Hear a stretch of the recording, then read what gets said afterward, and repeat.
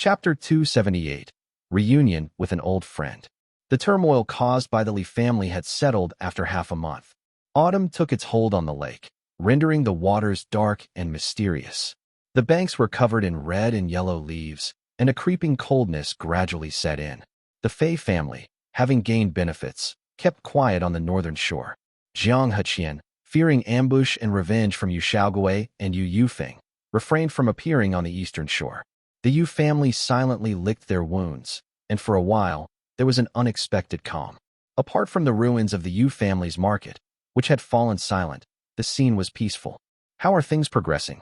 Yu Mugo sat at the head of the hall, his face weary and gloomy, but his tone held a subtle note of relief. He rested one hand on his forehead, while the other tapped a brush on the table lightly. A recently opened letter lay on the desk as he addressed the person below him. Elder Xiao is indeed dead. We have confiscated the properties of those accused of colluding with the enemy without much opposition. A faint trace of grief crossed Yu Mugo's face. Yu Xiao had watched him grow up. Yu Mugo had hoped that more of those useless members would die at Mount Lijiang. However, he had not expected the Fei family to break through the Jade Court guarding formation, leading to the loss of Yu Xiao. The Yu family has lost many direct descendants and cultivators in the market, causing significant turmoil both locally and within the clan. Taking advantage of Yu Xiaoyu's death, who had been a leader of the old family, Yu Mugo took decisive action against his uncles and brothers, cleaning up the clan. With these parasites gone, the Yu family exhibited unprecedented vitality. In a way, it is better. At least I don't need to persuade father to give up the market anymore. Losing the market left Yu Mugo feeling unexpectedly relieved. The words that read Azure Pond on the letter were extremely eye-catching, and he thought, the old ancestor probably won't return, and father has gone into seclusion again. The family is finally in my hands, and without those fools around, it's so much better. Previously, the family's resources had flowed into the hands of his uncles and brothers, and most of it was used for tributes and to support Yu Yufeng. Now, with these demands reduced, Yu Mugo found himself managing things with much ease.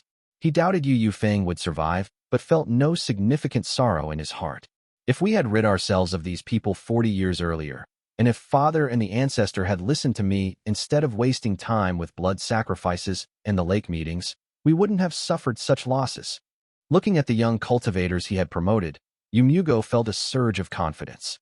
The Yu family, which was previously powerful, had been divided, with resources drained by Yu Yufeng. Yu Mugo had no choice but to bow to authority then. Now, though weakened, the Yu family belonged solely to him. After 2 years of consolidation, as long as Muxian remains on Yuanwu Peak, I can toy with Li Xianxian and Fei Yihe. Yu Mugo slowly set down the letter, his eyes still fixated on the words in it that had been written with a brush dipped in red ink.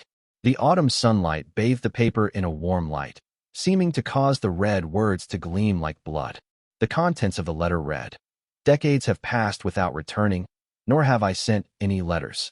Master once said that the demon king of the southern border feasts on moonlight. He is likely not at ease.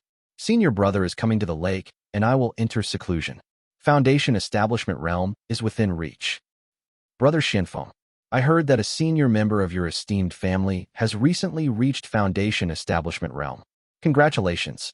Lu Changdai soared leisurely through the air, his eyes fixed on the golden glow of the longbow on Li Xuanfeng's back. While offering his congratulations, his eyes lit up as he thought to himself, that bow must be the golden age. In my previous life, I only saw its golden aura during a demonic attack while reinforcing the Azure Pond Sect's formation. Now, I can finally see it up close. Li Xianfeng laughed heartily and replied, Brother Changdai, you are always well informed. Thank you. Lu Changdai observed Li Xuanfeng's aura, noticing that he had reached the 7th heavenly layer of the Qi cultivation realm. Envy filled his heart as he congratulated Li Xianfeng, saying, Brother Xianfeng, you are not even 35 yet you've already reached the 7th heavenly layer of the Qi cultivation realm. You might be able to attempt the Foundation establishment realm breakthrough by the time you are 40 or 50. Li Xianfeng smiled wordlessly as he raised an eyebrow and responded, Brother Changdai, you are also progressing well, already at the 6th heavenly layer of the Qi cultivation realm. The Foundation establishment realm is within reach for you too. The two exchanged compliments as Mount Huaqian came into view below. Li Xianfeng led Lu Changdai into the courtyard. where they were greeted by a nimble-footed youth in black robes who cupped his fist respectfully. "Greetings, senior." The youth's sharp features and slightly narrow eyes exuded an air of fierceness. It was Li Yuanjiao. Lu Changdai immediately recognized him and swallowed back the brother Jiao that almost slipped past his lips, finding the situation rather awkward. Li Xianfeng quickly introduced them. "This is Li Yuanjiao, the son of my eldest brother Li Xianxian. He is currently cultivating on Mount Huaqian." Seeing the young man before him, Lu Changdai felt strange. Nevertheless, he was delighted to see an old friend. He smiled hastily and said, "Please don't call me a senior. I admire Yuanjiao's outstanding demeanor and wish to consider us equals." Li Xianfeng gave him a strange look. While he considered Lu Changdai a peer, Lu Changdai wanted to treat Li Yuanjiao as an equal, which would naturally disrupt the generational hierarchy. Li Yuanjiao, having just arrived at Mount Huaqian, was equally puzzled and insisted he was not worthy of such a status repeatedly. Unable to refuse, Lu Changdai finally said, "It's fine when Brother Xianfeng is present. Privately, Yuanjiao and I can address each other as equals." Li Xianfeng nodded, transmitting a message to Li Yuanjiao using his mana. Lu Changdai is a good-natured person and an expert in formations. Though he can be eccentric, he is harmless. Just let him be. They all took their seats as servants served tea. Li Xianfeng didn't waste any time and asked directly, "Daoist Changdai, if we want to set up a formation on Mount Huaqian, what kind of power can we expect given the local spirit veins and spiritual qi? Also, how many spirit stones would it require?" Lu Changdai nodded and replied, "Years ago, when I set up the Sun-Right Profound Light Formation on Mount Lijing, I also observed Mount Huaqian's spirit veins. The mountain lacks several key points and is relatively low and narrow. Even the legendary Wan Huaqian could only set up a formation to withstand a peak Qi cultivator here."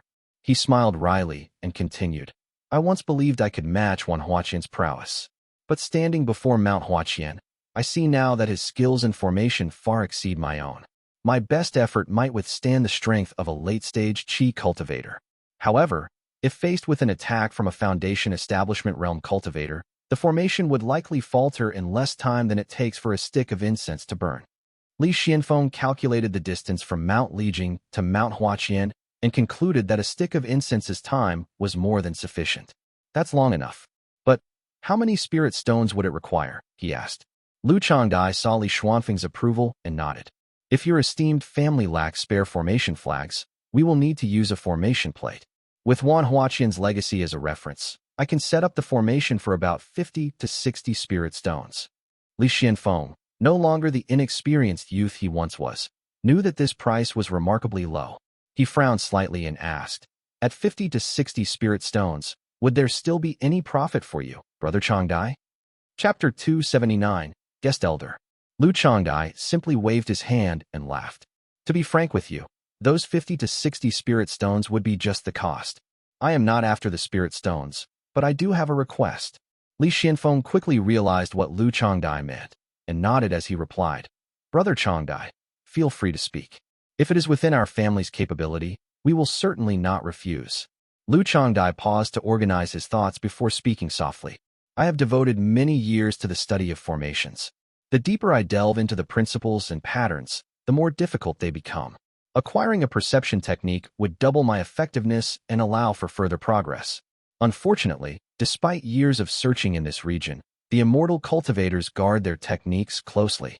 I have been unable to obtain one. If your esteemed family possesses such a technique and could lend it to me, I don't mind setting up another formation for you after completing this earth-locking Huaqian formation." Lu Changdai knew the Li family possessed a perception technique called Spirit Eye Perception. He had long coveted it in his previous life, but had never managed to obtain it. Since he had a good relationship with the Li family now, he thought it was the right time to request it. "Oh." Li Xianfeng raised an eyebrow, causing Lu Changdai to feel a bit uneasy. Li Xianfeng put down his tea bowl and thought silently. Could this be a coincidence? Lu Changdai is strange, but has shown kindness toward our family. Not knowing his background, we did not dare invite him to join our family as a guest elder when we only had a few Qi cultivators. I even recently discussed this with Brother Xian. Maybe we should take this opportunity." Li Xianfeng purposely feigned hesitation, furrowing his brow. "I see. It so happens that our family does have a perception technique, but we have never taught it to outsiders, he responded slowly. It was presumptuous of me. Lu Changdai immediately exclaimed, lowering his head in disappointment as he apologized. Li Xianfeng couldn't hold back his laughter and chuckled as he continued. If Brother Changdai is willing to become our family's guest elder, we can lend it to you without breaking the family's rules. Are you serious? Lu Changdai asked eagerly, clearly overjoyed. He had consistently demonstrated goodwill toward the Li family, yet had refrained from requesting to become a guest cultivator, fearing that his excessive enthusiasm might be misinterpreted as having ulterior motives. Seeing Li Xianfeng nod, he grinned and clapped his hands in delight. That's wonderful. Wonderful indeed. Elated by the good news, Lu Changdai felt revitalized. In his previous life, he had never been a significant figure and spent most of his life humbly trying to make breakthroughs, often being scolded and ordered around. Now that he was about to become a guest elder for the Li family, his voice took on a more eager tone as he asked, I heard that the main family had moved the formation plate from Mount Yuding to Mount Huazhou. How well is it working? I was going to ask you about that, Li Xianfeng said as he shook his head and continued. The grand formation on Mount Yuding was operating at mid to late stage Qi cultivation realm, but on Mount Huazhou, its power has been reduced to early stage Qi cultivation realm. Do you know why? The formation plate is not effective just anywhere. If I am not mistaken, the formation plate on Mount Yuding was specifically arranged to match the spirit veins there. Therefore, simply moving it to Mount Huazhou would naturally reduce its power. Lu Changdai replied matter-of-factly. He waved his hand and confidently said, I'll go to Mount Huazhou in a few days and adjust the formation plate. You can count on me. Li Xianfeng thanked him profusely. After some more conversation and laughter, Li Xianfeng said, I'll report this to the ancestor. As for the matter of Mount Huaqian, you can discuss it with my nephew, Yuan Xiao, who is usually there. Lu Changdai and Li Yuanjiao both acknowledged their tasks. After Li Xianfeng left, Li Yuanjiao turned to Lu Changdai and asked, Senior, what kind of spirit materials and how much labor will you need? I will start preparing right away. Lu Changdi's mouth twitched with embarrassment as he awkwardly said, Please, don't call me that. I'll write down the requirements later so you make the necessary preparations, Brother Yuanjiao. I dare not be careless. Shamili broke out in a cold sweat, lowering his head and staring intently at the ground. His mind was in a jumble, and he was mumbling a few vague responses. Li Tongya, who was sitting at the head, glanced at him and commanded, Come forward. Shamili quickly got up and took 2 steps forward. Li Tongya glanced at him twice over and frowned slightly, thinking to himself, although the purple thunder secret origin technique is indeed powerful, it also causes infertility.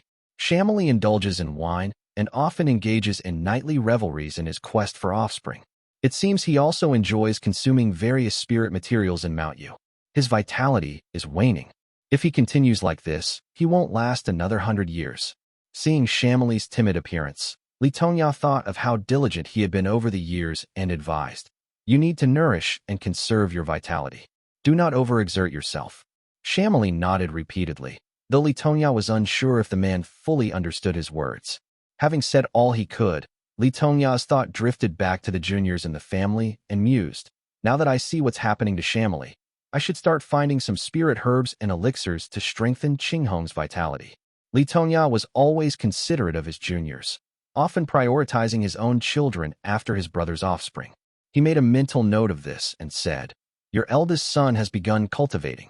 He ascended the mountain and begged Xian to grant him the Li surname. He shows great potential. When he reaches the Qi cultivation realm, you should abdicate and focus on your cultivation in the mountains. Li Tongya's words left no room for negotiation. Yet Shamili felt neither resentment nor displeasure. Instead, he was slightly moved and grateful. The gap between the foundation establishment realm and the Qi cultivation realm was immense, and Li Tongya's politeness was already a sign of great generosity. In the past, the high shamans on Mount Wu viewed Qi cultivators merely as sources of nourishment. The people of Mount Yu had long learned the necessity of submission, and Shamili was no exception. Thank you, ancestor, he exclaimed repeatedly. Li Tongya smiled upon seeing his obedience and submissiveness, saying, I'm sorry that, as the ruler of Mount Yu, you will have to sit in a small chamber to cultivate when that time comes. I harbor no such thoughts, exclaimed Shamili, who had governed Mount Yu for 4 or 5 years. Knowing this was the moment to demonstrate his loyalty, he kneeled down with a resounding thud. In a trembling voice, he declared, "If not for the main family, I would have perished in some forgotten corner of Mount Yu long ago. Now, I have reached the Qi cultivation realm and rule Mount Yu. What more could I possibly desire? I have no issue with my son inheriting the throne. That'll allow me to dedicate myself to my cultivation and revel in the spiritual Qi of the immortal mountains. For this, I am eternally grateful." Upon hearing this, Jiang Yan nodded in satisfaction, though his gaze remained on the sword in his hands. "Good, you have grown. Stay on the mountain for a few months. In a few months, the family will need to catch a few demons. You will come along and contribute," Jiang Yan said simply. "I understand," Shamili answered readily. "You may leave," Jiang Yan said as he dismissed Shamili. Only then did Shamili slowly leave the courtyard, feeling his back drenched in sweat. He descended the mountain in a daze, his mind still fixated on the gleaming sword. It took him a long time to regain his composure. He muttered to himself, "The Li family now has a Foundation Establishment Realm Cultivator. That is excellent news. I can feel at ease, and the main family will not fear my rebellion. I no longer have to worry about being discarded after use." As Shamili walked along the stone path, the faces of the Li family members flashed through his mind, from Li Xiangping and Li Tongya to Li Xianfeng and Li Xianling, then from Li Xianxian and Li Yuanxiu to Li Yuanjiao and Li Qinghong. He felt both fortunate and contemplative. Years ago, joining the main family was a spur-of-the-moment decision. Yet, it put me on this great ship. That single choice could have turned me into another slave, left me as a corpse in the forest, or elevated me to the ruler of a state, soaring through the skies as a Qi cultivator. Endless hardships and countless strategies pale in comparison to that one pivotal moment. The rise and fall of fate in this world are utterly absurd. At just over 40 years old, Shamili had experienced more ups and downs than most people could in 10 lifetimes.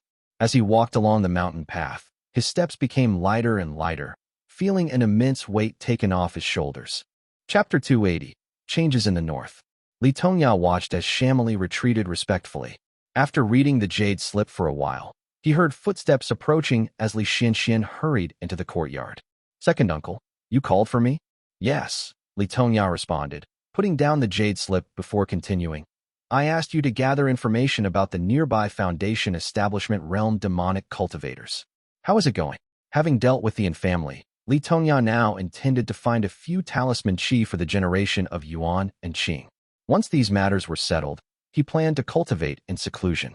He had asked the fox in the mountains about the matter a few days ago, but Mount Dali was demon territory. Even the early Foundation Establishment Realm demons were well known in the Demon Den, backed by late or peak Foundation Establishment Realm demons. It would be a different matter entirely if one of them was killed by a disciple from the 3 sects and 7 gates. However, the Li family was simply a clan. Killing a demon could bring trouble to their doorstep overnight, especially if the demon were the descendant of a Purple Mansion Realm creature, being that even ordinary disciples from the immortal sects must treat with respect. Li Tongya had thus asked Li Xianxian to send people out to investigate, and it had been some time now, so he called him in for a follow-up inquiry. The southern Mount Dali and the eastern Lixiao prefecture seemed hopeless, so he hoped there might be opportunities in the territories of the Golden Tang Gate to the north or the Golden Feather Sect to the west. Li Xianxian cupped his fist and replied, "I have some findings. To the west of Moongay's Lake is the Golden Feather Sect's territory, separated by a small wilderness and several minor families. No demons have been reported there. Going further west would be too far and inconvenient. As for the Golden Tang Gate's territory in the north," Li Xianxian paused, lowering his voice as he continued, "it's currently in chaos. Demons run rampant while the prestigious clans are trying to annex each other. I believe there are Foundation Establishment Realm demons to be captured there. I have already dispatched additional people to investigate further." "Oh," Li Tongya, intrigued by the situation at Golden Tang Gate, asked, "Have you found out the cause of it?"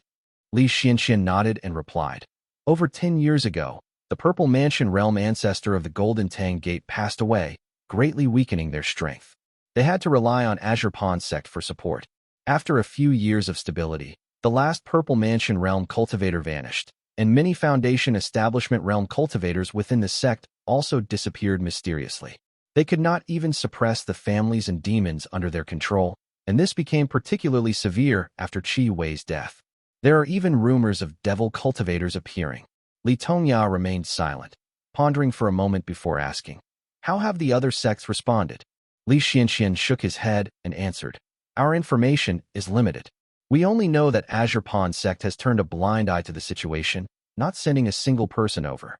As for the other sects, we do not have much information." Li Tongya sipped his tea and said softly, "Judging by Golden Tang Gate's state, the other sects likely have not taken any significant action as well. The Purple Mansion Realm Cultivator at Golden Tang Gate probably is not dead. At Senior Xiao shooting ceremony, I heard that Great Sioux State, where the Golden Tang Gate is located, is now teeming with Buddhists, and many great powers are in conflict. Golden Tang Gate may have been caught up in this turmoil." Li Xianxian acknowledged this with a nod and sighed. With no one in the sect, information is scarce. We, the older generation, still have to rely on the generations of Shi and Yu to try their luck. Li Xianxian didn't have any strong objections to sending the younger generation to Azure Pond sect, but Li Tongya felt uneasy. However, since having their disciples join Azure Pond was highly beneficial for the family, he had no choice but to accept it. To change the subject, he glanced at Li Xianxian and instructed, "Keep investigating, and if necessary, write a letter to the Fei family. Fei Wangbai is on the northern shore, close to the Golden Tang Gate, and his family used to be associated with it. He might have information." "Understood," Li Xianxian acknowledged. There were 2 knocks at the door, and Li Xianfeng entered quickly with a golden bow strapped onto his back. He cupped his fist and said, "Second uncle, Lu Changdai has arrived at Mount Huaqian to set up the formation. It will cost 58 spirit stones." Seeing the confusion on Li Tongya's face, Li Xianfeng continued, "I have also discussed this with Brother Xian earlier. Lu Changdai is highly skilled in formation techniques, and it would be best if we could have him join the family. I previously tested the waters, and Lu Changdai wishes to become our family's guest elder in exchange for a perception technique as payment for setting up the formation." Li Tongya pressed his hand against the table, contemplating for a moment. He was slightly hesitant, but he could not blame the younger generation for making their own decisions. He gave them an out, saying, "Lu Changdai has many secrets. It is hard to tell if that is good or bad. However, his skill in formations is indeed impressive. We still need him to set up the grand formation." Li Xianfeng paused slightly and replied slowly, "It is just a nominal position. It should be harmless." Li Tongya, being cautious by nature, was reluctant to take such a risk. He hesitated and then revealed some confidential information, shaking his head. "It is fine. As long as he takes the profound scenery spiritual oath not to disclose it, we can lend him our perception technique. As for making him a guest elder, I have discussed this man with Xiao Yongling. According to him, Lu Changdai seems to have divination abilities, often predicting opportunities and gaining advantages. He seems to know a lot about various fortunes, which makes him quite unusual. This man is so mysterious that even Ancestor Shooting keeps an eye on him. Although Lu Changdai believes his actions are discreet, he was quite conspicuous even when he was just a minor embryonic breathing realm cultivator. His exceptional talent in formations and his frequent travels made him stand out. There's no way he can escape the eyes of someone as astute as Xiao Shooting. On top of that, Lu Changdai is also involved in many strange occurrences and might bring trouble. It is not the right time to bring him into the family." Hearing that Lu Changdai was so dangerous and had even caught the attention of the Xiao family's Purple Mansion Realm cultivator, the 2 younger men felt a pang of regret. Li Xianxian was taken aback, while Li Xianfeng raised an eyebrow. In the end, Li Xianxian sighed deeply and said, "Thank you for the advice, second uncle. I have almost caused trouble with my presumptuous decision." "That's an exaggeration." Li Tongya waved his hand dismissively. An awkward expression crossed Li Xuanfeng's as he remarked, "But I have already agreed to his request and do not know how to refuse him now." Li Xianfeng, not as experienced in managing family affairs as Li Xianxian, had forged a friendship with Lu Changdai and felt awkward about directly refusing him. Li Tongya, smiling, shook his head and replied reassuringly, "Give the perception technique to him, be generous and courteous, and tell him he can practice it. As for the matter of becoming a guest elder, just say that I am in seclusion and cannot give a reply at this moment. But you have decided to let him practice the technique first. He will be grateful and have no complaints." Li Xianfeng nodded in understanding, and Li Xianxian, stroking his beard, also nodded with a smile. Everyone says that second uncle is composed and reserved, but they often overlooked your astute mind. Steady yet decisive, truly a talent beyond the ordinary, he praised. Li Tongya clicked his tongue and waved his hand, chuckling. Stop flattering me. It makes me uncomfortable. Go and get the job done, he scolded teasingly. The two brothers laughed heartily and took their leaves respectfully. The last formation point. Thanks to the traces of the former Earth-locked Huaqian formation, the Grand Formation on Mount Huaqian was rapidly set up. If it weren't for the death of Wan Tianqiu, the last orphan of the Wan family in Lixiao Prefecture, the formation could have been completed even faster. Lu Changdai, directing a group of embryonic breathing realm cultivators to carve the formation diagram, appeared quite pleased with himself. He was thrilled by the prospect of soon acquiring the spirit eye perception, a skill that could significantly elevate his formation abilities. He sighed inwardly with glee, thinking, this is the life. In my previous life, I was constantly hiding and wandering, gaining good embryonic breathing realm cultivation techniques too late because I was already cultivating with various unrefined qi. I remember how lost and dissatisfied I was in that life. I was barely living. Now, relying on the cultivation methods and experiences from his previous life, he had significantly enhanced his qualifications. Although he could not gain any major opportunities, he managed to secure a wealth of cultivation resources by assisting others with formation diagrams. Naturally, his progress was rapid, and he was rather satisfied with his current state. Chapter 281, Guiluan, I. Lu Changdai was feeling quite pleased with himself as the grand formation was nearly complete. He could already sense the subtle connections of spiritual energy forming within the formation and thought to himself, this formation is almost ready. With the help of the Li family, once I master the spirit eye perception, I can head north. The Su state is in chaos right now, and going there might provide me with some opportunities. As he was contemplating, he saw someone land nearby with a golden bow on their back and a jade slip in his hand. The man said with a smile, Brother Changdai, I have brought you the spirit eye perception. Lu Changdai was overjoyed and expressed his thanks repeatedly. He stepped forward, but noticed that Li Xianfeng looked somewhat regretful as he continued explaining. Unfortunately, the ancestor is in seclusion, and I could not find him. We have never had a guest elder in the family before, so I cannot make that decision without consulting him first. I see. Lu Changdai understood that Foundation Establishment realm cultivators often secluded themselves for years, but he could not understand why Li Xianfeng still brought the spirit eye perception to him. Feeling both disappointed and puzzled, he looked at the jade slip and asked, and this is? Oh, Li Xianfeng seemed to realize something and raised his head, saying, no one knows when the ancestor will emerge from his seclusion. I can't keep you waiting until then, so I brought you the spirit eye perception jade slip to practice for now. How could I possibly accept this? Lu Changdai exclaimed, feeling both touched and uneasy. However, before he could refuse, Li Xianfeng grabbed his hand and placed the jade slip in it forcefully. Brother Changdai, you have worked tirelessly on our formation. How could I possibly delay giving this to you? This matter is settled. Go ahead and practice, he said with a hearty laugh. Li Xuanfeng's words were firm, and he had, after all, handed over the jade slip forcefully. Lu Changdai, naturally cautious, instinctively wanted to withdraw, but found that Li Xuanfeng's grip was like an iron vice.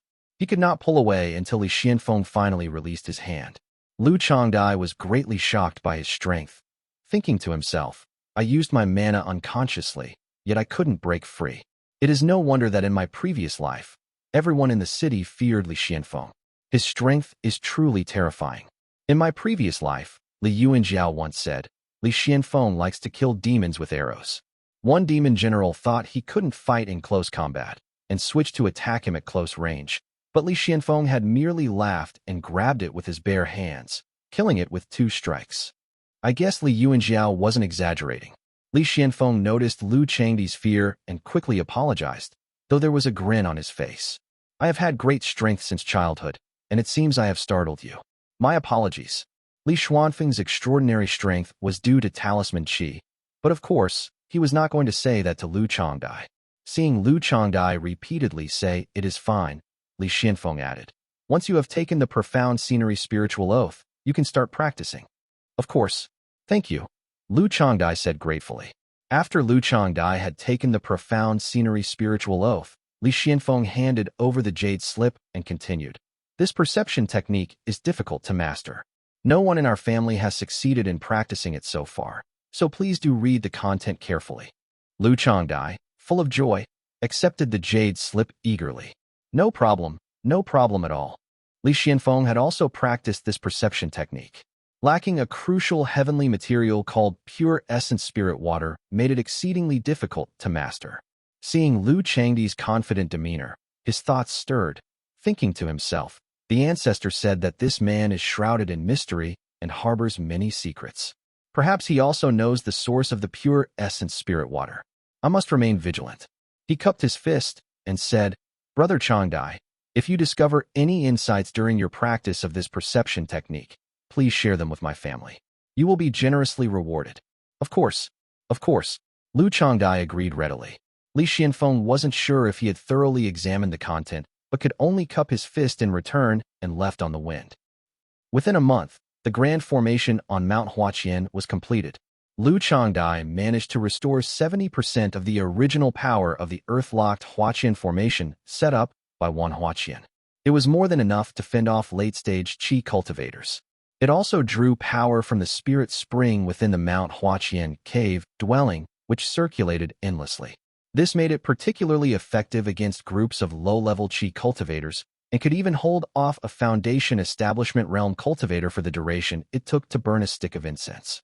Li Xianfeng was very pleased with this. With this matter settled, Lu Changdai eagerly went to Mount Huazhong to modify the formation plate. Li Yuanjiao saw off the formation master with mixed feelings of both amusement and relief. That man is overly enthusiastic, always dragging me into long conversations. Although he means well, it makes me very uneasy, Li Yuanjiao complained. He was clad in black and was seated casually on the high seat, sipping spirit wine and exhaling warm air. Hearing this, Li Qinghong, who was smiling brightly, blinked playfully. Her voice, light and pleasant, teased, I rarely visit Mount Huaqian, and Brother Jiao has me listen to complaints. Maybe this person isn't the one making you uneasy. Now that I think about it, your big day is drawing near. It's quite amusing to see you so restless. Li Yuanjiao gave an embarrassed smile, realizing how easily Li Qinghong had seen through him. He stammered, I wonder what kind of woman she is. Li Qinghong giggled, holding her wine cup to her red lips, but not drinking. She mimicked a middle-aged man's voice, sounding gruff and hearty as she said, In that case, we do have a direct concubine-born daughter named Xiao Guiluan, who is excellent in character and appearance. She is surely a perfect match for Yuanjiao. Li Yuanjiao glared at her and, seeing her laughing to herself, said irritably, You seem to enjoy this. Do you know how tormented I feel? Li Qinghong's expression turned serious, but she was still smiling softly. I heard that Xiao Guiluan has already reached the 4th stage of the embryonic breathing realm. She is definitely very talented. Since they say her character and appearance are exceptional, what is there to worry about? You can't possibly ask for more when your wife has already met all these 3 criteria. Li Yuanjiao sighed deeply and replied, No cultivator could possibly look bad. Besides, even the most beautiful face will wither after a century. To me, appearance is the least valuable attribute. It's hardly worth mentioning. Li Yuanjiao drank some wine and began to speak his mind.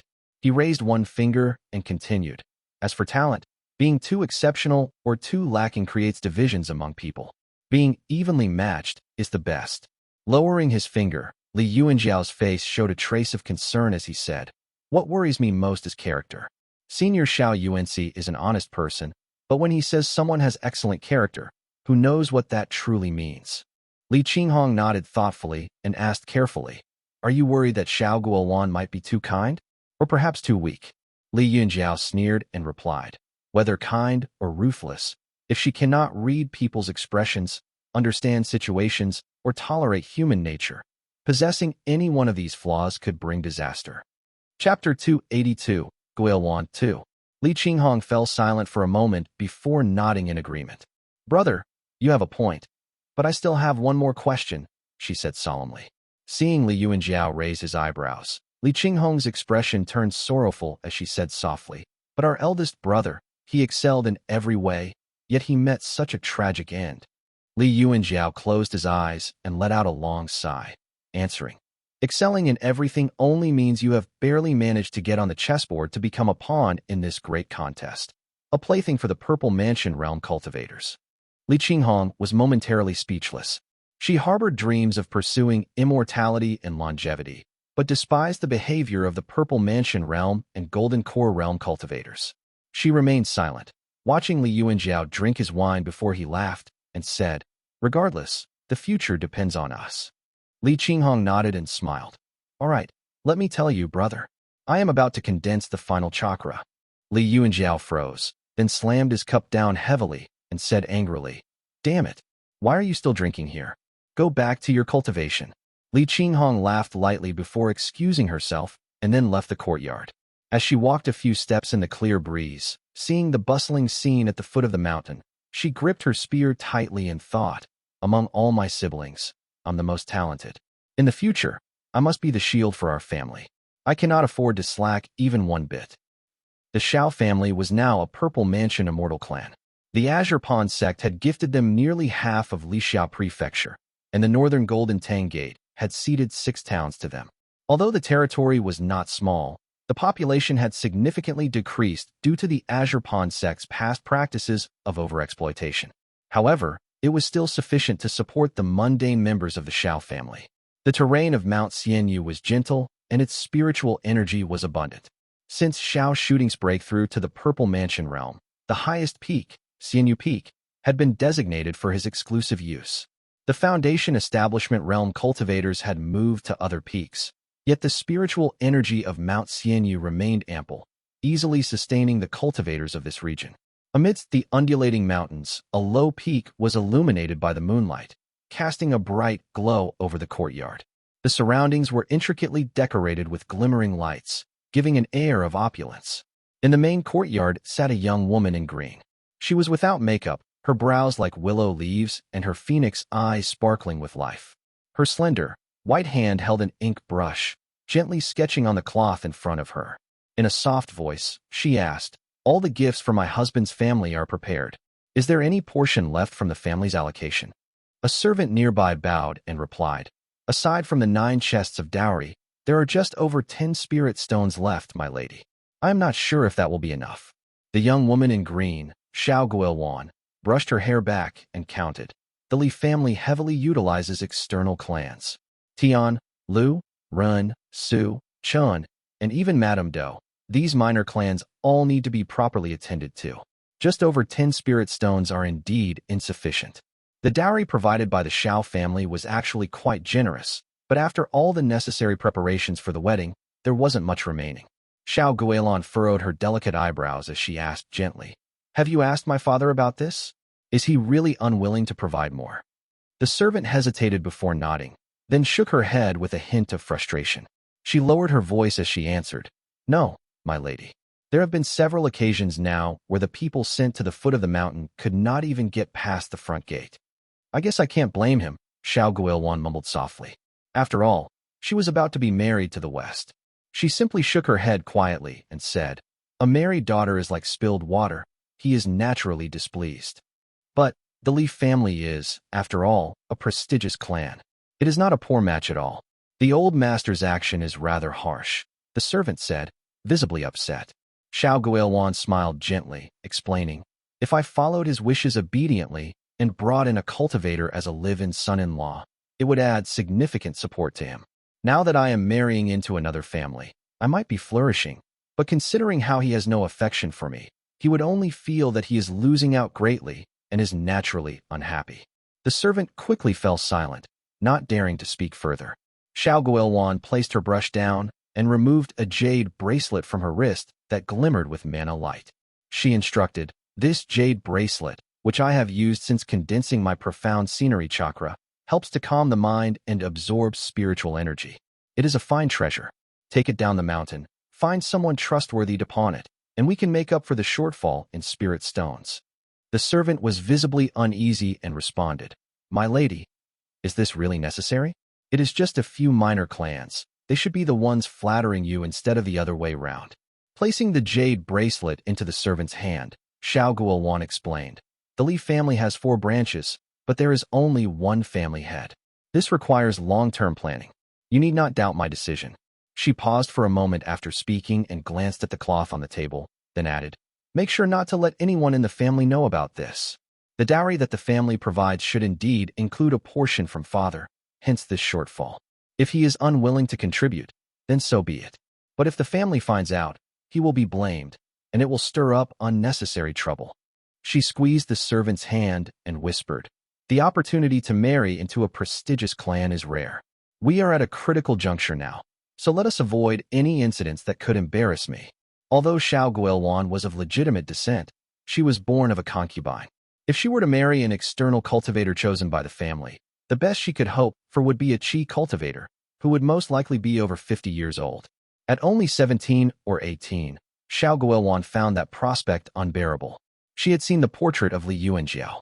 He was quite handsome, young, and at the 5th stage of the embryonic breathing realm, with the potential to reach the foundation establishment realm. Moreover, marrying into the Li family as a daughter of the Xiao family meant that she would be treated with utmost respect. The differences were stark, and Xiao Guiluan cherished this opportunity. "Yes," the servant responded softly.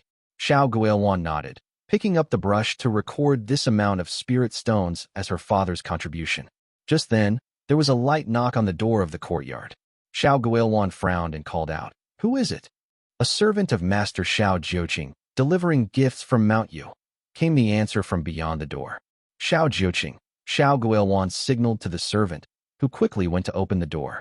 A young servant kneeled outside the courtyard, not daring to enter, holding up a small embroidered pouch.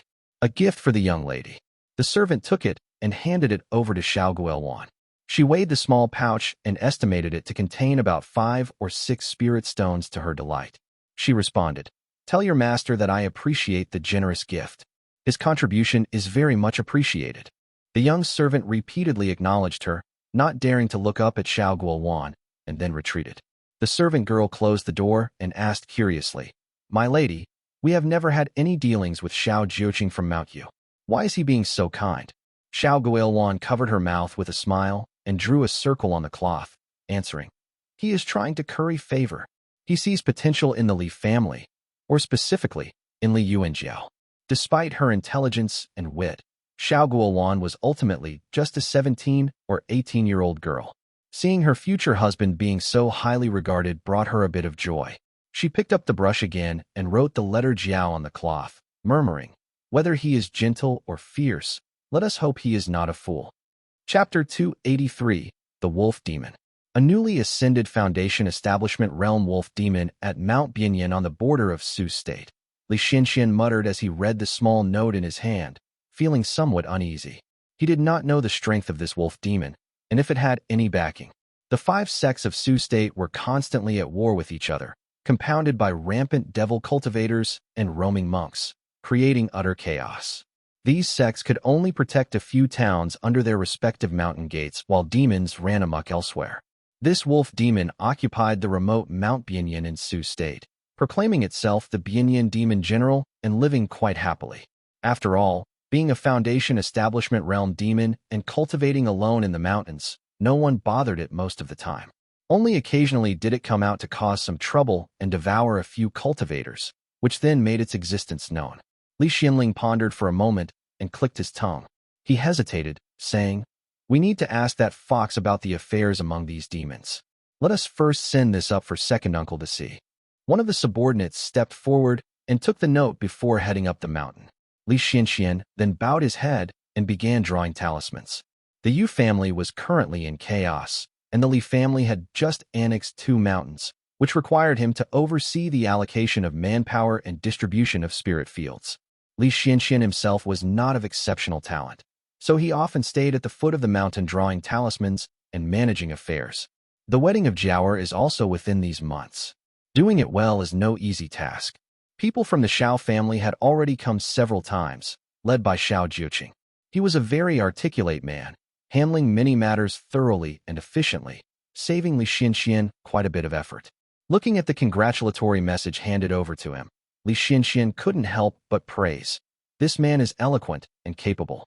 If our family had someone like him, it would save us a lot of trouble. As soon as he said this, Li Xianxian couldn't help but think of Li Yuanxiu, feeling a pang of sorrow as he thought to himself, "We should have arranged a marriage for that boy earlier." Family head. Just as Li Xianxian was lost in his thoughts, Li Xiaoan hurried up to him, interrupting his mind. Master Lu Changdai has already repaired the formation. He bade farewell to the second master and has left northward on the wind. He reported respectfully. Oh, I see. How is the selection of the Jade Court guards? Li Xianxian responded. 3 are of the Li family, 1 is of Chun, and 1 is of Su. All are close and trusted, Li Xiaoan answered readily. Li Xianxian nodded and replied. Make sure to select carefully. The ancestor will meet them personally in a few days. Watching Li Xiaoan nod and leave, Li Xianxian put down his brush and suddenly thought of Li Xianfeng, feeling quite troubled. Cultivators who advanced in their cultivation too quickly often resulted in fewer descendants. Li Xianfeng had no children and now shunned women. This was concerning to Li Xianxian. Although Donghe was married into our family, Jingtian only bore 1 daughter. Qing Xiao might marry into the Xiao family in the future.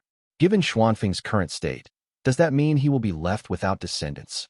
Li Xianxian wondered out loud as he sighed softly. Though he was the eldest among their generation, he was not dominant and knew he could not persuade Li Xianfeng. He could only think of finding a day to discuss with Li Tongya about this matter.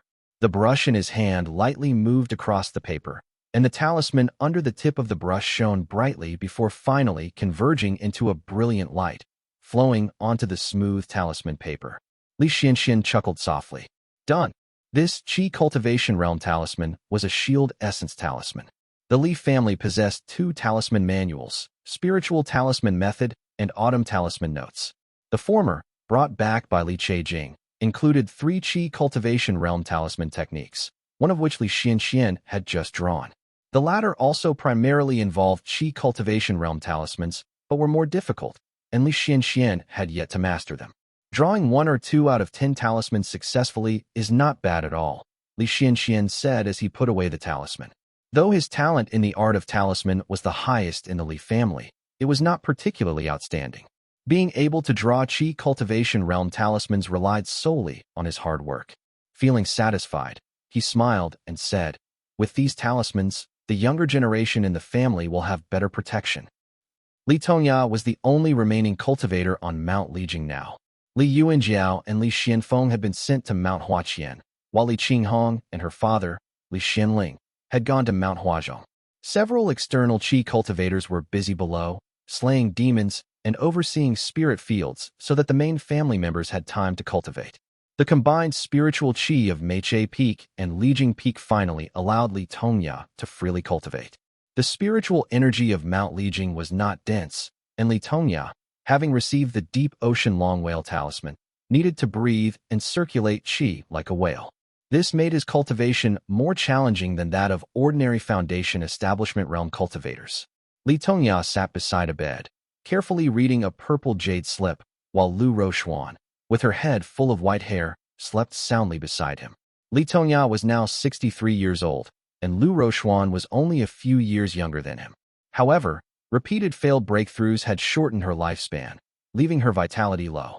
The Li family could not provide any life-extending spirit items and could only watch as she neared her death.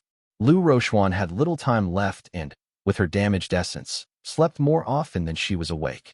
Thus, Li Tongya no longer secluded himself for cultivation and instead stayed by her bed reading, accompanying her in her final days. Ancestor. Li Xiaoan tiptoed to Li Tongya's side, offering a small note. Li Tongya took it and glanced at it, then nodded, putting it away. He covered the bed curtains before stepping out of the courtyard, saying in a low voice, I understand. With that, he rode the wind and left the formation. The speed of a Foundation Establishment Realm cultivator was astounding. In just a moment, he had already crossed the dense forest below and landed under a massive white banyan tree. It was silent all around, with not even a fox's fur in sight. However, Li Tongya was not in a hurry. He sat cross-legged under the tree, meditating. Soon, a fiery red figure flew hurriedly from the horizon and landed in front of Li Tongya. You have finally come to find me. The fox looked dejected, letting out a disheartened cry. You have caused quite a stir on the lake. We all know about it. 2 more feeding grounds are gone, making the demons of the northern foothills quite unhappy, the fox grumbled. What do you mean by that? Li Tongya asked, puzzled. The fox explained, those demons eat people. As long as they change form and enter the city quietly, cast a few spells, eat a few people, and leave immediately, no cultivators ever interfere. As long as they do not provoke the prominent families, Eating a few commoners is easy. The fox sat on the ground, spreading its paws expressively, and continued. Since your family rose to prominence, things have changed. Even going to a feeding ground to eat a few commoners is met with relentless pursuit. All sorts of tracking and illusion-breaking spells are used, and any careless demon staying in the city for a few days gets caught and killed. The more cautious ones eat and run, but even minor demons in the embryonic breathing realm are pursued into the mountains by Qi cultivators. It is utterly unreasonable. Li Tongyao was left speechless. The fox continued its ramble, saying, with your family's rise, human flesh and blood have become increasingly precious in the northern foothills. Many demons are unwilling to take risks and have turned to eating other demons instead.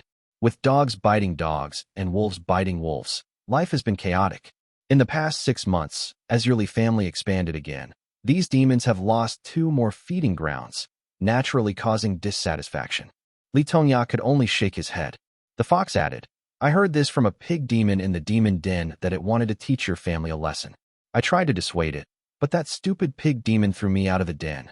I'm sorry to hear that, my friend, Li Tongyao said, but he could not help but laugh.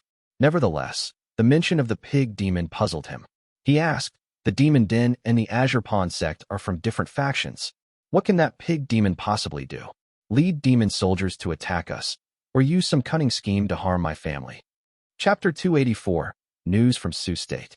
The fox burst out laughing, clutching its belly and rolling on the ground as it answered. He is just a pig-brained fool. What kind of scheme could he come up with? He feasted with a bunch of demons for 3 days, cursing loudly, then got drunk and passed out. When he woke up, he continued cursing, and after they had eaten everything in the den, they all went back to their own lairs. Li Tongyao was momentarily stunned, unsure of whether to laugh. He chuckled a couple of times, then saw the fox straighten up and say earnestly, your family is too righteous and too close to the common people. It always confuses me. They are just commoners. What harm is there if these demons eat a few of them? The common people are raised to be used, aren't they? If you do not use them, they will keep multiplying, eventually running out of land and livelihood, and then they will curse and hate you. I have lived by the shore for hundreds of years and have seen many things. Newly risen families treat the commoners well when they are weak. But once they reach the Qi cultivation or foundation establishment realm, they no longer care about the lives of these people. Your family, however, has never changed. You, of all people, should understand this isn't how it should be. The fox rambled on, only to look up and see Li Tongya's face darken with a hint of anger. The fox fell silent, somewhat fearful, and shook its head hesitantly. It wanted to apologize, yet felt it shouldn't, so it merely watched him in silence. Li Tongya sighed, suppressing his discomfort, and said wearily, you speak too much, my friend. My youngest brother was made into someone else's food, and I come from a farming background, so I cannot listen to this. Our family raises commoners for our own purposes. You do not need to worry about it. The white Bianyan fox, being a demon, valued Li Tongya as a close friend, but ultimately cared only for him. Seeing Li Tongya unmoved by its advice, the fox flicked its tail and said, that stupid pig will probably come looking for you to ask about this matter. Deal with it yourself. Li Tongya nodded and thanked the fox. Allowing the demons to prey on the townspeople was out of the question, and Li Tongya already despised the actions of the Purple Mansion realm and Golden Core realm cultivators above him. If he let the townsfolk be devoured, how would he be any different from those cultivators?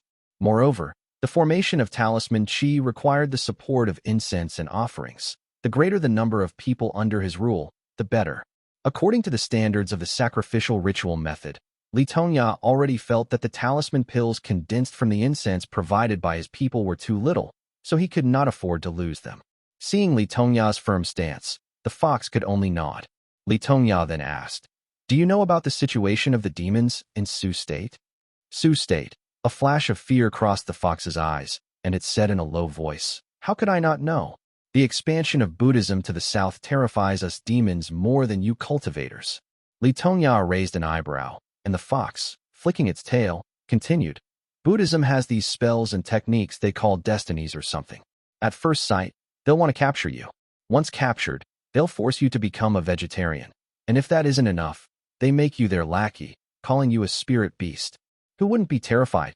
The fox shook its head and stood up, saying, Do not be fooled just because we demons in Jiang Yan seem to be doing well. We gain spiritual wisdom and refine our bones, and we can call the immortal cultivators our brothers and friends, establishing the 16 demon dens to stand alongside the 3 sects and 7 gates. Purple Mansion realm demon cultivators can roam the world and make friends everywhere. The fox paused and continued. But in the north, there's no place for demons. As demons, we either die or become slaves to humans. There is no third path. We are all subjected to spells, made into spirit beasts, and spend our lives being trampled underfoot. If a demon dares to fly, regardless of its intentions, they will pull it down to indoctrinate it. Li Tongya was greatly enlightened by these words and, coming to a sudden realization, responded, "If that is the case, it means the demons in Sioux State currently have no backing or protection. My family wants to capture a demon from Sioux State, and we fear the risk of offending someone." The fox laughed heartily, waving its paws repeatedly. Nowadays, any demon with some background or knowledge has fled Sioux State. Only the ignorant and naive ones remain in that place. Buddhism has already swallowed most of Sioux State. Who would want to stay there? The fox sneered. I see. Li Tongya now had a plan in mind, and felt relieved that the matter of the sacrificial demon had been sorted. His mood improved considerably, and he could not help but ask another question. Why have no powerful forces stepped forward to stop Buddhism's southward advance? It is a scramble between different teachings, after all. The fox shook its head and answered, How would I know about you humans? Probably because you lost. Li Tongya fell silent. His family had not even ventured beyond Moongaze Lake, and had no right to think about such grand matters. He took out some spirit patties as a token of gratitude. The fox, delighted, accepted the large bag and sat down to eat right away. Li Tongya then took his leave and rode the wind back north. The fox, sitting there for a while, eventually hummed and climbed up.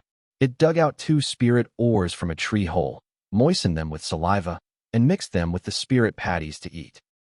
Li Tongya landed hastily on Mount Lijiang, his heart troubled, thinking to himself, this trip must remain unknown to the Yu family. Without a Foundation Establishment Realm Cultivator currently on guard, who knows what mischief Yumugo might cause? A quick trip with a swift return would minimize such danger. That Foundation Establishment Realm Wolf Demon was able to conquer a mountain, so its strength must be considerable. I am confident I can kill this demon, but capturing it alive by myself, I'm not sure if that's possible. Li Tongya pondered for a while. The idea of capturing a demon alive was indeed strange, and he could not ask for the help of another Foundation Establishment Realm Cultivator. After some thought, he decided, perhaps I should ask for the help of the mirror to suppress the demon. He then stepped through the central courtyard into the backyard. A white protective barrier appeared. Li Tongya performed a hand seal, and a small passageway, just enough for one person, opened up in the barrier. This internal formation was linked to the Sun-Right Profound Light Formation on Mount Lijiang and could only be unlocked with a secret method known to only a few within the Li family. Li Tongya stepped into the backyard where the stone slabs were covered in moss, and the autumn wind had scattered fallen leaves all over the ground. With a sweep of his sleeve, the leaves were piled up neatly. Li Tongya took a few steps forward and entered the ancestral hall. After offering more incense, he then entered the secret chamber. There, on a stone platform glowing with mana light, lay a small, palm-sized bluish-gray mirror that was floating quietly. Soft white moonlight streamed down, filling the stone chamber with cloud-like mist, making it look like a celestial realm. Li Tongya waved his hand gently, lighting up several mana-powered candles in the chamber. He kneeled and bowed deeply, then stood up. After organizing his thoughts, he respectfully addressed the mirror with a slightly complex expression. Li Tongya, the descendant of the Li family, humbly requests the mirror to exterminate demons and eliminate evil in return for a blood offering. Chapter 285, Requesting Protection. In the world within the mirror, gray and white mist floated between heaven and earth. Below, the moon-white buildings were mostly repaired, with pavilions, bridges, high platforms, and palaces stretching endlessly. The rising moonlight from them created a rather ethereal scenery. Lu Jiangxian leaned on a stone table, dozing off against its white, jade-like edge. The jade pot in his hand shook slightly as a steady voice reached his ear. Li Tongya, the descendant of the Li family, humbly requests the mirror to exterminate demons and eliminate evil in return for a blood offering. Lu Jiangxian was startled awake. He stretched his body before straightening himself up. His divine sense emerged from the mirror's surface. Before him stood a man in gray, standing respectfully. Li Tongya. Having lingered in the Li residence for so many years, Lu Jiangxian had watched on as the four brothers dwindled to just this one. Even though he had reached the Foundation establishment realm, Li Tongya still respectfully recited the prayer while bowing below the platform, causing Lu Jiangxian to fall silent. Of the four Li brothers, Li Tongya is the most cautious and suspicious. I have been with the Li family for decades. There's no way he never harbored any suspicions. Lu Jiangxian thought quietly to himself. Lu Jiangxian knew that the help he had provided during the Li family's rise was full of loopholes. Initially, none of the family members were familiar with the path of immortal cultivation. Even if they had their suspicions, they kept their doubts to themselves. Now, after half a century of mingling in the cultivation world, Li Tongya had seen plenty. Even Li Mutian, a mortal man, had suspicions about the mirror in his final years. Lu Jiangxian simply could not believe that a man like Li Tongya would have no doubts at all. He's already a Foundation establishment realm cultivator, yet he treats the mirror like a deity rather than a Dharma artifact. The implications are obvious. Even those actions that seemed too deliberate back then have been beautified when Li Tongya recounted them to the younger generations. It's as if he's deliberately preserving the current relationship between the mirror and the family. He's truly a far-sighted one. Although Lu Jiangxian was not particularly a deep thinker, his mental age over 30 years of waking and sleeping made him realize he could not outwit these cultivators. He thought to himself, I have a long lifespan. As long as I stay hidden in this mirror, I fear no disasters. I only wish to plant and harvest talisman seeds, helping out as much as I can. If things go well, that's great. If not, so be it. Li Tongya waited below quietly for a quarter of an hour before carefully stepping forward to take the mirror. Lu Jiangxian thought, going to Su State should be fine. When Jiwei and other Purple Mansion realm cultivators had passed by back then, they did not even discover my presence. There shouldn't be any issues. He then withdrew his light, leaving the object in Li Tongya's hand appearing as nothing more than an ordinary, worn bronze mirror. Li Tongya studied it for a moment, detecting no traces of spiritual energy or light. With a sigh, he tucked the mirror into his robe and drifted out of the courtyard. As Lu Jiangxian reflected atop the stone platform earlier, Li Tongya was similarly lost in thought. Ever since Xiangping had found the mirror in the riverbed, the Li family had risen steadily to prominence. Recalling the lines from the reception method, when the time comes, I will remain true to my oath. With this talisman burned, I express my gratitude to Supreme Yin. Li Tongya felt uneasy. The Li family had benefited so much from the mirror that it made him anxious. He thought to himself, I don't mind nurturing the mirror after my death. But what must I accomplish to stay true to my oath? As he pondered, he had reached the foot of the mountain and saw Li Xianxian drawing talismans in the courtyard silently. He stepped into the courtyard and called out warmly, Xianer. Li Xianxian raised his eyebrows and looked up, replying quickly, Second uncle, did you find out something from the fox demon? Yes, Li Tongya nodded and replied. I have a direction already, but we need to send someone to the Xiao family. The Xiao family? Li Xianxian echoed. Li Tongya continued. I am going out to capture the demons, but I cannot leave you all unprotected. Go and ask Senior Xiao to come over if he has time. Li Tongya's journey to Mount Bianyan was not far, but it would still take him several days. Although the Yu family was likely tending to their wounds and unaware of Li Tongya's location, hence eliminating immediate concern, Li Tongya remained vigilant. After some deliberation, he decided to involve Xiao Yuanci. He instructed, use Yuan Zhao's wedding as a pretext to invite him here. Li Tongya paused and explained, Yuan Zhao is adopted by Che Jing, making him your fourth uncle's nominal grandson. As long as you explain this to Xiao Yuanci, he will naturally agree to come. This is also an opportunity to ask Xiao Yuanci about the current great turmoil in Su State. Li Xianxian nodded repeatedly, always trusting his second uncle unconditionally. He agreed readily before Li Tongya rode the wind into the sky, then instructed a servant nearby, get Donghe to come here. Chen Donghe was at Mount Huaqian at the time, but he promptly accepted the order and headed east. Li Tongya and Li Xianxian chatted in the courtyard for a while before they heard a light laugh. Xiao Yuanci stepped in, smiling at the two as he said, Congratulations, your esteemed family has claimed 2 more mountains. Greetings, Senior. Li Tongya and Li Xianxian responded in unison. Xiao Yuanci waved his hand, indicating for them to sit, and began. Fortunately, I was not away or in seclusion. Otherwise, you would not have found me so quickly. What is it? Do you need pills refined? Or do you need some help with other matters? Li Tongya returned the greeting and explained. Senior, the wedding date is approaching, and I am concerned there might be trouble. I should stay to guard the family, but I have urgent business in Sioux State. That's why I have invited you here to oversee things. And also, I would like to inquire about the situation in Sioux State. Xiao Yuanci waved his hand generously and replied. Sure, it's no big deal for me. It's just a few days of cultivating in a different place. As for Sioux State, Xiao Yuanci paused. Noticing that Li Tongya did not mention the reason for his trip, he did not pry further and continued. I have also consulted the ancestor about Sioux State. If you are going there to gain some benefit or for an opportunity, you should make haste and keep your visit brief. In about 6 months, an immortal will intervene to rectify the situation in Sioux State. After that, anyone visiting will be under close scrutiny. It will not only be restrictive, but could also easily lead to trouble. Li Tongyan nodded gratefully.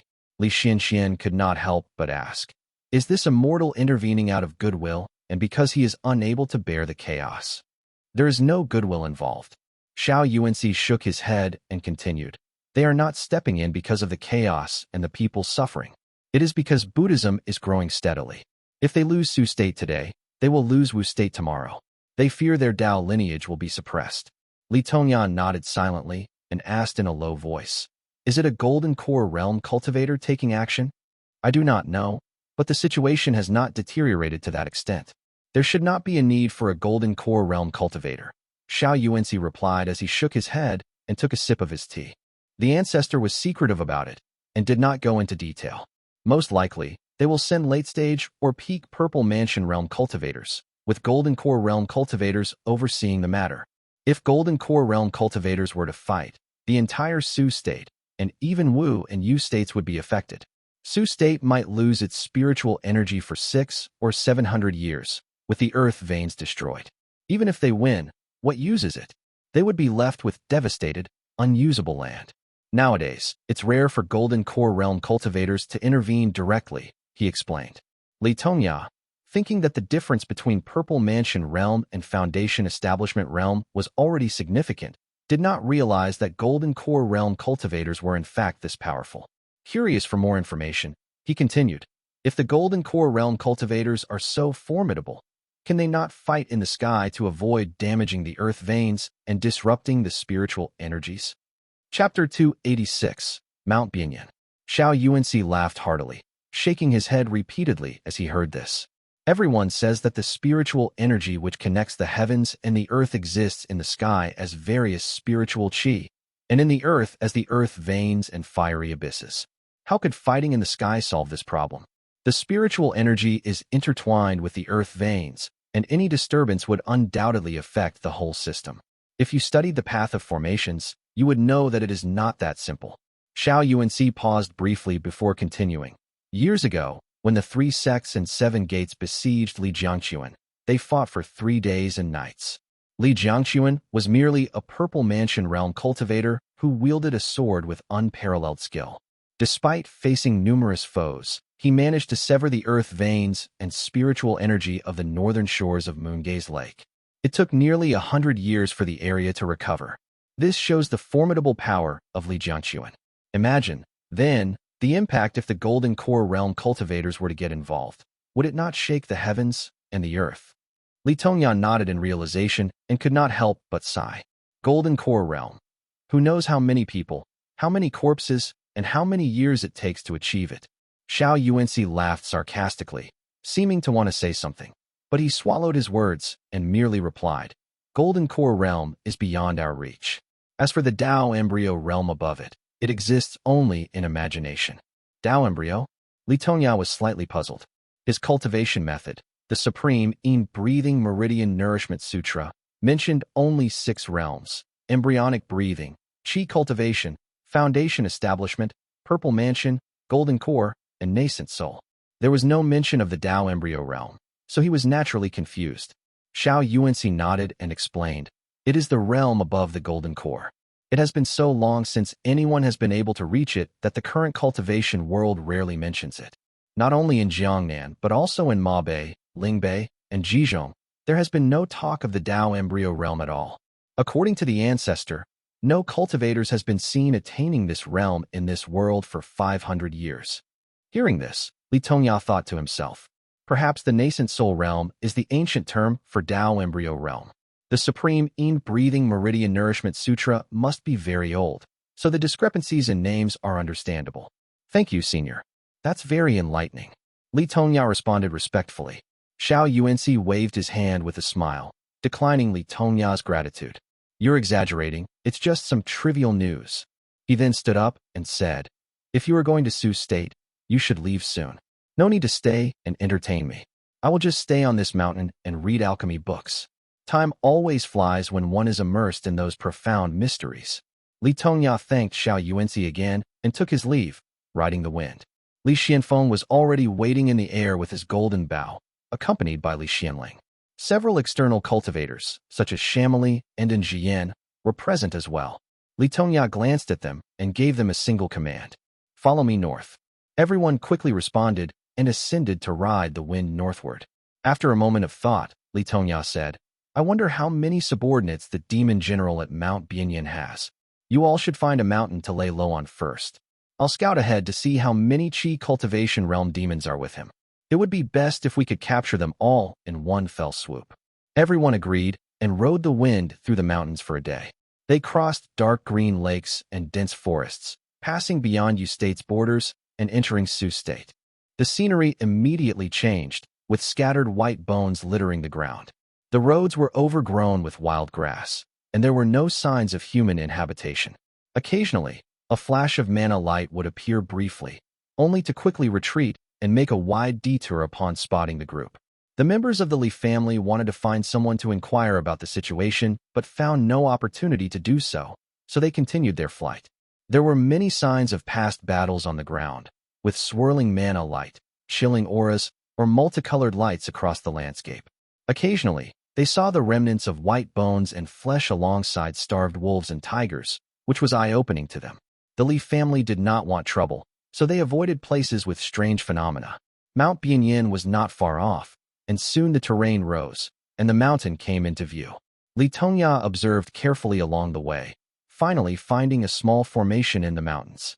He stopped in front of it and said softly, I am passing by and have some questions. I kindly ask for this formation to be opened. The formation was merely of the embryonic breathing realm. When Li Tongya unleashed his aura, the person inside was immediately scared out of their wits.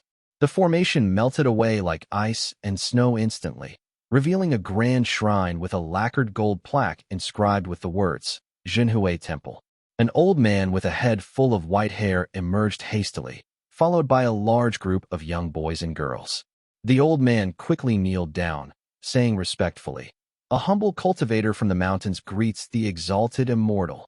Li Tongya noticed the young boys and girls all bore marks of ritualistic refinement on them and were kneeling silently like mute statues.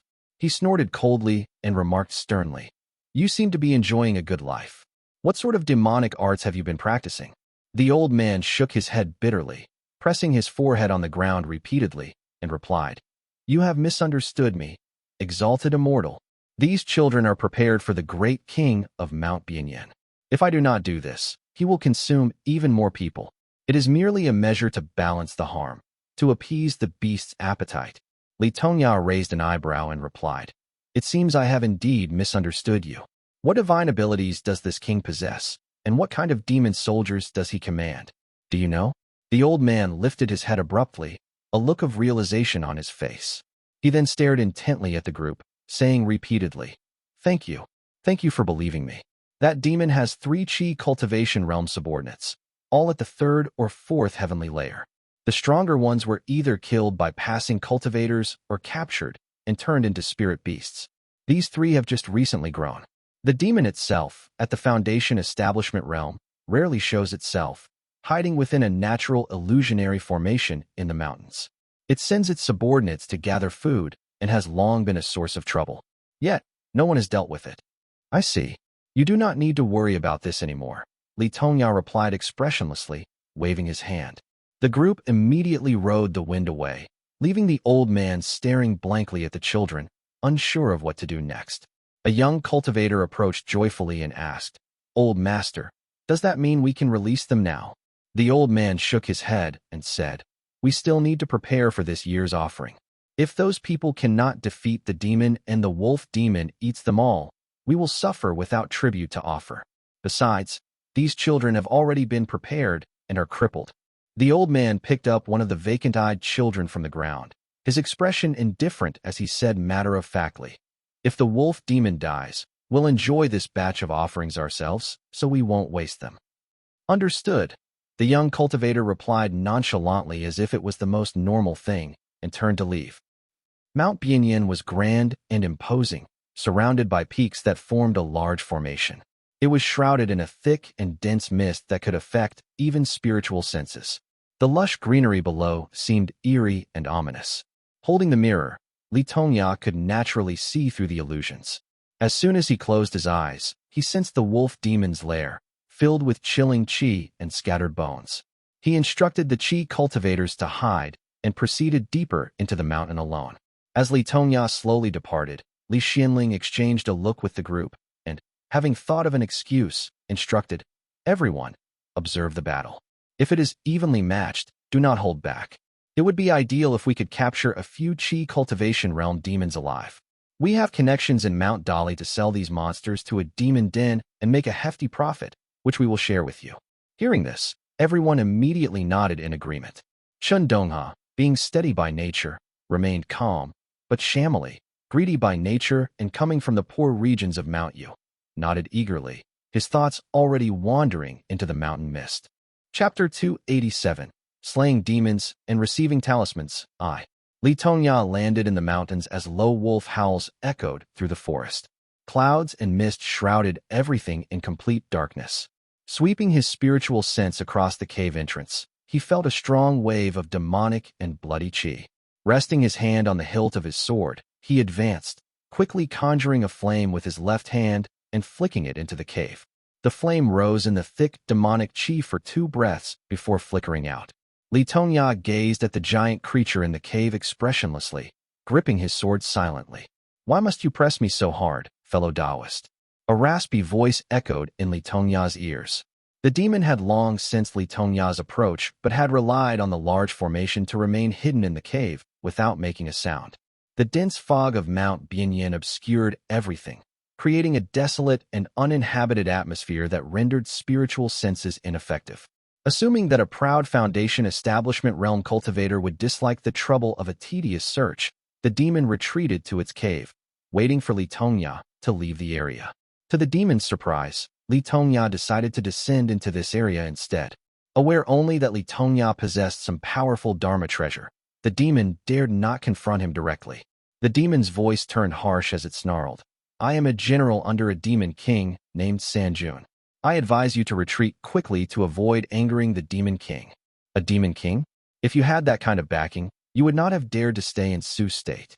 Li Tongya countered, having gained this information from his secret meeting with the Banyan Fox. The demon hesitated, realizing Li Tongya was not one to fall for bluffs. "You're a cultivator of the Purple Mansion and Golden Core Dao, not a demon-taming master. Besides, we demons often have dealings with cultivators. Why must you corner me so?" it asked. Seeing Li Tongya unmoved, the demon's voice grew shrill as it pleaded tearfully.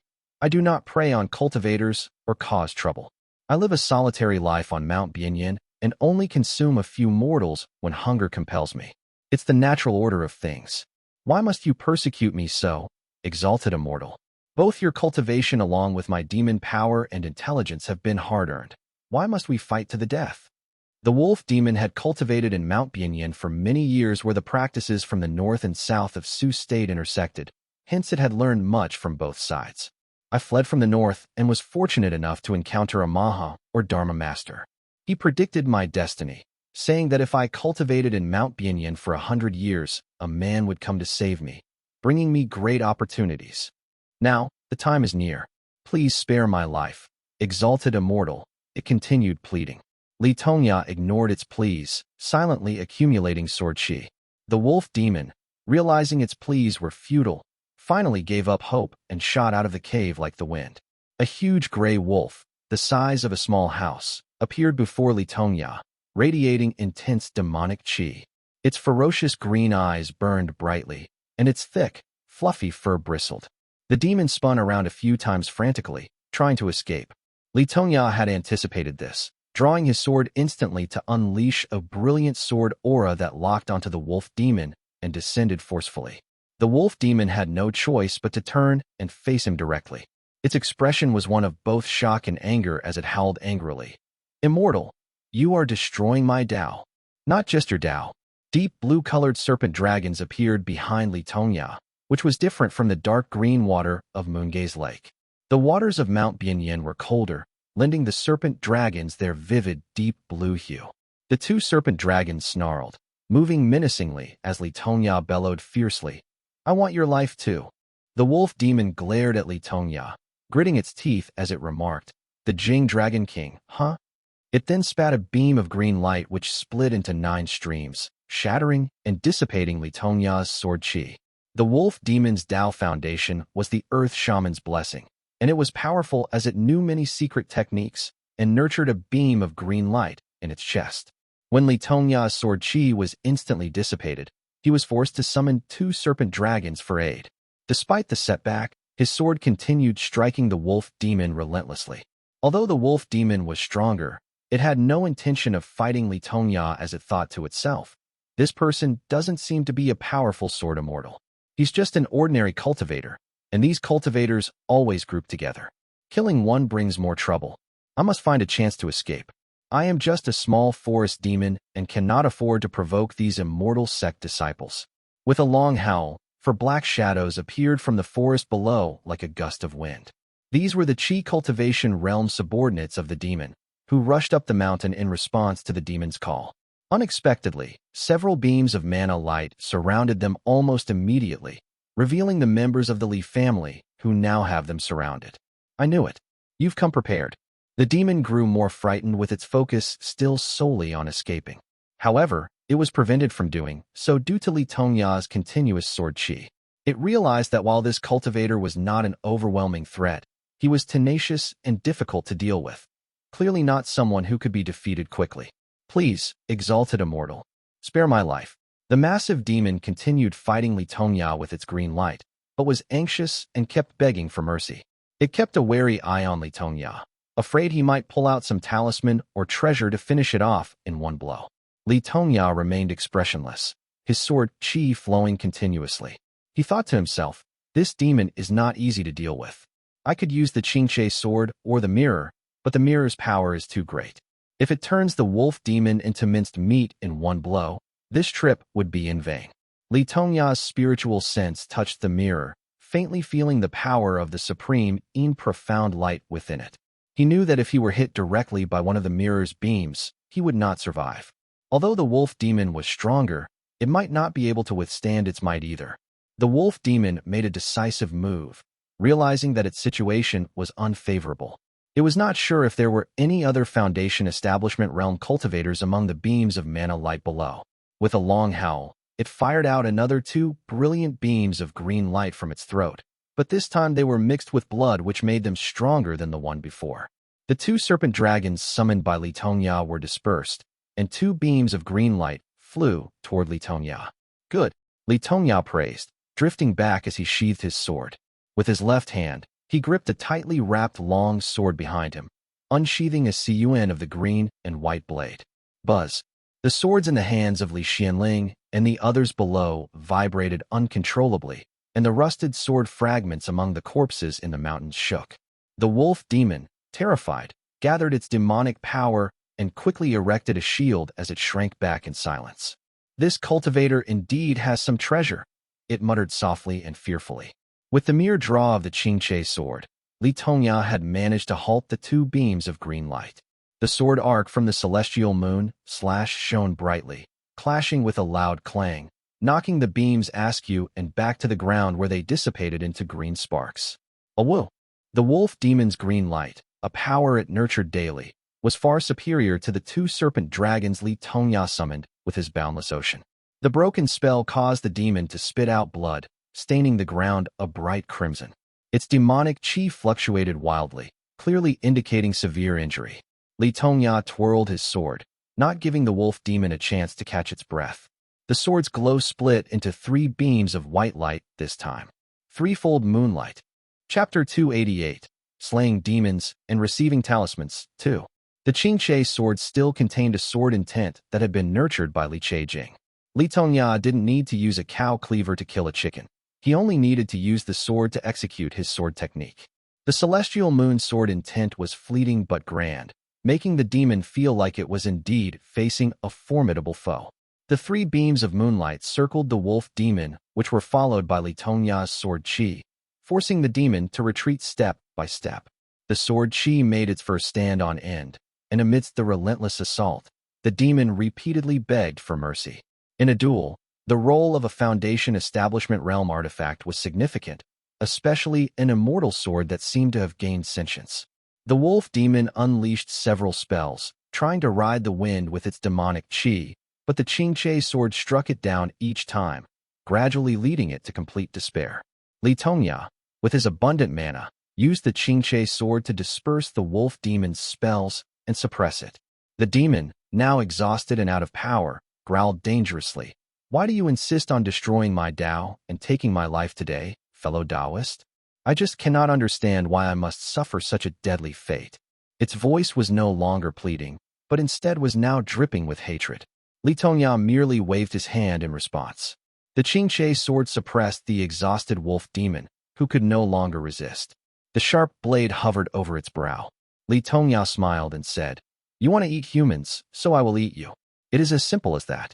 With that, he struck the wolf demon with his palm, sealing its Dao foundation, then proceeding to seal its Qihai acupoint and Xinyang mansion as well.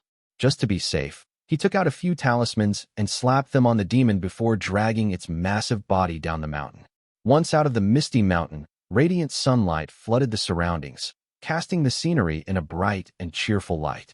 Li Tongya landed at the foot of the mountain where several small demons were tightly bound. A pair of early Qi Cultivation Realm Wolf demons, an old mid-stage Qi Cultivation Realm Wolf, and a peak Qi Cultivation Realm Bear demon. The members of the Li family were in good condition.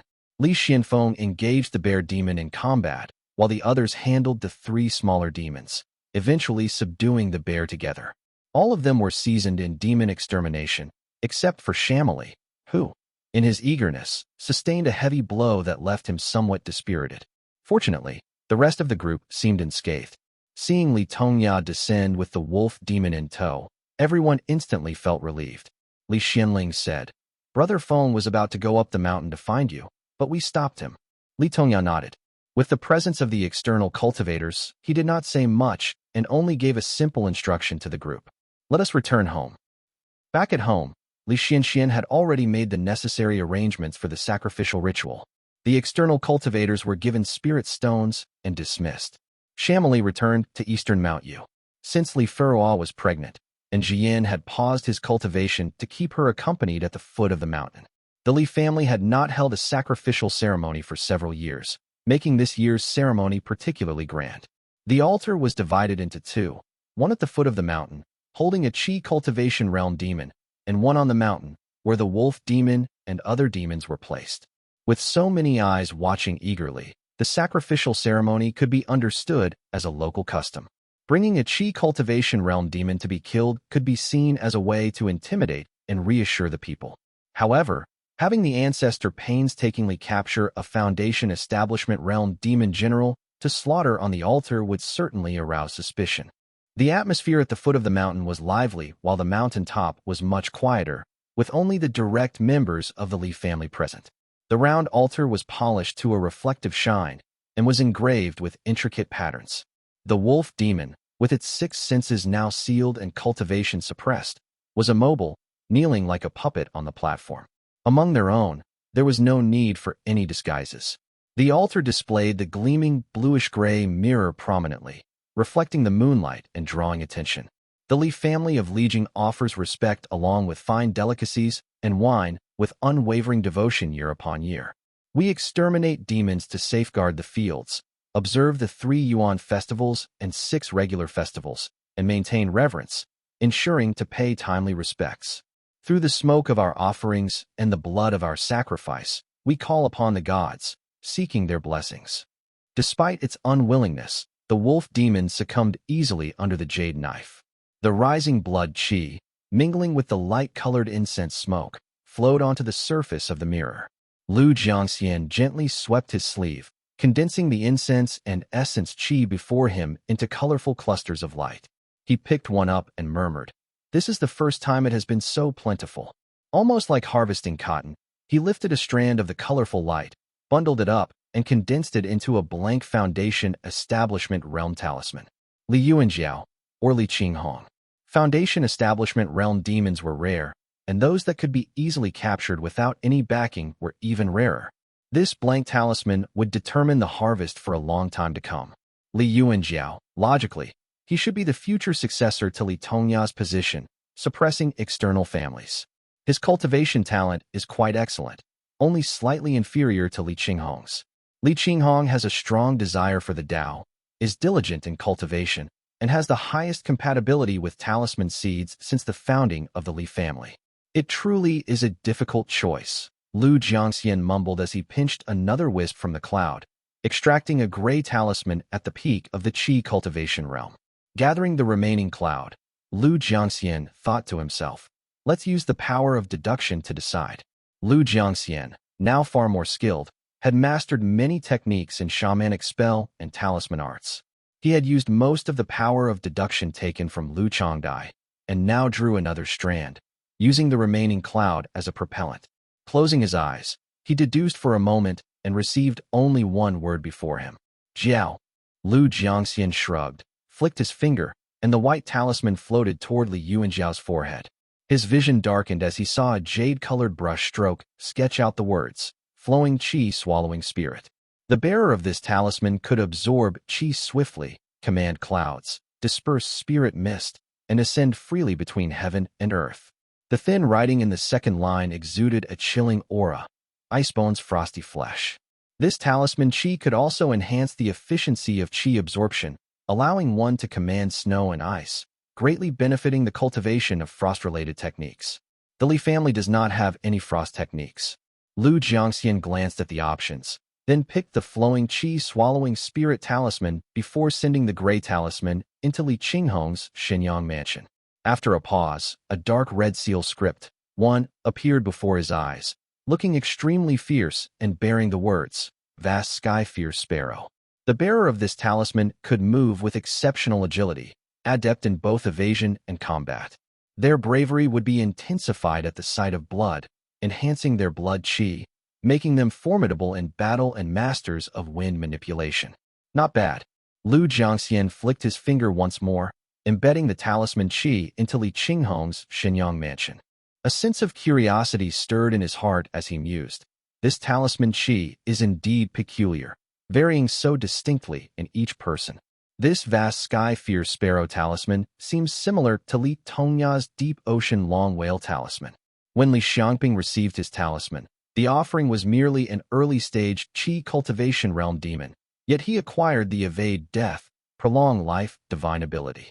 While the quality of the talisman qi is significant, it seems like its recipient matters too. 1. Seal script is a type of Chinese calligraphy adopted as the formal script across all of China during the Qin dynasty. Chapter 289, The Wedding. Lu Jiangxian had just imparted the 2 talisman qi, and the auras of Li Yuanjiao and Li Qinghong surged almost immediately. Both of them were delighted, quickly sitting cross-legged to stabilize their cultivation. The surrounding members of the Li family were overjoyed as Li Xianxian exclaimed in surprise, 2 talisman qi. These young ones have really made us proud. Li Tongya nodded with a smile. The group completed the remaining rituals before descending the platform, waiting for the 2 juniors to fully absorb the talisman qi. Soon, Li Qinghong was the first to open her eyes. Her lively gaze swept around her surroundings, and seeing that Li Yuanjiao was still meditating beside her, she quietly stepped down from the platform. She cupped her fist to the elders and said with a smile, "Qinghong has received the vast sky fierce sparrow talisman. Now, my cultivation has reached the peak of the embryonic breathing realm, and I can begin to break through to the qi cultivation realm." "Excellent." Li Xinling responded with a smile, hugging his daughter tightly. Li Qinghong then explained the various effects of the vast sky fierce sparrow talisman. After listening carefully, Li Tongyao laughed heartily and said, "This talisman Qi is excellent for combat. Our Li family already has a formidable archer, and now with your spear, we need not fear any battle." Everyone laughed and praised her, and only then did Li Yunjiao slowly open his eyes. He stepped down from the platform and announced joyfully, "I have received a white talisman called Flowing Qi Swallowing Spirit. A white Foundation Establishment Realm talisman." The group had sacrificed a Foundation Establishment Realm demon, so a white talisman should be granted. However, it was not uncommon for the mirror to consume the offering and grant a talisman pill instead of talisman Qi. Hearing this, they were overjoyed.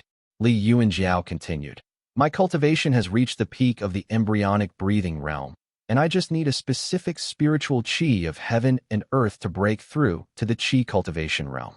I believe that the talisman Qi still has some remaining power that will further enhance my cultivation once I become a Qi cultivator. This talisman Qi is excellent for enhancing cultivation, controlling clouds, summoning rain, and can ease the process of gathering Qi," Li Yuanjiao said as he explained the benefits he had received from the talisman Qi. Li Tongya nodded and instructed, "Once Xiao Guiluan is married into our family and the wedding ceremony is completed, you should enter seclusion to break through." "Understood." Seeing Li Yuanjiao agree so obediently, Li Tongya nodded and asked somewhat anxiously, "Have you decided which cultivation technique to pursue?" "I intend to cultivate the River One Qi technique," Li Yuanjiao answered readily. "Good, good." Hearing Li Yuanjiao's answer, Li Tongya felt greatly relieved. He had feared that Li Yuanjiao, like Li Qinghong, would pursue the powerful Purple Thunder Secret Origin technique, potentially risking their lineage.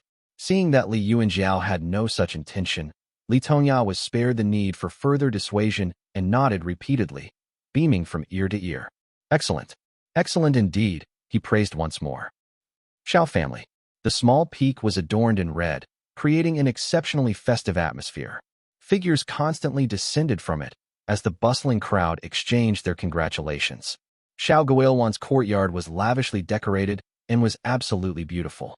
From outside, someone called out, "Congratulations. The Li family is a sword immortal clan.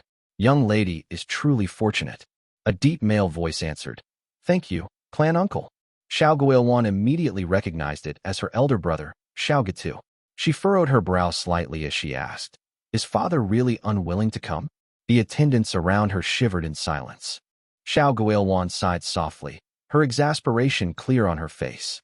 "He's beyond redemption," she murmured in disappointment. Since childhood, Xiao Guiluan had already been sent to the mountain and received no care or concern from her father, who only wanted her to break through the Qi cultivation realm quickly and serve the family. Xiao Guiluan saw him only as a figurehead in the family. To her dismay, the man was heartless, leaving her to fend for herself. She gave up impressing him and instead demonstrated her intelligence and shrewdness before the elders in the main family. Fortune had finally smiled upon her, and after many years of no outside marriages from the Xiao family, Xiao Guiluan was finally chosen as a bride to be married off. Her father, in his foolish rage upon hearing the news, seemed ready to sever ties with his own daughter. However, Xiao Guiluan felt no anger, only deep sorrow in her heart. Without support from her natal family, her life in the Li family would be challenging. Composing herself, Xiao Guiluan quickly adjusted her red dress, its golden edges shimmering in the bright sunlight. She gazed into the bronze mirror, lightly pressing her red lips together and applying some rouge. Her already outstanding appearance became even more striking with this added touch. "My lady, there are only very few in the prefecture who can match your beauty," the servant beside her praised proudly. Xiao Guiluan simply shook her head gently and said softly, "Stop with the flattery, sister." Xiao Gitu walked slowly into the courtyard. Although he was a legitimate son, he treated his younger siblings well and had come today to see Xiao Guiluan off. "Thank you, brother," Xiao Guiluan said as she expressed her gratitude earnestly. Xiao Gitu understood what she meant by this and shook his head, replying, "Do not worry about the family. The marriage has been personally arranged by a Taoist master, and so I will be here to support you." "A Taoist master arranged this?" Xiao Guiluan repeated, taken aback, and her heart filled with joy. Her mind raced and she felt reassured instantly, saying happily, Thank you for telling me this, brother. As they talked, a boy of about 10 years old, dressed in red which was embroidered with gold thread, approached them while holding a white jade disc with a hole in the center. In a childish voice, he said, "Madam, it is time to depart." The jade disc symbolized the joyous union, a tradition in the Xiao region. It required a boy from the bride's family to carry the jade disc and accompany the bridal sedan, personally handing it to the groom. In return, the groom would give gifts and money, or in the case of cultivators, spirit items and Dharma artifacts. The boy, named Xiao, was chosen by Xiao Guiluan herself. He was the eldest son of Xiao Jiuqing, who had provided spirit stones for Xiao Guiluan's dowry. Not wanting to be indebted to Xiao Jiuqing, Xiao Guiluan picked Xiao to ensure the gifts from the Li family would repay the favor. "All right," Xiao Guiluan replied with a sweet smile. Knowing that a Taoist master had arranged the marriage gave her newfound confidence, and her expression brightened. Her phoenix eyes sparkled with hope as she took Xiao's hand and left the courtyard, only to find someone standing in front of the bridal sedan. This person exuded a gentle aura, with a series of medicine pouches hanging from his waist as he held a scroll on alchemy in his hand. He glanced at Xiao Guiluan's appearance and smiled, saying, "You look well dressed. Time to get on the sedan. Greetings, clan uncle. Greetings, senior." Immediately, everyone around them kneeled, bowing deeply. Xiao Guiluan's mind went blank for a moment, then filled with joy as she thought to herself, a Foundation Establishment Realm Cultivator escorting the sedan, such grand honor. Seeing everyone trembling around him, Xiao Yuanzi cocked an eyebrow and shook his head. Having learned from the Li family that Li Yuanjiao had been secretly adopted by his junior brother, he was even more interested in this marriage. Since he was already at the Li family's place, he had decided to come and escort her himself. Xiao Guiluan nodded repeatedly, quickly lifting Xiao and settling into the sedan, her heart filled with anticipation and anxiety. Chapter 290, Receiving the Bride, I. Meanwhile on Mount Lijing, the side courtyard was meticulously cleaned, and Li Jingtian set up a wooden frame to air out the wooden tablets under the clear weather. As she carefully arranged them, a little girl of about 7 or 8 years old, dressed in a festive red dress with gold patterns, hurried into the inner courtyard. She held a brocade pouch in her hand and asked cheerfully, "Mother, when is brother Jiao going to pick up the bride?" Li Jingtian lifted Li Qingxiao into her arms as she looked at the sky. "It's almost time. Get ready and we'll go down the mountain together," she replied with a gentle smile. Oh, Li Qingxiao was already 8 years old. Earlier in the year, it was discovered that she possessed a spiritual orifice, much to Li Jingtian's delight. They quickly had her begin cultivating, and many people had come to congratulate them. Even Chen Donghe was quite pleased. The couple closed the courtyard and watched Li Qingxiao cultivate for a while, but quickly noticed that something was off. Given Chen Donghe's talent and the fact that the Li family descended from Foundation Establishment Realm cultivators, Li Qingxiao's talent should be rather remarkable. However, after observing her for a while, they found her aptitude to be lacking. The profound scenery chakra required the condensation of 81 wisps of spiritual qi, but it took Li Qingxiao nearly half a month to condense just a wisp. At this rate, it would take Li Qingxiao over 3 years to even have a chance at forming the profound scenery chakra, similar to the descendants of external cultivators from the foot of the mountain. Moreover, Li Qingxiao was cultivating the supreme Jade Meridian Nourishment technique that Li Tongya had brought back from Linjianzi. It was specifically reserved for their own cultivators who did not receive a talisman seed, which was better than what those external cultivators practiced. Otherwise, it would be even slower. The couple sat facing each other, pondering for a long time. Looking at the other members of the Yuan and Qing generation, Chen Donghe began to feel guilty. He was convinced that his Chen family's inferior lineage had hindered Qingxiao's progress. Hearing Li Qingxiao's acknowledgement, Li Jingtian reminded her, "When the Xiao family's boy hands the jade ring to brother Jiao, give him the brocade pouch and say something nice. It's just a custom, but remember what you need to do so you don't embarrass yourself." Li Qingxiao nodded obediently. Li Jingtian picked up a wooden box beside her and explained, "The journey will be long, so I prepared some pastries for you to eat in the carriage so you will not be hungry." Li Qingxiao took the wooden box in her hands and blinked her eyes innocently. "Mother, I heard that I will have to marry into the Xiao family like sister-in-law someday," she said suddenly. Li Jingtian paused, her expression complex and rather strained. She gave a vague and simple response to her daughter. It's still too early to talk about this. There's still over 10 years until that happens. Who can say for sure? Li Qingxiao nodded with a smile. If I have to be married into the Xiao family, you must choose someone who will treat me well, mother. Li Jingtian merely held her daughter's hand in response, her voice tinged with sadness. Go on now. Don't keep your brother waiting. The foot of the Li family's mountain was bustling with activity. Lanterns and festive decorations were everywhere, creating a spectacle grander than the Lu family's wedding years ago. Red silk was hung all around, and the sound of Suona music echoed joyfully along the roads. The mountain and its base brimmed with a festive atmosphere of joyful celebration. After conquering Mount Huazhong and Mount Yuding for over half a year, the Li family's territory had nearly doubled. Li Xianxian planned to establish 7 towns below Mount Huazhong and Mount Yuding, adding to the 4 towns under Lijing and the 3 under Huaqian, making a total of 14 towns. This expansion would bring about a surge of both land and labor, providing ample opportunities for the previously crowded townsfolk and rejuvenating the Li family. Similar to the golden era brought on by the conquest of Huaqian, the Li family's lower-ranking members once again found opportunities to rise. The 7 towns were teeming with ambition and progress. As long as one was not a lazy idler, hard work would always yield land or a fortune. The people didn't ask for much. They simply longed for survival. Hence, these opportunities were great luxuries to them. The stagnation and deadlock caused by the increasing number of Li family descendants and prominent families had been thrown into oblivion. The wealth and military merits brought by external conquests allowed more talents and prominent families to emerge. The wind is rising, and changes are bound to come. 5 prominent clans have emerged from the 7 towns, and another 7 towns have sprung up in the north. Many are striving to make a name for themselves. Li Yuanjiao, at the center of it all, adjusted the gold patterns on his red sleeves. As the head of the clan affairs courtyard, he was well aware of the Li family's movements. Adjusting his wedding robes, he smiled contentedly. Good times are ahead. Since Li Tongya had broken through to the Foundation establishment realm and the marriage alliance with the Xiao family was confirmed, defeating the Yin family in the north had become inevitable. From the Foundation establishment realm ancestor and Qi cultivators to the prominent families and common folk, everyone eagerly anticipated this. With all levels of society benefiting and the Xiao family personally marrying off their daughter, support and reverence for the Li family grew. Li Yuanjiao noticed this and felt delighted.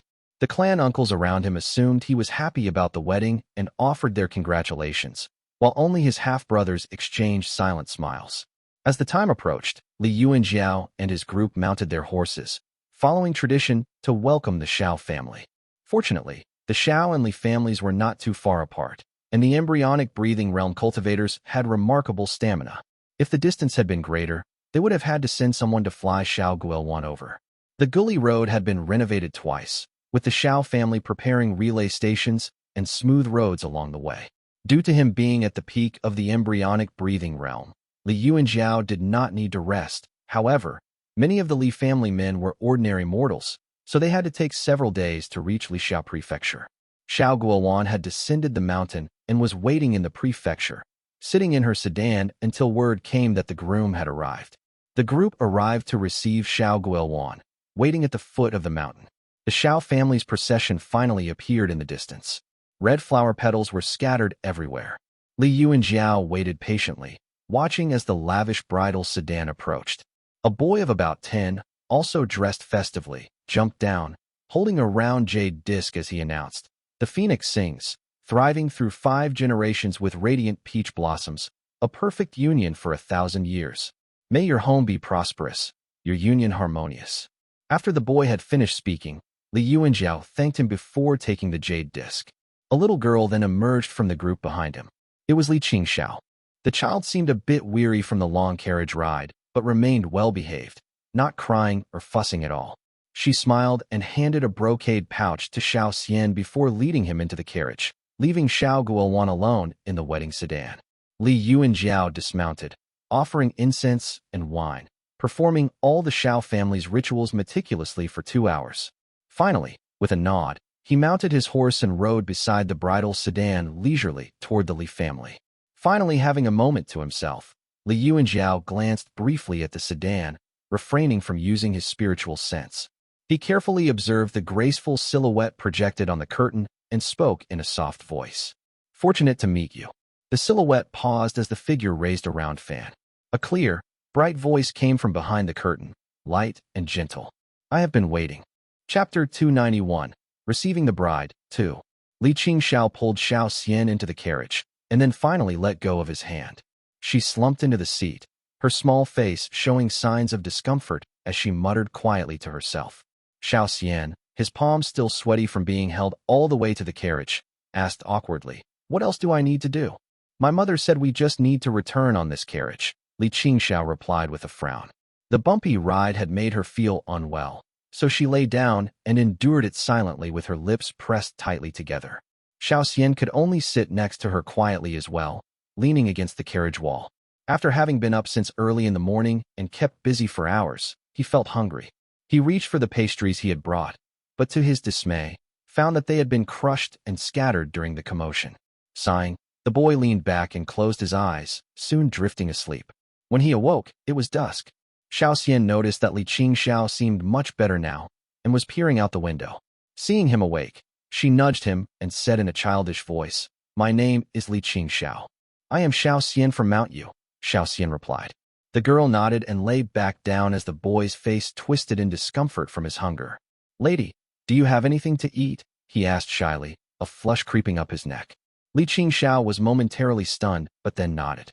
She retrieved a wooden box from under the carriage seat and handed it to Xiao. He gratefully took it, unfastened the wooden latch, and opened the lid to find neatly arranged pastries. All of them bore small red flower marks on them, making them look extra appetizing. Xiao, feeling famished, quickly ate 3 pieces, savoring their fragrant sweetness. "Delicious," he mumbled in sheer delight. He continued to eat, but after 3 more pieces, the lid of the box snapped shut. Li Qingxiao's small, fair hand rested on the box, her brow furrowed. She said in a childish voice, "The road to Mount Lijiang will get bumpier. If you eat too much now, you might throw up later. There are still several hours to go, so save some." Since it was someone else's food, Xiao could only nod obediently. Li Qingxiao giggled and then asked in a low voice, "I heard that our families are related by marriage. Brother Xian, tell me, do you have any good brothers in the Xiao family? I would like to hear about them." Xiao looked at her, feeling a strange stir in his heart. "Brother Gitu is the oldest in my generation. He is exceptional in everything and condensed the profound scenery chakra at just 8 years old," he replied thoughtfully. Li Qingxiao's expression darkened slightly as she responded, "My cultivation is very slow. I have not even condensed the profound scenery chakra yet." Xiao, whose talent was also not exceptional, felt a sense of camaraderie. He sighed as he said, "I am the same. All the elders focus on those born prodigies. Everyone wants to be a genius. They were just lucky. Life is really unfair. Doesn't help the fact that I'm dumb. Unlike my older brothers who can get things right on their first try, I need to hear the same instructions twice, sometimes even 3 times, only to barely understand them." After he finished, Li Qingxiao simply snorted and said, "We are born into prestigious clans, with many people below us. How can we possibly complain about unfairness? Likewise, I was born to marry into your Xiao family. There's nothing I can do about it either." Xiao was momentarily stunned before he laughed awkwardly, scratching his head. After this exchange, the two began chatting, discussing everything from Sword Immortals to the Purple Mansion realm, and from the Purple Mansion realm to Wu and Yu states. Xiao grew more familiar with Li Qingxiao, calling her little sister at every turn, which made her laugh joyously. As the mountain road became increasingly bumpy, Li Qingxiao fell silent from discomfort, and Xiao had nothing more to say. They both endured the ride quietly, both eventually falling into a deep sleep. Half asleep, Xiao found himself holding Li Qingxiao, who was swaying back and forth with the carriage. He could not help but grumble, "Your Li family really doesn't know how to enjoy a good life. I don't expect having fabric cushion on this carriage to block the summer heat. But how is there not even a formation to absorb the shocks? We are supposed to be cultivators, yet we are being tossed around like mortals." Li Qingxiao cleared her throat and replied through gritted teeth, "Our family does not go for that sort of thing. Seeking comfort is considered a crime and will get you dragged to the clan affairs courtyard for a whipping." Xiao was taken aback and simply responded, "Being born into your family is truly unfortunate." "Humph." Li Qingxiao snorted, and they both fell silent. After about 2 hours, Xiao Xian, still drowsy, felt his palm grow warm. Li Qingxiao had laid her head on his hand. Before he could react, he felt a sudden wetness on his palms. She had vomited on him. Damn it! Xiao Xian swore groggily, opening his eyes to see Li Qingxiao's face heavily flushed as she tried to clean up hastily. He looked at her and teased. How old are you to still be drinking milk? Shut up, Li Qingxiao grumbled, though her voice was as soft as a mosquito's buzz. The carriage moved leisurely along the path. Li Yuanjiao, unaware of the discomfort Li Qingxiao and Xiao Xian were experiencing inside, rode his horse beside Xiao Guiluan's bridal sedan. Glancing at the woman inside, he asked softly, "Are you familiar with the situation within my family, my dear?" "I know a bit about it," Xiao Guiluan, conversing with her husband for the very first time, answered earnestly. She continued, "I have just one question for you, dear husband." Li Yuanjiao, catching a glimpse of sharp, intelligent eyes, felt a slight stir in his heart as he replied, "What is it? Do you have any intentions of vying for the position of the family head?" Xiao Guiluan asked. Li Yuanjiao narrowed his eyes slightly, his left hand tugging at the reins in irritation as replied, "I have no such intentions." Xiao Guiluan paused for a moment before simply saying, "I see." Li Yuanjiao replayed the earlier rituals at the Xiao residence in his mind and caught on to many subtle details. He then asked gently, "Why wasn't your father present?" He was naturally asking why Xiao Guiluan's father was not there to see her off. This caused her to pause again before she answered finally, "My father and I have no affection for each other. He resents that I did not marry locally and bring a son-in-law into the family, but instead sought connections through marriage in the West. In his fury, he refused to see me off." Li Yuanjiao was secretly pleased by this news. Nodding, he smiled as he continued testing the waters, saying, "What a fool." Xiao Guiluan chuckled softly and replied without hesitation, "He is indeed a fool." Then, in a gentle tone, she added, "Only my older brothers care for me. With this marriage, I have severed ties with my family. If anything happens in the future, I fear I will not be able to seek their help." Li Yuanjiao understood her clearly. As long as Xiao Yuanxi was alive, with the connection through his fourth uncle, Li Chejing, there would be no need for Xiao Guiluan to seek aid from her family. Her words indicated that she had no paternal backing, preventing interference from her maternal family. Mentioning her brothers was likely to make it clear to Li Yuanjiao that she was not without support and should not be mistreated after marriage. He smirked, thinking to himself, what a clever woman. He then reined in his horse and gently reassured her, "Don't worry. As long as I am here, no one will dare to bully you." Came the warm response from inside. The girl was in the carriage, and the boy was on horseback. As night fell, illuminated by the gentle moonlight, Li Yuanjiao couldn't help but laugh quietly to himself. Chapter 292, Beacon Light. The carriage swayed along the road, finally arriving at Lijing town. Xiao Xian was groggily awakened by the sound of Swana music. He took out the wooden box and saw that apart from the few pieces he had eaten earlier, the rest were still neatly arranged and untouched. Qingxiao, Qingxiao. Xiao Xian quickly woke the girl. Li Qingxiao, still groggy from her slumber, stumbled off the seat. Below, the joyful and piercing sound of the Swana could be heard before a large hand lifted the curtain, letting in the sunlight. "Shower," the man called out as he lifted the curtain. "Father," Li Qingxiao cried out in joy. The man had a solemn demeanor. It was Chun Dongha, who had been waiting patiently in the town, eager to see his daughter. He used his mana to ease Li Qingxiao's discomfort. Xiao Xian quickly greeted. "Xiao family of Li Xia. Xiao Xian of Mount Yu greets senior." Chun Dongha responded politely in acknowledgement, his voice gentle as he added, "The guest courtyard is ahead. Someone will come to receive you. Please wait a moment." With that, he released the curtain and walked away with Li Qingxiao in his arms, leaving Xiao Xian alone in the carriage, feeling lonely and awkward as he did not know anyone. Hey! The curtain was suddenly pulled open again, and Li Qingxiao, bathed in golden sunlight, dashed back inside. She looked tired but was smiling as she said, "I will be on the mountain. Come find me when you are free." She did not forget to pick up the wooden box of pastries from the floor, stuffing 2 pieces into Xiao Xian's hands before hopping out of the carriage. Xiao Xian stood there while holding the 2 pastries, dazed for a dozen breaths. Then, he carefully put the pastries into his sleeve which had a pocket sewn into it, and sat in place obediently, waiting. Meanwhile, Chun Dongha took Li Qingxiao up the mountain. She was exhausted, So he first took her to rest in the courtyard. While Li Jingtian was organizing wooden slips in the courtyard, Chen Donghe stepped forward and embraced his wife. Upon seeing her dazed expression, he asked gently, "Why do you look so dejected today?" Li Jingtian paused, holding up a wooden slip from the table as she responded, "Decades of records are finally complete. Yuanyun has taken over the documentation, and I suddenly find myself with so much free time that I do not know what to do." Chen Donghe remained silent. Li Jingtian put down what she was holding and said softly, "Time truly flies. Even Yuanjiao is now married. Half of my life has passed, but I've been confined to this mountain. It's quite sad. Not being able to soar with the wind is one thing, but I have not even left little Mount Lijing more than a few times." She looked up. Time had been merciful enough to leave only faint marks on her face, which still retained the beauty of her youth. Li Jingtian, slightly anxious, said softly, "My responsibilities on the mountain are done. When Qing Xiao gets married, I want to ask the elders for permission for us to go north and see different sights for the rest of our lives." Chen Donghe, who loved his wife deeply, could not bear the eager look on her face. He nodded tenderly and said, "In a few more years, when Qing Xiao is married and the clan has more qi cultivators, I will make the request." The couple exchanged a look before Li Jingtian nodded with a smile and leaned against Chen Donghe's chest. "That should be the way. We have served the family for over 10 years.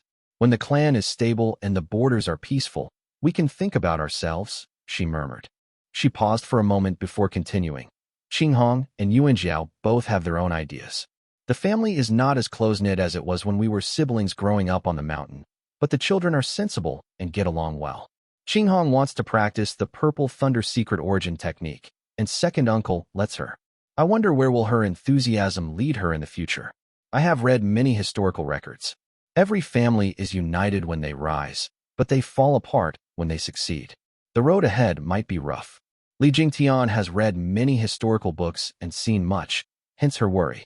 Chen Donghe kissed her forehead and said, "Each generation has its own challenges.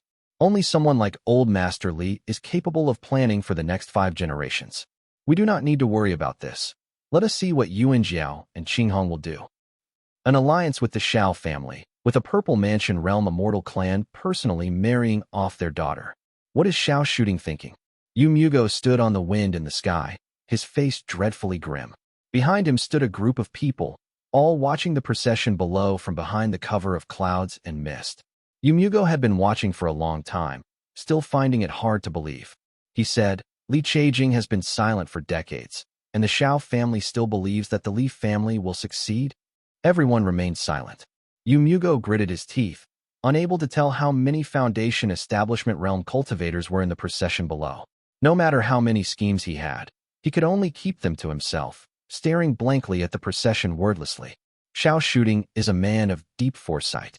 To marry off a daughter like this, Li Chejing must still be alive and on the verge of achieving the Purple Mansion realm. It seems like all the scheming by the lake pales in comparison to the influence of a single word from someone at the Purple Mansion realm. Yu Mugo had managed the Yu family for many years, contending with the restless Fei family and the rising Li family externally, while internally dealing with the elders and uncles of the clan. Every year, Yu Yufeng performed blood sacrifices. Just when he was ready to make significant moves after experiencing so much and finally gaining control of the Yu family, the Li family allied with a Purple Mansion realm immortal clan, thus shattering his ambitions. Despair filled him as he sighed exasperatedly. What is the use of scheming and struggling? The Yu family's misfortune isn't something that human effort can remedy. Despite years of planning and exhausting both my heart and mind, what good has it done? Our luck has run out. Any further scheming is just prolonging the inevitable, wasting 30 years of careful calculations only to end up at a dead end. Those behind him were shocked into silence. Several stepped forward to comfort him, but Yu Mugo remained silent for a long time before saying, "What is the point of talking? It would be best for the whole family to move north, over the mountains, and away to Su and Qi states, never to return. There is still a glimmer of hope there. As things stand now, we are just waiting to die. Mugo, we still hold the eastern shore, and Muxian is in the Sect. At worst, we can hang on for a few hundred years. The Li family's momentum will pass. There is no need to be so despondent," the clansman said, trying to persuade him otherwise. Yu Mugo only shook his head and sighed, saying, You cannot see the situation clearly. Li Tongya is like a serpent dragon, slippery and cunning. Even when he was a Qi cultivator, we could not handle him. What can we still possibly do, now that he has reached the Foundation establishment realm? Li Yuanjiao and Li Qinghong are exceptionally talented. They will likely reach the Qi cultivation realm in their 20s. Once they grow, how will we compete with the Li family? Li Yuanxiao, with his deep thoughts and extraordinary demeanor, was a threat. If we had not killed him, would we be standing here? We would be in a dire situation, facing crises from all sides. Yu Mugo exclaimed wearily. Gazing into the distance, he continued, I understand now. The current state of the Li family is the result of our relentless suppression. If Jianixi had moved north, Yu Muyuan hesitated, or Li Cheijing returned, the Li family would not be what it is today. The group's hearts filled with unease as they stood with Yu Mugo. After a while, another cultivator from the Yu family flew over, landing before Yu Mugo with joy on his face. Family head, the immortal master, is arriving. The beacon light on the Dawn Cloud liner has lit up. Within 3 days, the immortal master from the Azure Pawn sect will be here. The members of the Yu family were instantly filled with joy, their faces lighting up as they rejoiced with one another. Yu Mugo's face also brightened considerably. He replied, Finally, some good news. Let us see what the immortal master has to say. Mu Xian is confident. Perhaps there is some news. Chapter 293, Jiang Yan. Linghai Prefecture had originally been the domain of the Yu family. After the Azure Pawn sect regained control of the area, the Yu family quickly changed their allegiance. With several of their ancestors serving in the Azure Pawn sect, they managed to retain most of their territory and continued to dominate Linghai Prefecture. However, after the deaths of several ancestors, the Yu family's influence slowly waned year after year. Despite the emergence of a genius, Yu Yuxia, he quickly perished at the southern border, leading to the decline of the main branch of the Yu family. Several branches united with external families and established their own bases. Although the vast territory still nominally belonged to the Yu family, they were fragmented and operated independently. Fortunately, Linghai Prefecture was located in the southeast, surrounded by no external enemies, and the Azure Pawn sect did not allow clans to span prefectures. Thus, the fragmented Yu family managed to maintain a status quo, preserving a rigid social structure that had lasted for nearly 2 centuries. The wide road was bustling with people. From time to time, small traders and vendors passed by on donkeys and horses. By the roadside, a raggedly dressed boy sat, his face pale and lips blood-red, his gaze lightly scanning the passers-by. Suddenly, he spoke. Master, what exactly are the cultivators of the Purple Mansion Golden Core Dao cultivating? From among the passers-by emerged an old farmer, who was sweating profusely. He sat down next to the boy, his stench overwhelming. With a mouth full of yellow teeth, he replied, The Purple Mansion Golden Core Dao. The cultivation method involves consuming people, playing with spells, refining pills, gathering qi, and manipulating the lives of others. None of their cultivators are good people. The boy raised an eyebrow and retorted, Does this path not cultivate the metallic essence? To seek longevity, one will naturally use all means possible. The old farmer spat and scoffed. Heh, the Maha and Dharma masters who cultivate destinies aren't any better. You will serve the Mahas for generations, year after year under their rule. Encountering a Maha or Dharma master brings about despair and injustice that is even worse than dealing with Golden Core Taoists. The old farmer ranted agitatedly, his spit flying everywhere. The boy covered his nose and protested. Old man, maybe you should change your skin. This one is too stinky. The old farmer paused, as if realizing something. He looked around in confusion, slapped his thigh, and cursed. What the hell? How did I end up in this state? I am getting muddle-headed over the years. He jumped up and walked down the road, ignoring the boy who was traveling with him. Shortly after, a female farmer, relatively clean in appearance, came by, cursing with a smile. Having practiced spells for over 10 years, and yet you still care about appearances. The boy curled his lip and remarked, You sure have it easy, avoiding the emissaries of death and wandering the world carefreely. Damn it, the female farmer cursed before she continued ranting. I have given most of my metallic essence and fate to them. What I have left is neither enough to form a golden core nor to become a Maha. Instead, I am just barely surviving. What is so carefree about that? Luckily, the heavenly fate has changed. If there were still calamities now, I would not even be able to survive. To end up like this is truly laughable. The boy sneered indifferently as he replied. You mentioned that Duanmu Koei from Mount Yu was extraordinary and talented, but he still ended up being reduced to ashes without even a chance for reincarnation. At least, you can try again. What's so laughable about that? The female farmer laughed, showing her yellowed teeth. With her hands on her hips, her strong arms revealed, she explained. Duanmu Koei was violent and obsessed with reaching the Golden Core realm. He fully believed that he could reach the Golden Core realm just because of a promise from an immortal. It was no surprise he met his end. It wasn't that he couldn't endure humiliation, he simply refused to. Had it come to a fight, those two emissaries might not have been his match. Even as a monster after his death, he almost escaped them. Duanmu Koei was indeed a formidable man in his time, far beyond my reach. The boy nodded thoughtfully, and the female farmer said seriously, Yenner, let us not talk about this. You and I will join forces to give the Azure Pond Sect a show of strength. You can avenge your mother's death, and I will seek a good Dou foundation. Once we finish these tasks, we'll hide away and cultivate. The young man nodded silently, then asked, What kind of Dou foundation are you looking for? The female farmer paused for a moment before speaking. Forget about Man on Creek and Boundless Ocean. Xiao Shooting wants to cultivate the sexagenary pit water 1000 slow essence. If I were to find either of those, a sinister man like him will surely eat me when the time comes. The Purple Mansion Realm cultivators of Changshao Gate and Great Shokuei Temple also show potential for a breakthrough, so we definitely cannot pick either of those. As for Taoist Master Shang Yuan, there are not many paths he can cultivate. After a moment of thought, she replied, There are many thunder cultivators in this Yu state, but none have achieved the Purple Mansion Realm. That's a viable path. Go find me a Dou foundation like Winter Thunderclap or Spring Awakening.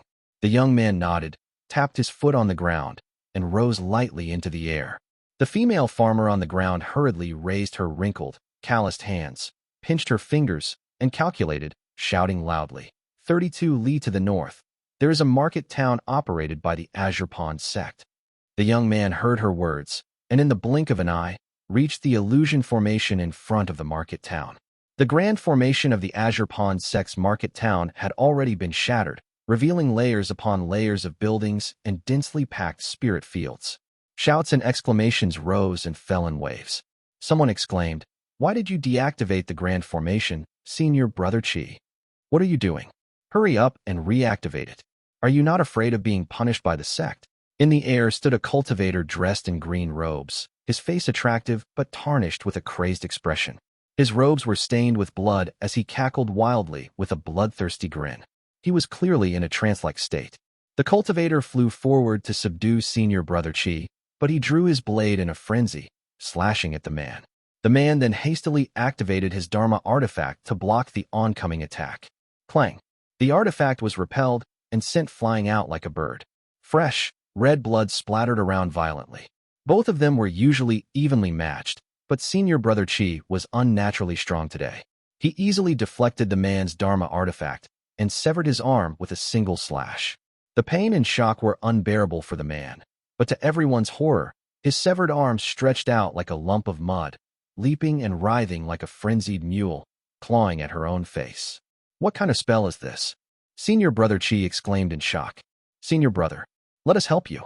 The remaining Azure Pond Sect cultivators flew up to assist immediately, but they were too late. The man, slapped hard by his own hand, spun like a top for about 4 or 5 revolutions before finally losing all signs of life. What? The rescuing cultivators were stunned into silence.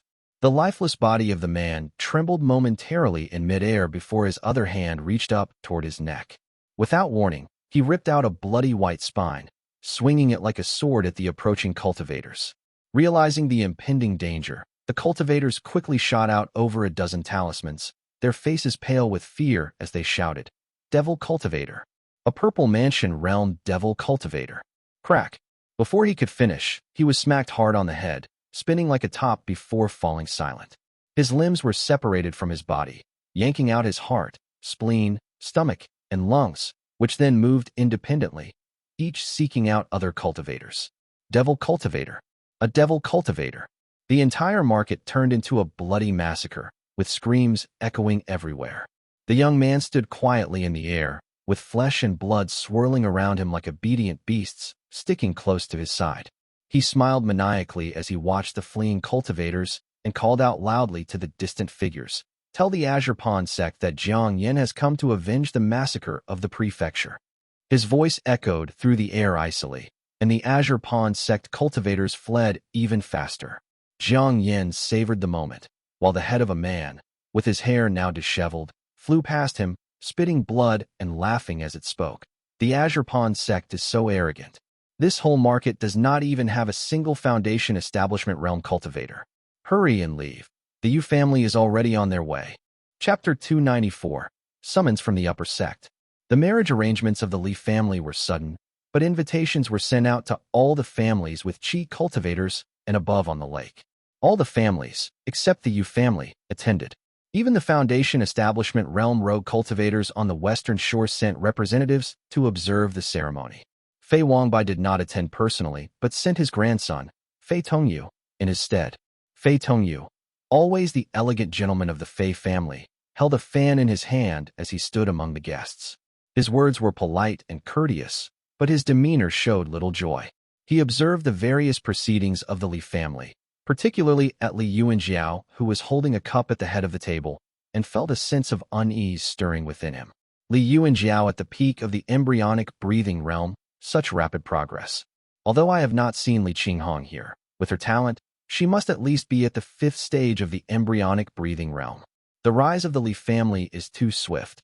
This could spell trouble. Fei Tongyu set down his cup and glanced at a young man sitting quietly, drinking alone.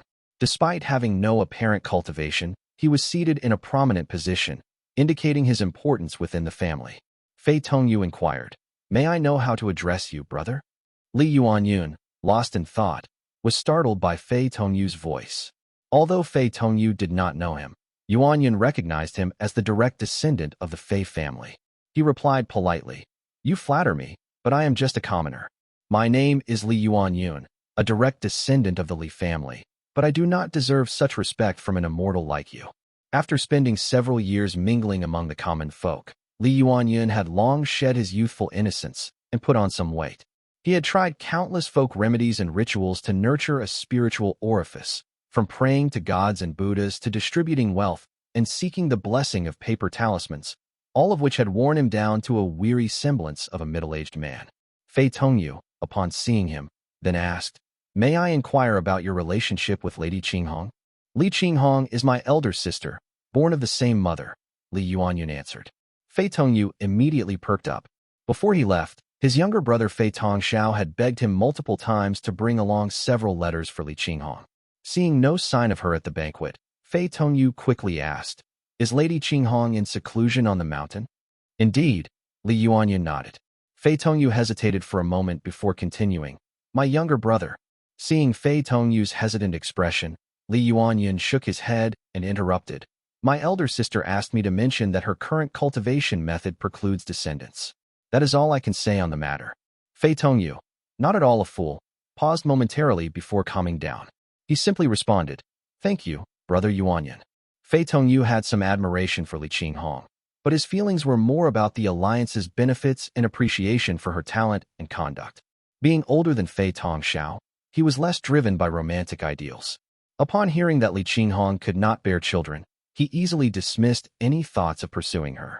In those few moments, Fei Tongyu's mind raced through various considerations, now focusing on how to dissuade his stubborn younger brother, as he engaged in light conversation with Li Yuanyun. "On my way here, I noticed the abundance of external cultivators in your family. I am afraid, even if the Fei and Yu families combined, we would not match your numbers," Fei Tongyu said, smiling as he glanced around. Li Yuanyun only chuckled dryly, not giving a response. Given the scarcity of descendants in the main and side families, most of the vast spirit fields were inevitably tended by external cultivators. Seeing that Li Yuanyun did not wish to elaborate on this topic, Fei Tongyu changed the subject, commenting on the well-behaved members of the Li family in their seats. "Nevertheless, your family's strict discipline is well known. I have heard that the Li family's laws are strict, and with ancestor Tongya in his prime, there is no fear of losing control," he praised. Li Yuanyun laughed heartily and joked, "Strict is an understatement. In our clan, the clan affairs courtyard is rumored to be like the underworld's palace of judgment. The clan rules are truly roasting the children over an open fire. Both men chuckled, exchanging a few bawdy jokes. Fei Tongyu, still preoccupied with thoughts of his younger brother, half-heartedly joined the conversation while his eyes roved over the banquet guests. After a few rounds of wine, Fei Tongyu made up his mind. He left the banquet, standing in the woods to get some fresh air. As the setting sun disappeared behind the mountains, Fei Tongyu took out the letters from his sleeve and conjured a bright red flame with a spell. With a bitter smile, he burned the letters that were meticulously written and rewritten by Fei Tongxiao countless times. Watching the letters turn to ash, he murmured, "Shower, the celestial maiden has gone to the heavens. Forget your earthly feelings, let go of your feelings, let it go." Fei Tongyu resolved to tell his brother that the letters had been given to Li Qinghong, who had not responded. This way, Fei Tongxiao would have to move on. As he watched the tender words burn to ash, he sighed. What a mess. Perhaps many men in the Fei family are womanizers, and now we're suffering the karma. Having finished his task, Fei Tongyu sat on the steps, drinking silently. The faint red glow from the flames illuminated his face. He looked up, trying to identify the object in the sky before exclaiming in disbelief, "How is this possible?" In the sky, brilliant rays of light began to appear. They were colorful and radiant, shining vividly against the dusk as light waves rolled in from the southeast like ocean waves. At the forefront, a massive ship resembling a giant bird with phoenix-like wings glided gracefully yet swiftly. The banquet fell silent as everyone stared in awe at the sky. The magnificent aura of the ship left them speechless and dumbfounded. Shortly after, various exclamations could be heard from the crowds. The Dawn Cloudliner, people from the upper sect. What is going on? It is not even time to pay our tributes yet. It's the Dawn Cloudliner. Fei Tongyu's heart was filled with dread and anxiety, sensing impending doom. Among the three families by the lake, only his Fei family had no backing within the sect, so they could only bribe a few managers for information. The sudden arrival of the Dawn Cloudliner could only mean something significant was happening, either instigated by Li Cheijing or Yu Muxian. If it was Yu Muxian, both the Fei and Li families would be in trouble. If it was the Li family, and they knew nothing about it, it could not be good news either. Fei Tongyu's face turned pale as he watched the Dawn Cloudliner fly past Mount Lijing, heading toward Milan Prefecture. He felt slightly relieved, and then rose into the air to find Li Xianxian. The Dawn Cloudliner, Yu Mugo mumbled as he stared, mesmerized by the descending lights. The ship slowly docked on the mountain peak, its intricate patterns glowing brightly. The oppressive aura of the formation eased as a young man descended from the ship. The young man, who was dressed in green, was handsome, but there was a perpetual frown on his face. From his hair to his boots, he was bathed in radiant light. The Yu family members kneeled down hurriedly, lowering themselves to the ground. The young man scanned them with disdain. "Where is Yu Xiaogui? It is one thing for Yu Yufeng to be absent, but where is Yu Xiaogui?" Yu Mugo quickly explained. "Yu Mugo greets the envoy. My father is in seclusion, and the ancestor has not yet returned." The young man scowled, looking down at the group with contempt. "For Muxian's sake, I will not hold it against you. My name is Jiang Yan, the head disciple of Yuanwu Peak. Today, I am here to summon the families around Moongay's Lake to send people to Mountain City. I hope the head of the Yu family can assist." Chapter 295, Consuming. "I am willing to serve your highness unto death," Yu Mugo declared respectfully. Jiang Yan waved dismissively and replied, "There is no need for that. It is just a small matter. A few clans cannot stir up much trouble. If it were not for the sect master not wanting to move against these Foundation Establishment Realm cultivators, I would not be here. We could order them, and both Li Tongya and Fei Wangbai would obediently go to Mountain City. But now, we only need a few Qi cultivators. They would not dare refuse, would they?" Yu Mugo's eyes flickered briefly. "The Li family has a sword immortal within the sect. I am afraid that you may need to approach with caution, senior," he advised humbly. Jiang Yan paused, letting out a strange laugh from his throat. As a direct descendant of the Qi family, he was well informed about the matters at the southern border. It was just that Qi Wei had not acted honorably, avoiding mentioning it altogether. Jiang Yan sneered, "Sword immortal. The southern border is fraught with dangers. They may not even return. Such titles are useless here. Things will proceed as they must." Yu Mugo was a shrewd man. Hearing these words, he felt reassured.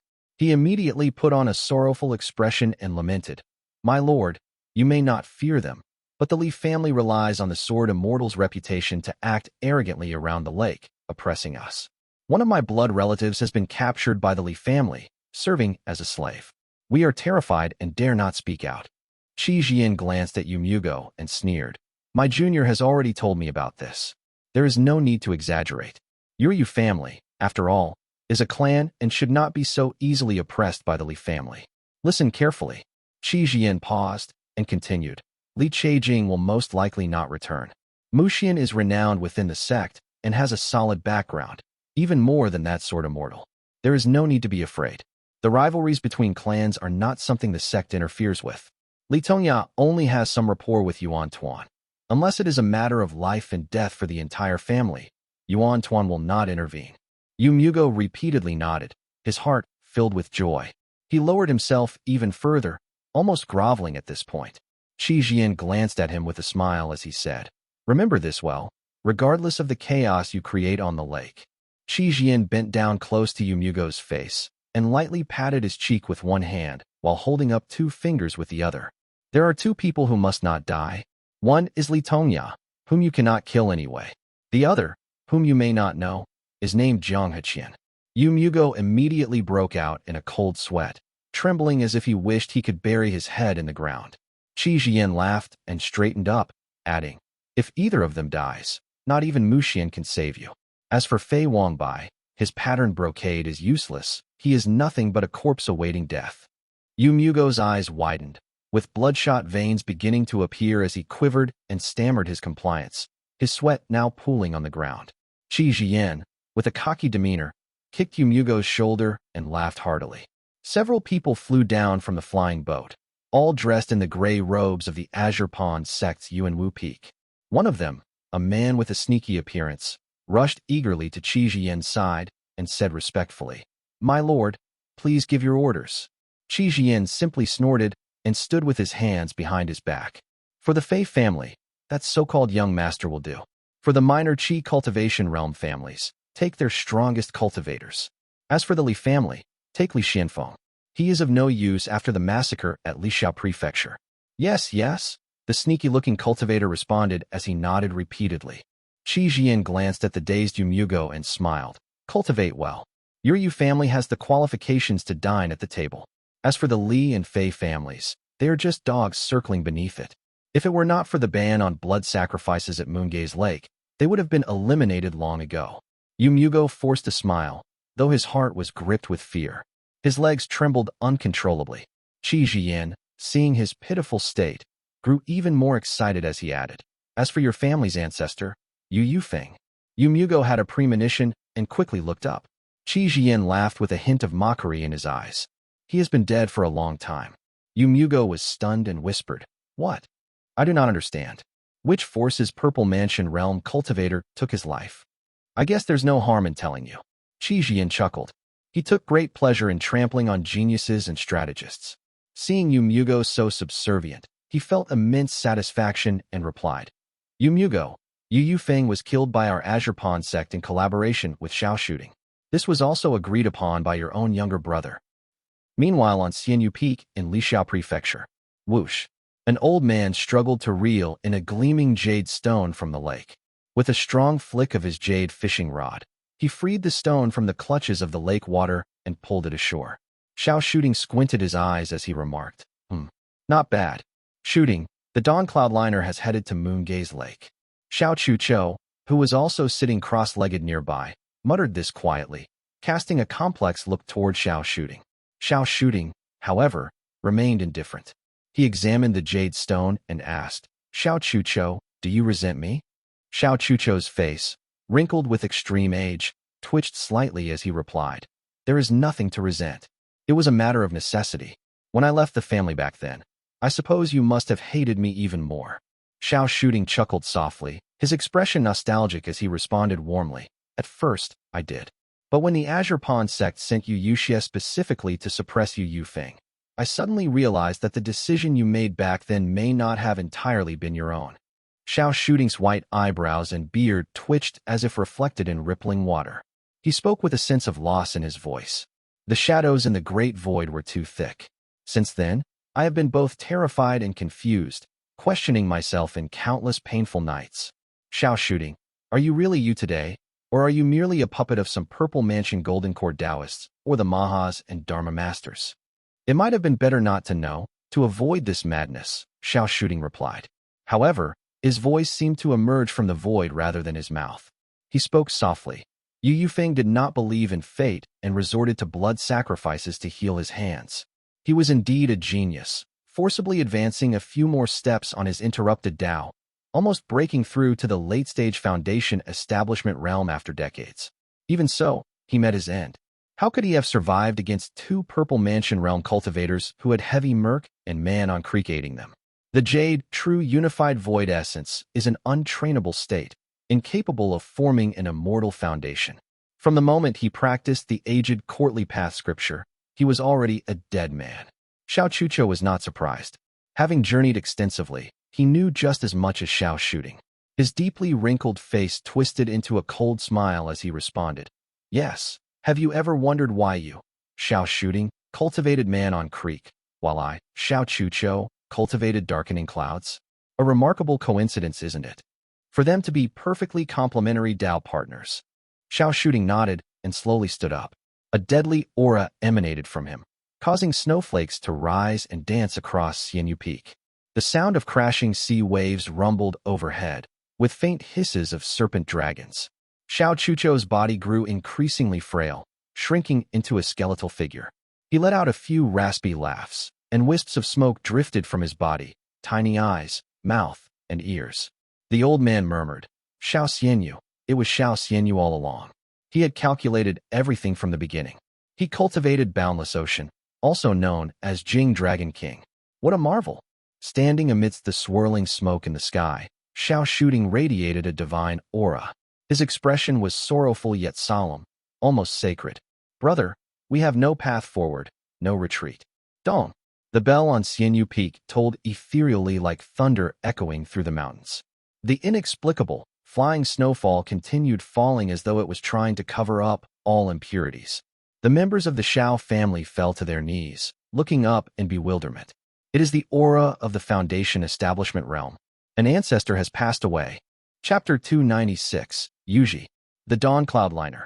Li Xianxian looked at the colorful glow in the sky, feeling uneasy. His second uncle, Li Tongya, had disappeared after the sacrificial ritual. Foundation Establishment Realm cultivators often meditated for years, so Li Xianxian could not find him immediately and could only wait. Fortunately, a figure dressed in gray soon appeared before him. Li Tongya descended with a frown. He had planned to enter seclusion, but his wife Lu Rochuan's health was deteriorating, forcing him to postpone his plans. Hence, he happened to witness this scene. It seems they are summoning people to Mountain City at the southern border, Li Tongya commented as he stood midair with his sword. He had heard some information at Xiao shooting's ceremony and now deduced the purpose of the Dawn Cloudliner. After waiting in the air for a while, he saw someone approaching on a flying shuttle. The newcomer was dressed elegantly, but had a rat-like face and shifty eyes that made him look like he was up to no good. The man landed at the formation entrance and shouted, Juniors from the Li family, I command you to open the formation right away. The crowd below was visibly enraged, but Li Tongya seemed thoughtful and calmly opened the formation, personally stepping forward to greet him. He said respectfully, Li family of Lijing welcomes the envoy. Seeing a Foundation Establishment Realm cultivator personally greeting him, the man held back his arrogance and begrudgingly replied, At least you have some sense. He swaggered into the courtyard, glanced at the indignant members of the Li family, and impatiently waved his sleeve, scolding, You lot, get out. How can juniors be allowed to listen to our conversation? You. Li Xianxian looked rather upset, but Li Xianling gave the man a sidelong glance like a serpent before leading his brothers away. The man entered the courtyard with Li Tongya and cast a spell to seal their surroundings. He then straightened up, his demeanor changing abruptly, showing a hint of guilt as he bowed and said, I am Deng Yuzhi. My earlier behavior was unavoidable. Please forgive me, senior. Li Tongya was taken aback by the sudden change but courteously replied, Brother Deng, please rise. There is no need for such formalities. We did not take it to heart. Deng Yuzhi spoke quickly and urgently, without giving Li Tongya a chance to respond. I am a member of the Deng family, a subordinate family of the Azure Pond Peak. My elder brother Deng Xiaozhi and the Sword Immortal were close friends. They both perished at the southern border, devoured by a demon king. Do you know this, senior? I do. Seeing Deng Yuzhi's anxiety, Li Tongya responded in a straightforward manner. Deng Yuzhi nodded and said solemnly, I'm glad you do, senior. The sect disciple who came this time is Jiang Yan from the chief family. He is sinister and cruel. He already knows of the Sword Immortal's death. The Yu family has also heard the news. Please be prepared, senior. Without waiting for Li Tongya's reply, Deng Yuzhi continued quickly. Although my family's ancestor has never met you, he has heard many stories about you and holds you in high regard. Our families share similar circumstances. If you are willing, we can support each other in the future. Li Tongya, resting his hand on his sword hilt, had an inscrutable expression. He asked softly, I have a question for you. In the power struggles among the Purple Mansion Realm and Golden Core Realm cultivators in Jiang Yan, what is the relationship between the Xiao family and Azure Pond Sect? They have a common enemy. Xiao Shooting wants to cultivate the sexagenary pit water thousand slow essence, Deng Yuzhi said as he started his explanation. However, Li Tongya waved his hand to interrupt him. I understand. Deng Yuzhi nodded and continued. Our Deng family also has properties in Lixia Prefecture. If you have any further matters to discuss, feel free to send someone there. You are a prudent and steady person. I believe you understand the intricacies involved. He handed over a small letter.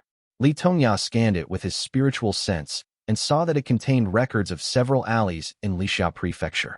Seeing Li Tongya accept the letter, Deng Yuzhi exhaled deeply and said in a solemn voice, There are people in the 4 prefectures spreading the word about your formidable Dou foundation and exceptional swordsmanship. It is likely done with intent. It is best for you to keep a low profile and not reveal your whereabouts. This news surprised Li Tongya, causing him to ponder deeply. He nodded slightly, and Deng Yuzhi continued. This time, the summons to Mountain City includes Li Xianfeng. We have no choice but to take your clan members. I hope you understand. Li Tongya slowly closed his eyes and exhaled deeply. Li Xianfeng was the only son of Li Xiangping and had no heirs. If something happened to him in Mountain City, it would mean the end of that line. He was naturally unwilling and asked with a frown, Xianfeng is my brother's orphan. I am willing to go in his place. Is that possible? Deng Yuzhi waved his hand, clearly and firmly refusing. He said bitterly, I am merely surviving by doing others' bidding. Jiang deeply envies the Sword Immortal. I have to put on a pretense just to be here. Naturally, I'm powerless to make any decisions. Li Tongya could only cover his face and sigh, replying, I understand. Deng Yuzhi did not linger and continued, I must leave immediately with the person. If there is any offense, I ask for your forgiveness. With that, he flung open his sleeves and kicked open the door. He called out in the courtyard, Where is Li Xianfeng? In the lower courtyard, a group of anxious people stood. Li Xianling and Li Xianxian looked up at him with unreadable expressions.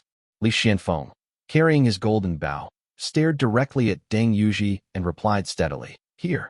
Deng Yuzhi sneered and said, The Azure Pond Sect commands you to go to Mountain City at the southern border to resist the demons. You are to leave immediately without delay. Li Xianfeng secured the golden bow on his back, and a smile formed on his scruffy chin as if he had heard something amusing. He laughed heartily and simply replied, Very well. Deng Yuzhi just tugged at him, saying, Follow me. Li Xianfeng looked back at Li Tongya, who had walked out of the courtyard and bowed deeply. He then said to his brothers, Li Xianxian and Li Xianling, Please take care of the family affairs. No need to miss me. This man, who had lost his parents in childhood and his wife in his youth, only uttered these few words. His eyes sparkled as if the years since the massacre of Lixia Prefecture had been dull, and now, facing the imminent battle and slaughter, he seemed excited and eager. Brother, Li Xianling and Li Xianxian began as they were still processing the news. However, Li Xianfeng had already ridden the wind and followed Deng Yuzhi northward. Li Xianxian finally came to his senses and called out hurriedly, Second uncle. This. Li Tongya waved his sleeve, his face showing a painful expression as he said softly, Resume your cultivation. The few of them exchanged glances, then lowered their heads and dispersed. The wedding was already nearing its end, and with the disruption of the Dawn Cloud liner, no one was in the mood to stay any longer. Guests began bidding their farewells and left. After sending Li Yuan Xiao and Xiao Guiluan to their bridal chamber, Mount Lijing returned to its usual quiet state. With only the mess left from the celebration, hinting at the recent festivities. It was not until the dawn cloud liner had flown past the horizon and its splendid glow faded away that the entire moon-gaze lake fell back into darkness and silence. Report to the envoy. Everyone is here. Deng Yuzhi kneeled obsequiously before Qi Yan, while Yumugo looked dazed as if lost in a nightmare. Qi Yan's words still echoed in his mind. Yumugo, Yu Feng was killed by our Azure Pawn sect in collaboration with Xiao shooting. This was also agreed upon by your own younger brother. Muxian personally agreed to it. Yumugo's expression was one of pure bewilderment. He had exchanged dozens of letters with Muxian, yet his brother had never mentioned this. Was it to avoid alarming anyone, or because he did not trust Yumugo? Suddenly, Yumugo felt a strange sense of unfamiliarity toward his own brother in the sect. He mumbled something indistinctly, and Qi Yan, noticing his state, impatiently spat. Stop practicing the aged courtly path scripture from now on. The group rode the wind back to the dawn cloud liner. The members of the Yu family all kneeled, loudly bidding farewell. The intricate patterns on the ship brightened as it extended its radiant wings, flying toward the southeast. Yumugo watched as the ship disappeared into the horizon. Only then did he slowly stand up, looking around at the silent crowd. He felt no shame for his earlier submissive behavior. After a moment of silence, he said, Jiang Yan, it turns out to be an old grudge. Call back all our people from the eastern shore.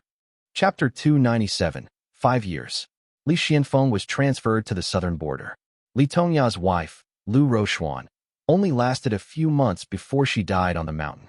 Li Tongya stayed by her bedside the entire time. With tears in her eyes, Lu Rochuan had managed to stammer out a final sentence before she passed away. My dear, you still have over 200 years to live. I hope you will marry again after I am gone. Do not overly favor the Lu family, as too much kindness could lead to disaster. Li Tongya sat quietly by the bed, speaking gently, but Lu Rochuan had already stopped breathing. Their son, Li Xianling, wept bitterly at her side. Li Yuanyun, who was in eastern Mount Yu, and Li Qinghong, stationed at Mount Yuding, managed to rush back in time to shed silent tears at her bedside. Lu Rochuan's face bore little resemblance to the one that had once asked Li Tongya, Do you love me? In the small courtyard. Her eyes were lifeless, her mouth stiff, and her face marked by deep wrinkles. Yet her withered hands clung to Li Tongya's, holding on tightly, even in death. The entire Li family of Li Jing mourned deeply, draping white cloth throughout their residence. Meanwhile, the Lu family was engulfed in terror. For decades, they had produced no notable talents. Their courtyard was dominated by playboys who only cared about the pleasures of life. The death of Lu Rochuan sent the Lu family into a spiral of panic and fear, with members crying out grandmother is gone throughout their estate. When her last words were spread down the mountain, everyone became even more anxious, and resentful murmurs filled the air. Li Tongya buried Lu Rochuan, looked at the gathered members of the Li family who had rushed back, and removed the dragon coiling pillar sword, which was glowing with mana light, from his waist. He announced softly, I will now go into seclusion for cultivation and may not come out for several years, or even decades. This Dharma sword will only gather dust with me, so I will leave it with all of you. Yuan Zhao, he called out. Li Yuan Zhao quickly raised his head and stepped forward, receiving the Dharma sword with both hands. Li Tongya then said softly, Among all the disciples, you are the most talented swordsman. Take this with you and use it well. Li Yuan Zhao was deeply moved, not expecting Li Tongya to give the sword to him instead of his own son, Li Xianling. He wanted to decline, but Li Tongya waved his hand and pushed him back to his seat, continuing, Now, you are the eldest brother here. Take good care of your younger siblings and do not disappoint me.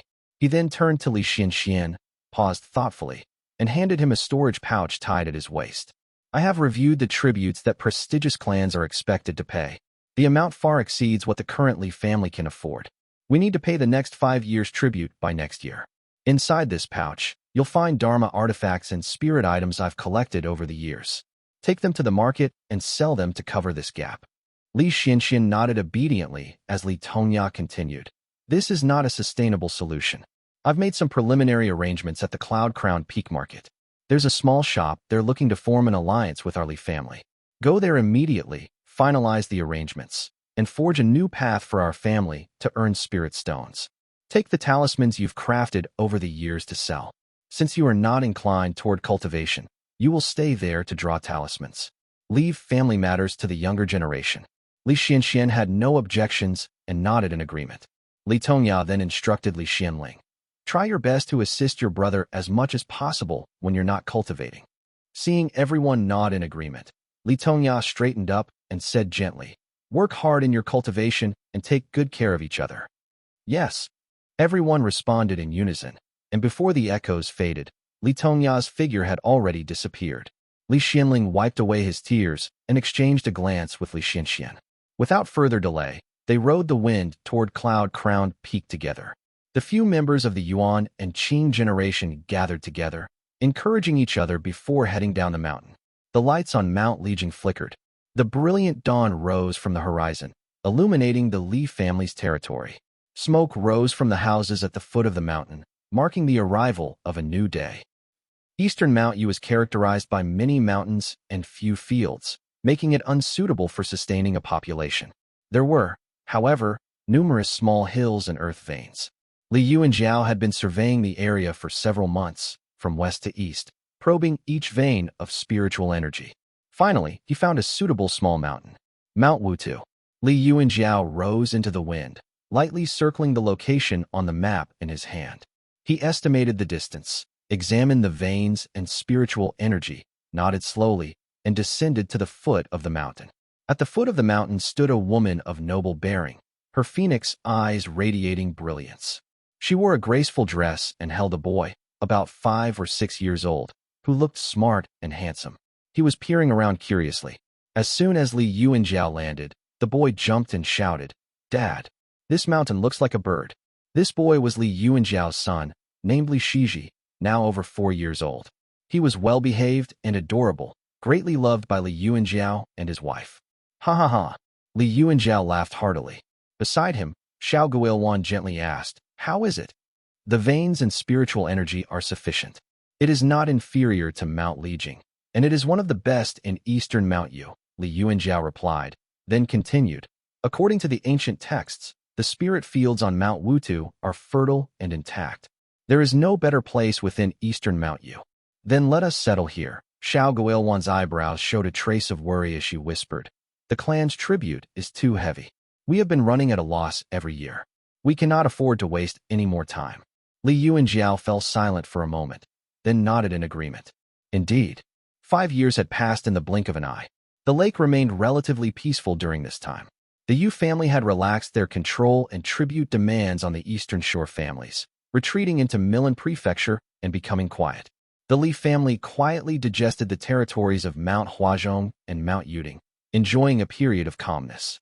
During these 5 years, Li Qinghong and Li Yu and Xiao had both broken through to the Qi cultivation realm. Most of the Yuan generation had children, and even Li Yu and Xiao's several half-brothers had children who were now 7 years old. Unfortunately, their talents were disappointing. Even those with spiritual orifices showed little promise, causing Li Yu and Xiao to shake his head in dismay. Li Xianxian had been stationed at the market for years now, rarely returning. Despite his reluctance, Li Yu and Xiao had to take over family affairs, temporarily acting as the head of the family. Xiao Guiluan, holding Li Shiji, watched Li Yu and Xiao rise with the wind. They exchanged a glance, and Xiao Guiluan said, "There is one thing I have to tell you, my dear. The people from Mount Yu told me that they needed to craft Dharma artifacts and should be able to use our ebony, or, if we can supply enough, we could get a premium rate of 10 to 20%. Li Yu and Xiao's eyes immediately lit up with joy. "Good. If this works out, we can replenish our funds and reduce the need to draw from the family treasury." With the Yu family's decline on the lake, a tripartite balance of power had emerged. For the Li family, their greatest challenge had become the tribute payments to the Azure Pond sect. The tribute demanded of a clan was now more than 10 times what it had been during the Qi cultivation realm period, far exceeding the Li family's current income. Unlike other Foundation establishment realm cultivators like Yu Yufeng, Li Tongyan never demanded resources. Otherwise, Li Yu and Xiao would have had to sell off the entire Li family to support him in his cultivation. Despite this, Li Yu and Xiao was still constantly burdened with worries about the family's financial deficit. Hearing that Xiao Guiluan had found a way to earn spirit stones, he could not help but praise her. Seeing Xiao Guiluan smile silently, Li Yu and Xiao suddenly paused, a smile tugging at his lips as he said, That Xiao Xian is from the Mount Yu branch of the Xiao family, isn't he? Heh. Xiao Guiluan, who had been managing the family with Li Yu and Jiao for 5 years, responded with a soft laugh, her phoenix eyes twinkling as she said gently, "That boy's intention is quite obvious.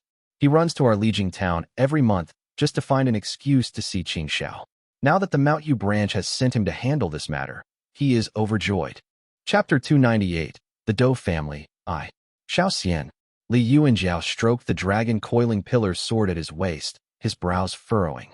Unlike Li Tongya or Li Xianxian, who, despite their unassuming appearances, were deep thinkers, the narrow gap between his eyebrows lent him an untrustworthy appearance.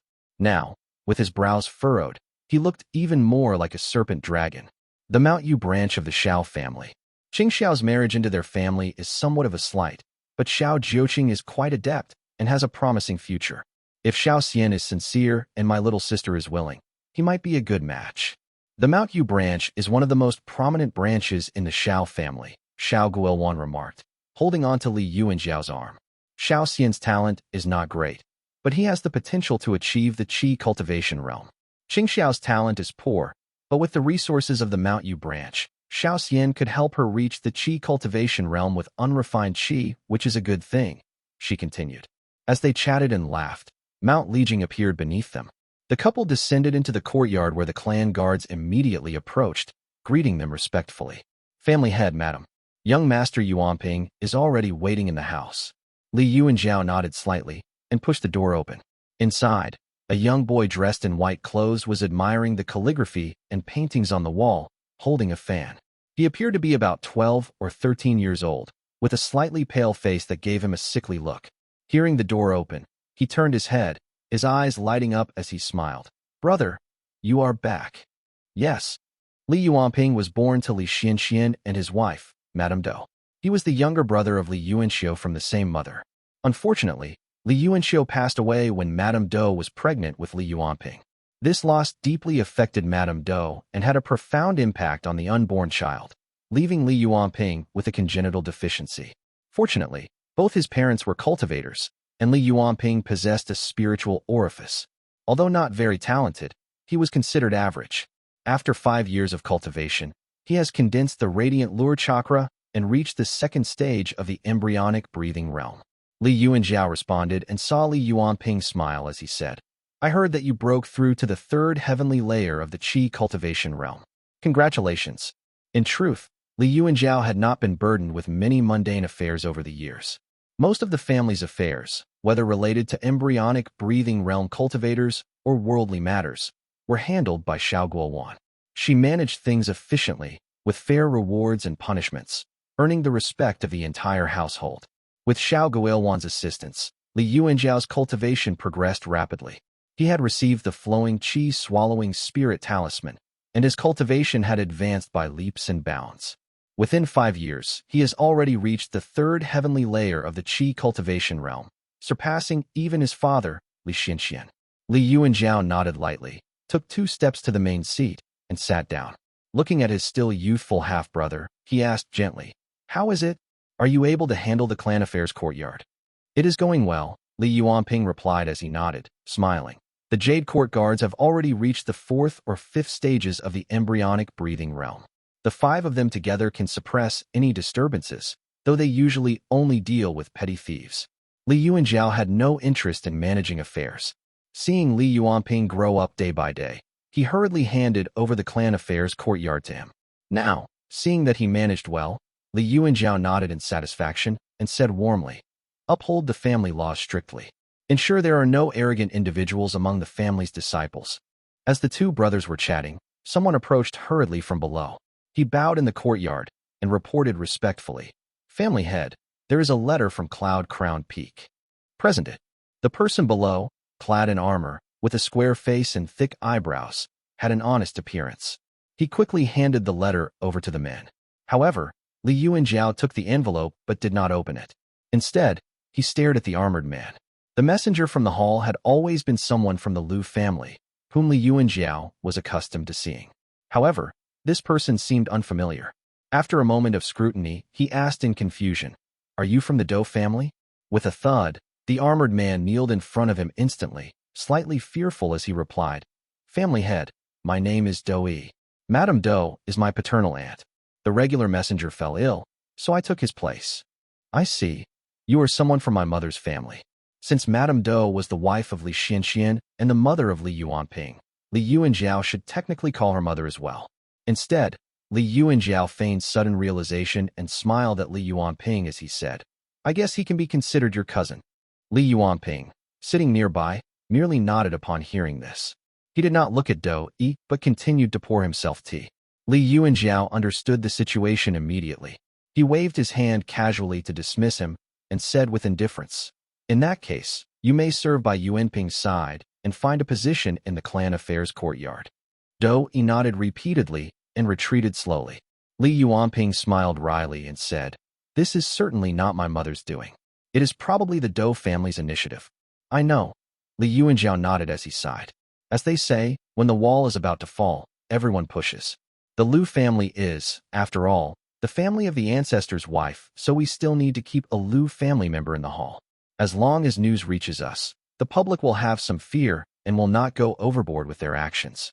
Li Yuanping nodded thoughtfully and replied, "Thank you for the guidance, brother." Li Yuanjiao laughed heartily. The brothers spoke candidly, and Li Yuanjiao's expression was slightly tinged with sadness as he said, "This advice actually came from our eldest brother. I never have any desire for power. Now that you have it in your hands, I believe you won't let it go to waste." Naturally, he was referring to Li Yuanxiu. Li Yuanping had heard many stories about this elder brother he had never met. He simply nodded, and Li Yuanjiao began to read the letter. After scanning it for a few moments, he smiled. "It is a letter from father." Li Yuanping looked up in confusion as Li Yuanjiao explained, "The devil plague is becoming more rampant. Not only Jiang Yan, but dozens of others have joined the devil Dao, committing widespread slaughters. As a result, talismans and Dharma artifacts are in high demand within and outside the sect. This has significantly increased our income this year. Father has suggested we send the family's cloud bamboo harvest to be made into talisman papers, which would greatly reduce the costs of crafting talismans."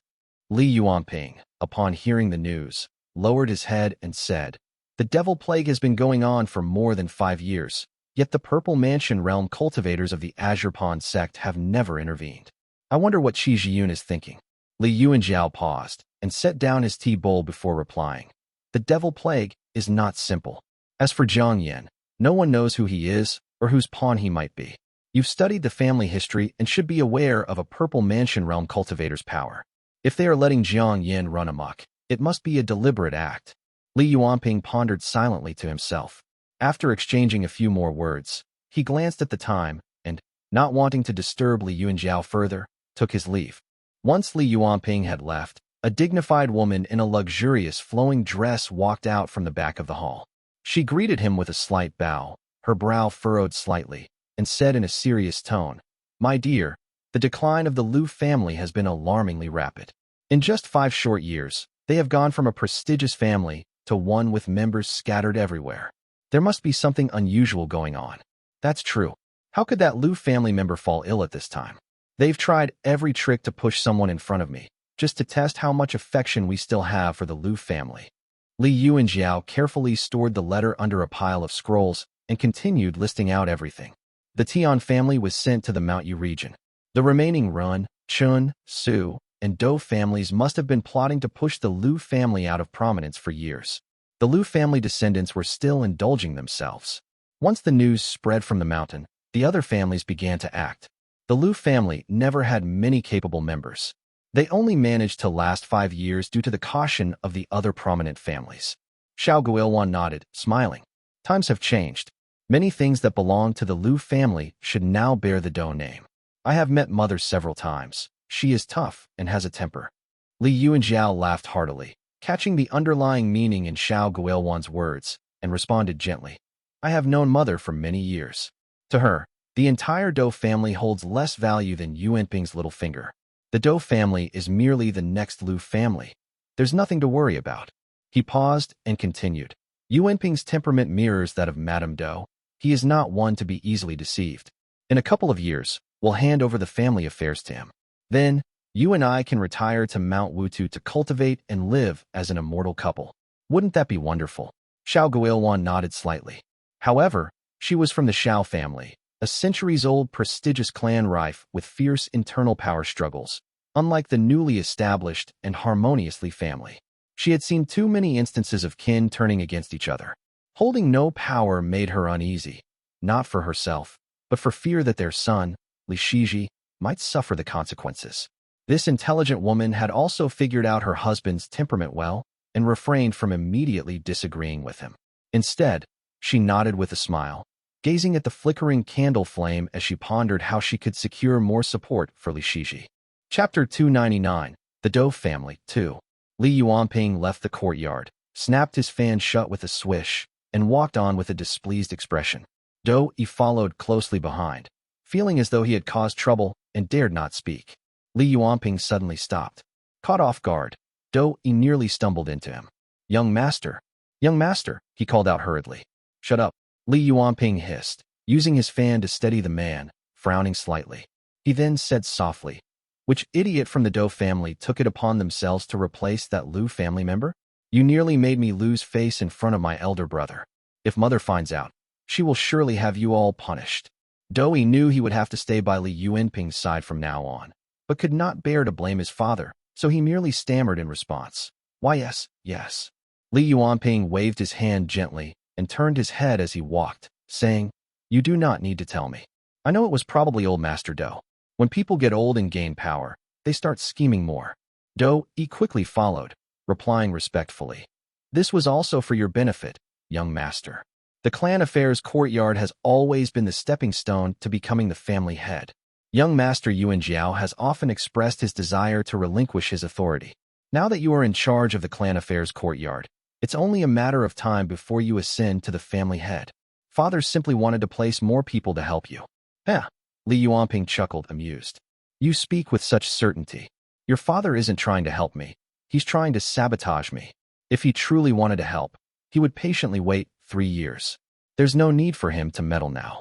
He frowned and looked at the guilt-ridden Dou before saying, Your father is merely using this as an excuse to expand his influence. Why does he need to do so under the guise of helping me? Your family is my maternal family.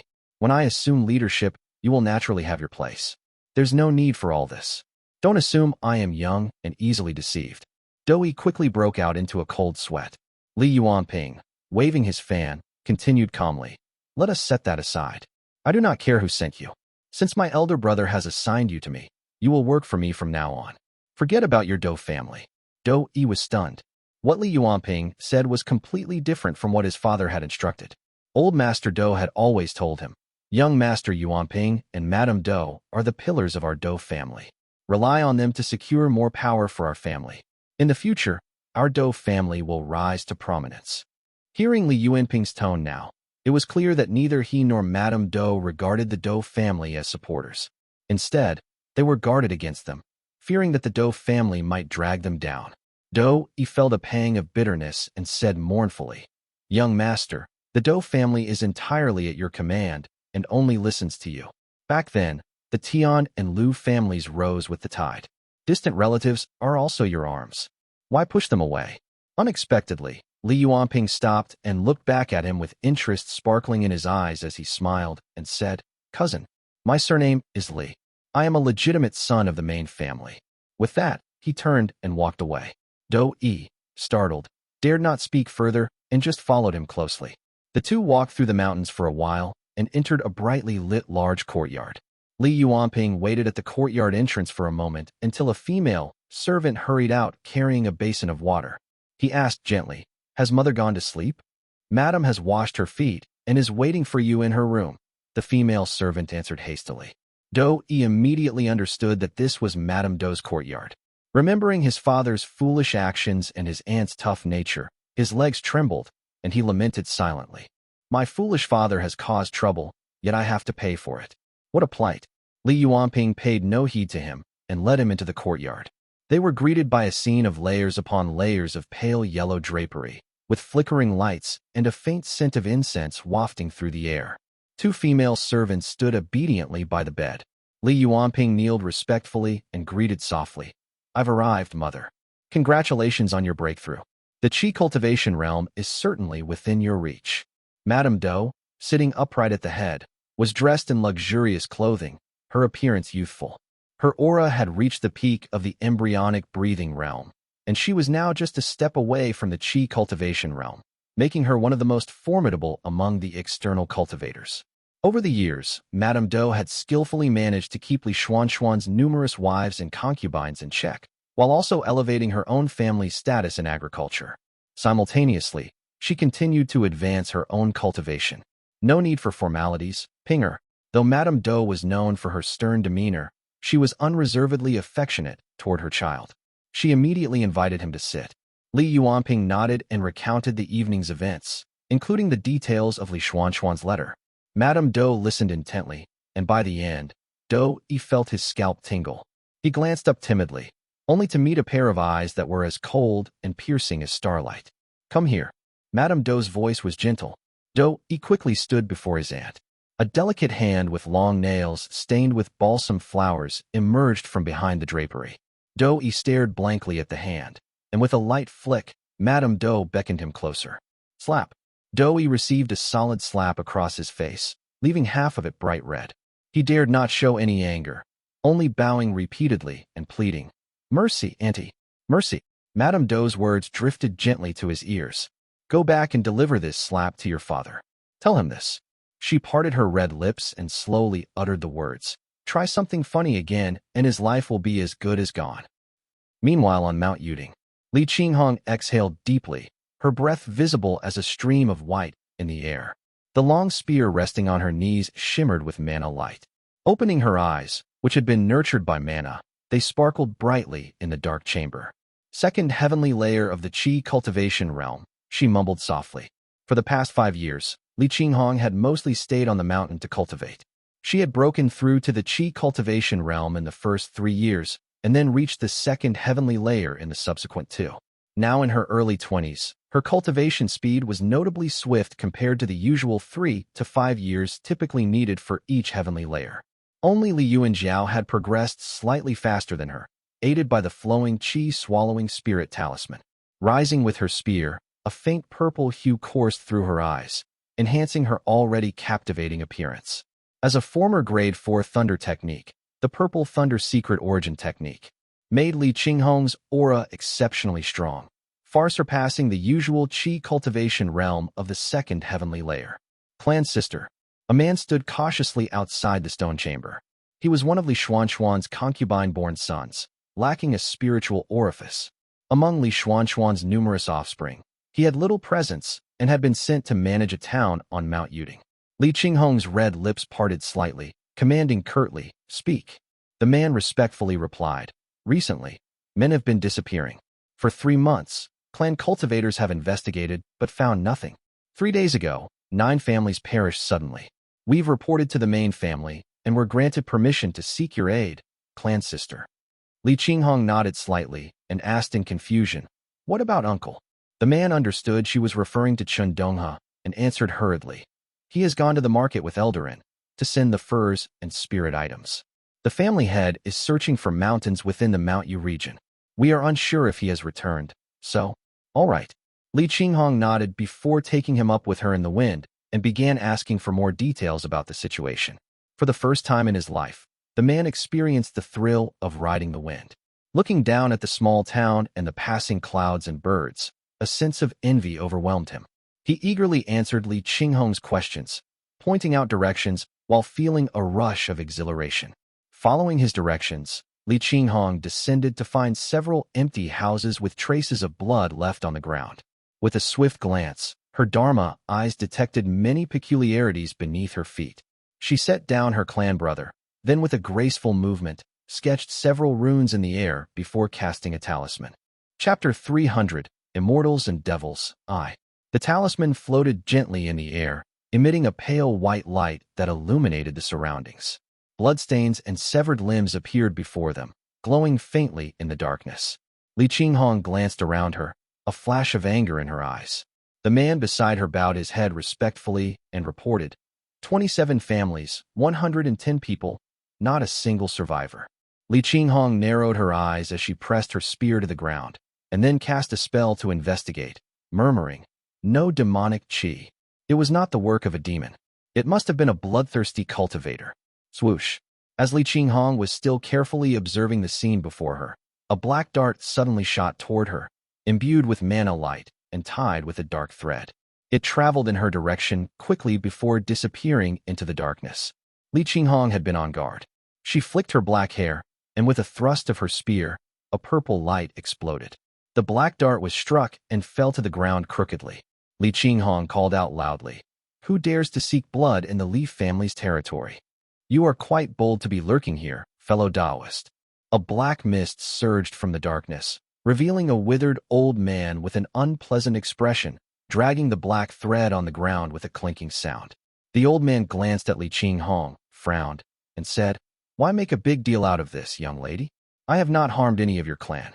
I am merely passing through your immortal clan's territory, resting here and feeding on some two-legged sheep. You are being overly aggressive. Shouldn't a prestigious clan be more generous?" Li Qinghong scrutinized him, her eyes brightening. The purple hue in her eyes grew more intense with more ferocity. Hearing the old man refer to immortal clan's territory and two-legged sheep, which were terms used only in the northern Xiao and Yan states, she realized he was from the north and exclaimed joyfully, "So, you are from Jiangbei. Judging by your appearance, you must be a devil cultivator. Let us have a duel and broaden our horizons." Without waiting for the old man's reaction, she had already swung her spear at him. The old man had no choice but to roll up his sleeves, puffing out a cloud of black smoke. Within the smoke, men and women of all ages that were shabbily dressed appeared out of thin air, all with expressions of joy. Li Qinghong was unfazed. As her spear struck its target, thunder erupted. Thunder was inherently effective against evil, and it quickly dispersed the smoke. The men and women within screamed in agony. The old man, now terrified, cursed loudly. "Damn it! You are a thunder cultivator." This was Li Qinghong's first time fighting a non-purple mansion golden core Dao cultivator. She remained cautious, avoiding close combat. Her spear gathered thunder, which she then hurled at the old man. He took 2 hits before he could no longer contain his rage and cursed. "How dare a mere chi cultivator bully me?" With that, his robes exploded, revealing a thin and decayed body. He let out a loud roar, and from his abdomen emerged a mass of flesh, which quickly transformed into a giant, bald green head with 2 bloodshot red eyes the size of heads, staring straight ahead. The eyes were dreadfully bloodshot and teary, and his sharp, white teeth gleamed brilliantly. "So, this is a devil cultivator. Truly a monstrous sight to behold."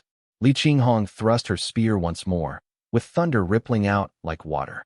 The monstrous creature spat out a bloody mist, nullifying her attack, and cursed, "Damn it! Watch your mouth. I cultivate the path of benevolent devil, which is more humane than your purple mansion golden core Dao." At this moment, the aura around the monstrous creature had risen to the 6th or 7th heavenly layer of the Qi cultivation realm. Although he was cursing harshly, he showed no real intent to fight. He was, after all, a devil cultivator who had attained the status of a master monk, equivalent to the Foundation establishment realm in the Purple Mansion Golden Core Dao. He had been consuming humans along the way without any issues, until today. He simply could not restrain his gluttony and had eaten a bit too much. Now he regretted it. Most prestigious clans would not trouble him unnecessarily, considering the reputation of both sides. However, if he encountered a clan who brought the matter to light, he would be at a disadvantage. Hence, he could not afford to injure Li Qinghong. "I have heard the Li family is a sword immortal family. Since this girl is proficient in thunder techniques, her background must be extraordinary." The devil cultivator found himself in a difficult position, unable to retaliate against Li Qinghong's relentless thunder attacks or escape without compromising his dignity as a master monk. His only choice was to endure, hoping that an elder from the Li family would arrive soon to defuse the situation. Li Qinghong, after 2 strikes, realized that this old man was definitely stronger than her, likely at the 6th or 7th heavenly layer of Qi cultivation realm. Despite his strength, he seemed reluctant to fight, leading to a stalemate. She took out a jade pendant and silently crushed it, thinking, "I haven't even used my talisman Qi yet. If this old devil decides to kill, I should be able to hold out until reinforcements arrive." Lightning crackled at the foot of Mount Yuzhi. Despite the devil cultivator's superior strength, he struggled against Li Qinghong's forceful and aggressive thunder attacks. His cultivation appeared to be waning, driving him into a state of panic. He shouted, "Stop, young lady. Your technique is damaging my cultivation. If this continues, I will be forced to retaliate seriously." Li Qinghong paused slightly, noticing two beams of mana light approaching from both sides. One person arrived with a sword, looking anxious and fierce, while the other, appearing in his 40s or 50s, looked solemn and stern, shouting, "Who dares to cause trouble in the Li family's territory?" It was Li Yuanjiao and Tian Yudao. Tian Yudao had also successfully broken through to the Qi cultivation realm, becoming the third external Qi cultivator of the Li family. He cultivated a grade 2 technique provided to external families and had broken through using the minor pure spiritual Qi.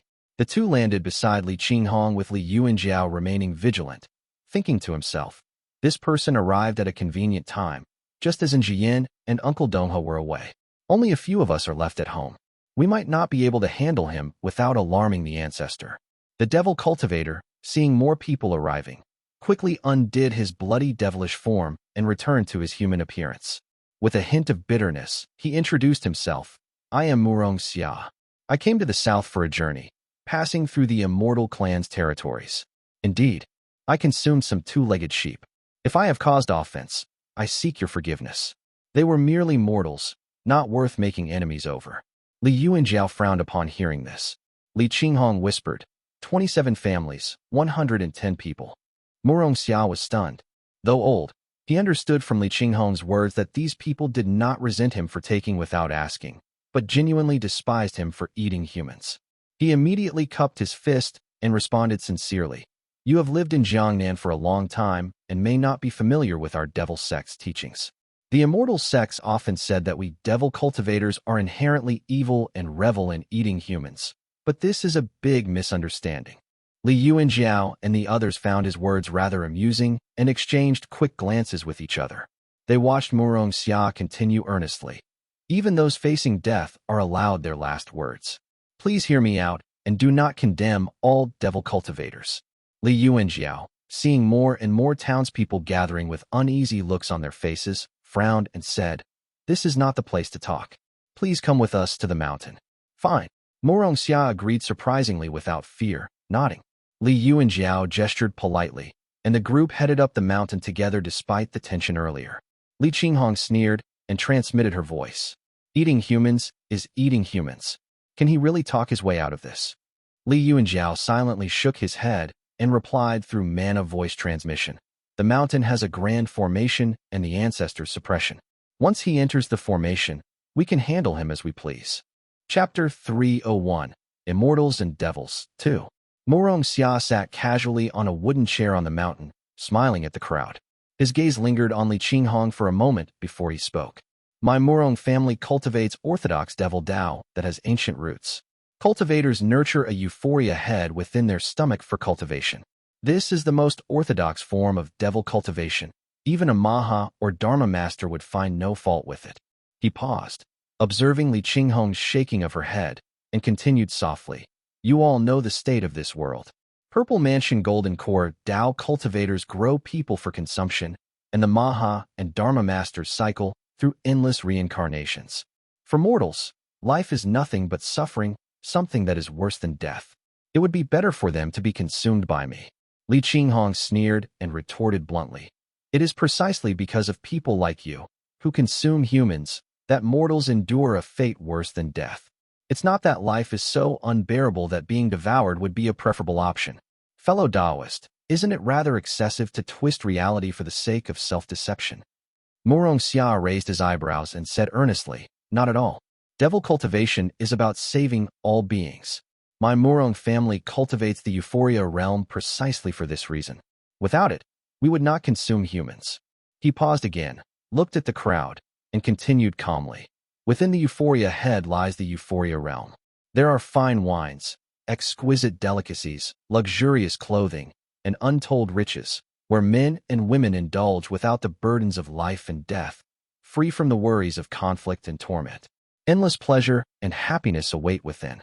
Those consumed by me enter this realm, shedding their mortal flesh to become immortal souls.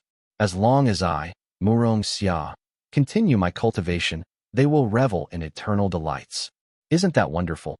His words were like a stone thrown into a lake, causing everyone to look at each other in astonishment and rendering Li Qinghong momentarily speechless. Murong Xia sighed and shook his head, continuing, "We are compassionate. The devil sect is benevolent. When devil cultivators fight, the victor gathers the souls of the defeated into their realm, where they enjoy eternal pleasures. If everyone practiced devil cultivation, only cultivators would suffer, while mortals would enjoy eternal bliss in this sacred land of eternal joy." Murong Xia's face showed compassion, and a faint halo of light appeared behind his head. Li Yuanjiao frowned and said, "This is just your claim. Who knows if you consume people or gather their souls? If it is truly a virtuous deed, why does your devil form take on such a grotesque and gory appearance? And why does the world detest cultivators like you?" Murong Xia laughed and waved his hand dismissively. The sound of the breeze, accompanied by the sounds of music and the laughter of men, women, and children, came from his stomach. Before them appeared a green soul, bowing respectfully and saying, "Greetings, immortal masters. I am Xiao Yangxian, a resident of the town at the base of Mount Yuding." Li Yuanjiao and the others were taken aback. The town's head, who was Li Yuanjiao's concubine-born younger brother, stepped forward and conversed briefly with the soul. Shortly after, he returned, saying, "Family head, I know that person. His voice and appearance are exactly as they were when he was still alive." Murong Xia laughed heartily. The devil's soul kneeled with a thud and said, "We are grateful for all that the clan has done for us. It's a great kindness that we could never repay, not even in 10 lifetimes. Now that I have been enlightened by the master monk and achieved eternal bliss, I come with one request." Li Yuanjiao felt a sense of foreboding and asked, "Speak." The devil's soul bowed respectfully and replied, "At the entrance of the village is an old farmer named Chao Yi, my father. We lived in hardship. Now that I have received this great opportunity, I hope the family head can bring my father here, cleanse him thoroughly, and let this master monk consume him so that we can reunite in bliss and enjoy eternal happiness together." Absurd. Before Li Yuanjiao could even respond, Li Qinghong, unable to listen any longer, frowned and spat out a bolt of thunder, interrupting the spell. The devil's soul, already a remnant soul, was instantly destroyed by the thunder. Murong Xia was furious and cursed. What a cruel woman! What a vicious heart! Li Qinghong, feeling a tinge of guilt as she watched the soul dissipate, raised her eyebrows and retorted sharply, "Your entire cultivation is based on falsehood. Your so-called land of bliss is just an illusion." "Illusion?" Murong Xia sneered and replied, "What right do you have to decide for others? Go ask the mortals if they prefer to continue struggling in this world or enter my so-called illusory euphoria realm." Turning away from Li Qinghong, Murong Xia addressed Li Yuanjiao. "As for the family head's claim that our devil Dao is grotesque and detestable, it is because we conceal our utmost kindness and beauty within our bellies, using our outward appearance to bear the blame.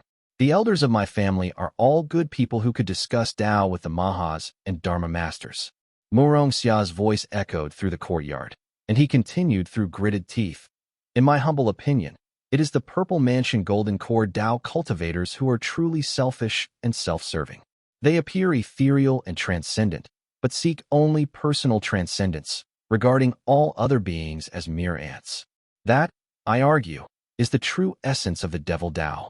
We may appear hideous and act outrageously, but at our core, we are the genuine immortal cultivators." Huh. Li Qinghong was both amused and angered. Many of the 115 corpses had not yet cooled, and the dismembered limbs and blood still painted the town red. Yet, this devil cultivator had the gall to accuse them of such atrocities. She coldly replied, "Our Daos are fundamentally different." The old monk shook his head and patted his belly as he laughed. "Either we fight it out, or you let me go. Family head, you must decide wisely." The tension in the courtyard rose. Li Yuanjiao stroked the hilt of his sword quietly, listening intently to something. After a moment, he exhaled deeply and waved his hand. "Please leave, fellow Taoist. Do not come to our territory to consume humans again. If this happens again, you won't escape so easily." "Thank you, family head." Murong Xia cupped his fists and strode out of the courtyard, flying away on the wind. Tian Yudao and the others glanced at the siblings and wisely withdrew. Li Qinghong smoothed her hair and sat down to the side, laughing. "That old fellow, claiming that his family elders are cultured and that they are true immortal cultivators inside, is clearly afraid. Li Yuanjiao still held the dragon-coiling pillar sword and replied, "Who would not be? It is like poking a wolf with a stick. Both sides are scared. He fears our reputation as sword immortals, but we have never fought devil cultivators and are just as nervous. That old fellow appears to be only at the 7th or 8th heavenly layer of the Qi cultivation realm, but he has cultivated something so sinister that his strength must be at the foundation establishment realm. This is the first time such a powerful cultivator has come to our territory." The two exchanged a glance, avoiding the topic of the 100-odd innocent deaths. Li Yuanjiao sighed softly and said, "We can only do what we can. Driving him away is the best outcome. There are more and more devil cultivators in Jiangnan these days. Peaceful days will be hard to come by." Li Qinghong nodded slightly and asked, "The devil plague in Yu State. Did sister-in-law get any news from the Xiao family?" Chapter 302, Immortals and Devils, 3. Li Yuanjiao shook his head and replied, "No news yet. But there is some news from the Yuan family." Li Qinghong raised an eyebrow as Li Yuanjiao continued with concern. Yuan Tuan from Qingsui Peak has gone into seclusion to prepare for breaking through to the Foundation Establishment realm. According to the Yuan family, Yuan Tuan has a great chance of succeeding within 4 or 5 years. If she does, the legacy of Qingsui Peak will fall to her, and she will undoubtedly take on disciples and pass on her teachings. Our Li family cannot miss this opportunity to establish influence within the sect. Li Qinghong immediately understood Li Yuanjiao's implication and furrowed her delicate brows, responding, "Brother, you have Shiji in mind, right? To send someone to Qingsui Peak, they must be at least 7 years old, preferably between 10 and 12. Li Yuanping was not yet married. Li Yuanyan had 2 children, but one was too young, and the older one, though possessing a spiritual orifice, would be too old by then. They were not suitable candidates. Currently, the only one in the generation of Shi and Yu was Li Yuanjiao's son, Li Shiji, who was 4 or 5 years old. In 4 or 5 years, he would meet Qingsui Peak's requirements." Seeing Li Qinghong pondering this, Li Yuanjiao nodded and said, "If Shiji has the talent, we'll have to send him there." Li Qinghong pursed her lips together and asked, "Will sister-in-law agree?" Li Yuanjiao drank his tea, recalling the moment when Li Tongya had personally handed him the gleaming dragon-coiling pillar sword, and remained silent. While Li Yuanjiao and Li Qinghong were deep in discussion on Mount Lijing, the small courtyard at the foot of the mountain was brightly lit. Several tables had been set up in the courtyard, adorned with plates of rare mountain delicacies and various dipping sauces on the side. A young man, appearing to be 17 or 18 at the 3rd stage of the embryonic breathing realm, sat reclined in a chair. "Come, come." The young man at the head of the table had a slightly pale face and colorless lips. He looked at the person seated below and smiled. "Brother Xiao, are you comfortable here?" "Oh yes, comfortable. Very comfortable." Xiao replied quickly. Having visited the Li family frequently over the years, he was quite familiar with Li Yuanping. Despite their age difference, Xiao always felt somewhat restrained in Li Yuanping's presence, never quite able to relax completely or let his guard down. Perhaps this was due to the domineering aura Li Yuanping had inherited from Madame Dou. Li Yuanping smiled. His appearance leaned more toward Madame Dou, dignified and strong, with an air of grandeur. He adjusted the cup on the table and brought up a topic, asking, "Why does your clan suddenly need ebony, or?" Xiao cupped his fists and replied, "The devil plague is rampant, and the price of Dharma artifacts is rising daily.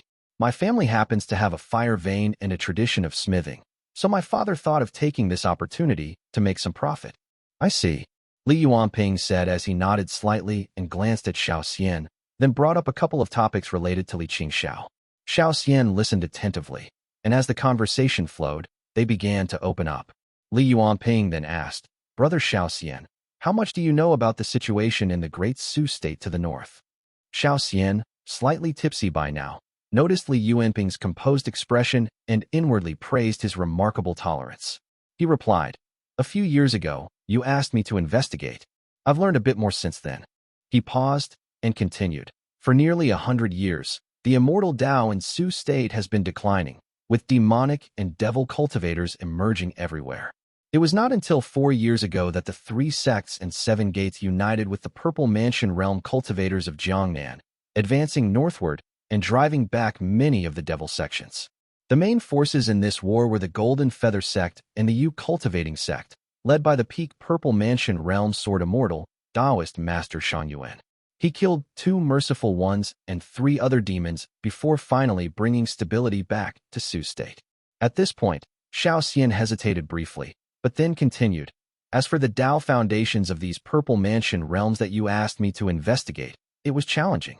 I managed to gather some information from various sources.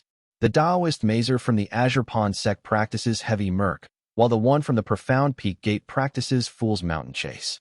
The Golden Tang Gate, whose Taoist master rarely shows up, practices Engraved Stone. Lastly, the Taoist master from the Purple Smoke Gate practices East Mountain Loop. Xiao Xian took a sip of wine and continued explaining. These Taoist masters had left many traces during their training before achieving the Purple Mansion realm.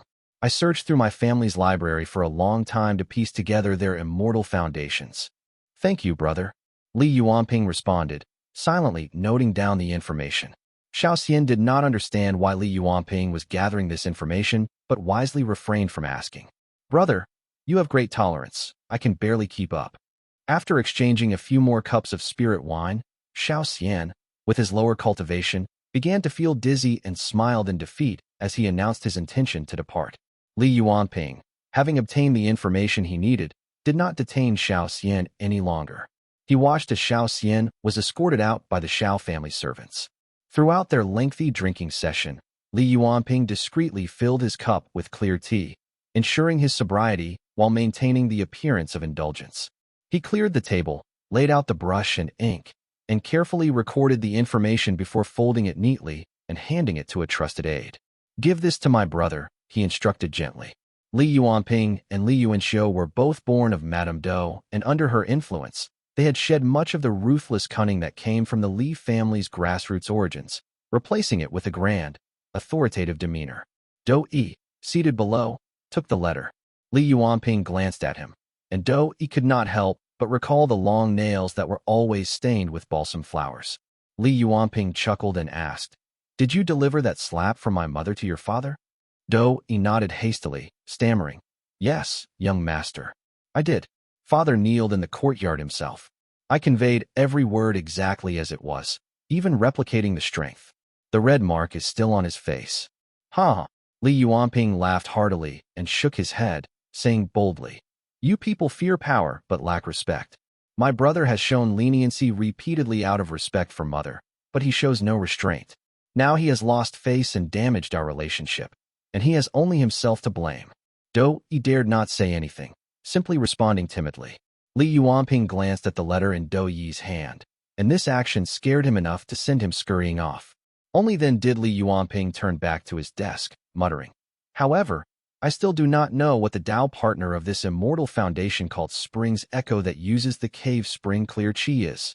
He flipped through the wooden slips on his desk, a deep frown forming on his face. The 3 sects and 7 gates control information too tightly. If our family is to find a way out, we need information within the sect. We cannot delay any longer. Li Yuanping stared at the flickering candle, recalling the secret conversations he had with his brother Li Yuanjiao by the bed when they were younger, and the glittering dragon coiling pillar sword that Li Tongya had personally handed over to his brother. His face grew paler, and he muttered, The Xiao family is ultimately an external family. Xiao shooting is cunning and is surely plotting something. He is not easy to deal with. But our family has no choice but to rely on him for now. We can only take one step at a time. Chapter 303, Minghui. Xiao Xian left the courtyard quietly. The cold wind sobered him up instantly. He walked a few steps up the stone stairs, gusts of wind blowing all around him. In an attempt to curry favor, a servant stepped forward, saying, You are truly devoted to Lady Qing Xiao, young Master Xiao.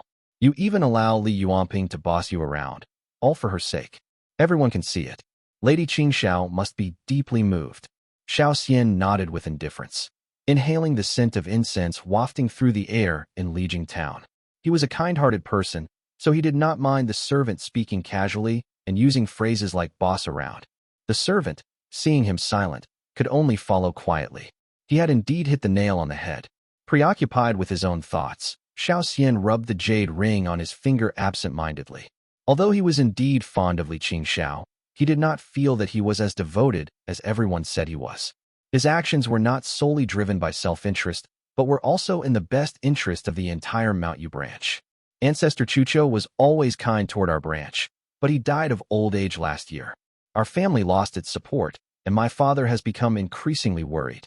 These years have become more and more difficult. Xiao Jiuqing was a charming man with many offspring, many of whom possessed spiritual orifices. Xiao Xian's talent was not particularly good, so he never mattered much to Xiao Jiuqing. Accompanying Xiao Guiluan to the Li family that year had changed Xiao Xian's fate. He returned home with 2 pieces of pastry, wet and sticky, and told his mother everything.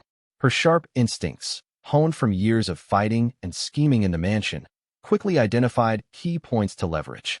She called Xiao Jiuqing and exaggerated the story to him, delighting him in the process. Caught between fear and uncertainty, Xiao Xian suddenly found himself unable to avoid the Li family. Rumors began to spread about a fated connection between the two, and Xiao Xian felt compelled to visit the Li family. What kind of fate is this?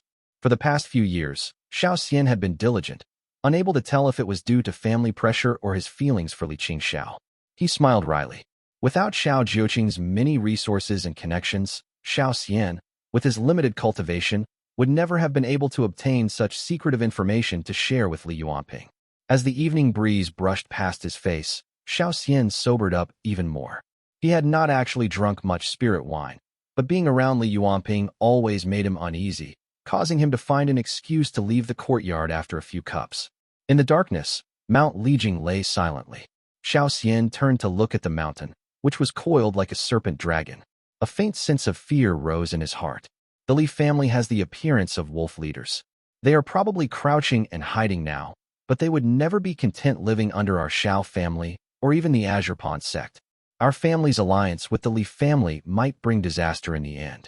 The servant, bending over to serve, noticed Xiao Xian's gaze fixed on Mount Lijing and said softly, "Young master, this mountain's earth veins are shallow, and its spiritual energy is thin. It cannot be considered a famous mountain." Famous mountain? Xiao Xian chuckled, shook his head, and regained his composure. He slowly walked away, uttering another simple statement to his servant. "You never know." Mount Lijing was illuminated from top to bottom with golden candlelight flickering throughout the mountain, making the darkness of the mountain less frightening. High above in the clouds, Li Tongya stood in midair, holding a tightly wrapped long sword on his back. He stared expressionlessly at the person in front of him. This person had a kind face, but was plump with large ears. He wore a brownish-yellow robe and held a golden, glowing monk staff in his hand. The golden rings on the staff clanged together, emitting a faint, tinkling sound. He stared calmly at Li Tongya, a halo of colorful lights swirling behind his head. "Murong Xia has already left our territory. Even if you use your spiritual sense to search, you will not find him. Master Monk, you have been confronting me for a long time. You should be satisfied now." Li Tongya spoke slowly, his tone still calm, although his heart was boiling with anger. He had instructed Li Yuanjiao to let Murong Xia go out of sheer necessity. This Buddhist monk had been holding him back, and without using the mirror, he could not deal with them and was even at a disadvantage. "Your generosity is greatly appreciated, benefactor. Minghui is deeply grateful," the Buddhist monk said as he nodded slightly, the golden light suppressing Li Tongya gradually fading. Li Tongya also retracted his mana, feeling a slight sense of relief. Li Tongya had been cultivating on the mountain when Li Qinghong shattered the jade talisman for help, startling him. Although Murong Xia only displayed the power of roughly the 6th to 7th heavenly layer of the Qi cultivation realm, Li Tongya genuinely felt threatened and was prepared to act.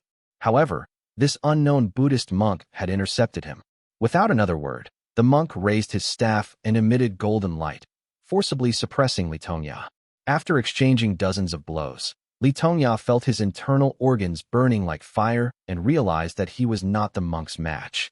He had no choice but to hold the monk off until Murong Xia left the territory, at which point the tension eased.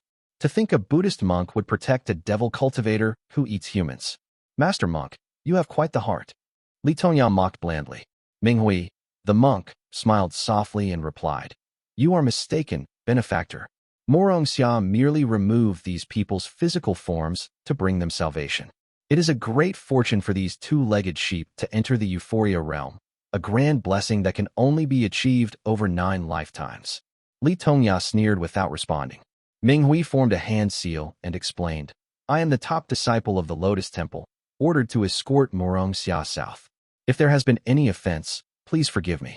There will be blessings in return.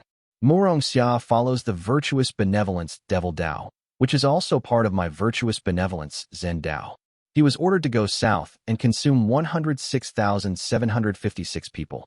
Afterward, he will meditate in Linghai Prefecture to achieve enlightenment, become a Maha, and reform into the virtuous benevolence Zen Dao, bringing these 106,756 people into the land of blessings. It is a meritorious deed. Li Tongya has heard of the eloquence of Buddhist monks and now experienced it firsthand. He avoided engaging further and replied directly, The south is the domain of my immortal sect. Have your Buddhist sect obtained permission? Minghui nodded slightly and answered, The immortal sect reclaimed Su state and killed our merciful ones. This allowed Murong Xia to go south as an exchange. The Sword Immortal should be aware of this. If there has been any offense, I will personally go to the southern border to apologize. Li Tongya, understanding why the monk was being so polite, realized it was due to Li Chijing's influence. While the immortal sect appeared mighty by reclaiming Su's state, it was merely an exchange of interests behind the scenes. Despite his disdain for their methods, Li Tongya had to acquiesce. I see. Minghui retracted his staff. Seeing that Li Tongya was a reasonable man, he smiled warmly. I see that your clan governs benevolently, akin to our teachings. It must be fate. Why not let me stay here and spread our teachings? Li Tongya immediately shook his head, wanting nothing to do with the Buddhist sect and hoping the monk would leave as soon as possible. He replied, Your duty is to escort Murong Xia. Do not tarry. His refusal was evident, but Minghui feigned ignorance and asked again with a smile. Murong Xia has multiple monks escorting him. They do not need me. Your clan and our teachings are fated. We are just a small clan, unworthy of hosting a great monk like you. Li Tongya had to refuse bluntly. Minghui did not take offense, and instead replied, Very well then. However, I have one more question for you, benefactor. Chapter 304, Backlash. Li Tongya frowned and nodded, while Minghui's expression was serious. He carefully observed Li Tongya's face and warmly explained, My master is a Maha. Once, there was a demon under his tutelage, who was merely a demon soldier at the time. My master calculated its fate and discovered that its opportunity to achieve the foundation establishment realm lay in the Su state. He spent much mana and destiny to determine that the opportunity would arise in Mount Bianyan within the Su state. Thus, he sent the demon there to cultivate and await the right moment. Minghui waved the staff in his hand, producing a series of clinking sounds that echoed in the air like an eagle's cry. He continued, Later, I became a master monk. Knowing that the time had come, my master sent me to Mount Bianyan to capture the demon as a spirit beast mount. Who would have thought that after walking for over 3 years, I ended up empty-handed? Realization immediately struck Li Tongya. The wolf demon he had hunted on Mount Bianyan years ago had spoken of a destined opportunity. This must have been what it referred to. At the time, however, Li Tongya had dismissed its baseless claims and had captured and killed the creature. Knowing this in his heart, Li Tongya's expression remained unchanged. He smiled and said, If your master had calculated its fate, then it was destined to be so. Now that things have gone awry, either your master miscalculated or the demon was restless and lost its life on its own. Even if it was related to us, it was fate. How can you question me, an immortal cultivator?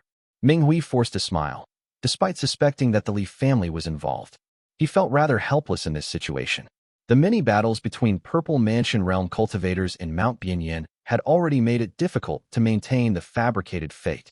Minghui had hoped to see if he could extort Li Tongya, but this man was eloquent and skillfully turned his arguments around, leaving Minghui speechless. Feeling frustrated, he could only smile and say, Your fate is set, and I will not interfere. Minghui's Lake is a serene place. If one of my sect's great masters reincarnates there, I hope you will take care of them, benefactor. Li Tongya had heard of many Buddhist methods. Once one became a Maha or Dharma master, they could preserve a bit of their true spirit, seeking vessels to reincarnate into generation after generation. Buddhists called this the Tao of reincarnation. Even in their infancy, they would realize they were a Maha and resume their cultivation across lifetimes, which was indeed quite sinister. Despite his patience, Li Tongya did not expect Minghui to be so shameless as to target his descendants. Coldly, he replied, "Your Buddhist sect may play with reincarnation in the north, but do not even think about targeting my descendants. If any Mahas dare to seize the body of my kin, I, Li Tongya, will personally strangle the reincarnated child and never allow you to use my family as you please." Minghui laughed, waving his hands repeatedly, and responded, "Why so angry, benefactor? It was just a joke. Our sect rarely reincarnates in the south. Even if we do not take the bodies of immortal clans. It is an unwritten rule. Moreover, your family is a sword immortal clan. We would not dare offend you." Despite Minghui's respectful words, his tone and actions were condescending. Li Tongya, unwilling to engage further, cupped his fist and said curtly, "Then, I bid you farewell." After saying this, he then rode the wind back to the mountains, not wishing to speak with the man any further. Minghui nodded slightly, watching Li Tongya descend into the mountains. He squinted for a moment, his eyes flashing with colorful light, staring at the people below him. His eyes lingered on Li Qinghong for a moment, mumbling to himself, "Thunder techniques seem closely related to our Buddhist teachings. This girl is beautiful. She would make a fine servant to tend to the artifacts." Minghui had his own Dharma artifact, a golden palace filled with handsome men and beautiful women, where he cultivated alone. Seeing Li Qinghong's heroic appearance, he was tempted even more, pondering to himself, the south is in chaos now, and that sword immortal is far away in the southern border. If I cast my spell properly and abduct this girl, who could say anything? As his desire grew, Minghui began performing a series of hand seals to change his form and attempt to capture the girl. However, a sense of unease made him hesitate. Thinking it over, he decided, "I feel uneasy. The Li family is protected by a sword immortal. I better calculate her fate to avoid any possible mishaps, even if it costs considerable time and mana." Minghui raised his finger, a colorful light flashing in his hand. He stood with his eyes closed, calculating for a while, and then murmured, "I see. She's Li Tongya's legitimate granddaughter. This could be troublesome. He might fight me to death. Alas, her cultivation is at the second heavenly layer of the Qi cultivation realm, and she is skilled in spear techniques." Minghui was deep in his calculations when he suddenly froze, still in midair like an immovable statue. His plump face immediately became rigid and expressionless. Though he had cultivated a flawless body, which theoretically meant he could not shed tears or sweat, he began to tremble violently. Tiny beads of sweat appeared on his large face, growing larger and rolling over his smooth skin. Minghui's eyes widened, the colorful light in his hand growing brighter, floating like a star. Yet, he wore a sorrowful expression, not daring to move. He felt an overwhelming sense of danger suffocating him as his legs grew weak, and he was about to cough up blood. Merciful Buddha, if my finger moves even a fraction more and I continue this calculation, I will perish. There will be no chance of survival. A premonition echoed in his mind, making Minghui's limbs tremble. He gritted his teeth, cursing inwardly. This must be connected to some powerful being, at least a golden core realm cultivator. Damn it! How could such a powerful entity be involved in such a desolate place? This is a disaster. Being annihilated is no joke. Minghui had not yet attained the status of a Maha, but as a Buddhist cultivator, he was proficient in matters of past and future. Under normal circumstances, he could retain his true spirit and reincarnate after death. However, he deeply understood that if he continued to calculate this fate, he would be utterly destroyed, leaving no trace of his true spirit. Not even Maha would be able to survive, let alone a master monk like himself. Sweating profusely, Minghui struggled to suppress the spell in his hand. However, the spell was already halfway formed, and it would be difficult to stop it now. He could only watch helplessly as the colorful light in his hand grew brighter, causing his eyelids to twitch uncontrollably. Poof! Minghui had no choice but to reverse the spell, spitting out a mouthful of blood as he attempted to suppress the spell. He freed one hand to form a seal and conjured a golden, glittering palace. It was exquisitely crafted, with pavilions and towers, filled with handsome men and beautiful women walking barefoot. Go! Minghui painfully activated the Dharma artifact, using his palm as a blade to sever the hand that was holding the colorful spell. His body, strangely devoid of blood and flesh, resembled sticky dough, with a thin trail of dough trailing from the severed hand. Although detached from his body, the hand remained under his control, which still held the spell. Minghui then directed the golden palace toward it, opening all its doors and windows to absorb the golden light and mist. The severed hand then floated into the palace. Phew! It was only then did Minghui breathe a sigh of relief. He looked at the colorful light and severed hand suppressed within the Dharma artifact. With a forceful pull, a new hand extended from his stump, white and clean like dough. What a mess! Minghui cried out in grief and indignation. Chapter 305, Branch Line I. Minghui had barely managed to shout out his curses when the golden temple began to sway and tremble all over, emanating waves of mana light. His expression immediately turned to one of terror, knowing that the golden core realm cultivator he had connected with must have been able to hear him. He hurriedly cried out, "Spare me, Senior! Spare me!" Minghui is the disciple of Maha Jinlian from the Lotus Sect, which upholds the Dharma characteristics Dao lineage. Please spare my life, and I promise never to set foot on the lake again. The golden temple shook for a moment before gradually stabilizing. Minghui performed a deep bow in the air for a long time before he even dared to rise, then flew away. Minghui tested his newly grown arm and glanced into the golden palace artifact. He saw a dazzling ball of colorful light still floating within, while the severed arm had already turned into a pool of white liquid. The palace rumbled under the strain, and the handsome men and beautiful dancers within were screaming and shouting like ants on a hot pan. What a pity! These people had been collected by Minghui from all over the northern regions, each with outstanding appearances. He had invested much effort in them, and now they were about to be scorched to death by the colorful light. Minghui cursed under his breath and said, "Abandon your physical forms and come to my temple. Maha is within reach. Once I establish my paradise, there will be plenty of pleasure for you all."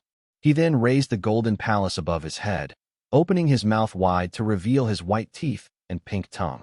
His saliva glistened like dewdrops, exuding a faintly exotic fragrance. He gave a forceful shake, causing fingernail-sized figures to tumble right into his mouth. Minghui's pristine teeth bit down, sending severed limbs and flesh flying everywhere, with crimson trails flowing over his tender lips. The attendants in the temple were overjoyed, however, gladly leaping into his mouth. After several dozen breaths, Minghui licked his lips, saying in great contentment, "First, I will replenish my vital qi, then return to ask the Maha if I can preserve my golden palace." Minghui cast a wary glance in the direction of Mount Lijing, not daring to even think about Li Qinghong. Having narrowly escaped death, he was utterly terrified, thinking to himself, "This Li family must be backed by some venerable figure I've never heard of. I'll have to ask my master about it when I return. I should leave now." Not until Minghui left, like a defeated dog, did the turmoil finally settle. However, the area beneath Mount Yuzhi remained bloodstained, with filth all the way from the threshold to the steps. The neighbors worked together to clean up the mess, shivering as they returned to their homes. Mount Yuzhi had long been under the Yin family's rule, only to fall into the Li family's hands in recent years. The common people had been accustomed to hard days, and even when the devil cultivator, Murong Xia, caused a stir, the deaths of over 100 people seemed insignificant compared to the better days under the Li family's rule. When people encountered each other, they would merely ask who had passed and lament briefly, "Such a pity. We're finally living good days." Li Yuanjiao threw himself into the various affairs of Mount Wutu, while Li Yuanping took over the family matters, gradually becoming busier. He held a vermilion brush and lightly marked the wooden slips on the desk before him.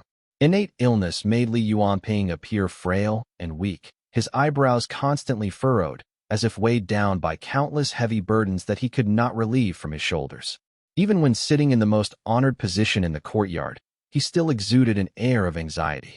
"This year's harvest is somewhat better, reducing some losses," Li Yuanping mumbled to himself. He glanced at the middle-aged man serving by his side and spoke gently. "Clan uncle, you have been working in the clan affairs courtyard for many years. As I am new to managing the family, I hope you can guide me." The elderly man beside him, with sunken eyes and graying temples, looked gaunt and haggard though his clothes were meticulously tidy. This was Li Xiaowen, an old man who had managed the household during Li Xuanxuan's rule. He was the son of Li Yesheng and was now nearly 50 years old. The people from the northern slopes of Mount Dali matured early, marrying and having children by the age of 12 or 13, and lived only to their 40s or 50s. Xiaoan, devoid of any cultivation, was at the age where he should have been bedridden, just waiting by the death's door. Years of hard work and dedication had earned him several spirit items to nourish himself, allowing him to maintain a relatively healthy appearance. However, Li Pingyi's suicide had struck this old man hard, causing him to wither. Although the main family sent people to console him, it symbolized that his lineage had completely faded from the center of power. Li Xiaoan, clinging to his position, sought to salvage whatever he could. Upon hearing Li Yuanping's inquiry, Li Xiaoan quickly responded modestly. I have worked in the clan affairs courtyard for many years and merely have a keen ear. I wouldn't dare to give guidance. Li Yuanping waved his hand, and the old man began.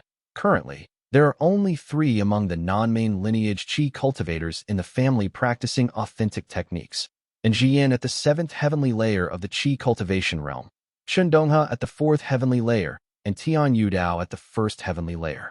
As for the unrefined Qi cultivators, there are Li Qiuyang and Old Master Ren.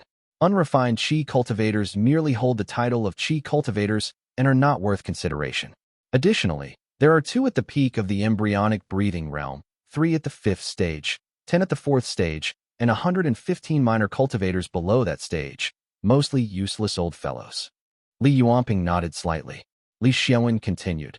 The clan affairs courtyard has 2 embryonic breathing realms cultivators at the 5th stage and 3 at the 4th stage, with countless scouts below the 4th stage and among mortals. Though the family has many external cultivators, only a few are worth noting. Li Yuanping offered him a seat and had the servants serve tea, then said, I appreciate your advice, clan uncle. Li Xiaoan thanked him, his expression calm. His voice still held deep respect when he continued on. The most powerful is Madame Dou of the Dou family, at the peak of the embryonic breathing realm, with many followers. Though the Dou family lacks a prestigious name, it possesses substantial influence, owning private spirit fields and forming connections, exhibiting great power. Li Yuanping moved the tea on the desk, staring quietly at Li Xiaoan, who was oblivious to his gaze. Li Xiaoan simply shook his head and pointed to Dou, who sat below, who immediately shrank back and looked as if he wanted to crawl into the ground right then and there. As you can see, the Dou family has already placed people around the young master. Li Yuanping laughed, then replied, I am already aware of the Dou family. Dou, who was sitting below, possessed cultivation himself.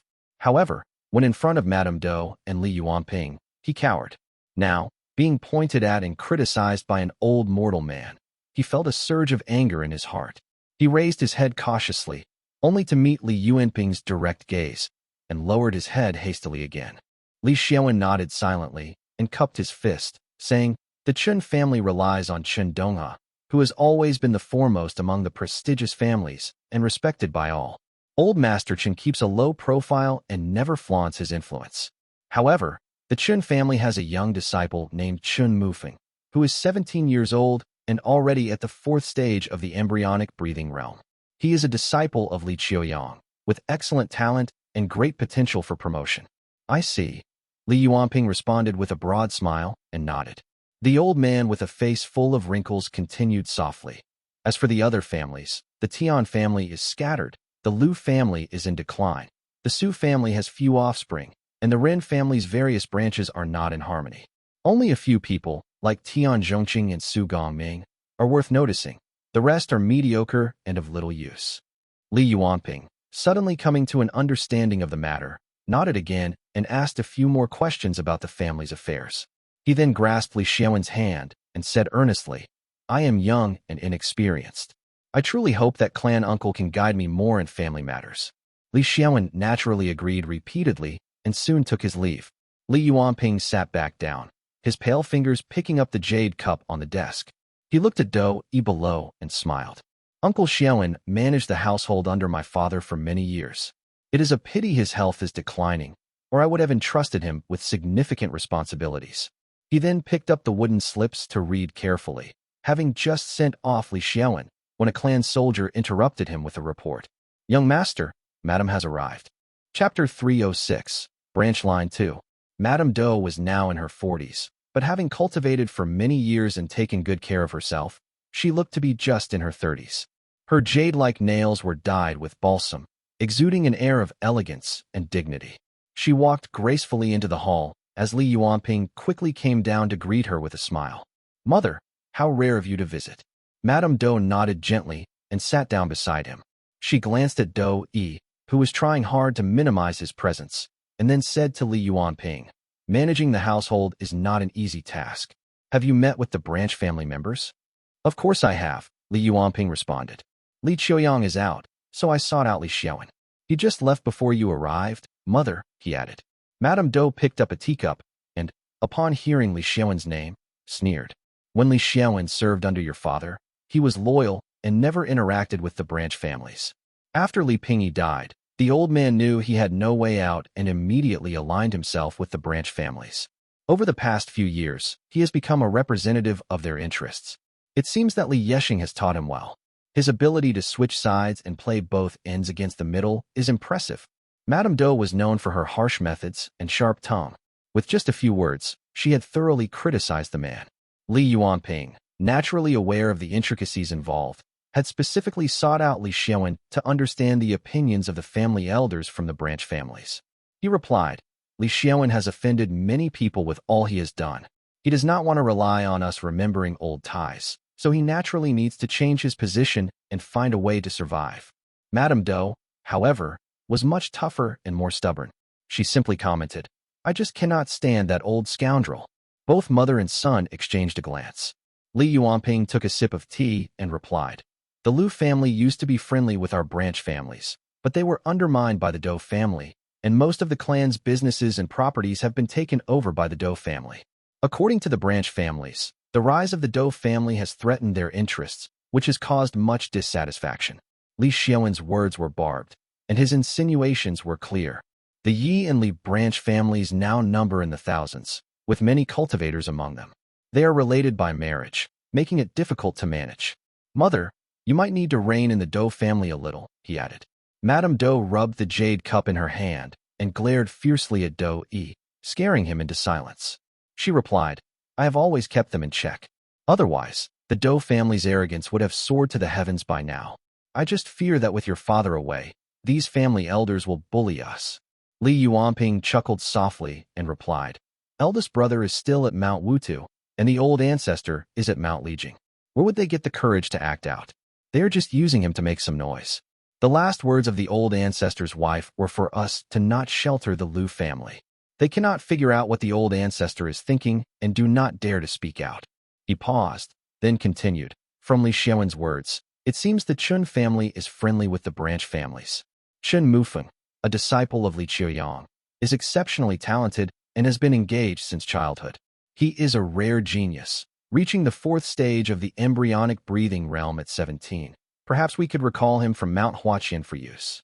Madame Dou nodded absent-mindedly, then looked up with some confusion and said, "The Chun family. Are they really from a farming background? It is already remarkable that Chun Dongha reached the 4th heavenly layer of the Qi cultivation realm. And now there is Chun Mufeng, who is not even directly related to Chun Dongha, yet managed to cultivate to the 4th stage of the embryonic breathing realm with such a poor cultivation technique." Li Yuanping shook his head and replied, "I have investigated. The Chun family's founder, named Chun Erniu, was originally our tenant, having fled from the Lichuanku village during a disaster. Their background is indeed that of a farming family, but judging by the family historical records, this person was quite shrewd." Madame Dou nodded, scrutinizing Li Yuanping's pale complexion, her brows furrowing with worry. She spoke gently, "Pinger, there is one matter that needs to be addressed promptly." Li Yuanping frowned and looked at his mother in confusion. Madame Dou then continued softly, "You should marry early and have children. This is not just my idea. I have written to Cloud Crown Peak, and your father shares this sentiment." The death of Li Yuanxiu had been a profound lesson for Li Xianxian and his wife. Considering Li Yuanping's frail health, Madame Dou and Li Xianxian began planning early. However, upon hearing this, Li Yuanping was taken aback, his expression turning somewhat sour as he responded, "Brother was engaged at 18, and I am only 12. Why such urgency?" Madame Dou's thoughts were harsh, and she could not voice them out loud, so she forced a smile. Seeing his mother's expression, Li Yuanping immediately understood and continued saying glumly, Is it because you're worried that I might die young due to my lack of cultivation talent and weak root bone? Madame Dou fell silent upon hearing this. She had a strong personality and could not bring herself to utter comforting words. The mother and son exchanged a glance once more. Li Yuanping suppressed his emotions and said, "There are many family affairs to handle, including dealing with deficits and external relations. Let us postpone this matter for now." Madame Dou did not wish to press on too hard and agreed, sitting in the hall for a while longer before finally finding an excuse to leave. Li Yuanping escorted her out of the hall respectfully and then returned to his seat in silence. The hall was cold and quiet, with guards standing silently on either side. Dou kept his head down and did not speak. Li Yuanping raised his head and lifted the jade cup, looking into the clear tea water. He saw a pale, bloodless face with lips of a grayish-red hue. He squinted his eyes and remained silent for a long time. Though Li Yuanping had been diligent since childhood and often had long talks with Li Yu and Xiao, making him more mature than other boys his age, he was still only 12 or 13 at the end of the day. Being born with a shortened lifespan and weakened root bone, how could he not feel that life was unfair? Usually, he pretended not to care, but Madame Dou's words earlier had stirred up his suppressed anger now that he was alone. He put down the jade cup and looked at his wrists that were as slender as a woman's, feeling a surge of rage burning in his chest. He extended his delicate fingers and pinched his wrist hard. His skin, as pale and lifeless as a corpse's, took a long time to turn red before quickly turning purple and black. It was not long until it finally tore, blood slowly seeping out and staining the desk red. Li Yuanping shook his hand gloomily, gradually calming down. Li Yuanping had heard that when he was born, the ancestor, Li Tongya, had predicted his cognitive deficiencies, slow cultivation progress, and that his lifespan would be barely half that of others. Calculating the days, a quarter of his life has already passed.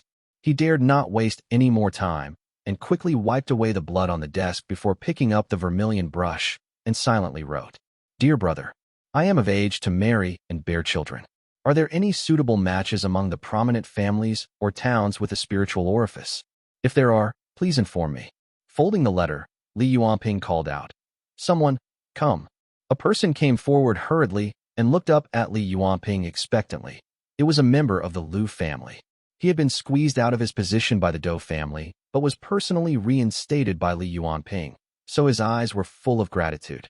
"Deliver this to my elder brother at Mount Wutu," Li Yuanping ordered. Chapter 307, Maha Jinlian. The Lotus Temple, located in the Xiao state, was the legacy of a Dharma master. The Xiao state revered Buddhism, with numerous temples, and among the 461 temples, the Lotus Temple ranked in the top 10. It had annexed a vast amount of land and supported over 10,000 monks. Minghui rode the wind, flying over the expansive farmlands at the foot of the mountain. The emaciated tenants below dropped their farming tools hastily and bowed fervently. "Blessings be upon you, Master Monk. Blessings be upon you." Minghui acted as if he had not heard them and descended toward the grand golden hall on the mountain. The magnificent hall was filled with countless golden candles and incense, with smoke billowing like a white waterfall flowing softly from the gaps in the steps and windows. This very hall consumed an astonishing amount of oil and would every year, a feat that only such a large temple could possibly afford. At the end of the hall were several naked women. Some were seated, some were kneeling, and some were even lying down. Luxurious garments were scattered all around on the floor. Among them was a small child who looked to be about 5 or 6 years old. The child appeared charming and delicate and was suckling milk from a woman's breast. Around them, teenage girls bustled about, carrying oil jugs and refilling the lamps hurriedly. The air was thick with the scent of oil and incense. Minghui quickly bowed and greeted respectfully. "Minghui greets Master. May Master be blessed with 100 lifetimes of joy and compassion, achieve an indestructible body, and become a true immortal." The child, who was suckling milk, cast a sidelong glance at him and spoke in a gentle and pleasant voice that echoed through the hall. The teenage girls on either side kneeled down as he said, "Minghui, didn't I send you to escort Lord Moro? Why have you returned so soon?" "Innocent, I am innocent," Minghui exclaimed as immediately he kneeled and bowed deeply, knocking his forehead to the ground repeatedly as he explained the whole story. The child opened his eyes as he released the nipple he had been suckling from, his mouth still full of milk residue as he cursed fiercely, Useless fool. Whenever trouble arises, you run back here. Present the Golden Palace at once. Minghui quickly summoned the Golden Palace. Floating out from his sleeve, it was initially palm-sized but soon expanded to the stature of an average person. It looked like a small table, though it was shaky and full of cracks. The child examined it for a while, his expression somewhat peculiar. After a while, he spoke once more in his childish voice, saying, "How strange, its inherent rank is very high, yet lacks any ferocious aura. It must belong to some unfamiliar immortal Taoist." This child was naturally Minghui's master, Maha Jinlian, the ancestor of the Lotus Sect. He had been cultivating as a Maha for 300 years and has already reincarnated 7 times, with profound mastery of Buddhist doctrines. He was only a step away from becoming a Dharma master. In the Xiao state, he was one of the strongest figures. Buddhism cultivation differed greatly from immortal cultivation. The immortal cultivation began with the profound scenery chakra, and upon condensing it, one could perform immortal arts. In contrast, Buddhist monks spanned the realms of embryonic breathing and qi cultivation as mere mortals with iron-like bodies. Upon breaking through to become a master monk, they slightly surpassed foundation establishment realm cultivators of the immortal Tao. However, when they became a merciful one, they were slightly weaker than a purple mansion realm cultivator. A Maha was weaker than a golden core realm cultivator, but slightly stronger than the purple mansion realm, creating a sense of asymmetrical power. Seeing the colorful light in the hall, Maha Jinlian felt a profound and subtle spiritual energy and was overjoyed. Despite being a mere master monk, Minghui actually glimpsed at a golden core realm cultivator and survived. Could it be that this golden core realm immortal cultivator is on the verge of death? I, having cultivated through 7 lifetimes as a Maha, am only a step away from becoming a Dharma master. It seems my destiny has arrived. Ha ha ha. Maha Jinlian, having cultivated 7 lifetimes as a Maha, was already comparable to a cultivator at the peak of the Purple Mansion realm. His desires surged and he made up his mind, speaking bluntly. Even if it is a golden core realm cultivator, so what? Though I may not be able to defeat them, dissolving one of their threads of fate should be no problem. Present that artifact. He calculated his moves carefully. The golden core realm cultivator's condition was abnormal, and merely peeking at it shouldn't cause any issues. With the backing of a Dharma master, he felt confident. Minghui was overjoyed upon hearing this and presented the Golden Palace as Maha Jinlian performed hand seals and closed his eyes slowly. The child's face was full of contempt as the colorful light within the Golden Palace gradually dimmed and transferred into his hands. After several dozen breaths, the contempt on the Maha's face slowly faded, and he began to perform more hand seals seriously. Minghui waited for a long time, but there was no sound from above. He peeked carefully and saw Maha Jinlian covered in sweat, muttering incessantly. Minghui was terrified, and he immediately kneeled, praying in his heart. This is not my fault. This is not my fault. You great cultivators can fight amongst yourselves, but please spare my life. Please spare my life. Minghui remained silent with his head lowered, while Maha Jinlian began to tremble. The colorful light within the Golden Palace had completely disappeared, the hand seals in his hands glowing with a crystalline light. Before his eyes were endless darkness, his mana flowing uncontrollably into his hands, and his aura weakening in waves, until finally, there was a flash of light. This is, beneath the drifting dark clouds, the land lay in darkness. Lu Jiangxian sat feeling somewhat troubled beside a stone table, holding a shimmering golden light in his hand. I have seen those unafraid of death, but never anyone so eager to rush toward it, Lu Jiangxian muttered to himself, as he had been aware of Minghui spying on him earlier. Although he failed to probe into this mirror, Minghui had used his fate thread to draw himself into this predicament. If it had been when Lu Jiangxian had just awakened, he might not have been able to deal with him. Now, however, after decades of cultivating shamanic and immortal arts, Lu Jiangxian had utilized the mirror's inherent rank to keep Minghui firmly in grasp. I was afraid of inviting trouble and spared your life, yet you continue to provoke me. Lu Jiangxian's current supreme in profound light had only the power of the peak foundation establishment realm, but its inherent rank was likely frighteningly high. As long as he did not reveal the mirror, no one could calculate it. As for those who relied on talisman qi for their calculations, he could easily reverse the backlash upon them. But Maha Jinlian probably has someone even more powerful backing him. If I kill this fellow and attract the attention of a Dharma master or a revered one, it will be troublesome indeed. He frowned, and an idea struck him. With a tap on the desk, he conjured an endless hall made of white jade, intricately engraved with complex incantations. It was the same hall from Li Jiangxuan's memories, the Moonlight Origin Mansion. Lu Jiangxian sat high above, looking down. With my current power, I can pull this guy's spirit into the mirror for the duration of one incense stick. I might as well use this opportunity to gather some information and then cut off this strand of spirit, making him forget everything. After some consideration, Lu Jiangxian made up his mind, grasped the golden light, and threw it before him. Instantly, moonlight was condensed, which transformed into a 5- or 6-year-old child.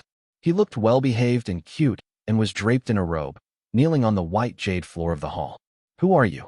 Maha Jinlian asked as he opened his eyes groggily, glancing around. He immediately sensed that something was terribly wrong. He quickly tried to activate his power, but found his body empty, devoid of mana, and was instantly terrified. Looking up again, he saw a man sitting high above him, his face radiating with a blinding light that hurt his eyes, his attire exuding an immortal aura. Maha Jinlian shrank back, lowering his head in fear. To capture me with just a fate thread, this is no mere golden core realm immortal cultivator. This is a true immortal. Damn it. How could there still be an immortal lingering in the world? Damn Minghui, for making me provoke such an old monster. Despite his thoughts, Maha Jinlian dared not be neglectful. He pleaded mournfully. This humble monk is a Maha who cultivates the great compassion and joyous lotus manifestation. I did not know an immortal was present. Please, immortal, show mercy and spare my life. Chapter 308, Golden Palace Radiant Origin Manual. Hearing him mention something the way of great compassion and joyous lotus, Lu Jiangxian immediately understood that this person was a Buddhist cultivator, potentially a Dharma master who was as powerful as a golden core realm immortal cultivator. He was secretly shocked, but knew nothing much of the relationships between these revered ones and Dao embryos. Wanting to coax this Maha into revealing more information, he merely sneered and snorted coldly. Heh. Maha Jinlian was greatly alarmed, thinking to himself, indeed, this is an immortal. Even a revered one comparable to a Dao embryo is just a junior in front of him. This spells trouble. He knocked his head to the ground repeatedly, begging loudly for mercy. Lu Jiangxian glanced at him and sneered. I have been out of the world for a long time. Now, even such riffraff dares to spy on me. Lu Jiangxian originally intended to boast about being away for millennia, but realizing that too many words could cause mistakes, he decided to speak vaguely. Maha Jinlian observed the ancient patterns on the ground, feeling a sense of age, and thought to himself, I have never seen this. It must be at least 1,000 years old. No wonder. No wonder. In his heart, he cursed. How long did this old monster seclude himself to miss such cataclysmic events? No wonder he is still in the world. It's my misfortune to encounter such an old monster. Maha Jinlian fawningly smiled, slapped his own face twice, and bowed, saying, Please forgive me, exalted immortal. Since the upheaval 1,600 years ago, even revered ones and Dao embryos have disappeared. This humble monk meant no offense. Please have mercy, exalted immortal. Lu Jiangxian reclined at the top as he listened, slowly furrowing his brows. He had heard that a war between the immortals and devils had taken place 1,500 or 1,600 years ago. His heart was stirred, and he thought, there is indeed a problem. Given the nature of these Purple Mansion Golden Core Taoists and Maha's Dharma Masters, there must be an issue behind this immortal devil war. He shook his head slightly, feigning confusion as he said, Upheaval? I have been out of the world for a long time and sensed vaguely that something was amiss. Maha Jinlian nodded repeatedly, answering, The heavenly Tao encountered problems, and the 3 disasters and 9 tribulations dissipated. You should have felt it too, exalted immortal. Since then, there have been no restrictions, no disasters or difficulties. We, who were imprisoned by heaven and earth for millions of years, finally gained great freedom and great enlightenment. Great freedom, great enlightenment. These words thundered in Lu Jiangxian's mind, stirring waves of thoughts within him. He kept his face calm and nodded subtly, his face blurring. The time of one incense stick is almost up. Lu Jiangxian thought as he felt slightly anxious, knowing that he did not have enough time to delve into these matters further. He seized this opportunity to search for a way to break through and asked in a low voice, which metallic essences remain unpracticed in Jiang Yan? Maha Jinlian was stunned, unable to grasp why an immortal would ask such a question. Still, he thought for a moment and replied, the Su state has no significant Dao lineages.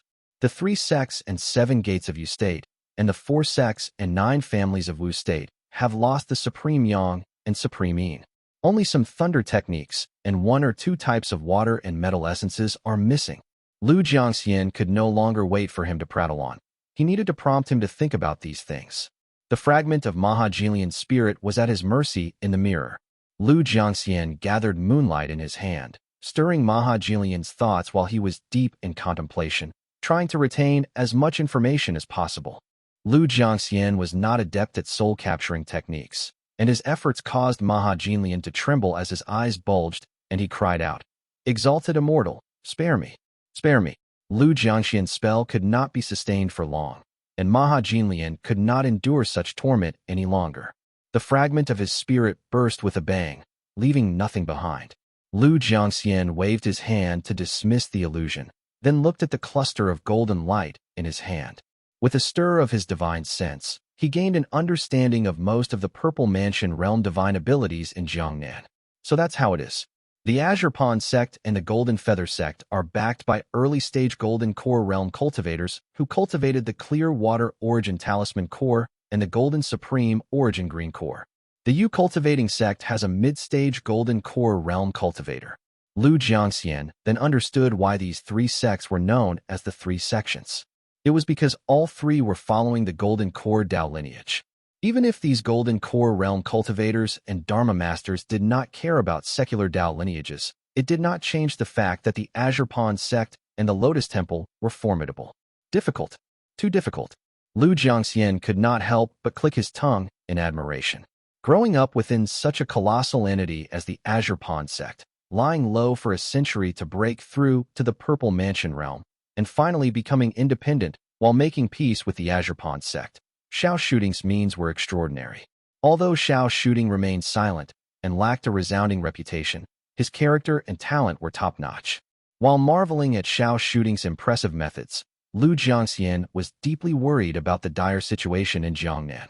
He mumbled, I thought I could let the Li family develop on their own, but as soon as a Purple Mansion realm cultivator emerges in Jiangnan, it immediately blocks the 5 pathways related to immortal foundations.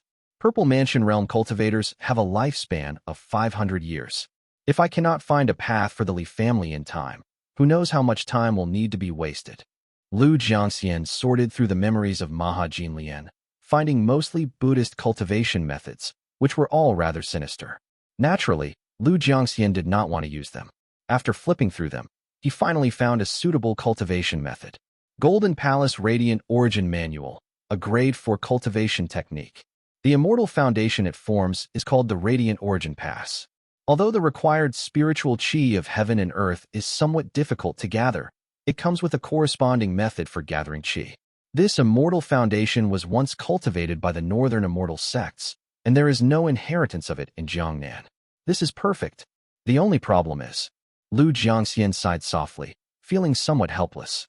This technique only reaches the Foundation Establishment realm and stops at the peak of the Foundation Establishment realm, with no further path to the Purple Mansion realm.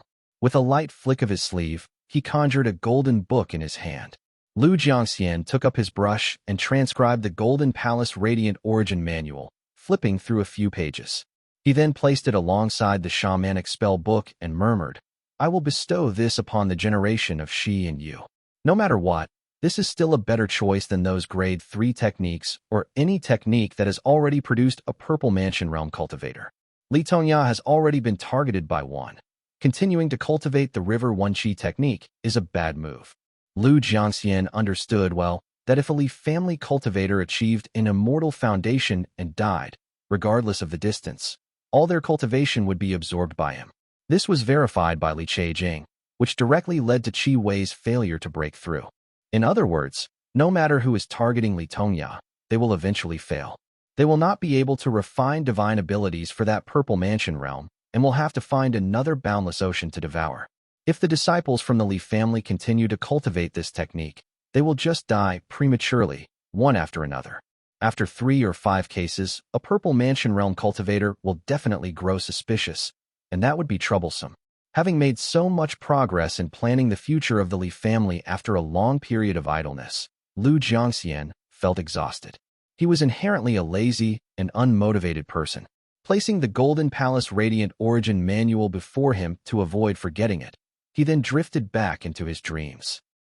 Minghui had been waiting on the ground for the duration of one incense stick. Seeing Maha Jinlian's small face covered in cold sweat and occasionally trembling, it was clear he was under a spell. Minghui's face turned mournful, and he lamented in his heart, "It's over. It's over. That immortal cultivator must be more than just a golden core realm cultivator. Now even Master might lose his life." Raised by Maha Jinlian from a young age, despite his master's volatile temper and frequent beatings, he had taught him many things and personally awakened his wisdom. Minghui held this kindness deeply in his heart. At this moment, he was filled with both sorrow and self-blame, crying out in anguish. Unexpectedly, Maha Jinlian, with a vacant expression, opened his eyes, looking as if he had just awoken from a long dream. He frowned upon seeing him and said, "Minghui, didn't I send you to escort Lord Morong? Why have you returned so soon?" Chapter 309, Bold and Ambitious. Minghui looked at the dazed and out-of-this-world expression on Maha Jinlian's face and immediately made an assumption in his heart. It seems that the immortal has spared him. Otherwise, how could Master escape so easily? This immortal most likely does not want anyone to know he is at Moongaze Lake and has thus erased his memory. If I am not sensible and speak out, I might put our lives in danger again. Seeing Maha Jinlian's confused expression before him, Minghui pointed to his shabby golden palace and said respectfully, "Master, I damaged my Dharma artifact outside, so I came back to see if it can be repaired." The golden palace at the foot of the stairs was already on the verge of collapse after the repeated torments it had been put through. Maha Jinlian glanced at it and scolded, "I am not a blacksmith. What is the use of showing it to me? Get back to the south and keep watch." Minghui nodded repeatedly, put away the Dharma artifact, and retreated as if escaping. Maha Jinlian then continued to suckle for milk, squinting his eyes. After a few breaths, he felt that something was wrong. "What is this kid hiding from me?" he wondered. Maha Jinlian could not remember the previous events at all, as if he had taken a nap. But he was already a Maha. How could he still take naps? He froze briefly, feeling increasingly frightened the more he thought about it. Meanwhile, in Mountain City, Li Xianfeng leaned against the city wall, wiping the golden bow in his hands silently. His gray clothes were stained with various demon beasts' blood, tattered and foul-smelling. He did not seem to notice this, however, and simply stared blankly northward. "Brother Xianfeng." Everyone nearby glanced at him as a handsome middle-aged man stepped forward. His elegant white clothes were spotted with bloodstains, making him look rather disheveled. He cupped his fist to Li Xianfeng and said respectfully, "Thank you for your assistance." Li Xianfeng had now reached the 8th heavenly layer of the Qi cultivation realm, and his strength was promising among the clan cultivators. The group both respected and feared this quiet man. When Feihe spoke, everyone else echoed in agreement. Indeed, such a divine bow and remarkable strength. He entered and exited the beast horde 9 times. Only Brother Xianfeng could do that. Li Xianfeng nodded silently. These 5 years had made him appear even more haggard. His beard was unkempt, and his eyes were sunken, giving him the true appearance of a dispirited man. He ignored the flattery and focused on gazing northward until the crowd eventually dispersed, including Feihe. Only then did he move his lips and look at the wound on his hand. 120 scars in 5 years, none fatal. Since the fall of Lixiao Prefecture, where Jiang Yan and her son had perished, Li Xianfeng had woken up countless nights, asking himself, why did I not meet them even once during those 5 years? Those 5 years, he had been in seclusion writing Bao techniques, not in any long-term seclusion. Qi cultivators could go without food but needed water. In his cultivation, inspiration had surged, and he had completely forgotten about everything else. Regret and self-blame haunted him for 10 years, constantly waking him up countless nights, filling his heart with unease and pain. He sighed deeply, hating himself for neglecting what should have been his priorities. It was not until Xiao shooting used the man on Creek divine ability to fish out Yu Yufeng and killed him on the mushroom forest plains that Li Xianfeng was alarmed and became suspicious. But he kept it to himself and never breathed a word of it to anyone. If a purple mansion realm cultivator covets something and uses divine ability to mislead me. He picked up a cloth and continued wiping his golden bow, his expression growing darker. He stared silently at the rising moon, thinking to himself, then the purple mansion realm cultivator's gaze must be on me. The family's mirror is too important. Coming to Mountain City will reduce the risk of exposure. He had eagerly accepted the summons to Mountain City, partly longing for a life on the edge and partly hoping the purple mansion realm would shift their focus from Mount Lijiang. Over 5 years and countless battles, many were injured, harming their foundations. Yet, Li Xianfeng had never been seriously wounded, making him feel increasingly gloomy. Brother Xianfeng. Li Xianfeng heard a clear voice call out. Turning to look, he saw Fei Yihe returning. He had changed into a moon-white long robe and was carrying a pot of spirit wine. He approached with a cheerful smile and said, Brother Xianfeng, are you admiring the moon alone? I hope you won't mind me joining in. Fei Yihe was the son of Fei Wangbai and the next head of the Fei family. He had been summoned to the southern border by Qi Yan as well. Over the past 5 years in Mountain City, Li Xianfeng and Fei Yihe had developed a deep friendship. Fei Yihe pulled out a small table from his storage pouch, placed it on the city wall, and sat cross-legged before it. As soon as the table was set, a white light rose, faintly sealing off the surrounding wind and isolating the inside from the outside. Fei Yihe sighed softly. With the formation isolating them, a look of sorrow appeared on his face. He poured himself a drink and took a slow sip, saying, 5 years have passed in the blink of an eye. Tong Yu and Tong Xiao should be getting married now. I wonder how things are at the lake. In Mountain City, they could not communicate with the outside world. They could only learn some news from people who came in from the back, so they had pretty much lost touch with their families. Good wine. Li Xianfeng commented as he took a cup and downed several drinks in one go before exhaling deeply and saying softly, Yu Yufeng is dead. With the foundation establishment realm cultivators from our 2 families, Yu Mugo cannot stir up much trouble. Fei Yihe nodded silently. The 2 drank in silence, pushing cups back and forth until the moon set and the sky began to brighten. Fei Yihe glumly said, I thought I was born to lead and expand my family. From a young age, I studied history, cultivated, observed human nature, learned right from wrong, and established checks and balances among the branches. Yet a single transfer order rendered the rest of my life meaningless. Li Xianfeng took a drink and stepped forward, looking down from the city wall. The ground was littered with the corpses of demon beasts. Occasionally, one could see the remains of cultivators, but most were the bodies of mortal soldiers used as cannon fodder. Like ants, the mortals dragged the bodies silently while the ground was stained with blood, flies buzzing all around the havoc. The scene before him was all too familiar to him, causing Li Xianfeng to ponder deeply. Was it 40 years ago or 30 years ago? Back then, Li Xianping was being hunted by rogue cultivators and fled north. Li Xianxian had just taken charge of the family, and Li Xianfeng was a young boy who had just received the profound pearl talisman seed. He stumbled into the Wan family, which had been slaughtered by Ji Dongqi, with corpses lying everywhere in a sea of blood.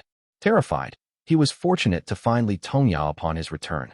Seething with anger, he silently vowed, that Golden Tang Gate and their young master are truly trash. When I grow up, I will destroy the Golden Tang Gate and shoot down that young master's head to kick it like a ball. His childish voice echoed in his mind, filling Li Xianfeng with shame. Gripping the golden bow tightly until his fingers turned white, he whispered into the night. In my youth, I was bold and ambitious, never letting go of the bowstring or bending my knees. I spoke lightly of shattering immortal mountains and shooting down Golden Tang Gate's master. Now, 40 years have slipped by like a swift river, and those grand dreams have dissolved into the mist. My wife and child are gone, and I am but a pawn, living a mediocre life within the confines of this city, serving the Azure Pawn Sect as nothing more than a dog. I leave my house at midnight, weeping softly into the darkness, too frightened to let my voice be heard, lest I draw suspicion. As Li Xianfeng spoke, his sharp eyebrows furrowed, the natural arch flattening in a display of profound sorrow. Tears welled up in his eyes, trailing down his cheeks.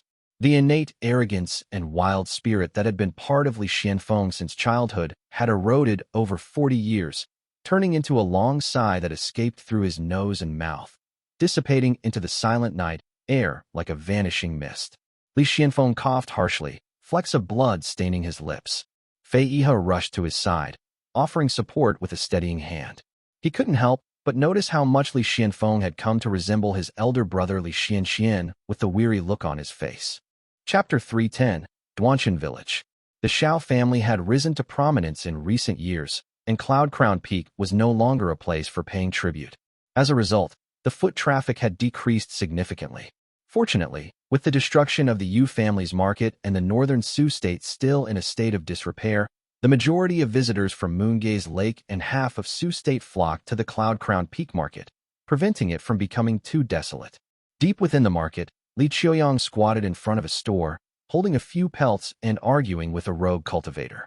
The man's face turned red as he exclaimed, "This is the hide of a first heavenly layer Qi cultivation realm beast, completely intact.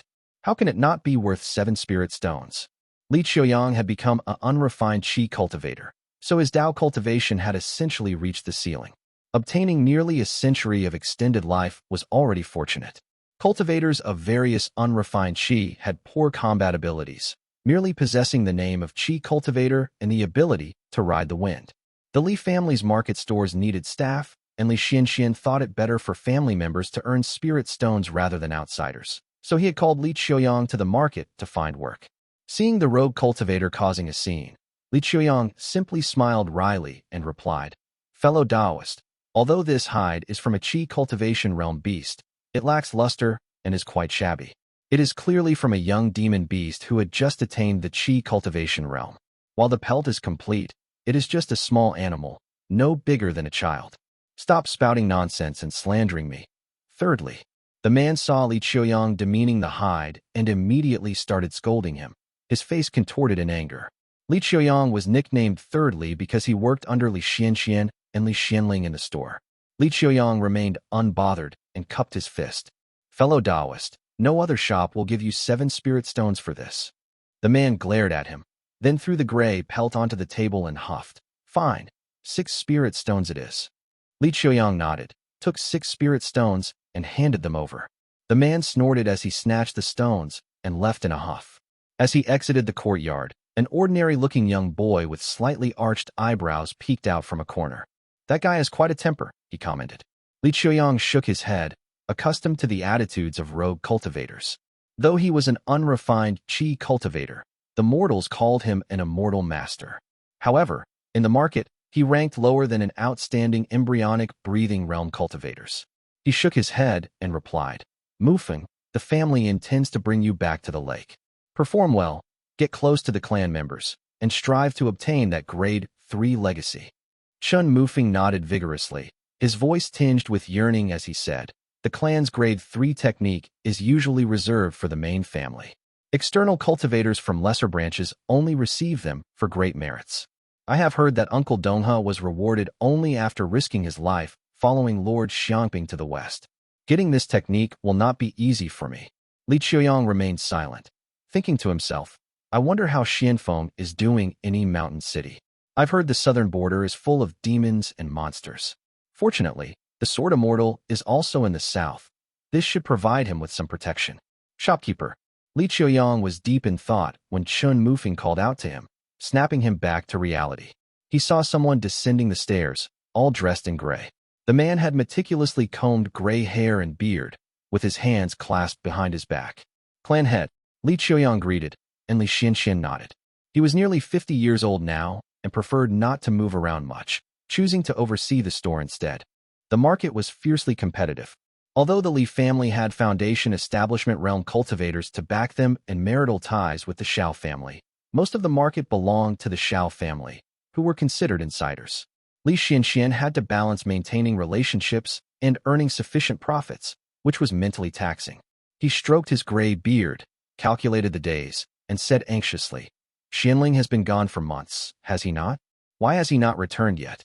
Li Xuanchuan's talent was limited and was still stuck at the 2nd heavenly layer of the Qi cultivation realm. However, Li Xianling, Li Tongya's son, was doing much better and was already at the 3rd heavenly layer. He also cultivated in the market, frequently traveling north to Su State and the Great Jiang to gain knowledge. It was common for him to be away for more than half a month, but it had now been over 2 months, making Li Xianxian very anxious. 71 days, that's more than 2 months. Li Qiuyang mumbled. Li Xianxian gritted his teeth and commanded, "Fetch the ink and brush. I will write a letter home and send Donghe to check on him." Whilst that was his intention, the Su state and the Great Jiang were vast, and Li Xuanling's whereabouts were unknown. Searching for him would be very difficult and a waste of manpower. Li Xianxian wrote a few words on the small letter and then sighed dejectedly, putting down the brush. Fortunately, the jade talisman is intact. Li Xianxian took a small jade pendant from his chest, and upon seeing its crystal clear and warm appearance, he let out a slight sigh of relief. The Li family was now considered a prestigious clan, though not on par with the 3 sects and 7 gates. They had some means, with layers of protections on their storage pouches and mana imprints. As long as the jade talisman was not crushed, the others could communicate and share their location to each other. I better consult the ancestor. Li Xianxian pondered for a moment before picking up the brush and ink, writing on the small letter again. Xiao State, Duanchen Village. Duanchen Village was located at the southernmost part of Xiao State, on the border of Su State and Xiao State. It was said to be the resting place for northern prestigious clans who crossed the river during their southern migration. However, for hundreds of years, it had been occupied by Buddhist cultivators. Duanchen Village had a small temple called Duanchen Temple. According to northern customs, all the land in Duanchen Village belonged to the temple. Beneath the monks were tenant farmers, though they were euphemistically called monastic households. There were also a few foreign nobles who lived and practiced Buddhist cultivation in the temple. Li Xianling had stayed in this godforsaken place for a whole month and had deeply experienced the troublesome nature of Buddhism. When he first arrived, dressed in his Taoist robes, the emaciated tenant farmers looked at him as if he were a calamity. Some children even showed obvious and unbridled hatred, secretly spitting at him. If he had not been a qi cultivator, they might have tied him up and sent him up the mountain. The Central Plain, after hundreds of years under Buddhism cultivation, has completely lost their roots, Li Xianling muttered as he gazed at the densely packed temples on the mountain, feeling a surge of emotion stirring within him. According to the immortal cultivators, after the Immortal Devil War, the Immortal Dao weakened and lost the north. The remaining clans and sects had migrated south. Now, upon returning to the north, there was no trace of immortal cultivation any longer. Although he had little regard for Purple Mansion Golden Core Dao, he could not help but sigh at the sight. Looking at the busy, emaciated tenant farmers below, Li Xianling felt deeply moved. In the north, there were no songs, dances, operas, theater houses, or merchants. There was only an endless expanse of yellow land and tenant farmers with shaved heads and small braids, a depressing scene of lifelessness. In this appearance, I am not suited to travel in the north. He performed a quick spell, changing his appearance. Wearing brown robes and now sporting a shiny bald head, he used an illusion technique to transform his sword into a long staff before descending to ask for directions. As soon as he landed in the field, a tenant farmer shouted, and all the tenant farmers prostrated themselves uniformly, their small braids pointing upward like black-stemmed pumpkins spread out on the ground. "Greetings, Master Monk." The one at the front seemed to be their leader, his face withered but his expression fanatical. His voice was high-pitched and crazed. Li Xianling looked up and saw a few frail women and children in the distance fainting from excitement, collapsing onto the ground with no one turning to check on them. "You all," Li Xianling began as he opened his mouth, an inexplicable sadness rising in his heart, rendering him momentarily speechless. Chapter 311, Fahui, I. Li Xianling had traversed the Su state for the past 5 years. After the battles between the Purple Mansion realms and the Merciful Ones, the various powers were greatly weakened and focused on recuperation. With the intervention of the Yu cultivating sect in Su state after the war, rules were established to restrict rogue cultivators, resulting in a period of peace. The common people's lives were relatively decent, though not as prosperous as those under the Li family's governance, but they were still livable. Li Xianling had made connections and recorded various methods of qi gathering in the Su state. This year, he crossed over to Xiao state to assess the situation there. He saw the desolate land of Duanchen village and expected the people to be full of complaints, but instead, the tenant farmers were ecstatic. This surprised him, and he asked softly, "How do I get to Mount Luoxia?" Although the north had fallen under Buddhist control, there were still some Dao lineages and immortal cultivators who lived in seclusion in the mountains, avoiding worldly affairs. They usually had some background, so no one disturbed them. Mount Luoxia was one such place, where many northern immortal cultivators were still active. Li Xianling intended to see how the northern Purple Mansion Golden Core Dao differed from the southern ones. Mount Luoxia? The people below exchanged glances with each other upon hearing this, looking puzzled. Li Xianling shook his head and was about to ride away on the wind when he suddenly looked up, sensing something. Standing on the ridge of a rice field was a shirtless man with well-defined muscles, his hands clasped together. He stared intently at Li Xianling and said in a deep voice, "I do not know which path you follow, but you look unfamiliar. Greetings, I am Fahui of Duanchen Temple." Ran into the real deal. Li Xianling muttered to himself, feeling awkward now. He wanted to speak, but feared revealing his identity.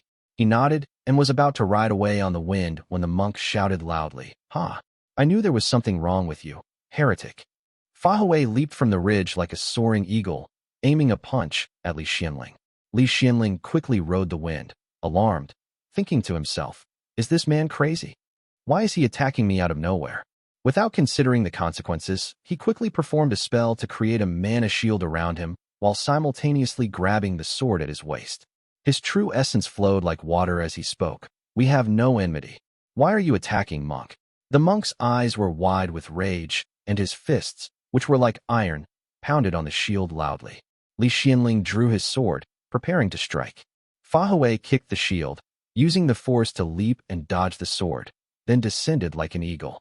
Li Xianling felt a sharp pain from the cutting wind and raised his sword to block the attack. The sword emitted grayish light, but Fahui, with his steel-like body, grabbed the blade with his bare hands, trying to seize Li Xianling's wrist. Hey! Seeing the monk's physical strength, Li Xianling dared not let him grab hold. He did not want to abandon his sword either, so he thought quickly and cast a spell, aiming it at Fahui's hand while fully activating the sword, emitting waves of gray-black light to force him back. Fahui was momentarily halted by the spell.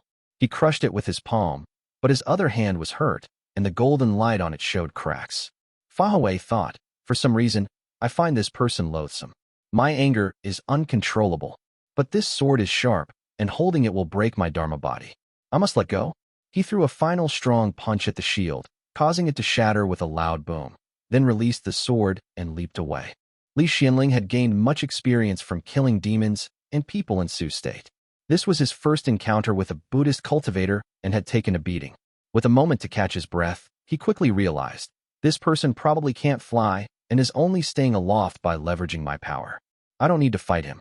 He did not pursue but immediately pulled back, leaving Fahui shouting angrily at him. Fahui struggled to stay in the air, but eventually fell back to the ground like a heavy bear with a loud crash. Heretics who lead people astray must be killed. Fahui was just a monk who could not ride the wind. Li Xianling ascended even higher, leaving Fahui glaring angrily from below. Li Xianling, both startled and furious after the unexpected attack, cursed, "I only asked for directions. How am I leading them astray?" Before achieving the status of a true monk, Buddhist cultivators were still ordinary mortals.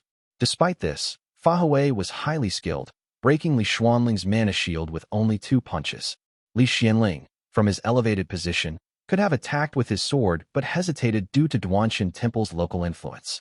The monk below continued cursing, shouting, "You're using illusion technique. How is that not leading people astray? Have you ever led anyone to a land of bliss with your heretical ways? All you seek is to..." Fahui was still shouting, but Li Xianling ignored him. He saw figures emerging from the distant mountain temples and knew he could not linger any longer. He sneered and said, "Nonsense. What land of bliss? It is just a pretense to eat people, a self-deceiving concept." Fahui's eyes widened in fury as Li Xianling floated away in the wind. The monk roared in place until other monks arrived where the scene slowly quieted down, but they all glared in the direction Li Xianling had left.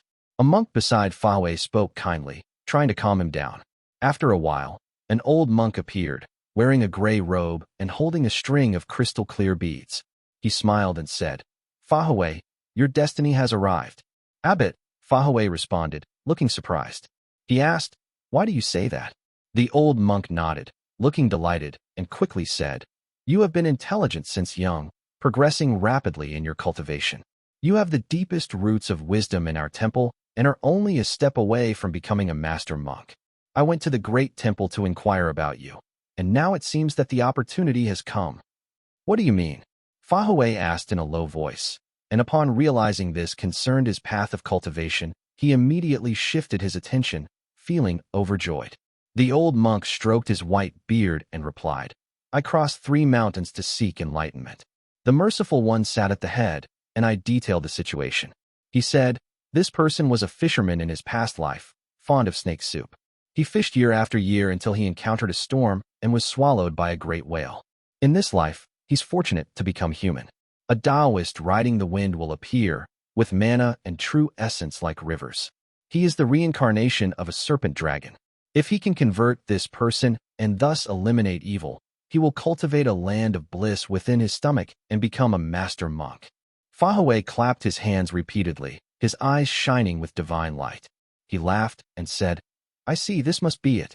No wonder I felt uncontrollable anger at the sight of this person. It was destiny and fate. The old monk laughed heartily and continued. I then asked, is there a chance for him to become the merciful one?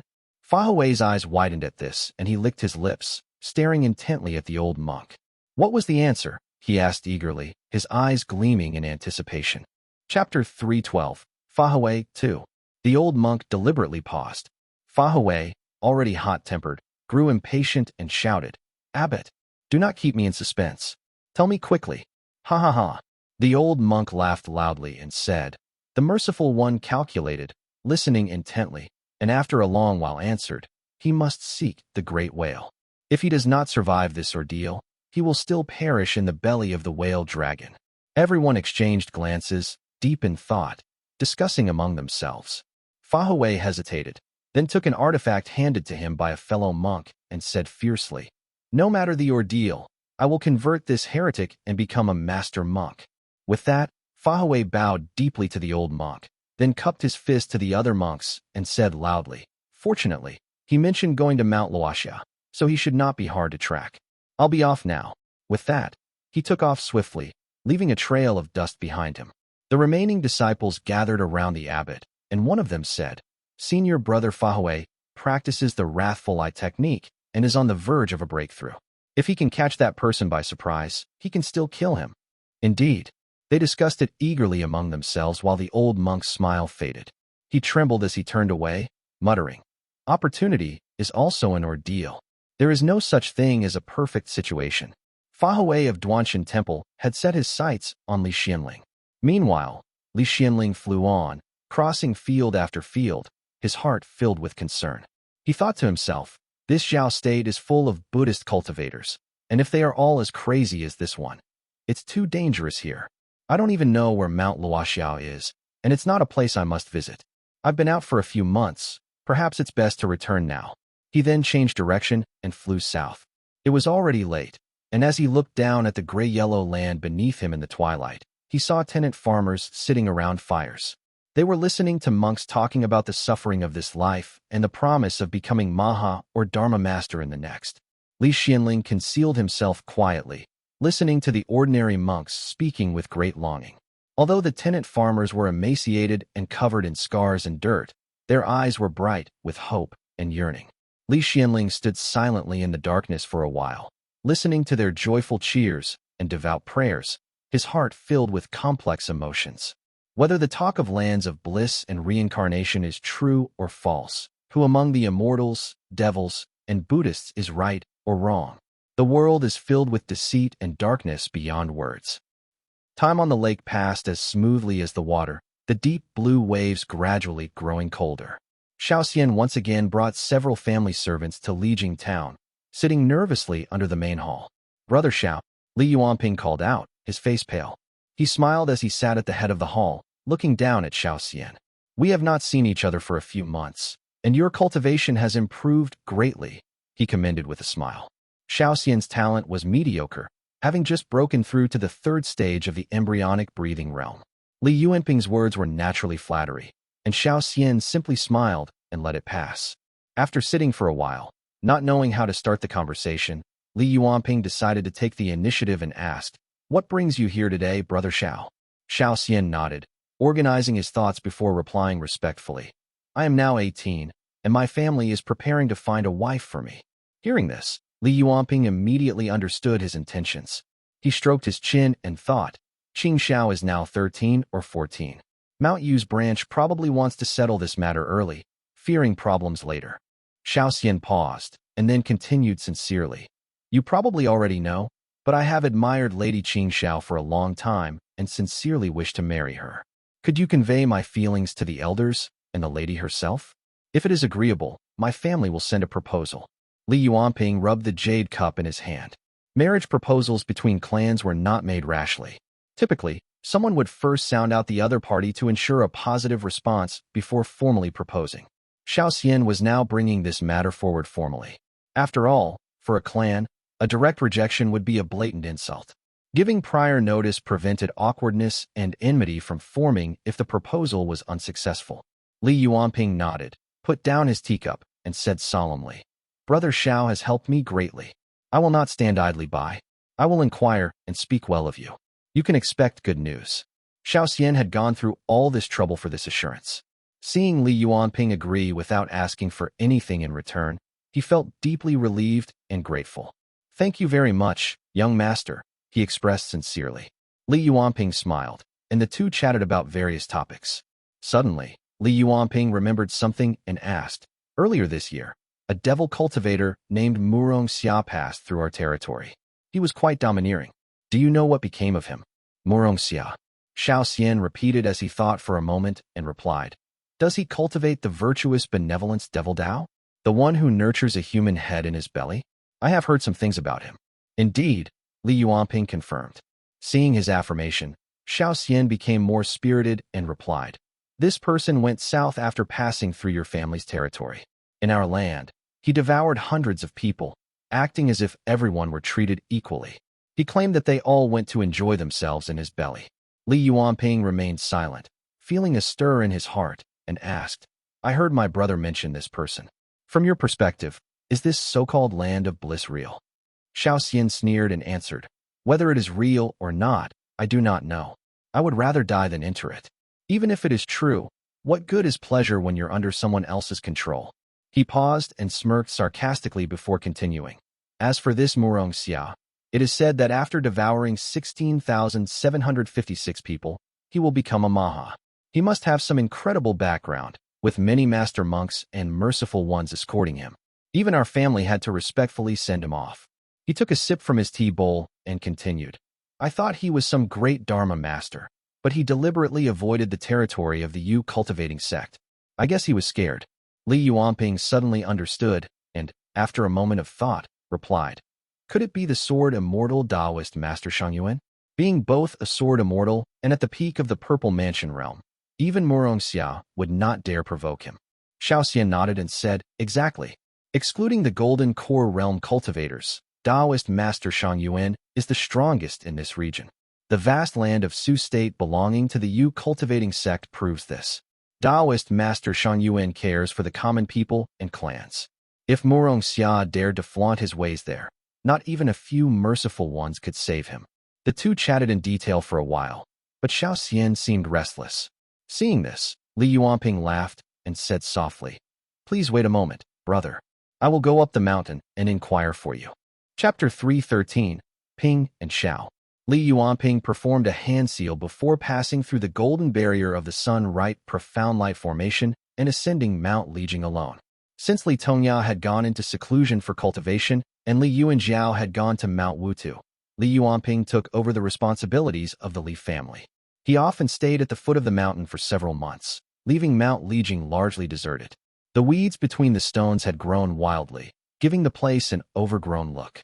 Li Yuanping climbed the mountain and pushed open the wooden gate of the side courtyard, where he saw a round-faced girl spreading out books and wooden slips to dry in the courtyard. Her attire was simple and her sleeves were tightly sewn, making her look more like a busy servant rather than a daughter of a prestigious clan. Qing Xiao. A faint smile appeared on Li Yuanping's pale face as he called out to the girl. The girl looked up in surprise and exclaimed with joy, Brother? What brings you up here on the mountain? The children of the Li family had grown up together on the mountain and were close. Li Yuanping laughed heartily and replied, I have come to see you. Li Qing Xiao smiled sweetly and teased, I heard you recently married a lovely wife. I thought it was her pillow talk that brought you here. Li Yuanping's face turned red with embarrassment, and he quickly changed the subject, saying awkwardly, "How can you stand staying on the mountain? It is eerily quiet here." Li Qingxiao's lips curled up as she shook her head and replied, "It is not too bad. Big sister, one, often comes up to visit me. Besides, I have a lot of books to keep me busy." Li Qingxiao's resembled Chun Donghe more than her mother. Her features were not remarkable, and if not for the gentle temperament that showed in her eyes, she would have looked quite plain. She grinned, further disrupting the harmony of her facial features, causing her to look less elegant. "Though I stay on the mountain, I have heard many rumors about the Dou family being overbearing and possessing private spirit fields," she said bluntly. Li Yuanping nodded, his eyes widening with interest as he was sensitive to these matters. Although these words came from Li Qingxiao, they immediately made him think of the Chun family and other branches. Smiling, he asked, "What's your opinion about that?" Li Qingxiao blinked and answered without hesitation, "I suspect the Dou family has offended our family's branches." "How so?" Li Yuanping asked, intrigued. Li Qingxiao answered, "I have met Madame Dou. She's a shrewd and capable woman. There's no way she couldn't control her clan. The so-called overbearing behavior of the Dou family likely touches on the interests of many. Old Master Dou is short-sighted and not worth worrying about. As for private spirit fields, this matter is neither big nor small. Which of the prominent families does not secretly open some spirit fields? It is an unspoken rule, but bringing it up suggests a larger issue involving more than just the Dou family. If pursued, many prominent families would be implicated." Li Qingxiao blinked and smiled, continuing, "Such direct targeting of the Dou family, without fear of offending other prominent families, must come from our own elders and uncles. They must be testing you since you have just taken charge." The Li family had specific standards for dividing spirit fields, and the ones with thin spiritual qi were dismissed by the Li family, but eagerly sought after by prominent families. Li Qingxiao did not need to investigate to know that these people likely had private spirit fields. Li Yuanping laughed heartily and nodded repeatedly, remarking, "You are right, but you missed the Chen family." Seeing Li Qingxiao frown in confusion, Li Yuanping explained, "You live alone on the mountain. For you to hear these rumors, they must have come from your father who heard it from the Chen family.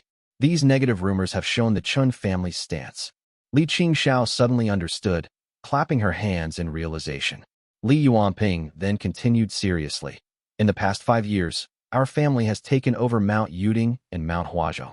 The spiritual energy in Huazhong is especially abundant, even richer than in several towns in Lijing. The bustling world thrives on profit, and the chaos is driven by it. Do not think the prominent families and branches are fighting without reason. It is all for the benefit of these two places." Seeing Li Qingxiao nod thoughtfully, Li Yuanping continued, "For decades, the branches have been suppressed by us, unable to become landlords or wealthy merchants, even enjoying themselves in secret. How can they be content? Naturally, they seek opportunities to speculate in these two places. I have just started managing the family, and I have not used any harsh methods. So naturally, these people are getting restless. The Dou family seems arrogant and overbearing, but they are actually good dogs. They do not get along with the other branches, making them handy to use," Li Yuanping explained as he picked up a wooden slip from the desk and gently flipped it over before continuing. "When our Jade Court guards all break through to the Jade Capital stage and gain spiritual senses, they will easily be able to monitor the activities in Huazhong and Yuding. Once I have control over the entire clan, these branches will have no room to maneuver, and the time will be right." Li Qingxiao nodded silently and said, "The families on the lake have always been wary of outsiders and relied heavily on the branches. Yet, brother, you do the opposite and seem to be most cautious of the branches." Li Yuanping smiled and replied, "There are loyal cultivators among the branches who naturally need to be promoted. However, most are parasites and wastrels. But at the end of the day, they are still related to us. If I do not handle this well, the next generation will have an even harder time dealing with them due to their lack of seniority. The Liu and Yu families serve as clear warnings. We must be cautious." They exchanged a knowing smile with each other. Li Yuanping then remembered his true purpose for the visit and asked abruptly, "By the way, what do you think of Xiao Xian from Mount Yu?" They had been discussing important family matters, and the sudden change of topic caught Li Qingxiao off guard. "Ah," she exclaimed in surprise before lowering her head. Li Yuanping looked at her carefully and teased. I guess words aren't needed when it comes to matters between a man and a woman. Li Qingxiao quickly raised her head, her cheeks slightly red, and retorted, Brother, what are you saying? This man is frivolous, running to our place every day. Everyone knows how much he admires me, and it is quite embarrassing. Ha! Li Yuanping laughed heartily in amusement and commented, He is sincere. Given his status in the Mount Yu branch, he has already humbled himself greatly. True. Li Qingxiao smiled as she calmed herself down, and then said seriously, He appears deeply affectionate, but I am not a naive girl who does not know anything. A few acts of kindness do not make a good man. We have only shared a few encounters. I know his face, but not his heart. We still need to consult the elders. Li Yuanping nodded lightly and replied, He has a gentle nature, comes from a prestigious family, and has both good looks and intelligence. He is honest and sincere. It is hard to find someone better. I have already sent for Uncle Donghe and our big brother. Good, Li Qingxiao responded softly, tying up her long hair as she softly said, I have also looked into the children from other families within the clan. None of them seem capable, and their characters are worse. If we can find someone from a prestigious clan outside, it would definitely be better than a prominent family within. Li Yuanping, his face pale, nodded and smiled, saying, Brother Yuanyan's children are also on the mountain. How do you find living with them? Hearing this, Li Qingxiao hesitated, organizing her thoughts but found herself unable to express them. She shook her head in response, looking regretful and melancholic. Li Yuanping paused, his expression puzzled. He opened his mouth slightly and said in a low voice, The ancestor and Uncle Ling both have such excellent temperaments. How could it be that in the later generations? Li Qingxiao gave him a look, signaling him to stop, and hinted, Brother Yuanyan left the mountain years ago and went to eastern Mount Yu, saying that he was looking for a shamanic method to open up spiritual orifices. He has not returned for several years. Both fell silent. Everyone knew that Li Yuanyan had no spiritual orifice, but no one dared to mention it, treating it like a taboo. Among the direct descendants, he lived the most aimless life. However, they all understood that if there were truly a method to open spiritual orifices, it would not be found in a small region like eastern Mount Yu, nor would it be easily accessible. Li Yuanping sighed and said, Uncle Xianling has gone to travel in Sioux State, and big sister is cultivating in seclusion. The elders feel guilty toward him and never impose any restrictions on him. They always let him do as he pleases. There's nothing we can do too. I also discussed this with Big Brother, but he suggested we just let him be. As long as he doesn't do anything bad or harm people by performing blood sacrifices while he collects shamanic spells in eastern Mount Yu, and if it can alleviate his frustration and resentment, it might actually be a good thing. Li Qingxiao sighed softly and murmured, I guess that's true. 1. Li Qingxiao's big sister is Li Qinghong. Chapter 314, Black Serpent. The crimson fire blazed fiercely in the fields, the piled-up straw crackling in the flames. Under the pitch-black night, the burning blood-red flames illuminated the eerily silent, deserted village. Dark blood flowed quietly on the ground. In the center stood a dark stone platform covered in dark red runes. Many men and women, dressed in Taoist robes, kneeled upon it. Sharp Dharma weapons had pierced through their throats, and they lay collapsed on the sacrificial altar. A chilling wind blew, creating a mournful wail. 9 piles of bones, varying in size, were neatly arranged around the area, most of them fragmented. In the middle, a cultivator clad in black sat cross-legged, his eyes closed in deep concentration. Suddenly, he opened his eyes, mana light flickering within its depths. His skin was slightly tanned, his hair disheveled, revealing him to be a man of Mount Yu. He stood up, humming a song, and picked up a black gourd, glancing at the moon. He murmured softly, The moon is at its zenith, the Yin energy is at its peak. Perfect. He then gently lifted the black gourd, which was covered in numerous runes that began to glow with a blood-red light. He shook it lightly as his mana flowed freely, and shouted, Collect. Immediately, black and blood-red qi rose from the piles of bones, emitting a cacophony of sharp, mournful screams. The qi interwove in the air like threads, like homing swallows, all of it wafting toward the sacrificial altar and into the small opening of the gourd. Good. The black-robed cultivator waited for an hour until the resentment qi and blood qi were fully collected into his gourd. The piles of bones had now withered, crackling as they disintegrated. The blood-red light on the gourd grew increasingly intense. He finally stopped in satisfaction and said, "Over 3,000 people, 6 embryonic breathing realm cultivators. This batch should please the sect master." Smiling contentedly, he looked at the ground and, after some thought, cast a spell. The blood on the ground began to move as it seemed to come to life, quickly forming large characters on the ground. The killer is Jiang Yan. He examined his work closely, squeezing out a laugh from his throat. His black robe fluttered though there was no wind, and he cackled. The sect master's method is indeed flawless. As he marveled, an indistinct voice emerged from beside him. "It truly is a good method." "Who's there?" he asked as he looked up abruptly and in shock, seeing a young face appear beside him, smirking and staring intently right at him with vermilion lips. The youth sneered. "Heyuan has indeed made a good plan.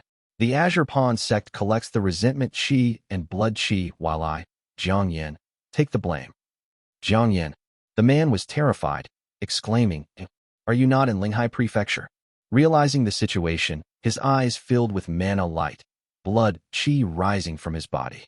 He tried to fly away, turning to escape. "And here I am, wondering why there are so many devil cultivators around. It seems that it is your Azure Chi Devil Gate stealing from itself." Jiang Yan sneered, reaching out. The man had just taken to the air, but fell heavily to the ground with a loud thud. As a Foundation Establishment Realm cultivator, this barely fazed him. He stomped his foot on the ground and reached for the whip at his waist. Jiang Yan performed a hand seal with his left hand and pointed at the man with his right. The man's robes twisted together and deformed, the runes on the whip transforming into scales that stood up menacingly. The whip came alive, turning into a black, ugly serpent, hissing and lunging at the man's hand. "What kind of spell is this?" The man was horrified as he screamed, quickly casting a spell and striking the serpent away. But before he could react, the 9 piles of bones around him stirred, each connecting and forming a massive skeletal hand that reached for him, covering the sky. How could a Foundation Establishment Realm cultivator still use a Chi Cultivation Realm Dharma artifact? Jiang Yan mocked coldly, a smirk appearing on his face. The cultivator dressed in black conjured a blood-red spell and punched a large hole through the massive skeletal hand, leaping out amidst the raining bones to strike Jiang Yan on the head. The young man looked up, exhaled a deep black mist, and caught the cultivator's spell. He even had the time to smile as he asked, "Master, what kind of immortal foundation does this person have?" From within the black mist emerged the sinister black serpent, flicking its tongue and speaking in a gravelly voice. "He drinks the blood of the people. He must be originally from Mount Wu under Duanmu Kuei and later joined the Azure Pawn sect." When the black-robed cultivator saw Jiang Yan refer to the transformed black serpent as his master, his heart went cold, and he mumbled, "Zhejiang Buqing. How is this possible? You did not get captured by the emissaries of death. How is this possible?" The black serpent chuckled, and the blood and bones around them swirled like a whirlwind, violently splitting into numerous small hands that reached for the cultivator. The serpent hissed and cackled, "I do not cultivate the Purple Mansion Golden Core Dao. My name is not on their lists. How could they possibly catch me?" The cultivator who was dressed in black was rendered speechless. As Jiang Yan chanted spells, the attacks from the blood and bones grew more intense.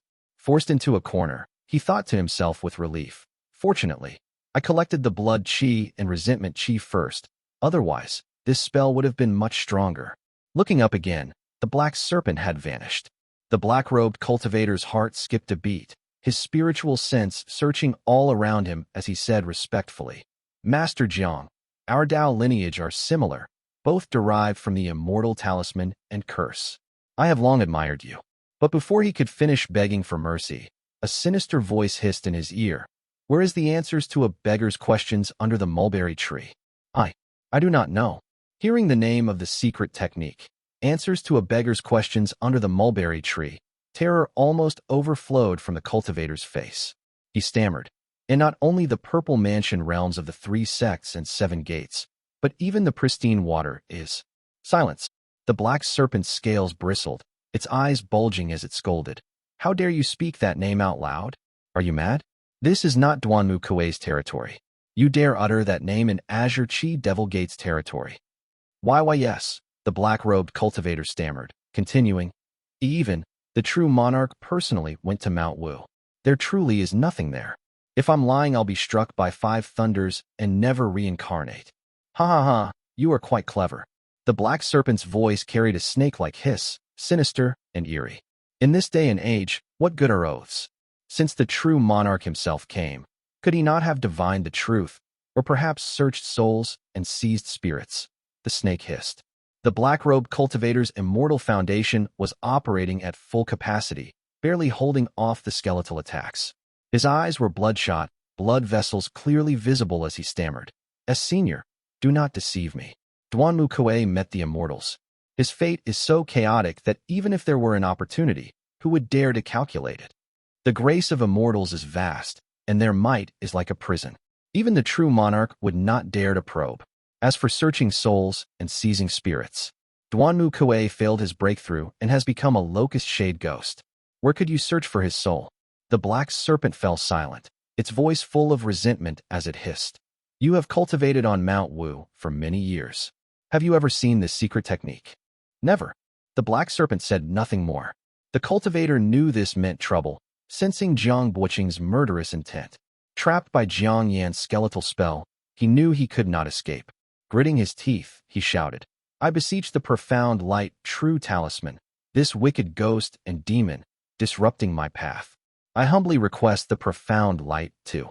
Before he could finish reciting the shamanic incantation, the black serpent laughed wildly and darted like lightning toward his neck. Its voice hissed and echoed in their surroundings. What do you think you are doing? Chapter 3:15, Betrothal. The flesh and bones in the air swiftly condensed into chains, binding the limbs of the black-robed cultivator. Below, Jiang Yan completed the final hand seals of his spell.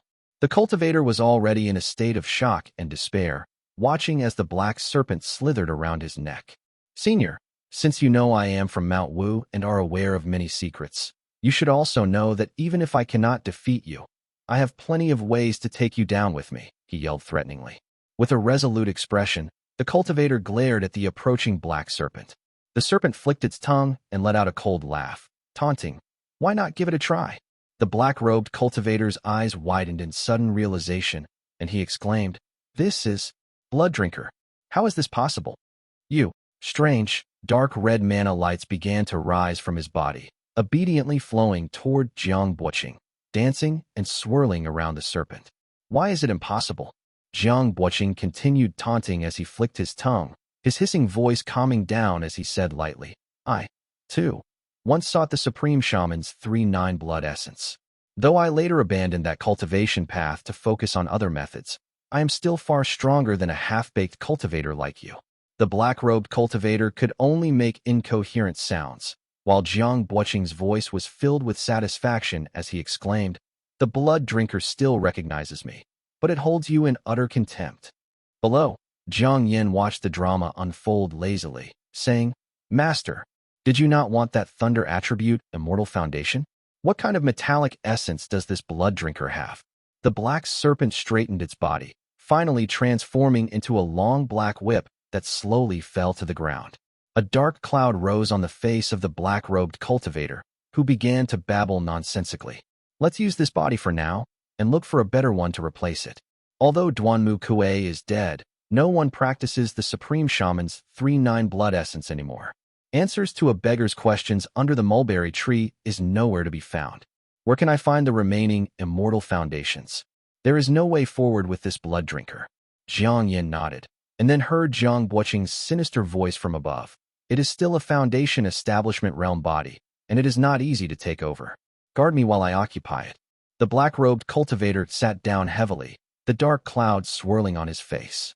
Jiang Yan walked a few steps forward and took the black gourd from the cultivator's waist, saying with a light smile, Baleful blood and resentment qi. How convenient. Exactly what I needed. Though Jiang Yan's tone was casual, his eyes were filled with suspicion. He weighed the gourd in his hand, removed the lid, and glanced at the bright red, baleful qi within it. He sat down cross-legged, placed his fingers together at his brow, and drew out a bright golden talisman. This talisman was entirely golden, glowing with mana light. Jiang Yan poured out the crimson baleful and resentment qi and began to silently refine it. Mount Wutu was close to Mount Lijing. It only took Li Yuanjiao the time to burn half a stick of incense to arrive by riding the wind. When he landed on the mountain, both Li Yuanping and Li Qingxiao stood up and greeted him respectfully. Big brother. Brother Jiao. Li Yuanjiao's eyes shone brightly, and his aura was vigorous. It seemed that under the support of the flowing qi-swallowing spirit talisman and his diligent cultivation on Mount Wutu, his strength had significantly improved over the past year or two. He nodded at his younger siblings. Chen Donghe and his wife had been nearby and quickly returned to Mount Lijing. Li Jingtian looked worried, while Chen Donghe remained calm and thoughtful. As they chatted, it was clear their minds were elsewhere, waiting for their sister, Li Qinghong, to arrive. However, no matter how long they waited, her heroic figure was nowhere in sight. After an hour, someone finally reported, standing respectfully at the courtyard entrance. Reporting from Yuding Peak, the Immortal Master entered seclusion yesterday to attempt a breakthrough to the third heavenly layer of the Qi cultivation realm and has not yet emerged. I thought she might be at a critical point in her breakthrough and dared not knock on the door, so I came back to report. Qinghong is in the midst of a breakthrough. The group exchanged glances. Li Jingtian, unable to contain herself since Qing Xiao was her daughter, spoke up softly. Xiao, come with me inside. With a gentle nod to the others, she smiled and said, we have some private matters to discuss. Please wait a moment. The group nodded in agreement, and the mother and daughter entered the room. Li Yuanjiao cupped his fist and asked, Uncle, what do you think? Chen Donghe shook his head and replied gently, I have heard about Xiao Xian. He seems sincere enough. Qing Xiao is my only daughter. I do not expect Xiao Xian to become a Foundation Establishment Realm Immortal Cultivator. As long as he treats my daughter well, that is enough. Chen Donghe's voice was gentle but firm. Over the years, he had broken through to the fourth heavenly layer of the Qi cultivation realm, becoming a mainstay of the Li family. His dignified presence exuded authority as he continued. If Qing Xiao is willing, I have no objections to this marriage. Yuanping and Yuanjiao exchanged glances, and Li Yuanjiao spoke. Uncle, rest assured. The Mount Yu branch would not dare mistreat Qing Xiao. If this marriage goes through, it will be a grand affair with betrothal gifts lining up as long as 10 li. While the group outside discussed matters, Li Qingxiao followed her mother Li Jingtian into the room. Li Jingtian held her daughter's hand, her tone urgent and concerned. This is a significant matter. Have you thought it through? Li Qingxiao lowered her head and quietly replied. If I refuse Xiao Xian, not only will it be awkward for the family, but mother, would you be able to find someone better for me? Li Jingtian frowned and was about to open her mouth to speak, but then shook her head and said, matters of love should always be about mutual willingness. It is not about whether he is good or not, but whether you want to. The family has never forced marriage upon anyone. Even if you want to marry a mortal without a spiritual orifice, your father and I will support you unconditionally. Li Qingxiao blinked and suddenly laughed lightly, her smile radiant as she said, leaving the mortals aside, I have not even considered the prominent families in our household. Mother, you must be joking. This is not some fictional story. Naturally, our spouses must match us in social status. As for whether there is mutual affection, given our family's current status, how many families can we even marry into? How many would dare to marry into ours? There are only a few families, scattered across 1,000 li. Seeing each other once before marriage is rare enough, let alone discussing feelings. We should only consider their appearance and character. Li Jingtian, who was well aware of this, sighed softly, her concern making her lose perspective. Li Qingxiao lowered her head, her voice calm and rational as she said, Xiao Xian has shown enough respect. We shouldn't be too overcritical and pursue perfection in life. After a private conversation, the mother and daughter emerged from the room, and Li Qingxiao agreed to the matter with a smile. Li Yuanjiao nodded and said, then I will report to the ancestor and write to Cloud Crown Peak to finalize this matter. Everyone nodded in agreement, but just then, a person hurriedly approached. Glancing at the group in the courtyard, he hesitated for a moment before bowing respectfully in front of Li Yuanjiao and said, young masters, someone from the Xiao family has arrived, saying there has been a change within their sect. Who has come? Li Yuanjiao asked. The clan guard replied, the eldest son of the Xiao family, Xiao Gitu. Xiao Gitu. Li Yuanjiao and Li Yuanping exchanged a look, then cupped their fists toward Li Jingtian and Chen Donghe before leaving in haste. After seeing them off, Chen Donghe sat down in the room. Li Jingtian nudged her husband, glancing at Li Qingxiao who had gone out to collect the books, and said softly, Xiao Xian is good, but he lacks ambition. He is clever, but not decisive. I fear he will not achieve great things. Great things, Chun Dongha repeated as he shook his head, putting his sword into its embroidered pouch, and replied gently. As long as he can live an honest life, what more can we ask for? Soaring eagles and sparrows that fly too high are soon shot down by hunters, leaving our daughter a widow. Li Jingtian shook her head, her voice filled with worry as she said, That's not necessarily true. Even if he does not soar, that doesn't guarantee that she won't suffer. Chapter 316, Molten Metal Cave. Xiao Xian waited anxiously in the hall, unable to calm his nerves. He fidgeted with the jade cup on the table, constantly changing his posture. After a long while, a clamor of footsteps echoed from outside the courtyard. Xiao Xian, who had been slumping in his seat, immediately straightened up, his anxiety increasing even more. He heard a flattering voice from outside. Young Master Gitu, my master is currently on the mountain discussing important matters with his clan brothers. Please, wait a moment. No problem. The voice was mature and steady, but it struck Xiao Xian like a bolt of lightning. His mind went blank, with only one thought reverberating in his mind. Xiao Gitu, what is he doing here? In just an instant, a young man entered the courtyard. He had broad shoulders and a robust build, exuding a majestic aura. The intricate runes on his armor glowed with mana light, indicating his status as an important figure in the Immortal clan. Xiao Xian dared not be negligent. He quickly adjusted his robes and bowed deeply, greeting respectfully. Xiao Xian of Mount Yu Branch greets the young master. This man was indeed Xiao Gitu, now at the third heavenly layer of the Qi cultivation realm, the elder brother of Xiao Guiluan, and the most outstanding figure of his generation in the Xiao family. As the head of the main branch of the Xiao family, Xiao Gitu's presence commanded great respect. Xiao Xian did not dare to be negligent and immediately showed the proper deference.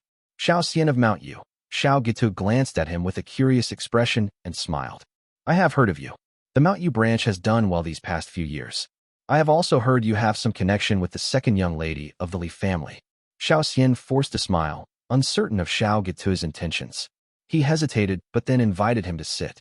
Xiao Gitu strode forward confidently before taking his seat. He stared at Xiao Xian and remarked, Not bad. Xiao Xian secretly breathed a sigh of relief as Xiao Gitu continued. I have important matters to discuss with the Li family. You may listen. As soon as he had finished speaking, several people entered the hall, led by a man in black with a sword at his waist. It was Li Yuanjiao. He stepped forward with a smile and said, I am Li Yuanjiao. Pleased to meet you, young Master Xiao. Xiao Gitu looked up, and their gazes met in midair, each feeling a sense of awe. Xiao Gitu laughed heartily and replied, So it is my brother-in-law.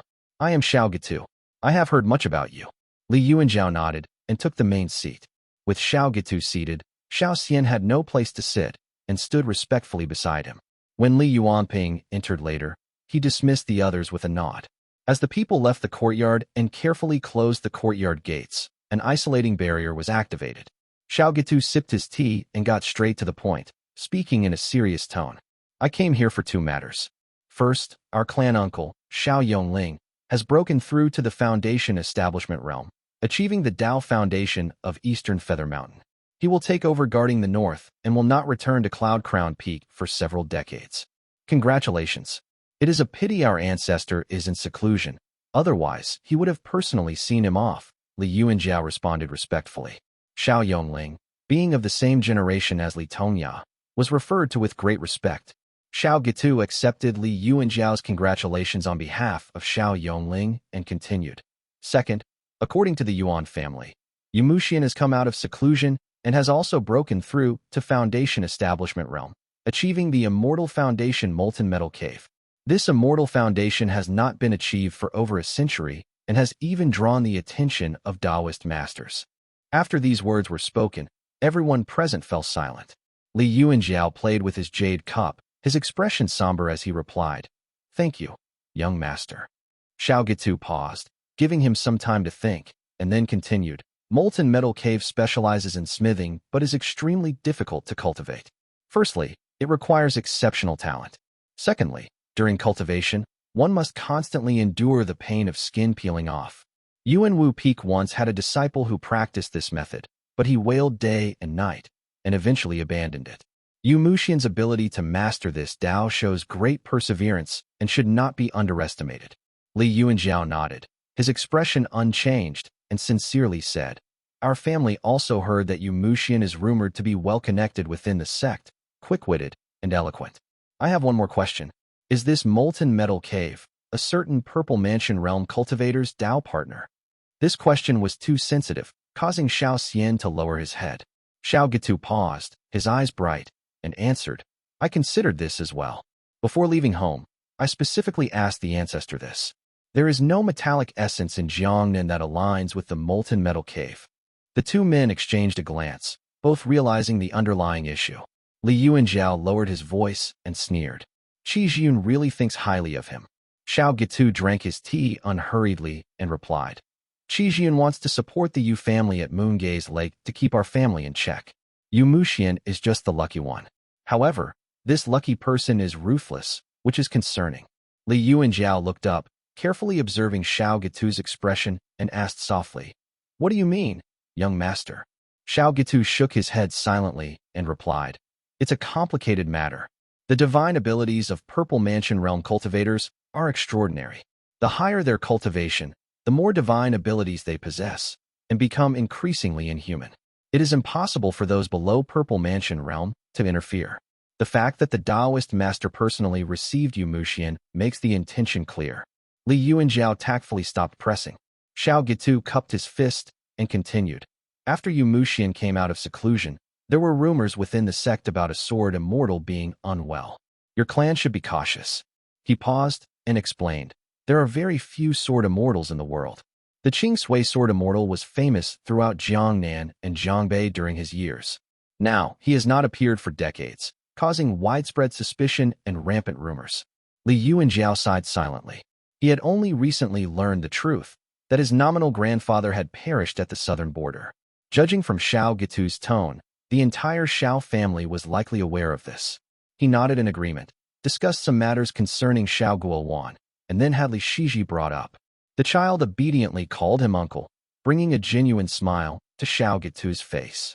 Xiao Gitu laughed and remarked, "Seeing this nephew of mine reminds me of Guiluan when she was just a kid.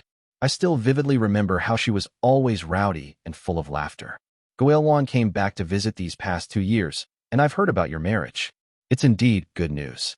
Li Yuanjiao laughed heartily.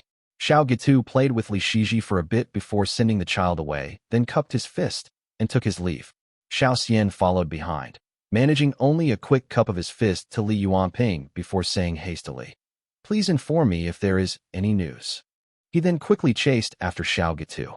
Li Yuanjiao saw them off at the edge of the Li family's territory and then flew back to the courtyard. By then, the sky had already darkened. Li Yuanjiao settled before his desk, where Li Yuanping had been waiting for some time. The brothers exchanged glances, and Li Yuanping pondered for a moment before asking, "Brother, how credible do you think Xiao Gitu's words are?" Li Yuanjiao frowned, tapping his jade cup on the desk in frustration. "It is hard to say. Xiao Gitu is no fool. His words seemed sincere, and his demeanor was measured. It is difficult to discern the truth. The Xiao family is indeed full of talent. Xiao Shooting, Xiao Yongling, and now Xiao Gitu. None of them are easy to deal with. The ancestor once said that although the Xiao family and the Azure Pond sect appear to be at odds on the surface, they are quite aligned in private. We cannot be sure what these Purple Mansion Realm cultivators are planning. While the Xiao family has done us favors, they would not deceive us about such things. But if we follow their lead too blindly, we will eventually become stepping stones for their cultivation." Li Yuanping nodded silently, his pale face showing signs of unease. Yu Muxian's recent breakthrough to the Foundation Establishment realm means he will surely interfere with matters on the lake. Li Yuanjiao deliberated for a moment, then decisively said, "Open the cave dwelling at Meiqi Peak and inform the ancestor." Chapter 317, Forbidden to Return South. "Save me, fellow Taoist. Hand over the panacea?" Since Li Xianling had decided to return south, he naturally flew straight toward the south. Along the way, he witnessed chaotic scenes, battles between immortal and devil cultivators over treasures, and Buddhist cultivators subduing demons, with both sides suffering losses. Despite opportunities to take advantage of such situations, Li Xianling was determined to return home and flew southward without stopping. Among the members of the Li family, Li Xianling had the deepest mastery of the river-crossing torrential steppe. Thus, he navigated through his journey effortlessly, avoiding any trouble as he flew along. Soon, he reached the border of Su State, where a great river surged. The waves crashed against the shore, forming layers of snow-white spray, presenting a magnificent and captivating scene before him. Known as the ancestor of southern water veins, this great river divided the north and south, its turbulent waters being one of the most abundant sources of water qi in the land. The upper reaches extended deep into Xiao State, winding around Mount Luoxia before flowing into Wu State. Any cultivator attuned to the energies of large rivers and streams, like Li Xianling, who practiced the river one qi technique, would inevitably pause to admire such magnificent scenery. The vastness of the river. When Li Xianling first traveled north, he had passed by this great river. He spent several days there to cultivate, as it relaxed his mind and greatly improved his cultivation. Now, seeing it again upon his return, he felt an uncontrollable surge of emotions, compelling him to land by the riverbank and gaze at the pale green waters flowing east, feeling an overwhelming sense of his own insignificance. The momentum of life is like the flow of this great river, beyond one's control. Reflecting on his northern journey, Li Xianling realized that his initial aimless wandering in Su State had inexplicably turned into a determination to visit Mount Luoxia. This thought, like a landslide or tsunami, had driven him north to Xiao State. If not for being interrupted by Fahui, I would still be ensnared by this idea, unable to escape. Was it truly my desire to go, or was it the will of some purple mansion realm or Maha? A chill ran down Li Xianling's spine as he pondered the possibility of being manipulated by unseen hands, making the chaotic events along the way even more frightening. All these occurrences, like the emergence of precious panacea and Buddhist cultivators subduing demons, could have been illusions crafted to lure me further north. Deeply disturbed, Li Xianling walked along the riverbank until he saw a large reef. On the reef sat an old man in a straw raincoat who was dripping wet, patiently disentangling a messy fishing net. The old man's sharp eyes fixed on Li Xianling, who had just approached, causing him to halt abruptly. As a sense of foreboding overwhelmed him, Li Xianling's mind echoed with realization. I have been ensnared by a spell. He immediately activated his mana, but before he could take flight, the old man spoke loudly. Boy, there is no need to head further south. Li Xianling had barely lifted off the ground before being forced back down, finding himself unable to move save for his lips. A purple mansion realm Taoist master, he exclaimed. You truly had strong willpower. We used beautiful women, demons, treasures, and wealth along the way, yet none of it could sway you even a little.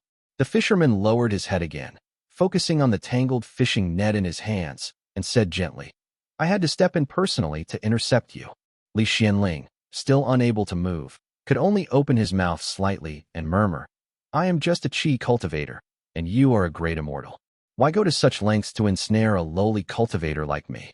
The fisherman laughed heartily, staring intently at Li Xianling, and replied, This plan has been in the works for decades, and it cannot fail. It was no easy task to lure you north, and who knew you would be this cautious? It should not have required such trouble. Li Xianling suddenly felt the constraints around him loosen as the Taoist master removed the bindings. Realizing there was no escape, he simply sat cross-legged, looking defeated. If I am not mistaken, you are after my father.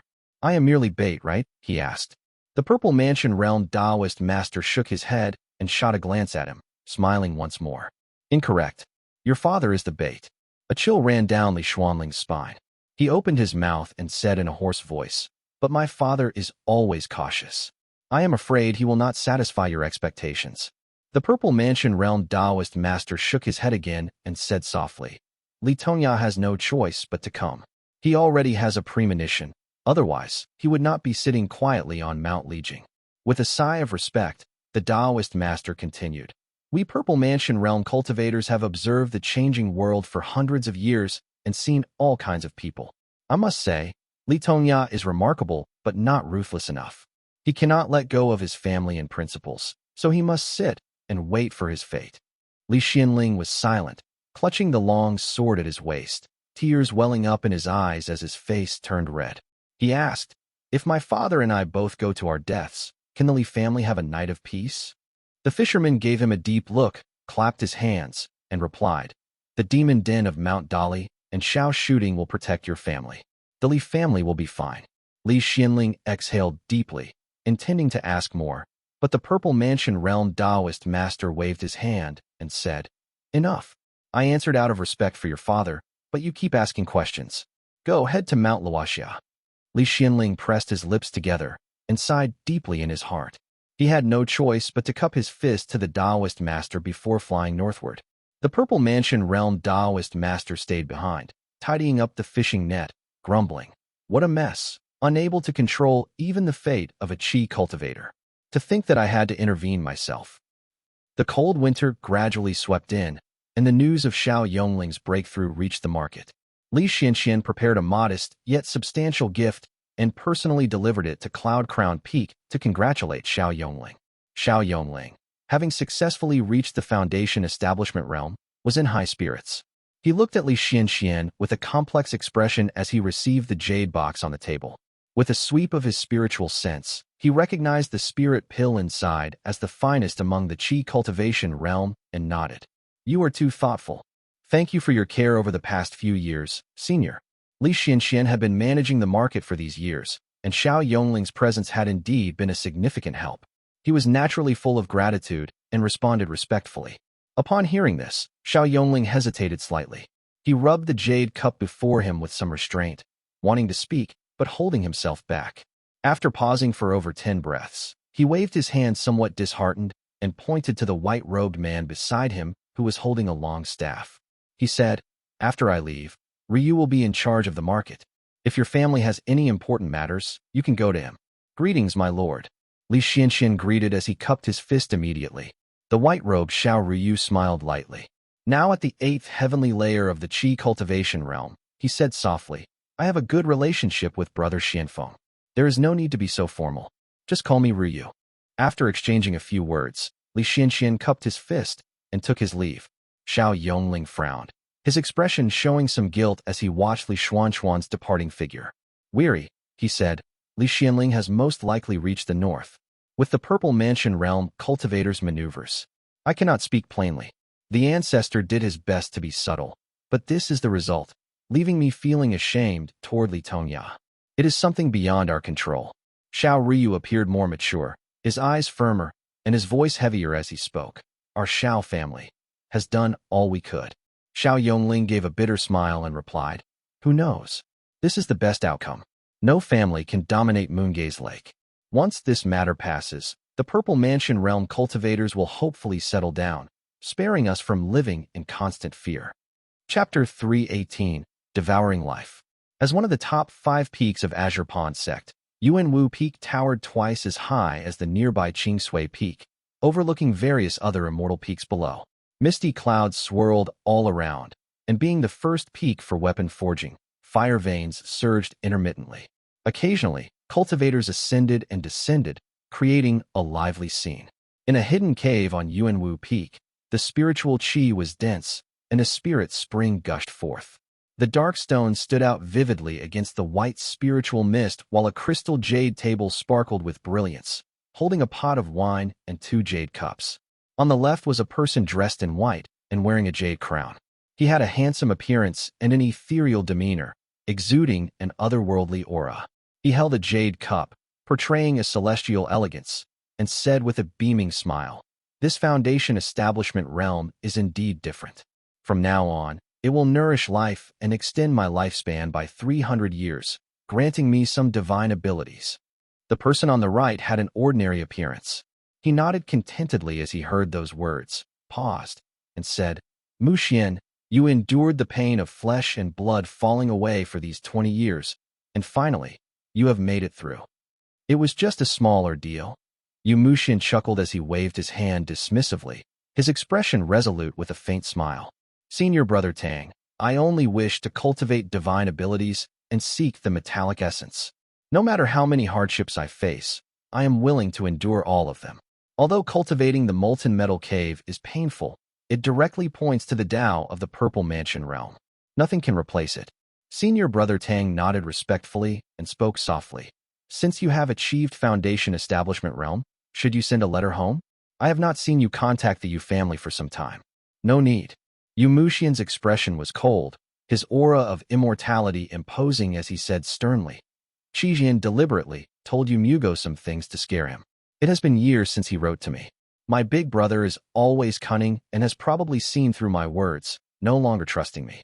Yu Feng is already dead, and the Yu family has lost its influence on the lake. They can't provide me with Foundation Establishment realm elixirs, and even daily supplies are becoming scarcer. The Yu family has lost its usefulness. I just hope they do not drag me down. Senior brother Tang did not feel surprised at these words and only furrowed his brow, asking, why not uplift the Yu family and scour the lake's resources for yourself? No. Mushian shook his head and replied, Xiao shooting is the best at scheming, and his immortal foundation is bizarre. I do not want to confront him. Supporting the Yu family would only bring more trouble than benefits. It is something wise people would not do. Senior brother Tang suddenly understood as he took a sip of the spirit tea and asked, I see that you are thinking things through carefully. How do you plan to proceed? Just give the orders. And though I may not have a strong cultivation, I do have some connections. Mushian pondered for a few breaths and replied, the situation on the lake must not change. This is the result of multiple compromises. The fate that Wrathful Maha wants to take is getting closer, and the eyes of the Purple Mansion realm cultivators are all focused on it. We should not make any moves. When Li Tongya crosses the river and the major matters of the Purple Mansion realms are settled, I will stabilize the lake's affairs without major changes. Senior brother Tang fell silent for a moment and replied, you mean we should bide our time for now? Exactly. Mushian nodded slowly and continued softly.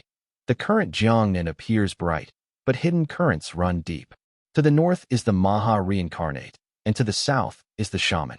Though the Foundation Establishment realm cultivators are respected, they are only small pieces on the chessboard in this great storm. We must keep our heads down and wait quietly. Senior brother Tang sighed. He took another sip of tea and shook his head. It is a pity Yu Feng cultivated the Jade Court General and conflicted with that sort of mortal. If this person had not died, he could still be of some use. He brought it upon himself. Mushian's expression finally changed, showing some resentment as he said, Taoist Master Shang Yuan wanted to claim the Jade true unified void essence. As soon as I heard the news after joining the sect, I specifically informed him. He still clung to luck, secretly conducting some blood sacrifice in the Yu family. In the end, the truth came out. If I had not cleared myself quickly, I would have been dragged down by him. After all, it is a matter of obstructing the Tao, Senior brother Tang said as he sighed deeply. Li Yuan Xiao and the others kneeled quietly before the stone door of the cave dwelling. After a moment, a broad-shouldered man with a stern expression, carrying a sword on his back and appearing to be around 60 years old, stepped out of the cave. All the younger members of the Li family immediately greeted him respectfully. Greetings, ancestor. Li Tongya responded, holding 2 small letters in his hand. He glanced at Li Yuan Xiao, who was kneeling below, and said warmly, not bad. You have already reached the 4th heavenly layer of Qi cultivation realm. Li Yuan Xiao had always been gifted. Since receiving the talisman, he continuously accumulated power within his body which increased with every passing moment. While Li Qinghong was still in seclusion trying to break through the 3rd heavenly layer, he had naturally broken through to the 4th. He bowed his head slightly and replied respectfully, all thanks to the power of the talisman Qi. Li Tongya sat down at the jade table inside the cave dwelling and took out 2 small letters from his sleeve. One of them was written by Li Yuan Xiao, concerning Mushian, which both of them were aware of and therefore skipped. The other letter came from Cloud Crown Peak. Reporting to second uncle, Brother Ling has gone north for 3 months and has not returned. His jade talisman remains bright and intact. Uncle Xianling has gone missing? Li Yuan Xiao cried out in concern. Li Tongyan nodded slowly, his face showing no surprise. He simply stared at Li Yuan Xiao, asking in a low voice, indeed. What do you think? Li Yuan Xiao hesitated slightly, pondering in his heart. He bit his lip and said solemnly, Uncle Xianling is missing, his safety unknown. I should not say this, but to speak honestly, there is likely a scheme involved. Oh, Li Tongyan nodded, seemingly unaffected by his son's disappearance, and asked steadily, why do you think so? Li Yuan Xiao cupped his fist and replied, Uncle Xianling has always been steady and reliable. It is unlike him to be gone for months without any news. If there has been no news for this long, Yet the jade talisman remains undimmed and unbroken. It must be that he is intentionally being held. The intent is likely not about him, but to lure the tiger away from the mountain or draw the snake out of its hole. It is either aimed at you, ancestor, or at Mount Lijiang.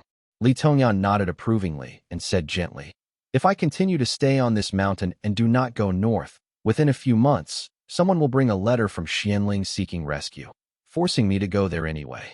Li Yuanjiao said hesitantly, what if ancestor still refuses to go? Then they will send his head. Li Tongya shook his head and smiled. The prominent figures have coveted my fate for many years. I have fought with them repeatedly, and now we are at the final move. If I comply, it will mean the deaths of both my son and myself. If I refuse, fearing death, it will be far more than just our deaths. So, it is the prominent figures of the Purple Mansion realm or Maha, Li Yuanjiao murmured, perplexed and frustrated. I just do not understand why they are after you, ancestor. At first, I didn't understand either. I thought some member of the Purple Mansion realm wanted to use my immortal foundation. Li Tongya chuckled and, staring into Li Yuanjiao's eyes, said seriously, later, when Murong Xia came and Minghui intervened to stop me, they hinted at the truth. After inquiring from multiple sources, I finally understood.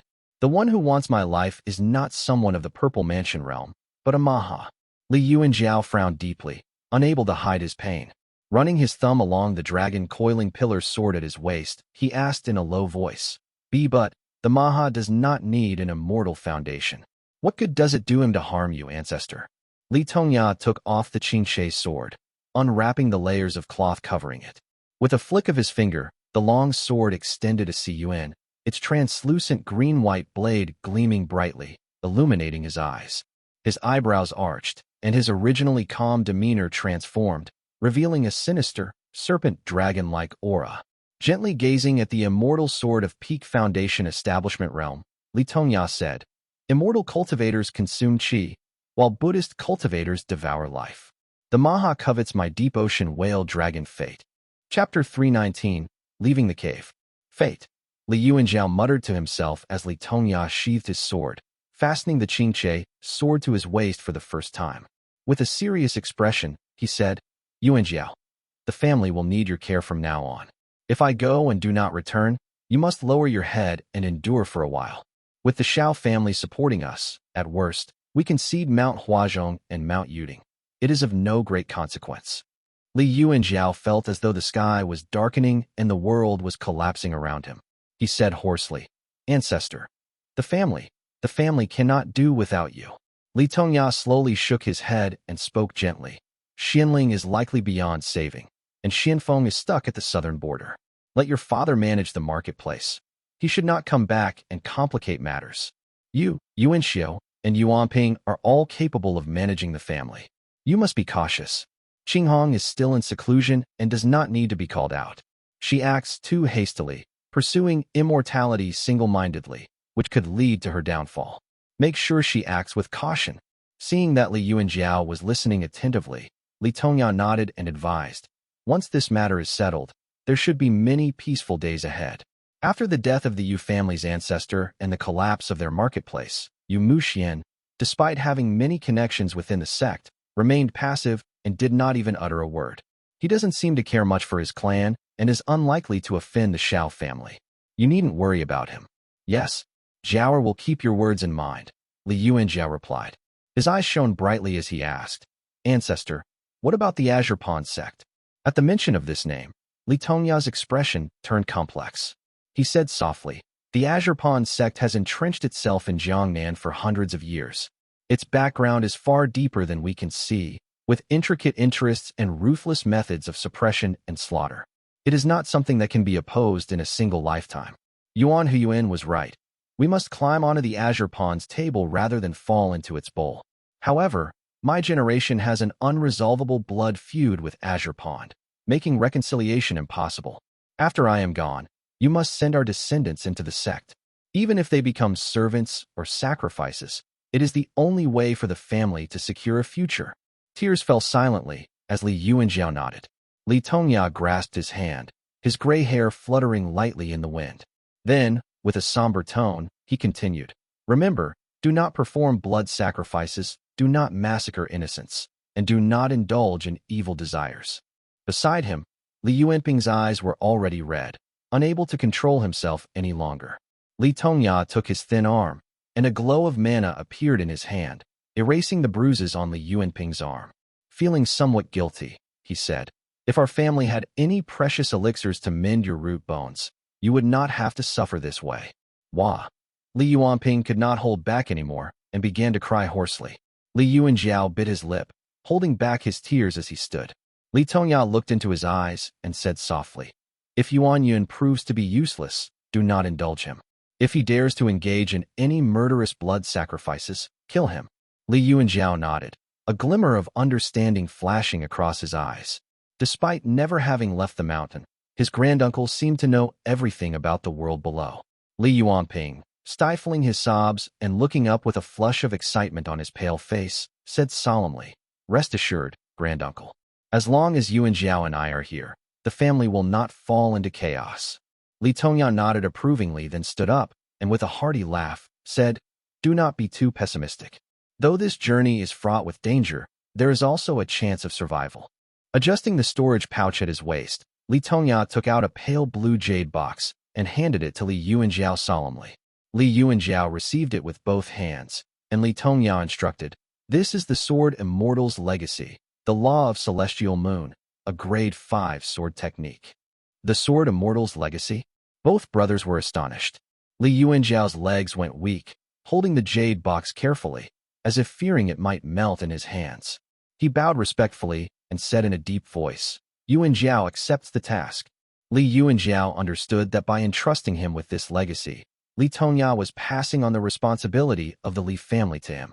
Feeling both terrified and uneasy, he watched as Li Tongya pointed at the jade box, flicked his finger, and retrieved 2 jade slips, one pale purple and one pure white. Li Tongya explained, "The pale purple one is the Law of Celestial Moon. The pure white one contains my 60 years of swordsmanship notes on this manual, called the Law of Sexagenary Cycle Sword Manual. Keep them well, and do not take them outside the mountain." Li Yuanjiao nodded repeatedly. Li Tongya continued, "This jade box is also no ordinary item. It contains great space within and can store purple mansion realm treasures."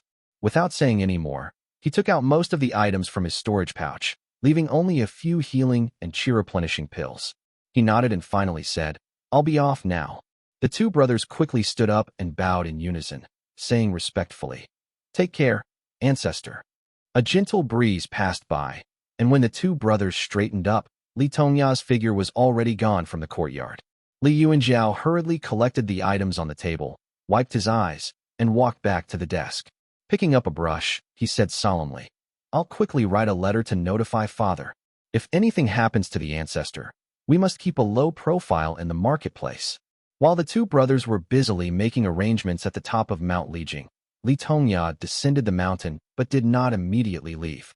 He concealed his presence and descended the steps, making his way to the mountain cemetery. Early morning dew covered everything in sight. Moss on the stones was lush and green, and a light mist lingered, creating a tranquil and picturesque scene. He wiped the tombstones of his brothers and then picked up a piece of rock. Using his finger as a chisel, he carved a stone tablet in just a few breaths. Li Tongya placed this tablet in a reserved spot and let sword aura flow from his fingers, delicately engraving patterns on the stone. All of his brothers' tombstones had been erected by him. He initially intended to carve his own as well, but, after thinking it over, waved off the sword aura and laughed self-deprecatingly. "Erecting a tombstone for myself is quite a gloomy task. Better leave it for future generations," he said. With that, he took to the wind again, drifting northward. On the banks of the great river, an old man quietly untangled a mass of nets on a large rock. Li Xianling had headed north several days ago, but the old man was not worried about him secretly fleeing. He continued to silently pull at his fishing net by the riverbank. The serpent dragon has emerged from its cave. A man dressed in hemp clothes leisurely approached from below, carrying a white jade fishing rod on his shoulder. He stopped beside the old man and said gently, "Senior C, it is time for us to leave as well." The old man glanced at him but did not respond to his words. Instead, he smiled and said, "The dark clouds are gathering. Xiao Xianyu is quite the meticulous planner. Everything has been prepared for you, and even the timing is impeccable. One cannot help but be impressed. Xiao Shooting looked at him deeply without speaking, then silently sat down to wait. The old man sighed and said, if Xiao Xianyu had not been harmed by Qi Wei, he would have been a golden core seed. Upon hearing this, Xiao Shooting finally spoke. Senior, you jest. I heard that a molten metal cave has emerged within your sect. That's quite rare. What made you decide to meddle with the Dao lineage of the Central Plains? Nothing of the sort, just an external disciple. The Purple Mansion Realm Elder surnamed Si shook his head nonchalantly and said, a young fellow in the sect managed to cultivate it. The Dao partners of Molten Metal Cave have been completely lost. Even if he succeeded, he would only reach early-stage Purple Mansion Realm, cut off from further progress. You need not be concerned. Before long, radiant lights began to emerge by the riverbank. Various Purple Mansion Realm cultivators appeared one by one, some elegant and ethereal, others with sharp gazes and shimmering with divine light. A total of 7 beams of light descended. Only then did the old man stand up shakily and say softly, since everyone is here, let us proceed together. Chapter 320, Meeting in the Temple. The evening wind swirled through the courtyard, causing leaves and grass to flutter around. The dim candlelight flickered unsteadily. In the courtyard sat a middle-aged woman, not particularly striking in appearance, but exuding a sense of grace. She leaned against the stone table. The servant below her bowed and kneeled, trembling as he said, we asked the young master. He said the climate in eastern Mount Yu is pleasant, and he does not wish to return. Lu Wanrong shook her head helplessly and sighed softly, saying gently, I know what he's thinking. He's seeking shamanic spells in eastern Mount Yu, trying to open his spiritual orifice. With his father still not returned, I cannot persuade him. Li Xianling had only one wife and never took concubines. She bore him 2 children, each with a different personality. The elder daughter, Li Qinghong, was bright and high-spirited and had reached the 3rd heavenly layer of the Qi cultivation realm. In contrast, his younger son, Li Yuanyun, who lacked a spiritual orifice, was unremarkable and increasingly sullen. Lu Wanrong had noticed the changes in Li Yuanyun with growing anxiety, and she had even mentioned it to Li Xianling several times. Each time the subject of their son was raised, Li Xianling would just say to let him be, as long as he did not harm anyone. She had always been a perceptive woman and sensed an inexplicable guilt in her husband, who was always lenient with Li Yuanyun, leaving her at a loss on what to do. Even when she had carried Yuanyun up the mountain years ago, she had trembled, unable to lift her head in Li Tongya's imposing presence. However, the children of the Xian generation, whether it was Li Xianfeng or Li Xianxian, had always treated Li Yuanyun exceptionally well. Perhaps I am overthinking it, Lu Wanrong said as she shook her head to dispel the thought and asked solemnly, any news from the marketplace? Yes, madam. They said that there's still no word of the 3rd master, the servant reported. Lu Wanrong, now nearly 40, had limited talent, only reaching the 3rd stage of the embryonic breathing realm. Unable to match her husband's progress and constrained by her surname, she had always kept a low profile and refrained from asserting authority. However, with Li Xianling missing for 3 months, her composure was beginning to wane. She tightened her grip on the jade cup, her brow furrowed with worry, and said solemnly, 3 full months without any news. My husband has always been cautious. Something must have happened. What is the response from the mountain? The servant fell to her knees with a thud and said in a low voice, Madam, Mount Lijing has been completely sealed off. We humble servants are not allowed to meet the young master. Lu Wanrong's heart skipped a beat as a deep sense of unease rose within her. She quickly fetched brush and ink, writing urgently while murmuring, no, something is definitely wrong. I must ask Qinghong about this. Li Xianling crossed the river again, weaving through the sea of clouds. After asking several people for directions, he confirmed the direction of Mount Luoxiao and leisurely rode the wind, occasionally descending to walk. The journey was peaceful and uneventful. This route followed the borders of the Su state, where Taoist temples were still predominant. Li Xianling checked his bearings, meandering along, and eventually found himself near Mount Bianyan. This area now marked the border between the Yu cultivating sect and the Golden Tang Gate. The once desolate land now sprouted green vegetable shoots, looking quite pleasant in the misty rain. There were even travelers on the road, adding a lively touch to the scene. The Yu cultivating sect is indeed the most righteous among the 3 sects, which is truly rare. The Yu cultivating sect was one of the few among the 3 sects and 7 gates that upheld the Immortal Mansion's original philosophy of seclusion and ascension. Most of its disciples cultivated on the mountain and rarely ventured into the secular world, resulting in few renowned cultivators. Aside from the highly esteemed Taoist master Jiang Yan, reputed to be the strongest below the Golden Core realm, the rest of the Yu cultivating sect's members were virtually unknown. Mount Bianyan. There seems to be a Taoist temple here. Back then, the temple was forced by a demon to collect children for sacrifice. I wonder how it is now. Under the Yu cultivating sect's governance, conflicts between Dao lineages were strictly forbidden. Numerous small Taoist temples and clans were established, and though there were still conspiracies, secret betrayals, annexations, and murders, competition here was much milder compared to other regions. Li Xianling wandered around for a while. Watching the mountain mist and drizzle, he recalled the Taoist temple he had stumbled upon when he came to exterminate the demon years ago. He thought to himself, the Purple Mansion Realm Cultivator asked me to go to Mount Luoxiao, but didn't give a specific time. Li Xianling was not afraid of death and had long accepted this arrangement. However, he still wished to live a few more days and see more of the world. He pondered, after traveling by wind, my mana is somewhat depleted. I might as well check out this small temple and rest for a while before continuing north. Thus, he descended. The world was peaceful now. The small temple, once hidden by an illusion formation, was now openly visible. The stone statues on either side were imposing, dripping with rainwater that ran down their faces. Li Xianling performed a hand seal, then knocked gently on the grayish-red wooden door adorned with peachwood talismans.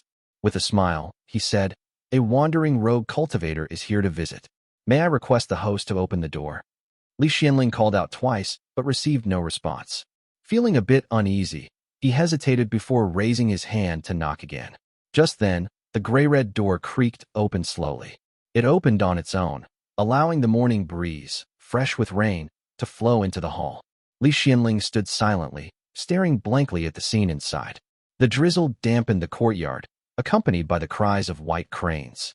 Inside, the hall was dark, illuminated only by dim candles, and a strange mixture of incense and the scent of blood filled the air. Dark blood flowed on the floor, reflecting specks of golden light. The solemn clay statues stood watch, but below them lay scattered bones. An old Taoist priest's headless corpse kneeled at the front, his white hair scattered and gently scattering in the wind. In the center, the meditation cushion was buried under a pile of Taoist corpses, all stacked in layers. The eyes of the dead were wide open, yet there was no trace of resentment, only an odd sense of peacefulness.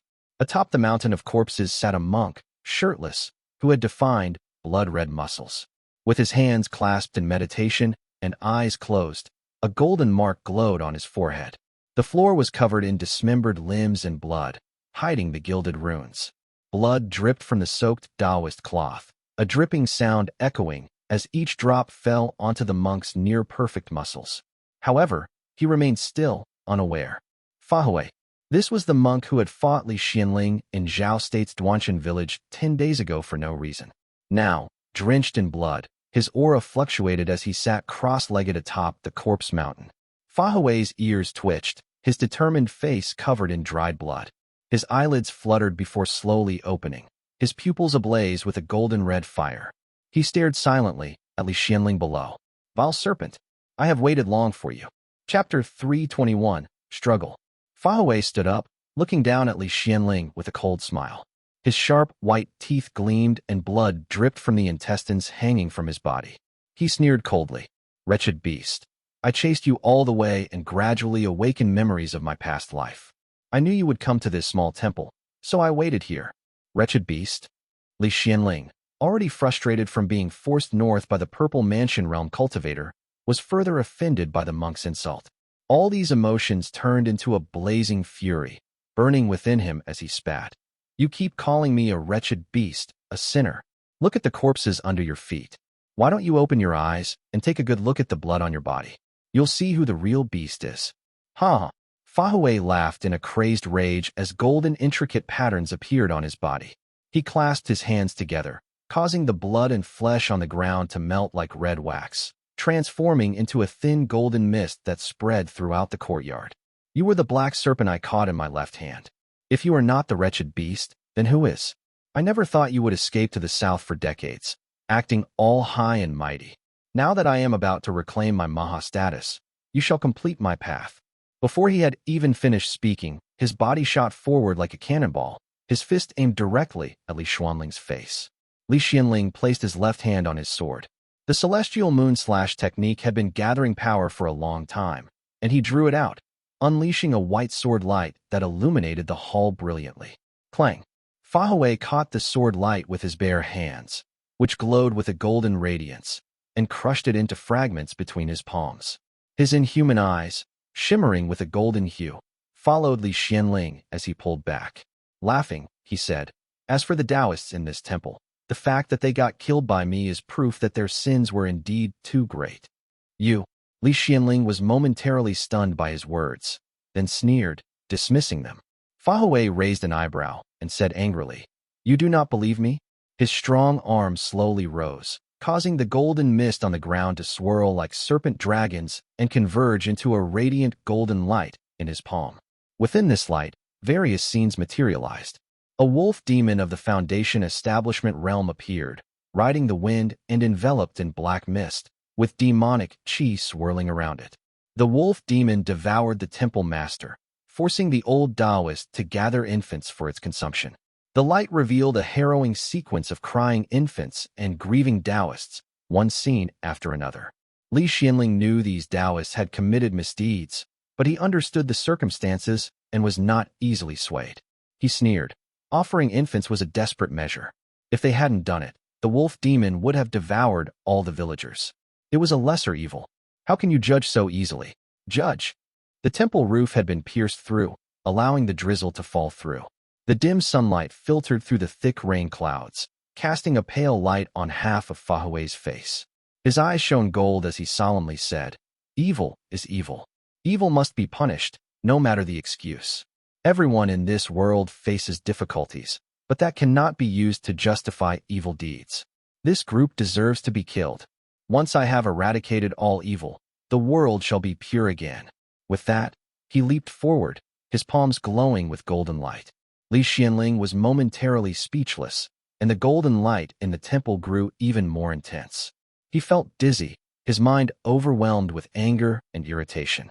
As he clashed with Fahui several times, his hand ached from the impact, leaving him in a difficult position.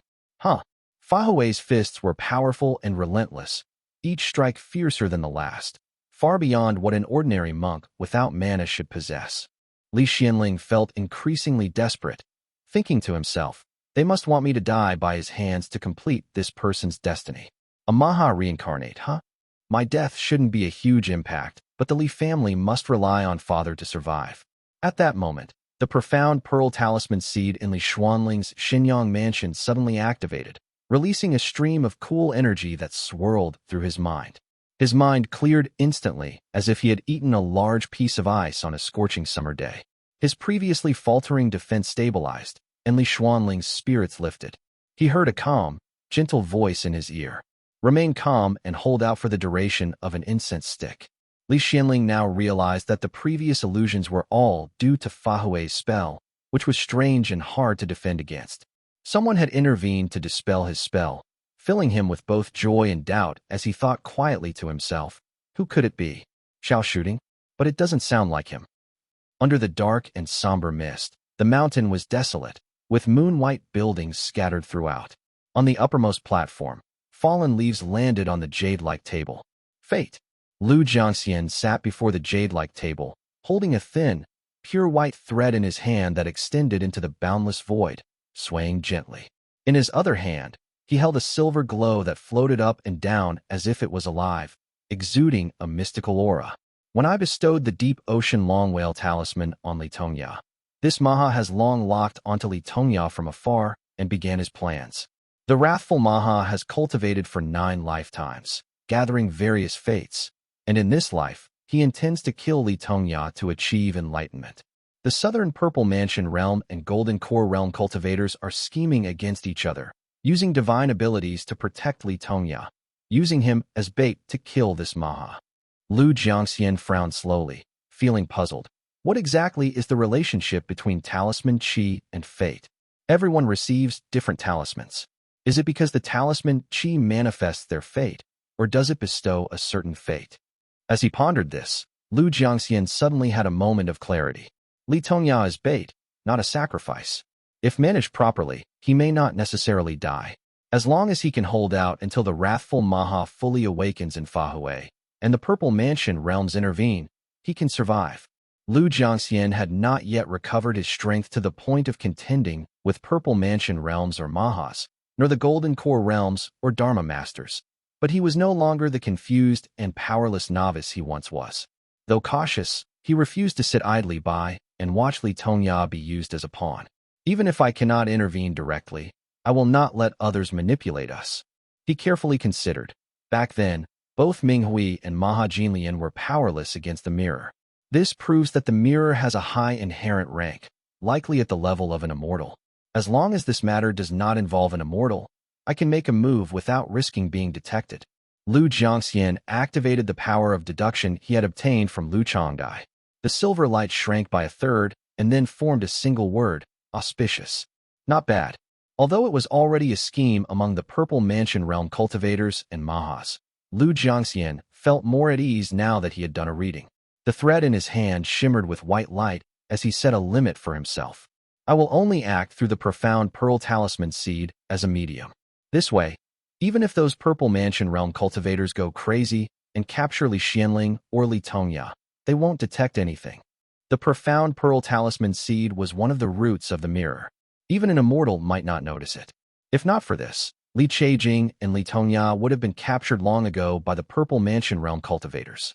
After considering every detail, Lu Jiangxian was confident that nothing could go wrong.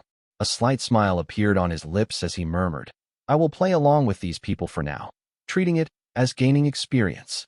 After all, I have been benefiting from their incense and sacrifices year after year, so it is time to repay them. Chapter 322, A Stick of Incense. Having now made up his mind, Lu Jiangxian gently tugged at the thin thread in the void, which reflected dazzling white light. He murmured, Li Xianling is at Mount Bianyan. Li Tongya is on his way north. He performed a hand seal, and Li Tongya, though far away, immediately sensed something. Without a word, he changed direction and flew swiftly toward Mount Bianyan. Lu Jiangxian watched the father and son silently, feeling inexplicably conflicted. Li Xianling is destined to die. Only by killing Li Xianling and becoming a master monk can the wrathful Maha begin to merge with Fahui's body. According to the plans of the Purple Mansion realm cultivators, Fahui is supposed to head north after Li Xuanling's death, with Li Tongya in pursuit. However, the longer this drags on, the more Fahui and the wrathful Maha will merge, and with his full strength, Li Tongya's chances of survival will decrease. The further north they go, the more they will slip out of my sight. It is best if Li Xianling can hold out a bit longer. If Fahui breaks through before then, Li Tongya will have a better chance of confronting him at Mount Bianyan. As he pondered deeply, the void suddenly flickered. Lu Jiangxian quickly raised his hand, staring intently into the void where he saw an intertwined web of threads. He gently touched one with his finger and said softly, Remain calm and hold out for the duration of an incense stick. With that, he fully activated his mana, focusing on the thin threads in the void, deducing silently. Clang! Li Xianling drew his sword to block Fahui's iron fist, producing a screeching metallic sound. He retreated a few steps, the sword chi scattering and leaving the large pillar beside him riddled with holes. Drenched in sweat, Li Xianling felt a searing pain in his internal organs and was unable to suppress a mouthful of blood that spilled from his lips. SSS. The blood didn't even reach the ground before it turned into a cloud of golden mist, merging with the golden haze drifting in the courtyard. Fahui raised his muscular arm and unleashed a barrage of punches against Li Xuanling's mana shield. With the cool stream enhancing his clarity, Li Xuanling's mind was no longer clouded by Fahui's spell. He immediately prepared to ride the wind, thinking to himself, although I cannot escape, I can hold out longer from a higher position. However, the golden mist clung to his shield like maggots to a bone, weighing him down. He felt as if his body was burdened with heavy iron, making him unable to rise more than a chi off the ground. Seizing the opportunity, Fahui leaped forward and struck him down with a single, powerful palm strike. Boom! Li Xianling crashed into the temple wall, his body covered in dust. Fahui chuckled darkly as he stepped forward, sneering. Once I've killed you, I will break through to become a master monk. Then I'll seek out your deep ocean whale dragon father and kill him to become a merciful one. With that, I'll complete my path to Maha.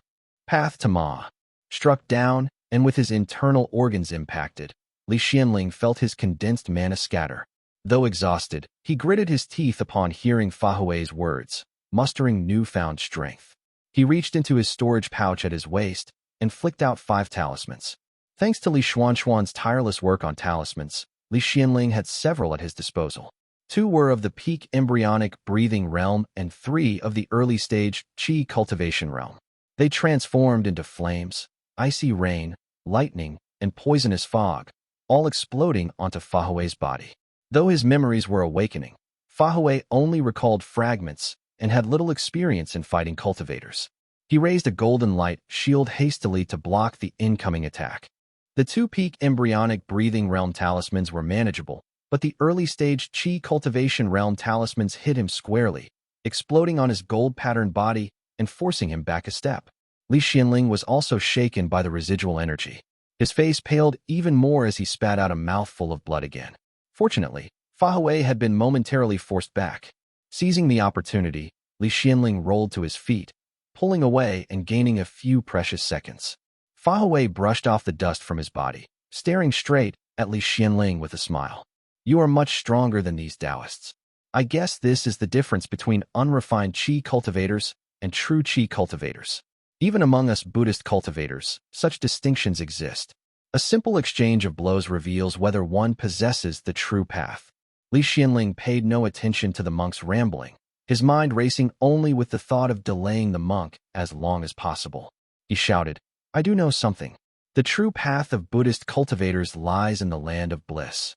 As for someone like you, who kills indiscriminately, you are not following the true path. As expected, these words stunned the monk for several seconds. He stared at Li Xianling with a smirk, performing a hand seal as he replied coldly. I see. You've already met Murong Xia. Without waiting for an answer, Fahui nodded to himself, the intricate golden patterns on his body now glowing with more intensity. With a single step, he crossed a big distance and grabbed Li Xianling by the neck. Good. Let me ask you, why should everyone, regardless of age, sin, or virtue, enjoy his paradise? The wicked should suffer all kinds of punishments and die in agony. Only the virtuous deserve to be consumed by us. Do you agree or not? He roared. His eyes glowed fiercely with golden light, and his skin emitted a bronze-yellow radiance. His hands, brimming with destructive mana and a hint of confinement, produced golden runes that bound Li Xianling tightly. Li Xuanling's face turned red, but as a qi cultivator, he would not suffocate immediately. He managed to open his mouth slightly in mock. What a notion! Only the virtuous deserve to be consumed by you. Fahui's rage intensified, finding Li Xuanling's answer unacceptable. He gritted his teeth and roared, You ingrate! Fahui suddenly lifted his hand and threw Li Xianling with all his might. Li Xianling shot out like a cannonball, smashing into the roof of the great hall. The structure, already damaged from their fierce battle, gave way instantly, collapsing in on itself. Boom! Gray-white dust rose abruptly, and broken tiles and wood fragments fell like torrential rain. The dimly lit hall finally crumbled. Debris was scattered everywhere, and Li Xianling lay on the steps leading to the hall, his bones shattered and his body limp like a noodle. One of the 2 imposing statues at the entrance was shattered into pieces, while the other had its limbs broken, leaving only a solitary head. Rainwater dripped from the smooth stone face, mixing into the faintly blood-red puddles below. The signboard, which had been precariously hanging from the roof covered by tattered cloth, finally fell with a clatter, landing before him. The cloth fluttered away in the wind, revealing gilded characters, Jinhui Temple. The golden characters blazed like the sun, glaring into his eyes. Li Xuanling's cheeks split open, and his ragged mouth twisted into an ugly smile as he whispered weakly into nothingness. It's been a stick of incense. Chapter 323, Arrival. The cold wind was fierce, and the rain poured down relentlessly. Between heaven and earth, the rain and mist were oppressive, and the thunder hidden within the dark clouds rumbled deeply. Li Tongya traveled through the wind like a meteor streaking across the sky. Below him, the mountains and forests swayed incessantly in the heavy rain, leaves scattering everywhere. His expression was impassive as he moved through the rain, which gathered around him and transformed into a dozen pale green small serpent dragons that swirled around him, drawn by his boundless ocean immortal foundation. Mount Bianyan. He gazed into the distance, his narrowed eyes filled with a gloomy light. The scenery before him flickered and the undulating mountains resembled a cunning viper, twisting and turning. Li Tongya, who had achieved Foundation Establishment Realm over a decade ago, was always calm and clear-headed. However, after flying for just half a day, he now felt muddle-headed and drowsy. Although he was only a few hundred li away from Mount Bianyan, Li Tongya's speed began slowing.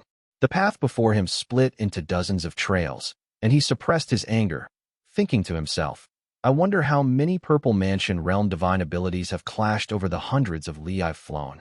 As he struggled to maintain his focus, the profound pearl talisman seed in his Qihai acupoint suddenly shone brightly, and a cool stream of energy flowed from his Xinyang mansion, clearing his mind.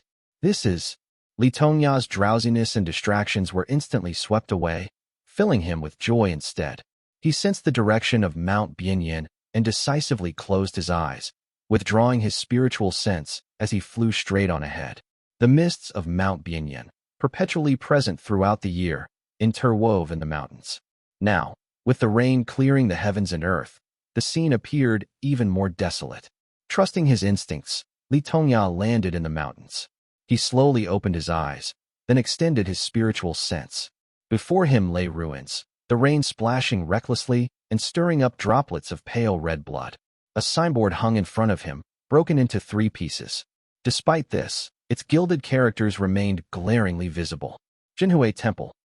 In the void beyond Li Tongya's sight, 9 beams of light stood suspended in midair, each with its own distinct characteristics, some as heavy as mountains, some fluctuating, and others full of vitality.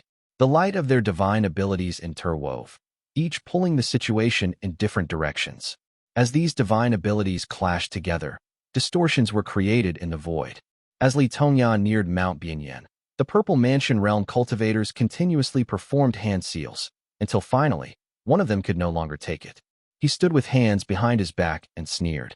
It's understandable that everyone wants a share of the metallic essence and fate. However, if something goes wrong and that little snake survives, and the wrathful Maha realizes something is amiss and reincarnates elsewhere, none of us can bear the consequences. As soon as he spoke, another Purple Mansion Realm cultivator laughed mockingly. Changshi, it seems you have not managed to cultivate your life divine ability and can only watch on enviously. Do not let it frustrate you into speaking nonsense. You, Taoist Master Changshi, clearly did not get along with this Purple Mansion Realm cultivator. However, having reached the Purple Mansion Realm, none were fools, and he was not easily angered. 1. He feigned mild anger and fell silent. But the other Purple Mansion Realm cultivator persisted, laughing. Taoist shooting attained the Tao through his life divine ability and began developing a second immortal foundation in less than 50 years after his breakthrough. You, having cultivated for 100 years at the early stage of the Purple Mansion Realm, cannot even compare to a junior. How pathetic. Taoist Master Changshi merely laughed, replying, Taoist shooting is indeed exceptionally talented. I naturally cannot compare. But with important matters at hand, I will not argue with you. Keep an eye on your Guiluan peak so it doesn't end up sinking into the sea. When Duanmu Koei was alive, he was as docile as a quail. Now that he is gone, you have come out to stir trouble, the other Purple Mansion Realm cultivator mocked. Taoist Master Changshi merely glanced at him coldly and replied, If you practiced Fool's Mountain Chase and heard that the Emperor's mandate was destroyed, you'd be terrified enough to disperse your cultivation and start over too. The Purple Mansion Realm cultivator laughed, seemingly agreeing, and finally fell silent. The others watched silently until a clear voice suddenly said, Fellow Taoists, he is flying too fast.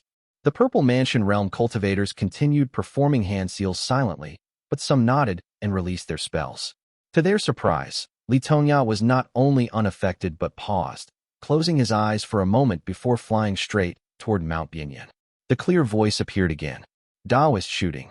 Withdraw your divine ability. These cultivators, having attained the Purple Mansion realm, were all exceptionally perceptive. They immediately understood who would benefit from this, and thus who was responsible. All eyes turned to Xiao Shooting.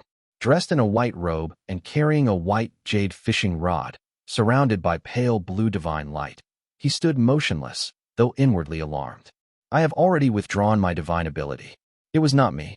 It must be someone else. Could it be the one from Mount Dali or the cultivating sect? Xiao Shooting scanned his surroundings, his deep thoughts racing. Finding himself inexplicably the target of suspicion, he remained calm and immediately saw an opportunity to claim greater influence. He said gently, "It was a senior who acted, not me." The other Purple Mansion realm cultivators were momentarily stunned, exchanging looks of surprise and doubt. Someone murmured, "Who in Jiang Yan could be so domineering to render our efforts useless? It cannot possibly be Taoist Heyuan, can it? Heyuan is a sword immortal, not a shaman immortal. How could it be him? Besides, the cultivating sect has always been proudly aloof. Why would they intervene in such matters?" Watching Li Tongya fly straight toward Mount Bianyan, one Purple Mansion realm cultivator quickly deduced with his fingers and murmured, "At this speed, the timing seems just right. As soon as the wrathful Maha devours the little snake, the big snake will arrive just in time at this temple. So, we will have to fight him in this temple?" While the two Purple Mansion realm cultivators were talking, the clear voice, evidently of higher status, interrupted and asked softly, "Taoist Shooting, can you tell us which senior acted?" Xiao Shooting smiled faintly and replied, "Taoist Tianyuan. I really cannot say." Xiao Shooting's ambiguous answer caused a moment of awkward silence among the Purple Mansion realm cultivators. Then, someone spoke to ease the tension, saying with a laugh, "As long as the wrathful Maha possesses the body, it is enough. We do not need to hope for more. After all, moving through the void to manipulate fate is exhausting. It is fine if it is in this temple. We need not wait any longer. Let us eliminate the Maha quickly and return to our duties." Agreed. With this, several Purple Mansion realm cultivators voiced their agreement. One even smiled wryly, saying, "We who have just reached the Purple Mansion realm cannot roam the void as long as the senior cultivators. We risk losing our divine abilities and cultivation if the wrathful Maha escapes." Upon hearing this, the Purple Mansion realm cultivators looked silently toward Taoist Master Tianyuan. After a brief pause, the clear voice replied, "Very well." The void fell silent. The clear voice spoke no more, and the 9 beams of light quietly watched Mount Bianyan below, waiting for the right moment. 1. Changxi is from the Profound Peak Gate, one of the Taoist masters of the Azure Pond sect. He had briefly appeared in C247 to attend a banquet at Xiao residence. Chapter 324, Subduing the Serpent. Li Xianling was dead. The torrential rain continued to pour on heavily, washing away the blood that flowed everywhere. Crows cawed mournfully in the downpour, and the signboard of Jinhui Temple lay shattered in 3 pieces on the ground, scattered haphazardly. Fahui kneeled on the ground, his muscles sleek and defined like a tiger's under the rain. He propped Li Xianling up, inhaling deeply about 3 Heyuan away from him. The golden runes in his palm lit up one by one, while Li Xianling lay motionless in his arm. Fahui exhaled deeply, invoking his secret technique. His eyes glowed with golden light, ready to devour Li Xianling's fate. The ninth Maha reincarnate. As Fahui inhaled, Li Xianling's fate and cultivation surged forth. However, the domineering profound pearl talisman seed in Li Xianling's Qihai acupoint was ready to siphon away his fate and cultivation, unwilling to yield them. The profound pearl talisman seed resisted fiercely, fighting to take Li Xianling's fate and cultivation away.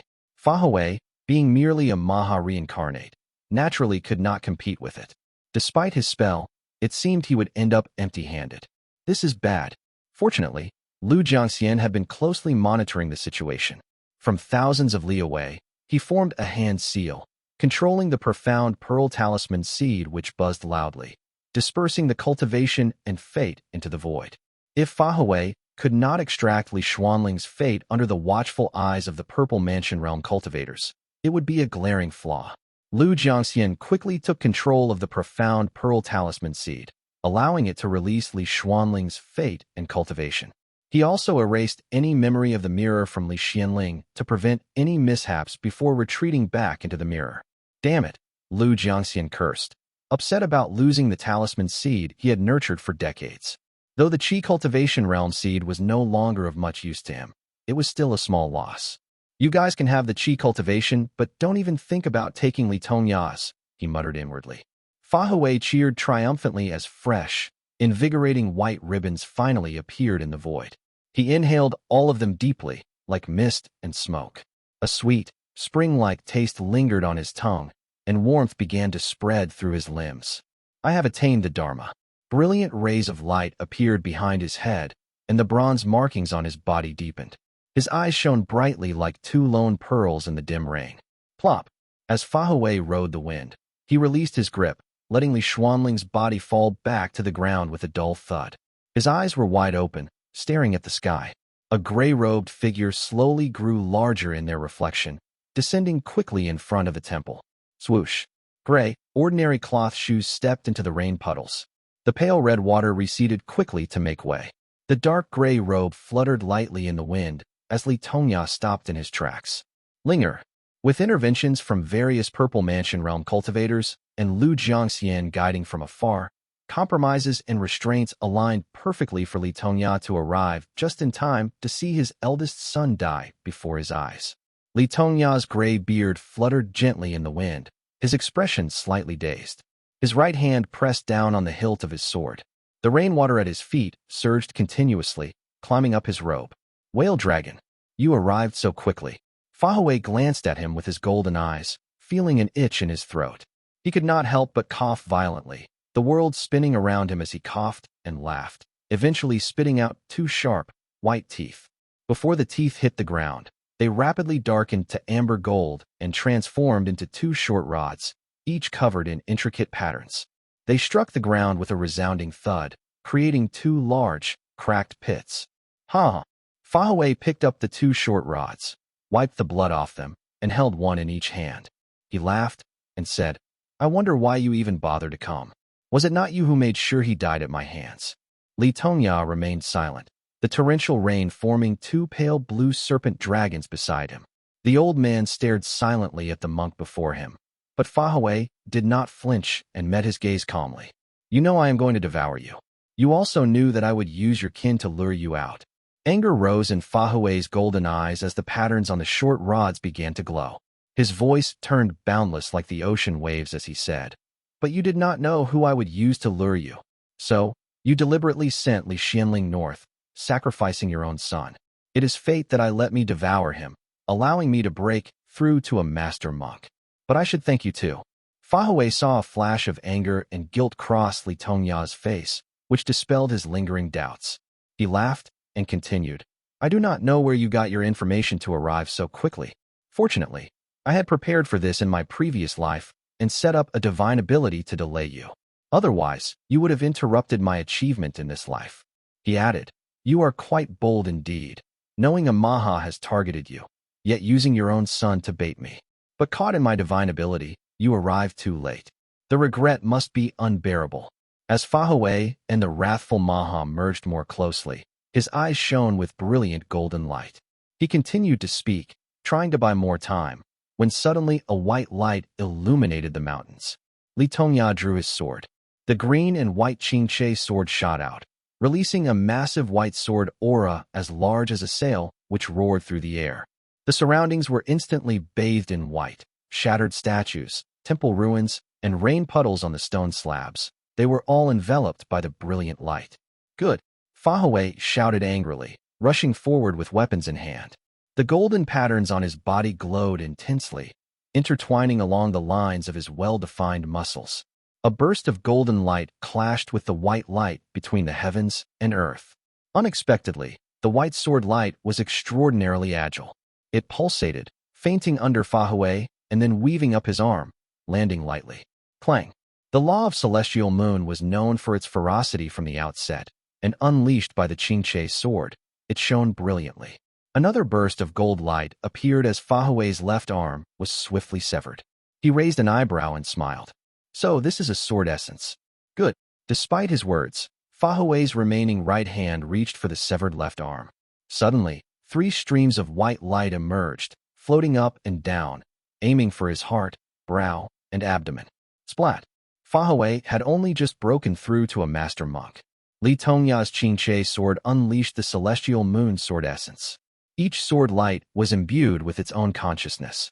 Unable to contend, Fahui was pierced by the 3 streams of light, leaving small holes in his heart, brow, and abdomen. Strike! Li Tongya yelled. Before Fahui's body could fall, the overwhelming sword essence swept over him like a tsunami, cutting him up to pieces within moments. Li Tongya. For a moment, the entire ruin was covered in white flesh. Fahui's face, now reduced to half, lay on the fallen puppet clay figure. His crimson lips moved up and down as he smiled and said, "Since I have taken Li Xuanling's fate, I must ask you a question." Li Tongya's expression remained unchanged. The long sword in his hand shone with a crystalline pale green light. The scattered limbs on the ground did not bleed nor showed any internal organs. They were like dough, sticky and wriggling, growing hands and feet, all running around and sticking together. The mouth, still lying between the puppet's clay hands, continued to shout, "Why?" When Jianixi advanced eastward, it was I who rescued Li Jingtian.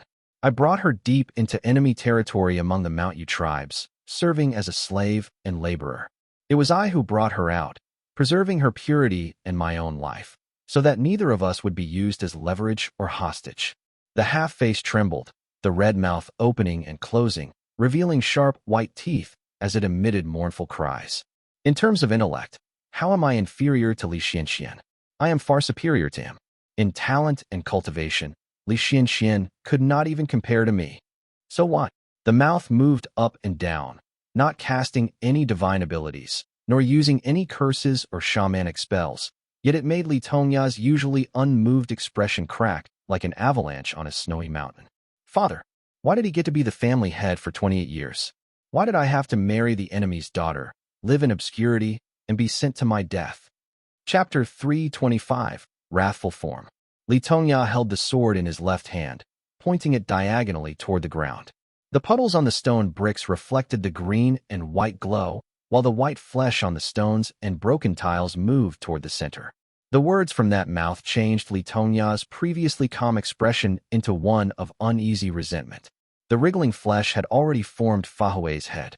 As the wrathful Maha slowly possessed him, his features became more refined and handsome, his eyes deepening to a striking gold. His face smoothed out, and those intense golden eyes locked directly with Li Tongya's as he angrily said, "Avoidance. You are avoiding your guilt toward your father and brothers. You honored your deceased brother and elevated his orphan, but the cost falls on me to bear. Li Tongya, how am I at fault?" Silence. Li Tongya's voice roared like thunder, his lips turning white and trembling slightly. The sword in his hand emitted a sharp, whistling sound, like the cry of a serpent dragon, causing all the insects and birds in Mount Bianyan to fall silent. Buzz. The azure-white sword light surged out, crystalline and transparent. Hundreds of sword chi leaped from Li Tongya's Qingche sword, crashing down like a waterfall. The puppet clay figure instantly turned to ashes, and the entire mountaintop shook violently. Boom! The dazzling green and white sword aura flashed for 5 full breaths. The sweeping sword chi transformed the ruins into a mess of holes and further wreckage. The rainwater on the platform flowed backward, turning into a misty, pale white vapor, creating an ethereal scene. Ha ha ha! The rain continued pouring heavily, quickly filling the central pit with gray water. Fahui's white head was covered with numerous fresh red wounds, exposing dark golden bones beneath. His deep golden eyes, almost falling out of their sockets, still blazed with anger as he glared at Li Tongya. "It is useless. The wrathful subduer of the 4 demon emperors is returning from the void. You could shatter me before, but now you can only see my bones. Soon, you will not even be able to harm my flesh." Fahui's arms had already regrown, picking up his shoulders and head from the ground. He took a few tentative steps forward, looking quite horrifying indeed. The wounds on his face healed rapidly. He turned his head and smiled maniacally. "Father, do you agree or not?" Li Tongya watched him intently, the sword in his hand glowing with mana light, his eyes simmering with anger. Fahui saw that his spell had affected Li Tongya's mind, yet he showed no intention of fleeing. With an angry smile, tears streamed from his eyes as he gritted his teeth. "You wanted me to watch over the younger generation, so I abandoned my cultivation to protect them. You wanted me to oversee the mines, so I left the Immortal Mountain for that barren place. After I finally achieved the Qi cultivation realm, you made me escort spirit goods, and in the end, you sent me to die. Mother cultivated for many years, and you never gave her extra resources. You gave them all to Li Xianfeng and those from the generation of Yuan and Qing. The few pills and elixirs she used were provided by me and the Dou family. When she was dying, you simply said that it was all right. Fahui's face had morphed into that of Li Xianling, and his voice matched perfectly. His angry gaze compelled Li Tongya to avert his eyes slightly. The old man appeared dazed, the sword in his hand flickering as his once sharp gaze grew weak, yet he remained silent. Seeing him silent, Fahui pulled his legs out of the ground and picked up the two intricately patterned bronze rods. He boldly took a step forward, swinging them at Li Tongya. Clang! The dark golden short rods that were covered in complex patterns lit up brilliantly with golden light. The green and white sword light collided with them, sparking fiercely. The halo behind Fahui's head grew more intense as they fought on. Li Tongya's sword clashed with him for a few moves, forcing Fahui to retreat half a step. Heh! The golden hue in Fahui's eyes intensified. His facial features constantly changed, from Li Xianling to a bearded man, then to a young child, a middle-aged woman, and a naive girl. His face cycled through these 9 visages continuously. Li Tongya, unsettled by the display, drew his sword defensively, his expression reflecting his mounting confusion. Golden light reappeared all around him, wrapping around Fahui's body like long and thick ribbons. A resonant chant filled the air, solemn and majestic. Fahui's body was covered in dense golden patterns, and his bronze-colored skin reflected the rainwater falling from the sky. His face kept shifting among 9 visages, each marked by an expression of anger. The short rods in his hands radiated golden light as he swung them down fiercely at Li Tongya. A Buddhist master monk was inherently stronger than a Foundation Establishment Realm cultivator. Furthermore, Fahui was a Maha reincarnate. Now, awakened to his wrathful form, his aura was comparable to that of the Merciful One. When the short rods collided with the Qingche sword, a harsh screeching sound filled the air. Li Tongya grunted as the impact sent him flying backward like an arrow through the rain, coming to a stop far away. Perfect timing. Consuming you will restore my Maha status. The wrathful Maha feared Li Tongya might escape, so he stamped heavily on the ground, instantly closing the distance between them. His golden arm swung out like a statue's, reaching out to grasp Li Tongya with 5 fingers. Naturally, Li Tongya swung his Qingche sword to block him while performing hand seals with his other hand. The boundless ocean within him surged, gathering the rainwater and forming blue serpent dragons that pounced on Fahui. Screech! The wrathful Maha's fingers closed around Li Tongya's sword, emitting a piercing noise. The Qingche sword, a top-quality Foundation Establishment Realm weapon, blazed with dazzlingly bright light. Jing Dragon King. The wrathful Maha, having lived for 9 lives, recognized the boundless ocean by its ancient name. He chuckled, his deep golden eyes fixed on Li Tongya as he spoke in an otherworldly voice that resonated like the ocean waves. Your swordsmanship is passable, but your immortal spells are severely lacking. The Li family, having only ascended to prominence over the past 60 years, relied solely on their mastery of swordsmanship and possessed no powerful spells. The wrathful Maha released the sword and tore the serpent dragons apart. His golden ribbons sprang forth like snakes, swiftly wrapping around Li Tongya's body. With Li Tongya thus ensnared, the wrathful Maha rained punches down on him relentlessly. Bang, bang, bang. In just a few breaths, the wrathful Maha had thrown 100 punches. Li Tongya tried to defend and create distance, but the golden ribbons had already wrapped around his feet unforgivingly, binding him tightly. Uft! Li Tongya endured 100 punches delivered with the force of a merciful one, his skin bursting open as his internal organs sustained severe damage. He spat out blood, drenching his entire body crimson, before collapsing limply to the ground. Your fate is sealed. I return to my place. The wrathful Maha laughed, his body radiating golden light. He punched Li Tongya's abdomen, his eyes blazing with light. Grasping Li Tongya, he brought his face close to his and inhaled deeply. The golden runes in his palms lit up. The remaining whites of his eyes turned completely deep gold, and he burst into laughter, cackling wildly in a crazed manner. Gua. Ha. Ha ha. The wrathful Maha's laughter boomed, echoing between heaven and earth. In front of him, Li Tongya coughed, his face smeared with blood, yet a faint smile curled his lips as he let out a weak laugh in response. The wrathful Maha froze, the handsome smile stiffening on his face. Shock and anger surged within him. He slowly lifted his head and looked into the distance. The torrential rain continued pouring down heavily. The world was dim and lightless. The puddles on the ground reflected the sky, where one by one, beams of light began to appear. 1, 2, 3, 7, 8, 9. Chapter 326, Dharma Relic. Drip, drip. The colorful lights of the Purple Mansion Realm cultivators rose through the rain. Each Taoist master held their Dharma artifact. Their expressions varied, some calm, some filled with pity, others complex. Their divine abilities interconnected seamlessly, leaving no gaps between them. 9 Taoist masters. The wrathful Maha glared with his golden eyes, attempting to activate his metallic essence discreetly, only to find that the void was intricately linked, with a grand formation already set up to prevent his escape. His heart was instantly filled with a mix of shock and fury. You all plotted against me? The wrathful Maha's handsome face twisted, his body heating up, steam rising from his being. His well-defined back glistened with sweat as his deep golden eyes stared angrily at the Purple Mansion Realm cultivators. With a twisted smile, he shouted in rage, "I see. I was too preoccupied to notice that something was amiss. You must have been planning this for a long time. No wonder. No wonder." The 9 beams of colorful light each displayed different forms but stood firm, blocking his way without the slightest concession.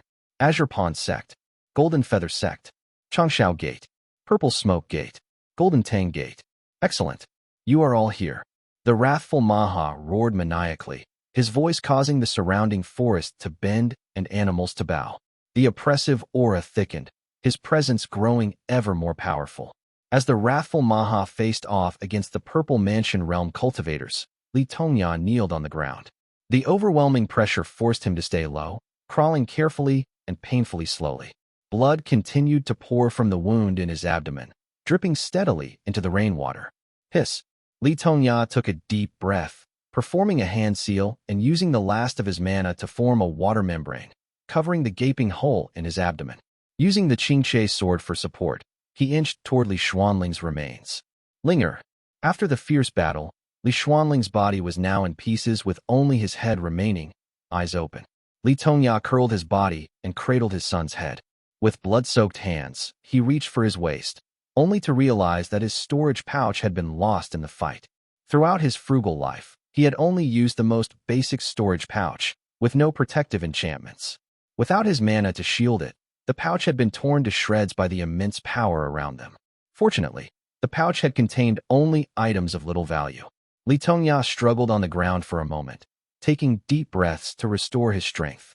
He removed his long robe and wrapped it around Li Xuanling's head, tying it carefully to his waist. Removed from Li Tongya's body, the robe quickly turned a reddish-brown, soaked by blood and rain. Glancing at the colorful lights above, a constant warning echoed in his mind. If you stay any longer, you will die? He gritted his teeth, his entire body feeling as if it would tear apart at any moment now. Fortunately, the profound pearl talisman seed in his Qihai acupoint provided a continuous stream of cool energy, keeping him conscious. Li Tongya performed a hand seal and shakily rose into the wind, flying only half a li before crashing into the forest like a falling star. The situation in the sky grew increasingly tense as the colorful radiance of divine abilities shone brightly. The wrathful Maha roared, his body expanding like an inflating balloon. His face became as large as a house, and his eyes were like 2 lanterns, emitting a blazing golden light in the sky. Zhang Tianyuan, it is you, as I suspected. You are the one leading this. I have not seen you in nearly 100 years. Let us see what divine abilities you have mastered. The central beam of light revealed a figure, a young man in a Taoist robe decorated with the 8 trigrams. Handsome and exceptional in demeanor, he was the Taoist master Tianyuan who had been leading the others. He glanced sideways at the wrathful golden figure above and said calmly, "Wrathful subduer of the 4 demon emperors. Monk, you have already been consumed by the wrathful form and lost sight of yourself." Humph. The The Wrathful Maha's patterned short rods expanded along with him, transforming into 2 large bronze pillars. He swung them vigorously, deflecting 2 probing artifacts, and sneered defiantly. As long as I can exorcise evil, what does it matter if I am consumed by the wrathful form? You all conspired with traitors from my sect to harm me, yet you underestimate my resolve. A 9th Maha reincarnate is beyond your understanding.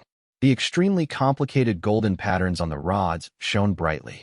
Taoist Master Tianyuan raised his hand, and a small black tortoise shell flew out from his sleeve, growing rapidly in the wind until it was as large as a house. Radiant with mana light, it met the bronze rods head-on. Thud! Taoist Master Tianyuan's artifact blocked the Wrathful Maha's attack easily. He said gently, "Monk, you are just 1 step away from becoming a Dharma master. Under normal circumstances, we could not defeat you. But now that you have been possessed by a reincarnate and lost your thread of fate, you are much weaker." Weaker? The Wrathful Maha's eyes gleamed even more brilliantly with gold, showing no fear as he looked around at the Purple Mansion realm cultivators. His immense voice thundered through the air. "Ridiculous! Do you know what the wrathful subduer of the 4 demon emperors truly is?" The Wrathful Maha stomped heavily, making a swallowing motion. His teeth, large as human heads, gleamed sharply. Golden light spewed from his throat, scattering in the torrential rain, and transforming into various shapes upon landing. They turned into monks wielding short rods, arhats entwined with serpent dragons, children, tigers, wolves, foxes, and snakes, all flying through the air and forming formations. The sky was filled with figures, all glaring angrily. "So, you have mastered the wrathful form of subduing evil of the heaven and earth. It seems you are the closest to becoming a Dharma master among the Buddhist cultivators. No wonder you are so confident." Taoist Master Tianyuan praised, yet remained unafraid.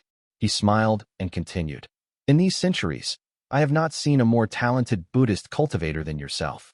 It is a pity your mind is filled with twisted ideas of purging worldly filth with wrathful fire, making you mad and wasting your talent. If only you were more reasonable and cooperative with the 7 Tao of Buddhism in the north, you would not have ended up like this."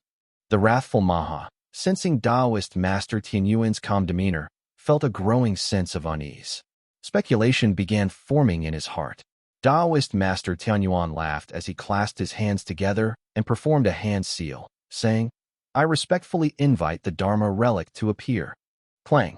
As Taoist Master Tianyuan spoke, the clear and unmistakable sound of metal chains echoed through the sky. Black chains emerged from the void, stretching across the heavens, descending upon the Wrathful Maha. They interlinked and branched out, creating hundreds of offshoots, darkening the sky. The Wrathful Maha finally showed fear, his golden patterns glowing brightly as he tried to evade the chains. But the Dharma relic was inescapable, binding him tightly. The Wrathful Maha screamed wildly, shouting in rage, "A Dharma relic! It is a Dharma relic! Which true monarch is it?" Chapter 327, The Fall of Wrathful Maha. At the northernmost point of Yu State, there was a towering peak that pierced the clouds. The mountain range stretched endlessly, grand and majestic. However, the highest point of the mountain had been cleaved by a sword, leaving a smooth and flat surface, creating an inexplicable sense of discomfort. On the flat surface of the peak, a man in a white robe lounged with his feet up, half reclined in the mist, holding a sword in his arms. The sword had a wooden scabbard which was unremarkable in appearance. The man's face was shrouded in fog, making his features indistinguishable. The piercing cold wind at the mountain summit was bone-chilling, yet he wore a simple white robe, idly toying with the jade pendant on his sword. He murmured to himself, "Wrathful Maha." From below, a woman in flowing robes ascended, her hair neatly combed and styled. Mana light shimmered around her, and her crystal hair ornaments sparkled with extraordinary brilliance. She descended with a radiant glow and greeted gently, "Xiangyuan." Taoist Master Xiangyuan responded, staring into the distance as if he could see through the layers of mist to the situation at Mount Bianyan. "The wrathful form is about to die. This grand feast should come to an end. Pity the millions who perished in Sioux State, not even causing a ripple," he commented nonchalantly. The woman's brows furrowed slightly, and she sighed. Indeed, from the Buddhist cultivators advancing east to the great battle in Sioux State, and now to the siege of the Wrathful Maha, It has been a grand feast. 3 Mahas from the 7 Dao have journeyed through fate and gathered their mounts. 2 members of the demon clan have become great demons. We have reclaimed our territory, eliminated the unstable wrathful form, and everyone benefited. Things should settle down now. As the woman spoke, a golden light shone in the distance. Chains emerged from the void, binding the wrathful Maha's golden body. As the wrathful Maha roared to the heavens, Taoist Master Xiang raised an eyebrow and said softly, "Golden bridge lock." The woman focused her gaze and replied, "Indeed. The Dharma relic bestowed by the immortal mansion to that Heyuan pristine water true monarch for his past meritorious service. It seems the true monarch intends to annihilate him completely, leaving no trace of his true spirit."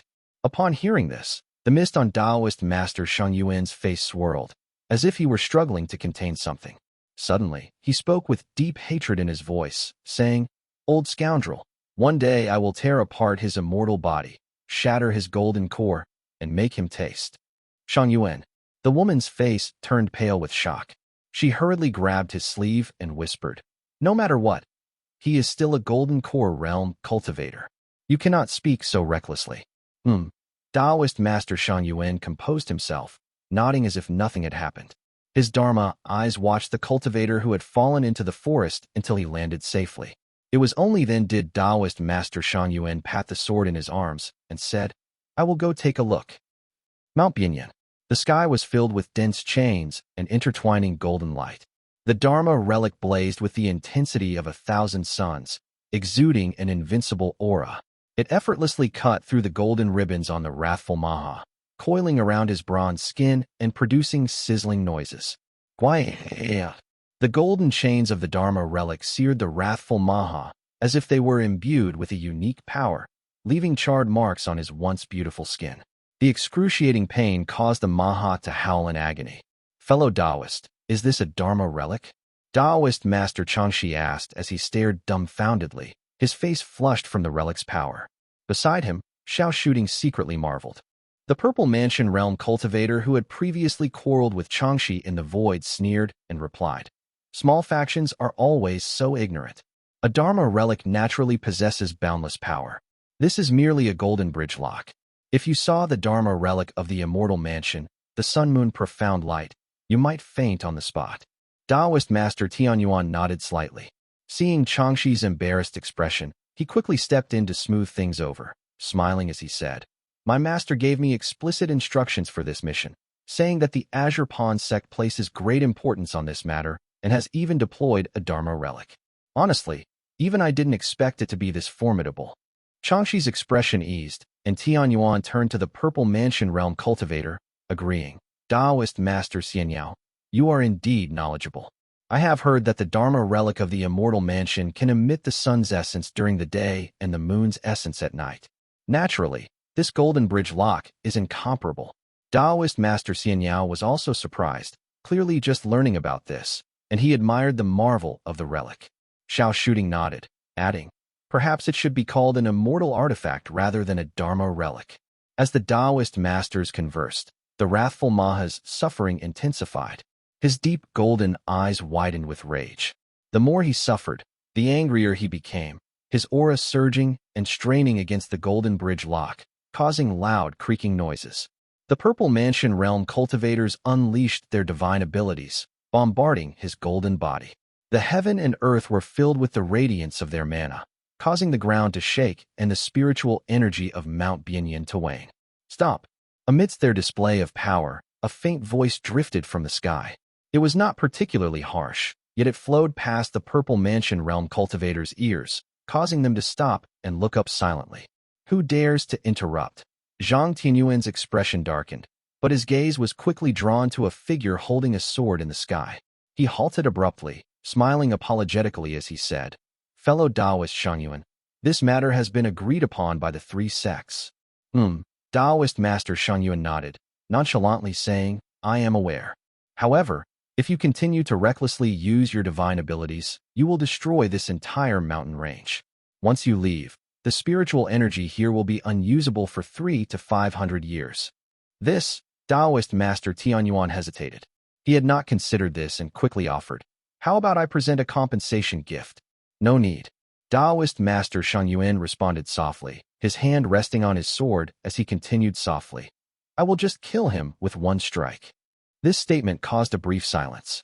Though the wrathful Maha was reincarnated and weakened, suppressed by the Golden Bridge lock and battered by the Purple Mansion realm cultivators until he seemed near death, Buddhist cultivators were renowned for their survival skills. Ending him with a single strike would not be an easy task. Please, go ahead. Taoist Master Tianyuan's smile became more sincere, though he secretly scoffed, thinking to himself, arrogant fool. Taoist Master Shangyuan fixed his gaze on the golden body of the wrathful Maha before him, remaining silent for several breaths. The monk, panting heavily, glared with eyes wide in fury, his voice cracking as he spat. Cowardly scoundrel, you. Taoist Master Shangyuan continued to stare at him. In the monk's dimming vision, the mist on Shangyuan's face began to clear. The monk's rage suddenly ceased, and he stared in stunned disbelief at the figure before him. It's you. The wrathful Maha gazed at him in disbelief, his lantern-sized eyes fixed straight ahead. As his anger dissipated, his overwhelming aura diminished to a little stream. Taoist Master Shangyuan slowly drew his sword. Clang! The long sword was unsheathed. The falling leaves stopped mid-air, and the birds fell from the sky. The world was enveloped in a single, brilliant flash of white light. Boom! In Duanchen Temple, far away in the Xiao state, an old abbot was silently striking the wooden bell under the statue of the wrathful Vajra. Suddenly, a series of ear-piercing sounds echoed through the temple. The old abbot was stunned, raising his head shakily. Cracks appeared all over the statue of the wrathful Vajra before him, starting from the neck. With a thunderous crash, the statue shattered into pieces, falling to the ground in a chaotic scatter. The Maha has fallen. On Yunma Cliff in Xiao State, the brownish-yellow wind howled. A group of monks walked in a line below the cliff. Countless statues of the wrathful Vajra, each with a different form, some holding short rods, others riding tigers, leopards, or dragons, stretched for hundreds of li, presenting a spectacular sight. The lead monk held a torch, illuminating each statue and wiping them down. Suddenly, he looked up in confusion. Crack, crack, crack. The eyes of the highest wrathful Vajra statue shattered with a loud bang.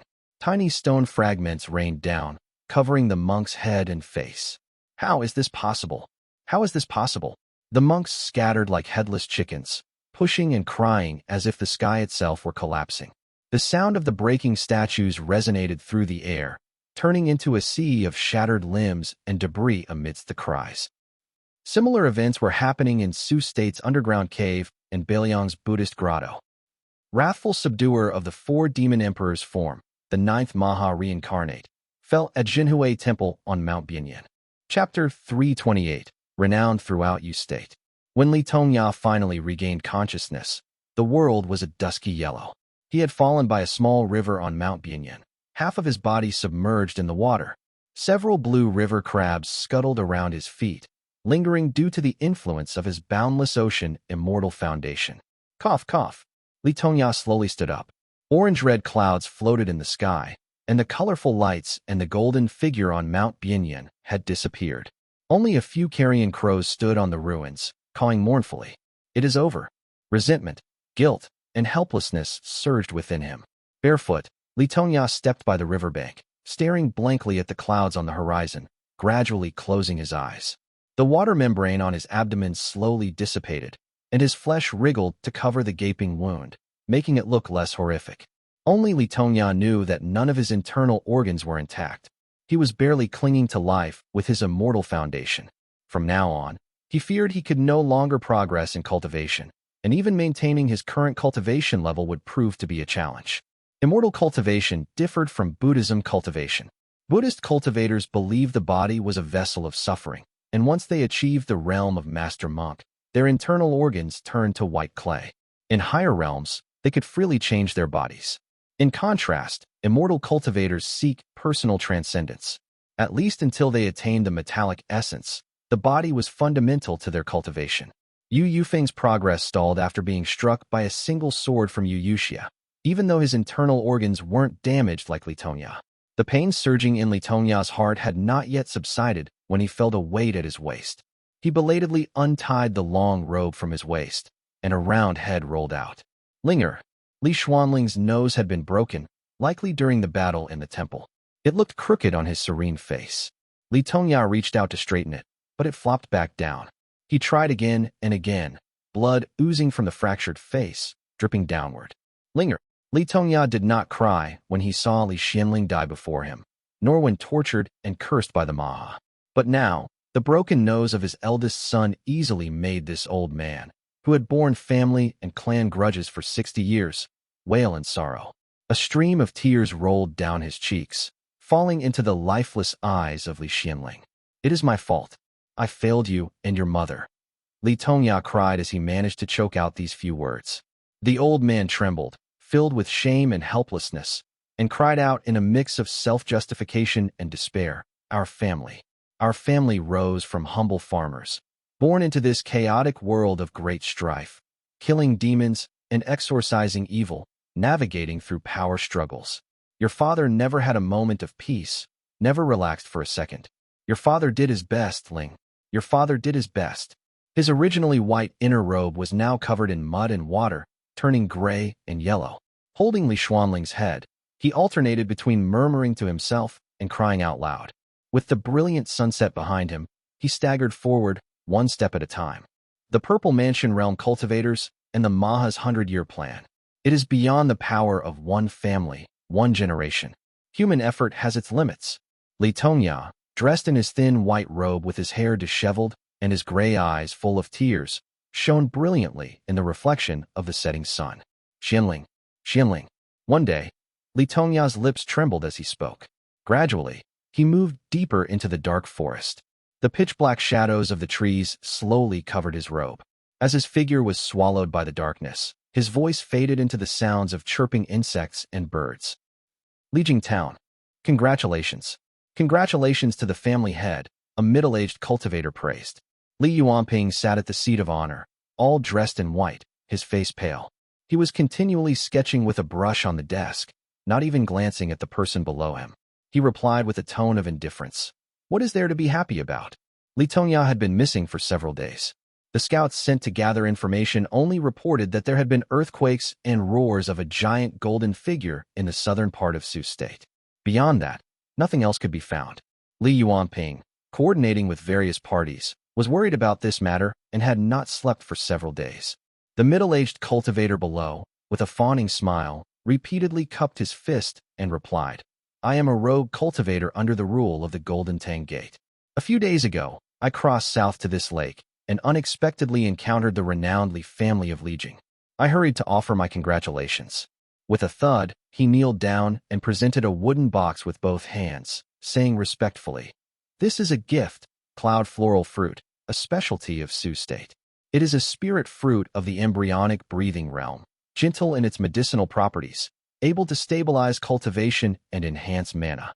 The Li family, now a prestigious clan, often received visits from rogue cultivators who might offer medicinal recipes, spirit herbs, or artifacts, all in hopes of finding a place to stay.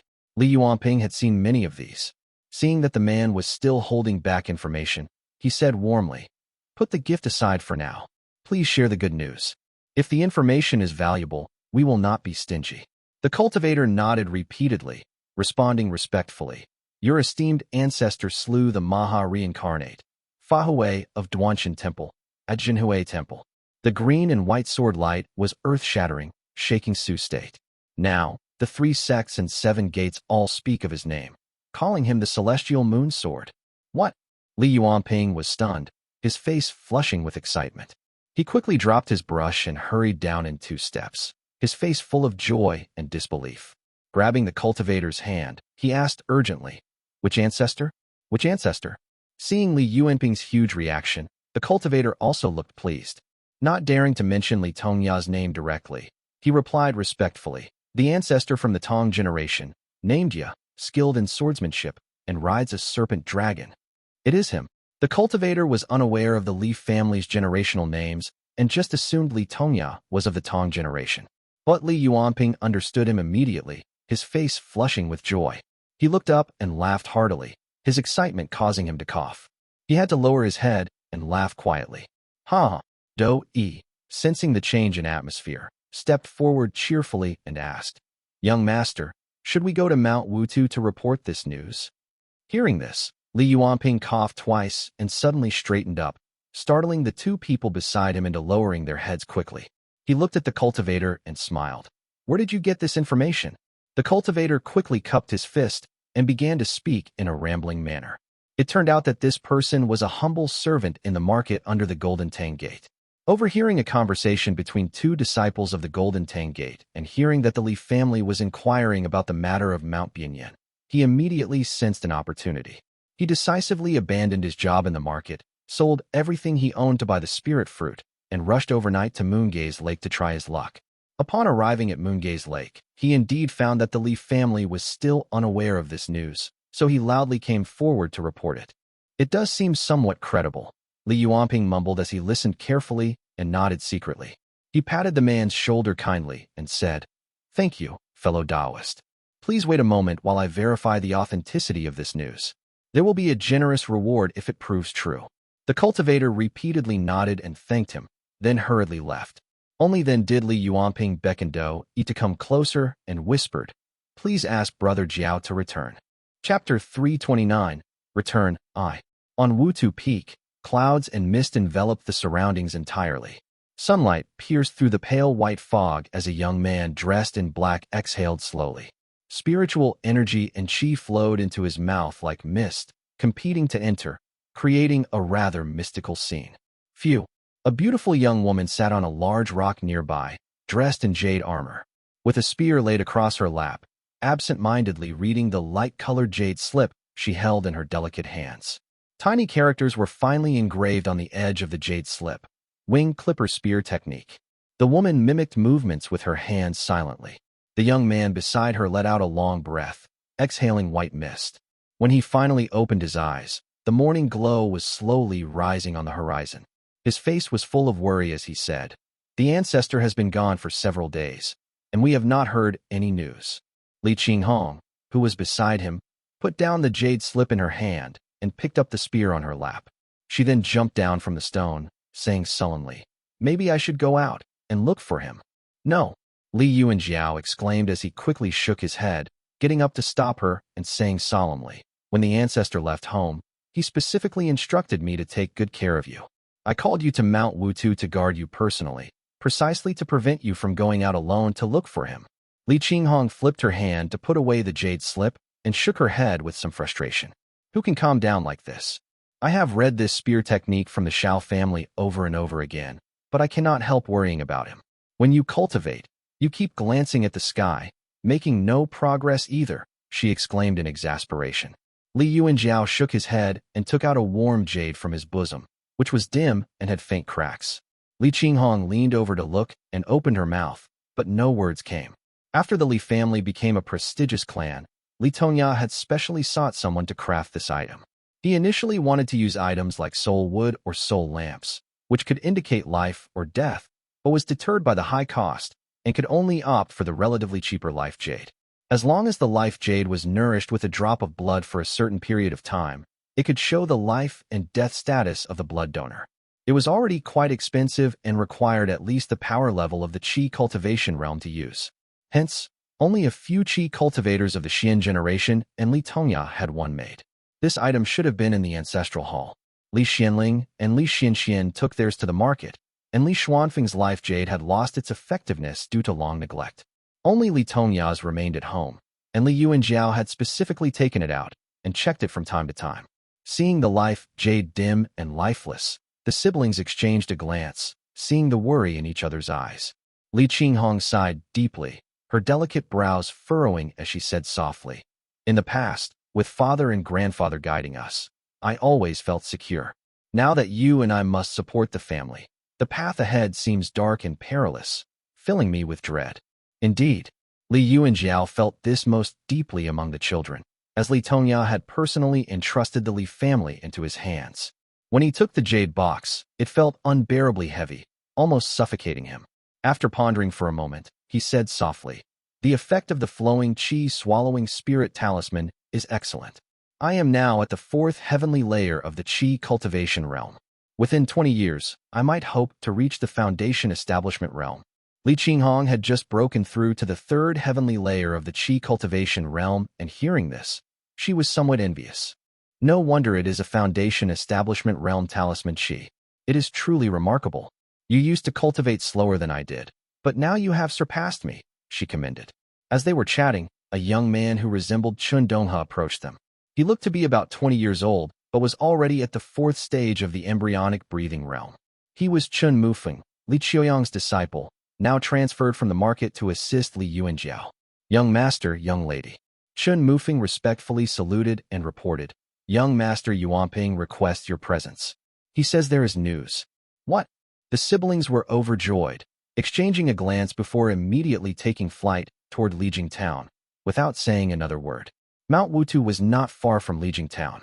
Li Yuanjiao's flowing qi-swallowing spirit had the effect of manipulating clouds and mist, while Li Qinghong's vast sky-fierce sparrow enhanced her flying speed. Hence, their flight was significantly faster than that of ordinary qi cultivators. They landed one after the other in the courtyard, where Li Yuanping had been waiting for some time, and quickly came forward to greet them. Brother, Sister Hong, I have received news about our ancestor. Li Yuanping did not wait for them to ask questions, and immediately shared the news he had received. Li Yuanjiao was initially overjoyed as he heard the news, exclaiming repeatedly, Good, good. After thinking for a moment, doubt crossed his mind, and his brows furrowed slightly. Can this news be trusted? It is about 70% reliable, Li Yuanping began, aware of the many doubts, and continued. The ancestor calculated that it was a 9 out of 10 chance of his death before he left, and surviving would be difficult. Who knew the news would spread like this? It does not seem like something a Foundation Establishment Realm cultivator could achieve. If it were a Purple Mansion Realm cultivator, it would be more believable. Slaying a Maha reincarnate. Li Yuanjiao smiled bitterly and said, Just think about it, and you will know it is impossible. What about the massive difference between a Maha and a Foundation Establishment Realm cultivator? Besides, the Maha manipulates fate. If they die, it is likely a deliberate act. They are probably eager to reincarnate into the next life. Li Yuanjiao made a small joke amidst his bitterness. Li Qinghong, who idolized her grandfather, believed in the news almost completely, unable to suppress a smile as she said softly, The Maha must have suffered a loss. Since the matter is settled and the life jade is not broken, we should wait quietly for the ancestor to return. That makes sense, Li Yuanping nodded, seeing the life jade Li Yuanjiao held. With this, he gradually felt more at ease. After a few more quiet words, Li Qinghong spoke again. Now that the ancestor's reputation has spread, it will not be long before everyone knows about this. There will be grand celebrations proclaiming the Sword Immortal clan, and families around the lake and nearby will come to congratulate us and bring us small gifts. Despite her words, Li Qinghong did not look pleased. Her delicate brows furrowed, and the two brothers, Li Yuanjiao and Li Yuanping, exchanged worried looks with each other. Li Yuanping nodded and said, The ancestor has not returned yet. With such fame, there will inevitably be some trouble. We will just have to accept the congratulatory gifts with stiff upper lips and adapt as we go along. That is a minor issue. Li Yuanjiao rubbed the dragon coiling pillar sword at his waist and said rather grimly, What worries me more is that the ancestor has killed the Maha reincarnate. Who knows how many Buddhist cultivators we have offended? Upon hearing this, both nodded with a look of dread on their faces, clearly having anticipated this outcome. Li Yuanping sighed heavily and said in a muffled voice, It will not be long before grandfather's reputation echoes throughout both Jiangnan and Jiangbei. Along the river, there are countless sword cultivators, rogue cultivators, and small Buddhist temples. Many troubles will arise from this. Li Yuanjiao glanced at his younger siblings and calmed the situation by saying, Fortunately, the ancestor is safe. Let us wait and see how this turns out. While they were talking, they saw a figure descending from the sky. Dressed in a gray robe with a solemn and dignified expression between his eyebrows, his face was full of sorrow. His sleeves were dotted with wet spots, and he looked weary. Father, family head, the three siblings cried out in surprise. The person was Li Xianxian, who had been stationed at the marketplace. As soon as he descended from the sky, the three younger ones quickly kneeled in respect. Li Xianxian waved his hand and took out a few fragments of jade from his sleeve, his voice deep with emotion and sorrow as he spoke. Jinlian has passed away. Li Xuanchuan's words struck the three like a thunderbolt. Li Yuanping and Li Yuanjiao turned pale, and Li Qinghong raised her head in shock, her face turning ashen. She stared at the piece of shattered jade in Li Xuanxuan's hand and could only stutter out a few words that were barely audible. Passed away. Her complexion became deathly pale, as if drained of all blood. Li Xianling was her father, and upon hearing this news, her heart shattered. She sank to the ground, covering her face and remaining silent. Chapter 330. Return to Yu Clan, Milan Prefecture. Li Tongya. Yu Xiaogui's face was dark, and the stone door behind him closed slowly. His aura was imposing, indicating further progress in his cultivation. Kneeling before the stone door, Yu Mugo was dressed fully in black with his head lowered, obscuring his expression. A Maha in the north was reincarnated at Duanchen Temple and had already ascended to Master Monk. Somehow, he killed Li Xianling, but was eventually killed by Li Tongya. Yu Mugo answered respectfully. Yu Xiaogui frowned deeply, then sneered and waved his hand dismissively. Impossible. I have fought with Li Tongya. He's only slightly stronger than me. What do you take a Maha reincarnate for? Not even Li Beijing, the sword immortal himself, could handle one. Yu Mugo nodded in agreement and replied, there must be more to this than meets the eye. Seeing Yu Xiaogui's furrowed brow, Yu Mugo cupped his fist and spoke warmly. Father, Yu Muxian has already broken through to the foundation establishment realm and attained his immortal foundation. I heard that in a few years, he will personally visit the lake during the next tribute collection. What? Siener has broken through to the foundation establishment realm. Yu Xiaogui was overjoyed, laughing heartily. However, his expression soon shifted and he looked at Yu Mugo suspiciously and asked coldly, we are all family. Why do you address your younger brother like that? Brother? Yu Mugo raised his head and sneered coldly. You may see him as a son, but he does not see you as a father. You do not know, father, but Yu Muxian is now the treasured son-in-law of Tang Yuanwu. 1. He could even betray our own ancestor to gain the trust of the Azure Pawn Sect. Why would he care about our little Yu family? Yu Xiaogui was stunned by his words, and he grabbed Yu Mugo's collar in fury. What did you say? Yu Muxian has long seen our family as a stepping stone. He knew about our ancestor's death long ago. We have nurtured him since childhood, spent great efforts to send him to the sect, supported him for decades, and let him build connections within the sect. Yet, when our market was destroyed and our family declined, he refused to say a word. He even conspired with the Azure Pawn Sect to betray our ancestor, and specifically had Qi Jian warn me. Yu Mugo, always a schemer, had long noticed that his brother Yu Muxian was no longer the same. He recounted event after event, leaving Yu Xiaogui in a daze, unable to believe the words he was hearing. How could this be? Despite our sincere devotion to Muxian, how could he? Yu Xiaogui's face was a mix of both disbelief and anguish, making his pain all the more evident in his expression. Yu Mugo stared into his father's eyes and said harshly, Father, do not hold any more hope for him. Yu Xiaogui slowly released him and took a step back, seemingly still processing Yu Mugo's words. After a long silence, he finally spoke, his voice final and decisive. Go get your fourth uncle. Fourth uncle has passed away. Yu Mugo replied softly. Yu Xiaogui's expression changed dramatically, and he looked up in shock. He is a Qi cultivator barely over 70 years old. How did he die? He roared. He embezzled family funds. I killed him. Yu Mugo answered matter-of-factly, his words leaving Yu Xiaogui feeling weak. His face turned pale, and he clenched his teeth. After a long pause, he finally said, Go get your sixth granduncle.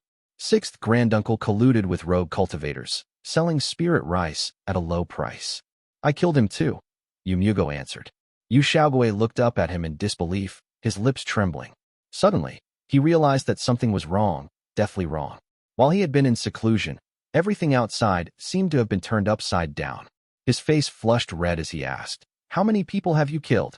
58 of our granduncles, 67 uncles, and 194 cousins, all with undeniable evidence of their heinous crimes. Yu Mugo's expression remained respectful, but his words were chilling, causing Yu Xiaogui to step back and stare at him in disbelief. You wretched beast. Yu Xiaogui raised his hand high and slapped Yu Mugo hard, sending him stumbling back a few steps. His anger was uncontrollable, and his eyes were red with fury. Beast! Beast! Is there anyone you dare not kill? Yu Xiaogui's face turned crimson, his imposing aura surging as he cried out hoarsely. Your fourth uncle personally carried you to Milan Prefecture and sought a marriage alliance on your behalf. Your sixth granduncle raised me. Yet they are your family. Mugo, how could you be so foolish? I know, father. Half of Mugo's face was bright red from the slap, with blood dripping from the corner of his mouth. Yet his expression remained calm as he spoke softly. In extraordinary times, extraordinary measures must be taken. Without such actions, the Yu family would not survive beyond 3 generations. Li Tongya rested for a while in the forest. Using his finger as a sword, he cut a block of wood from a tree, hollowed it out with a wave of his hand, and placed Li Xuanling's head inside carefully.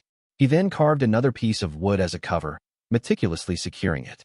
His eldest son's death was tragic, and Li Tongya spent half a day using his mana to mend and repair his son's appearance as best as he could, making it somewhat presentable. Carrying the wooden box, Li Tongya flew intermittently, finally reaching the Li family territory. He cast a spell to clean the mud and dust from his body, concealed his presence, and entered Mount Lijiang quietly. The small courtyard on Mount Lijiang was spotless, clearly having been cleaned regularly.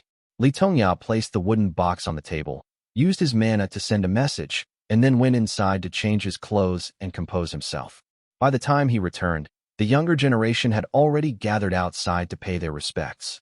Li Tongya sat high on the main seat and looked around. Li Qinghong was the most grief-stricken, weeping inconsolably with her face covered. Her beautiful almond eyes were now red and swollen as she sobbed quietly. Li Xianxian had returned from the market. His years of business had given him a shrewd and calculating demeanor, and his hair was now streaked with white, showing signs of age. He stood silently, staring blankly at the wooden box, lost in thought, and said nothing. Li Yuanping's pale face looked even worse, his eyes filled with deep resentment. Standing between them, Li Yuanzhao's face was sorrowful, but he remained calm, gripping the dragon coiling pillar sword tightly in his left hand with his lips pressed together. Li Tongya sighed and handed the wooden box to Li Qinghong. She wiped her tears and took it silently, not saying a word. Li Tongya, his voice slightly hoarse, asked, Has Yuanyan arrived yet? Li Yuanzhao stepped forward and replied, I have already sent someone to Eastern Mount Yu to bring him back. Li Xianling had a son and a daughter, Li Yuanyun and Li Qinghong. However, Li Yuanyun, lacking a spiritual orifice, had always been pretty much invisible in the family. This was the first time Li Tongya had summoned him back to Mount Lijiang. Hearing this, he nodded and fell silent. For a while, the courtyard was filled only with Li Qinghong's sobs. The younger generation remained silent, watching Li Tongya's weary and pale face with a sense of foreboding. After the time it took to burn a stick of incense, footsteps approached from below. The courtyard door creaked open and a middle-aged man stumbled in.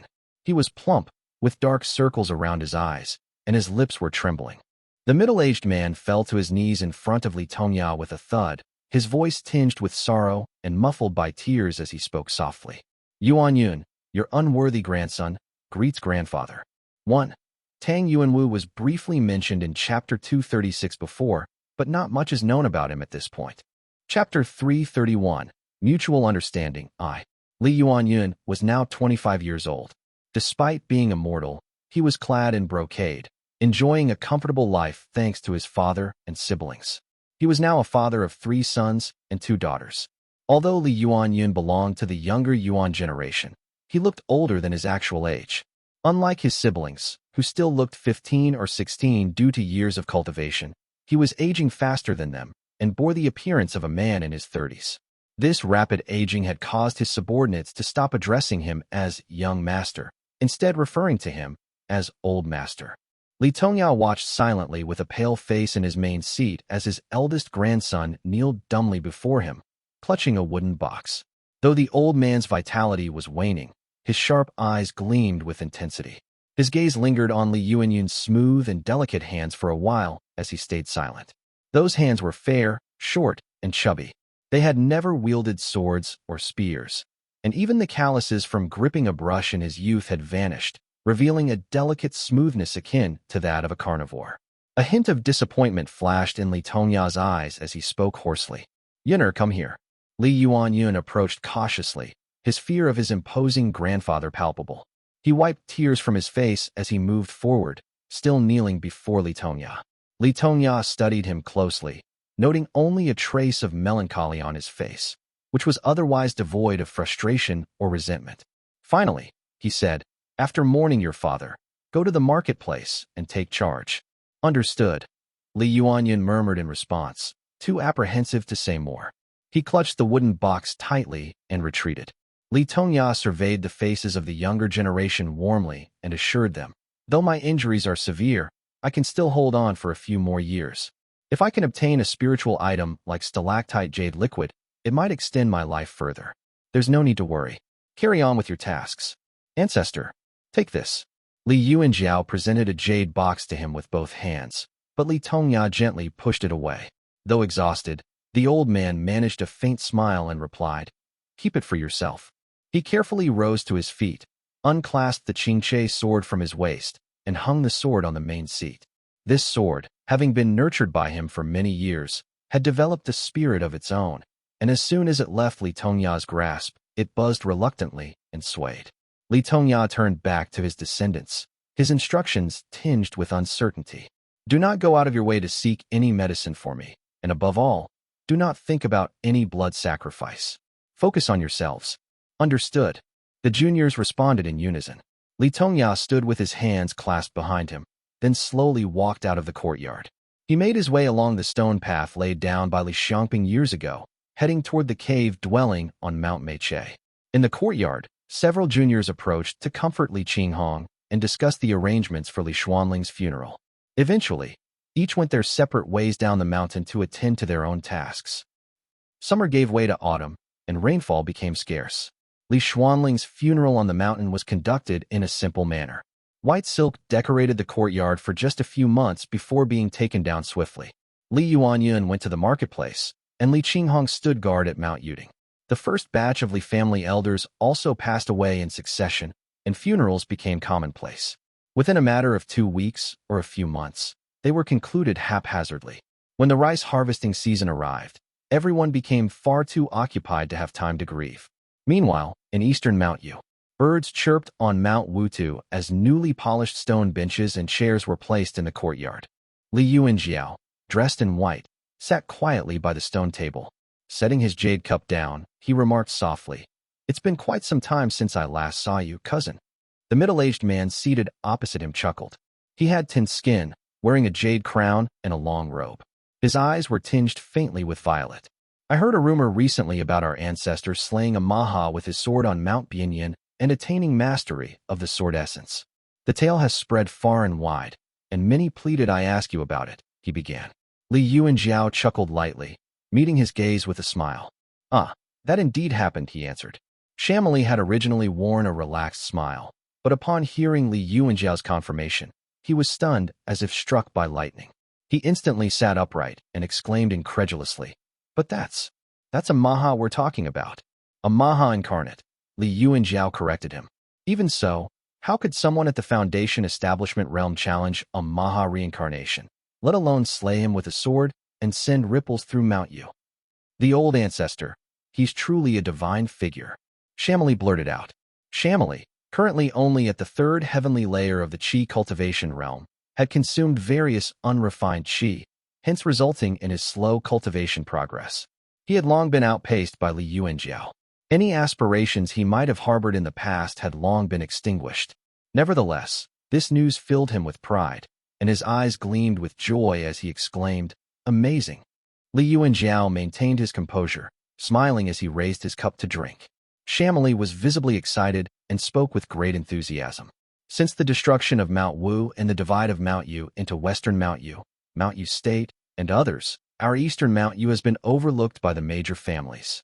These Foundation Establishment cultivators on Mount Yu clearly do not respect the main family.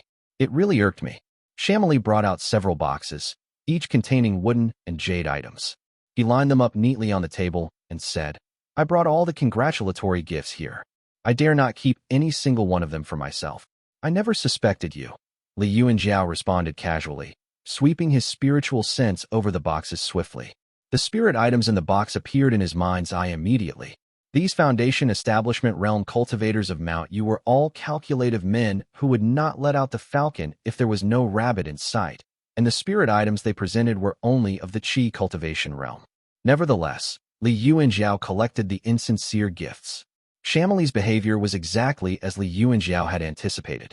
Mount Yu was not alone in traveling to Lijiang Town to congratulate the Li family. Several cultivators, whether passing through or arriving specifically for the occasion, did the same. Several prominent families under the Li family's rule were also joyous and honored, basking in unexpected happiness. As Shamili grew older, he grew even more naggy. He shared various tidbits about the Tian family and the Mount Yu nobles. Li Yu and Xiao listened attentively to everything, nodding as he escorted Shamili down the mountain and bid him farewell. Xiao Guiluan watched Shamili descend the mountain and slowly depart with his entourage before she gracefully emerged from the house. Her sharp, narrow eyes blinked gently as she laughed. That Shamili is not as bad as rumors might suggest. Xiao Guiluan had reached the peak of the embryonic breathing realm. She cultivated the meridian nourishment technique of the Xiao family, a grade 4 technique that was a grade superior to the Li families. Naturally, her progress in cultivation was faster. He has been reigning for more than 10 years, Li Yu and Xiao remarked as he tidied up the jade cups on the table. Well, it's a good thing that he's keeping an eye on the Tian family and the Mount Yu nobles all these years, Li Yu and Xiao said softly, treating his wife with great tenderness. Xiao Guiluan chuckled lightly, then sat down beside him and said, "The Xiao family has also sent representatives. My sisters who are familiar with the family are amazed. There are wild rumors circulating, claiming our family has an immortal sword and inherits the way of the sword. Supposedly, whoever draws this sword will become the head of the family. Although your cultivation realm is high, the sword did not acknowledge you. That's why you have no choice but to remain a young master." Meanwhile, Yuan Ping, who is frail and sickly, happens to be an expert in sword techniques. Xiao Guiluan repeated what she heard to Li Yu and Xiao, causing him to burst out laughing. "Do you believe the rumors spread by a bunch of rogue embryonic breathing realm cultivators who cultivate with various unrefined qi?" he asked, amused. "Of course not." Xiao Guiluan huffed. She lowered her head and voice as she continued. "Rumors concerning the old ancestor or our legacy have always been taboo, and the clan affairs courtyard has enforced strict silence on such matters. But now that this rumor has gained considerable spread, it's causing me to have doubts." Li Yu and Xiao's smile faded as he looked at her, noticing her eyelids fluttering. "Carry on," he encouraged. Xiao Guiluan's sharp, narrow eyes fixed on him. The two exchanged a few breaths of silence before Xiao Guiluan asked calmly, "Is the old ancestor still in good health?" Chapter 332, Mutual Understanding 2. Li Yu and Xiao fell silent for several breaths, his gaze fixed on Xiao Guiluan. She looked down silently, as though trying to draw answers from the stone table itself. Finally, after a long pause, Li Yu and Xiao sighed and said, "If you already knew the answer, why did you need me to spell it out for you?" Xiao Guiluan then looked up, taking his hand in hers. "Because I only wished you would treat me like family. Abandoned by my father in the mountains as a child, I endured cold eyes and indifference. There's nothing left for me in the Xiao family. The only things I hold dear in this life are you and Shiji. Why would you keep such a significant secret from me?" she asked, her voice soft and gentle. Li Yu and Xiao was deeply moved. He held her hand affectionately and said warmly, "I know you've always been sharp and perceptive, sometimes even surprising me. To think that you were even able to deduce this through the clan affairs courtyard's silence and inactivity." Instead of pride in her deduction, her face betrayed a touch of sorrow as she continued glumly. "The ancestor has always been discreet and reserved. The only time he would make such a move is to intimidate. However, what could be more intimidating than the ancestor himself? We've been married for 8 years, and Shiji is already 7. Did you think you could hide this from me?" she chided. "Of course not," Li Yu and Xiao said as he shook his head, feeling somewhat awkward. He composed himself and replied earnestly, "This matter is incredibly sensitive. The fewer people know about it, the safer we all are." Xiao Guiluan nodded in understanding, her expression serious as she asked softly, "How bad is his condition?" Li Yu and Xiao hesitated for a moment, before transmitting his answer through mana. "All 5 organs are damaged. He may not have many years left." "What?" Xiao Guiluan had initially believed the issue was limited to stalled cultivation and a drastically reduced lifespan. Now, the severity of the situation dawned on her, and she shook her head in fear as she muttered, "I see. A Maha incarnate. Such an opponent cannot be easily dealt with." Suddenly, she looked up as fear lingered in her slender and sharp eyes. "We must not let Xiao Gitu find out about this," she hissed. Grasping Li Yuanjiao's hand tightly, Xiao Guiluan's eyes flickered with determination as she spoke in a serious voice. "My elder brother is far-sighted and ambitious, supported by everyone in the family. His stance toward our family has always been ambiguous. The whereabouts of our Taoist master have been unknown for a long time, leaving him in charge of family matters. If he learns of this, he will surely take action. I have studied my family's history, and when my family first rose to power, they used these methods to gradually annex the clans in Lixia Prefecture." Xiao Guiluan appeared uneasy. How could she not be? According to the records, none of the daughters married off from their family met a good end. How could he? Li Yuanjiao was initially horrified. Upon reflection, he realized that the Li family's supposed advantages over the Xiao family were either superficial or already compromised.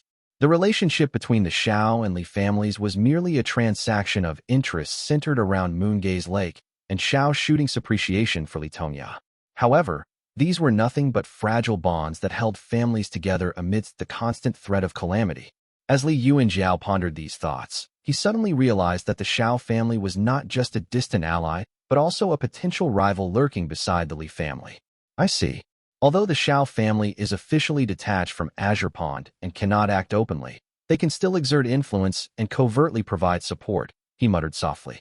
Xiao Guiluan nodded slowly and whispered, "During my time in the Xiao family, I heard that our family had initially intended to align with the Yu family. However, Yu Muxian's background was too formidable, and the Azure Pond sect opposed such an alliance, forcing us to abandon the plan." Li Yuanjiao listened intently, secretly feeling a mix of relief and amusement. "I see. I suppose my family owes thanks to Yu Muxian. If the Xiao family had secretly aligned with the Yu family over the past few decades, what would have become of my family?" he wondered, deeply troubled. Xiao Guiluan refilled her husband's cup, her mind already formulating a plan. "Don't worry, my dear. I was only asking about the ancestor to be sure. I'll take care of matters with the Xiao family. Unless my brother intervenes personally, there won't be any problems." "Good." Li Yuanjiao smiled and pondered for a moment before whispering, "Rumors at home should settle soon. I'll instruct Yuan Ping to suppress this matter first." The couple exchanged a smile, saying volumes in their silent mutual understanding. Meanwhile, in Lijing Town, Li Yuanping counted the boxes on his desk meticulously, his brush tracing over fabric pages. Suddenly, he heard a commotion outside his door. Dou hurried in and whispered, "Young master, Madame Ren has arrived." Li Yuanping's face lit up instantly. He quickly set down his brush and welcomed a young woman into the courtyard, holding the hand of a healthy 1-year-old boy with bright eyes. "Minger." Li Yuanping's pale face broke into a rare, wide smile as he reached for the child, causing Li Shiming to giggle in response. Li Yuanping had married a year ago. His wife, chosen from the Ren family, was a suitable match in age and possessed a spiritual orifice. Due to their modest cultivation realms, they were able to quickly conceive a child. Li Yuanping was the one who named him, picking a name that had the character Ming in it, which was in accordance with the order of the generation names. He had been worried about the child for a while, but was eventually relieved to see that his own condition did not affect his son's root bone. Li Shiming turned out to be a healthy and robust child. Li Yuanping gazed into the child's clear eyes and thought to himself, "Brother Jiao's son, Shiji, already possesses a spiritual orifice at 7 years old. Since he has just started cultivating, it's still too early to gauge his potential. Shiming is only a little over a year old. In a few more years, he can pay his respects to the mirror." Cradling little Shiming in his arms, Li Yuanping played with his son, eliciting joyful laughter from the child. He set Shiming down on the table gently, where the boy pushed a jade box around with precision, stopping just short of the edge and glancing back at his father. Li Yuanping was absorbed in watching his son when suddenly, a commotion erupted outside the courtyard. A clan soldier burst into the room, completely knocking over Dou, who stood guard near the door with his head respectfully bowed. "What's going on?" Li Yuanping had always ruled the household with strict discipline, and such disruptions were unprecedented. Rather than scolding the soldier, his heart skipped a beat as he asked sternly once again, "What's the matter?" The soldier's face was filled with fear, not bothering to even apologize for knocking over the young master from Dou family before blurting out, "Young master, A Qi cultivation realm demon of the 7th heavenly layer has appeared in town. It's taken on its true form and is causing a disturbance in the streets. 7th heavenly layer of the Qi cultivation? Li Yuanping breathed a sigh of relief, though his brow furrowed slightly. Where is Uncle Dongha? And Jian and the rest? He asked. It had been over 10 years since the Li family had been elevated to a clan and accumulated considerable resources. And Jian was at the 7th heavenly layer of the Qi cultivation, Chen Dongha at the 4th heavenly layer, and there were also several early-stage Qi cultivators. With their strategic advantage, dealing with a 7th heavenly layer demon should be manageable. If necessary, the old ancestor has also prepared a contingency plan.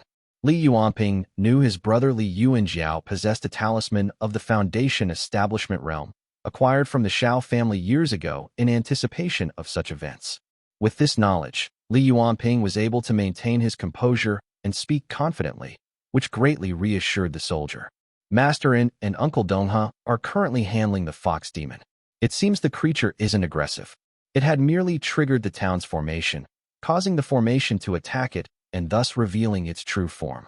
From the sound of it, they haven't started fighting the demon yet, the soldier informed. A fox demon. Li Yuanping was greatly alarmed upon hearing that it was a non-aggressive fox demon and quickly understood the situation. He hurriedly returned Shiming to his wife and swiftly descended from the platform where he had been seated, rushing out of the courtyard. It's a friend. It's a friend, he urgently shouted. Chapter 333. Choice, I. By the time Li Yuanping arrived, the street had already been sealed off. Both inns stood empty, the road deserted except for 2 rows of clan soldiers that were standing in formation.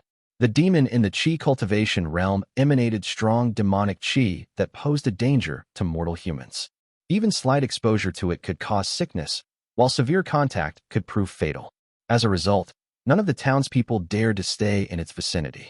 The fox sat cross-legged, anxiously waiting at a wonton stall by the roadside. The stall's owner had long fled in a panic, leaving only a mess behind him. Standing beside the fox was Chen Dongha, his sword held in silent vigilance, his expression solemn. He had ascended to the 4th heavenly layer of the Qi cultivation realm, placing him among the foremost in the family. Sitting opposite the fox, and Jian grinned broadly, holding a bowl of wontons while he chewed enthusiastically. Despite nearing 100 years old, his appetite was undiminished. The aroma of the grease from his meal made the fox gulp with envy. Li Yuanping observed the fox from afar and confirmed that it matched the rumors. Yuanping greets Senior. He hurried forward and cupped his fist respectfully, prompting the fox to emit a high-pitched squeak. Where's Li Tongya? Seeing Li Yuanping's arrival, and Jian tossed aside his bowl immediately, rising to his feet. Chen Dongha nodded to him before they said in unison, Greetings, young master. Li Yuanping acknowledged them before addressing the fox politely, saying, Senior, the old ancestor is currently meditating in his cave dwelling. You will have to ascend the mountain to speak with him. The fox twitched its muzzle, casting a wary glance around it. Its narrow eyes then took in the pale golden formation on Mount Lijing and hesitated momentarily before glumly saying, But first, let's be clear. I am a close friend of your family's old ancestor, and the demon den knows about it. If this is a ploy to ensnare and kill me within the formation, Mount Dali surely won't let this matter slide. Oh, we would never dare to deceive you, Senior, Li Yuanping assured with a smile. He gestured to dismiss the clan soldiers trailing him and in Jian, then led the fox away. As they passed through the shimmering barriers and entered the mountain, the fox muttered with a hint of annoyance. Is he really that badly injured that he can't even descend the mountain to meet me? Li Yuanping knew that Li Tongya received about 50% of his information from this fox. Hence, the fox was likely aware of the Li family's situation. In his heart, Li Yuanping could only muster a bitter smile and thought to himself, after all, foxes are known for being cunning and calculating. However, he replied, You'll see him soon and find out, Senior. The last time I saw the old ancestor was when I ascended the mountain a few months ago to send him healing medicine, so I am unsure of his current condition. After they walked the winding mountain path for a bit, the cave dwelling's entrance eventually came into view. Li Yuanping hesitated before the sealed stone door and said respectfully, Please wait here a moment, Senior. My elder brother will arrive shortly to unlock the door. Despite the long friendship between the white Bianyan fox and Li Tongya, Li Yuanping could not dismiss his reservations. After all, The fox was still a demon, and Li Tongya was seriously injured. If the fox harbored ill intentions, it would be difficult for him to handle the situation. Li Yuan Xiao, at the middle stage of the Qi cultivation realm and possessing talismans of the Foundation establishment realm, was the best candidate to escort this fox into the cave dwelling. The fox nodded, seemingly oblivious to Li Yuanping's thoughts, but just then, a loud, grating sound erupted as the stone door creaked open. "Let it enter." The hoarse voice of Li Tongya rang out. With no other option, Li Yuanping nodded and gestured for the fox to enter. It hurried into the cave without any further hesitation. Inside, the cave was filled with abundant spiritual qi and illuminated white by a Dharma lamp on the wall. Li Tongya, seated cross-legged on the stone bed at the center, smiled warmly at the fox. The stone table before him was piled with a variety of spirit elixirs and pills that glowed faintly, most of which remained untouched. "Li Tongya!" the fox exclaimed when he saw Li Tongya, looking at him with gentle eyes. His white hair and withered face shocked the fox, who hurried forward a few steps and grasped his hand, sniffing anxiously before exclaiming, "This is..." Li Tongya chuckled and responded, "Thanks to the information you gathered, I managed to survive the Wrathful Maha." "Why the hell are you still laughing?" Li Tongya had no idea where the fox had learned to say that, but its face quickly fell as it squeaked, "Your Dao has been destroyed." More than that, Li Tongya rolled up his sleeve, revealing the cracks that covered his arm, oozing droplets of light green liquid. He dabbed the liquid away and continued softly, "My cultivation has been damaged too." Pointing at the spirit items on the stone table, Li Tongya shook his head in resignation. "I had told them not to send these things. I know the juniors mean well, but most are of little use. This is just a waste of resources," he said dejectedly. The fox silently gulped but squeaked, "In my opinion, this is a manageable situation. Your 5 organs are damaged, hence leading to the imbalance of 5 qi. I have a technique that involves extracting organs from people to replace your heart, spleen, stomach, lungs, and liver. You can get your disciples and grandchildren to gradually gather qi over a few months. Within 3 years, you'll be as good as new." The fox grew more animated with each word, gesturing eagerly as it continued. "As for your destroyed Dao, we can search for a horned flood dragon and feed it 6,600 people to create a blood pool. As long as we do this every 3 years. The fox's voice trailed off as Li Tongya shook his head and interrupted. "Your proposed technique involves using the internal organs of a living human, right? By gathering qi, you're essentially suggesting a blood sacrifice. And by creating that blood pool to renew my Dao, that's nothing short of dark arts." He chuckled wryly and continued, "I, Li Tongya, hail from humble peasant origins. My life is worth nothing. Though I have taken many lives, they were mostly evildoers or cultivators, individuals who posed a threat. I've never entertained thoughts of senseless slaughter. All I seek is survival. This is a clan rule passed down by my father, and the moral boundary of my family." The moment Li Tongya said moral boundary, memories of a shiny mirror flashed through his mind. After a brief pause, he concluded, "The Li family may not be virtuous, but we won't resort to such dark arts. Forget it. You." The fox froze in irritation. "What's wrong about eating people? It's all just about the survival of the fittest. Isn't it always like this? Just because you refuse to eat people doesn't stop others from doing it," the fox hissed. Seeing Li Tongya's silence, the fox grew even more frustrated. It rose from the stone bed and snarled, "Stubborn man. That old-fashioned thinking has prevented you from seeing my good intentions." Li Tongya remained seated calmly, watching the fox with a smile. It ranted on for a while, then let out a loud wail of frustration and cried, "I still have over 100 years to live. How am I going to continue living?" The fox grumbled to itself for some time more before eventually falling silent. Opening its mouth wide, he spat out a fruit the size of a jade bead that emitted a clear, cool light. The fox cleaned its saliva off with its paws before explaining, "This is my prized huashang fruit. It's a precious medicine even among human cultivators. It enhances mana and vitality. If you ingest it, you might sustain yourself for a few more years and regain some strength." Li Tongya was taken aback, unsure about how to refuse the fox. Before he could respond, the fox jumped off the bed, swinging its tail as it grumbled, "What a great loss. I thought we promised to keep ourselves safe. Now, you're going to kick the bucket in a few years." Without waiting for Li Tongya's response, the white Bianyan fox jumped and exited the cave. Left alone in the cave, Li Tongya gazed silently at the huashang fruit glowing softly in his hand like a luminous pearl. A myriad of emotions flooded through him, but all were condensed into a single sigh. Chapter 334. Choice 2. Li Yuanping waited respectfully inside the cave, his heart pounding with apprehension until the fox finally emerged, looking dejected. Rushing forward, Li Yuanping's eyes burned with anxiety. "Senior, how is my family's ancestor?" he blurted out. "Our family's ancestor." The fox glanced at him, then straightened up suddenly. Its eyes darted around before it spoke, its voice heavy with sadness. "There isn't much time left for him." "What?" Li Yuanping was dismayed. Li Tongya had clearly spoken of several more years. How could time be running out for him when only less than a year had passed? The fox seized the moment to continue. "I have a way that could save your ancestor." Upon hearing this, Li Yuanping's eyes widened with hope. "Please tell me, Senior. We'll need fresh human hearts, spleens, stomachs, totaling 6,000 for each. Bring them here, and I will teach you the method to gather blood qi. In less than 3 years, we may heal Li Tongya's injuries." Li Yuanping stood there in shock as he listened to the fox. Thoughts raced through his mind as he tightened his grip on the hilt of his sword until his knuckles turned white. His lips trembled for a few moments before he finally let out a sigh. "Senior, my family forbids the practice of blood sacrifice," he said softly, his face turning pale. The fox was crestfallen and fell silent. Together, they descended the mountain in silence. As they reached the foot of the mountain, the fox deliberately paused and said with a slight smile, "I'm always on Mount White Banyan. Feel free to come visit if you need anything." Li Yuanping nodded lightly. The White Banyan fox clicked its tongue twice, then vanished into the wind.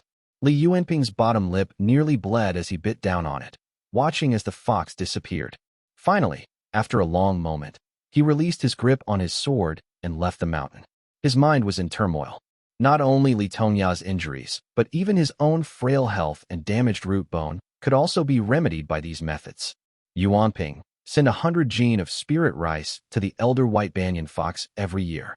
Li Yuanping's heart felt heavy and unsettled when Li Tongya gave him this instruction. It rang in his ears like a warning bell, momentarily clearing his mind. Nevertheless, he heeded it respectfully before quickly descending the mountain. "Quite an intriguing fox," Lu Jiangxian remarked as he leaned against the jade table leisurely, watching the fox depart reluctantly. In his sight, the fox shimmered with pure Dharma light from head to tail, exuding a calm and neutral aura. Such an aura was quite uncommon for a demon. This fox told Li Tongya that it was born in the wild, but its body radiated with mana light, clearly indicating an inherited lineage and profound background. Though Lu Jiangxian had yet to recover to the Purple Mansion realm and could not predict the demon fox's fate, he could already discern this fox's extraordinary background. He silently pondered to himself, judging by its insight and knowledge, this fox might be backed by one of the top Purple Mansion demons from the Demon Den. I wonder what its purpose is in approaching the Li family. Even though the wrathful Maha had perished and Lu Jiangxian had saved Li Tongya, the matter was far from over. Wrathful Maha, who had dedicated years to his cultivation and amassed a wealth of golden essence, carried a formidable fate. Upon his death, his fate scattered and dispersed throughout the great void, wandering aimlessly. Taoist Master Shang Yuan, either disdainful or no longer finding these fates useful, sheathed his sword and departed. Meanwhile, the 9 Purple Mansion realm cultivators pursued them through the great void, creating a grand spectacle that Lu Jiangxian found interesting. The Golden Feather Sect and Azure Pond Sect seemed to have gained the most from this affair. Xiao shooting, if not for his lack of combat prowess due to Man on Creek, could have benefited even more. His intervention this time had thoroughly exhausted Lu Jiangxian. Yawning, he felt a weariness seep into his heart. He glanced at Li Tongya, who held the night pearl-like huashang fruit in his hands, then condensed a talisman pill and sent it into the great void with a flick of his fingers. "I can't let you suffer too greatly either," he mumbled. The pure talisman qi obtained through the ritual and condensed by the mirror could enhance the cultivation and the root bone of the demon fox once infused into its body. Behind the demon fox likely lurked at most a Purple Mansion realm demon cultivator. Judging by the look of things, the fox had roamed freely for many years, so Lu Jiangxian had nothing to worry about the Purple Mansion realm demon detecting something in it. I wonder if I've grown more cautious due to my prolonged stay with the Li family. Lu Jiangxian mused silently, a faint smile playing on his lips. In the secret chamber of the Li family's ancestral hall, the bluish-gray mirror slowly floated into the air, releasing ethereal wisps of moonlight. Like mist, the wisps filled the dark room. From the surface of a shattered mirror emerged a brilliant, radiant stream of light. This luminous stream seemed to be imbued with a life of its own, meandering through the air with purpose.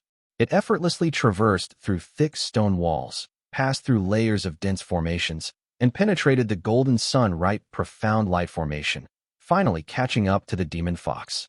The stream of light pulsated with a rhythmic beat and then entered the back of the white Bianyan fox's head. The fox remained oblivious to its presence, continuing on its silent flight toward Mount Dali. Meanwhile, at the Yu residence. So you're saying that Li Tongya has either perished alongside that Maha or suffered grave injuries? Yu Xiaogui asked in a hushed tone, narrowing his eyes at Yumugo, who was dressed in white. Yumugo shook his head, gazing at the folding fan in his hand.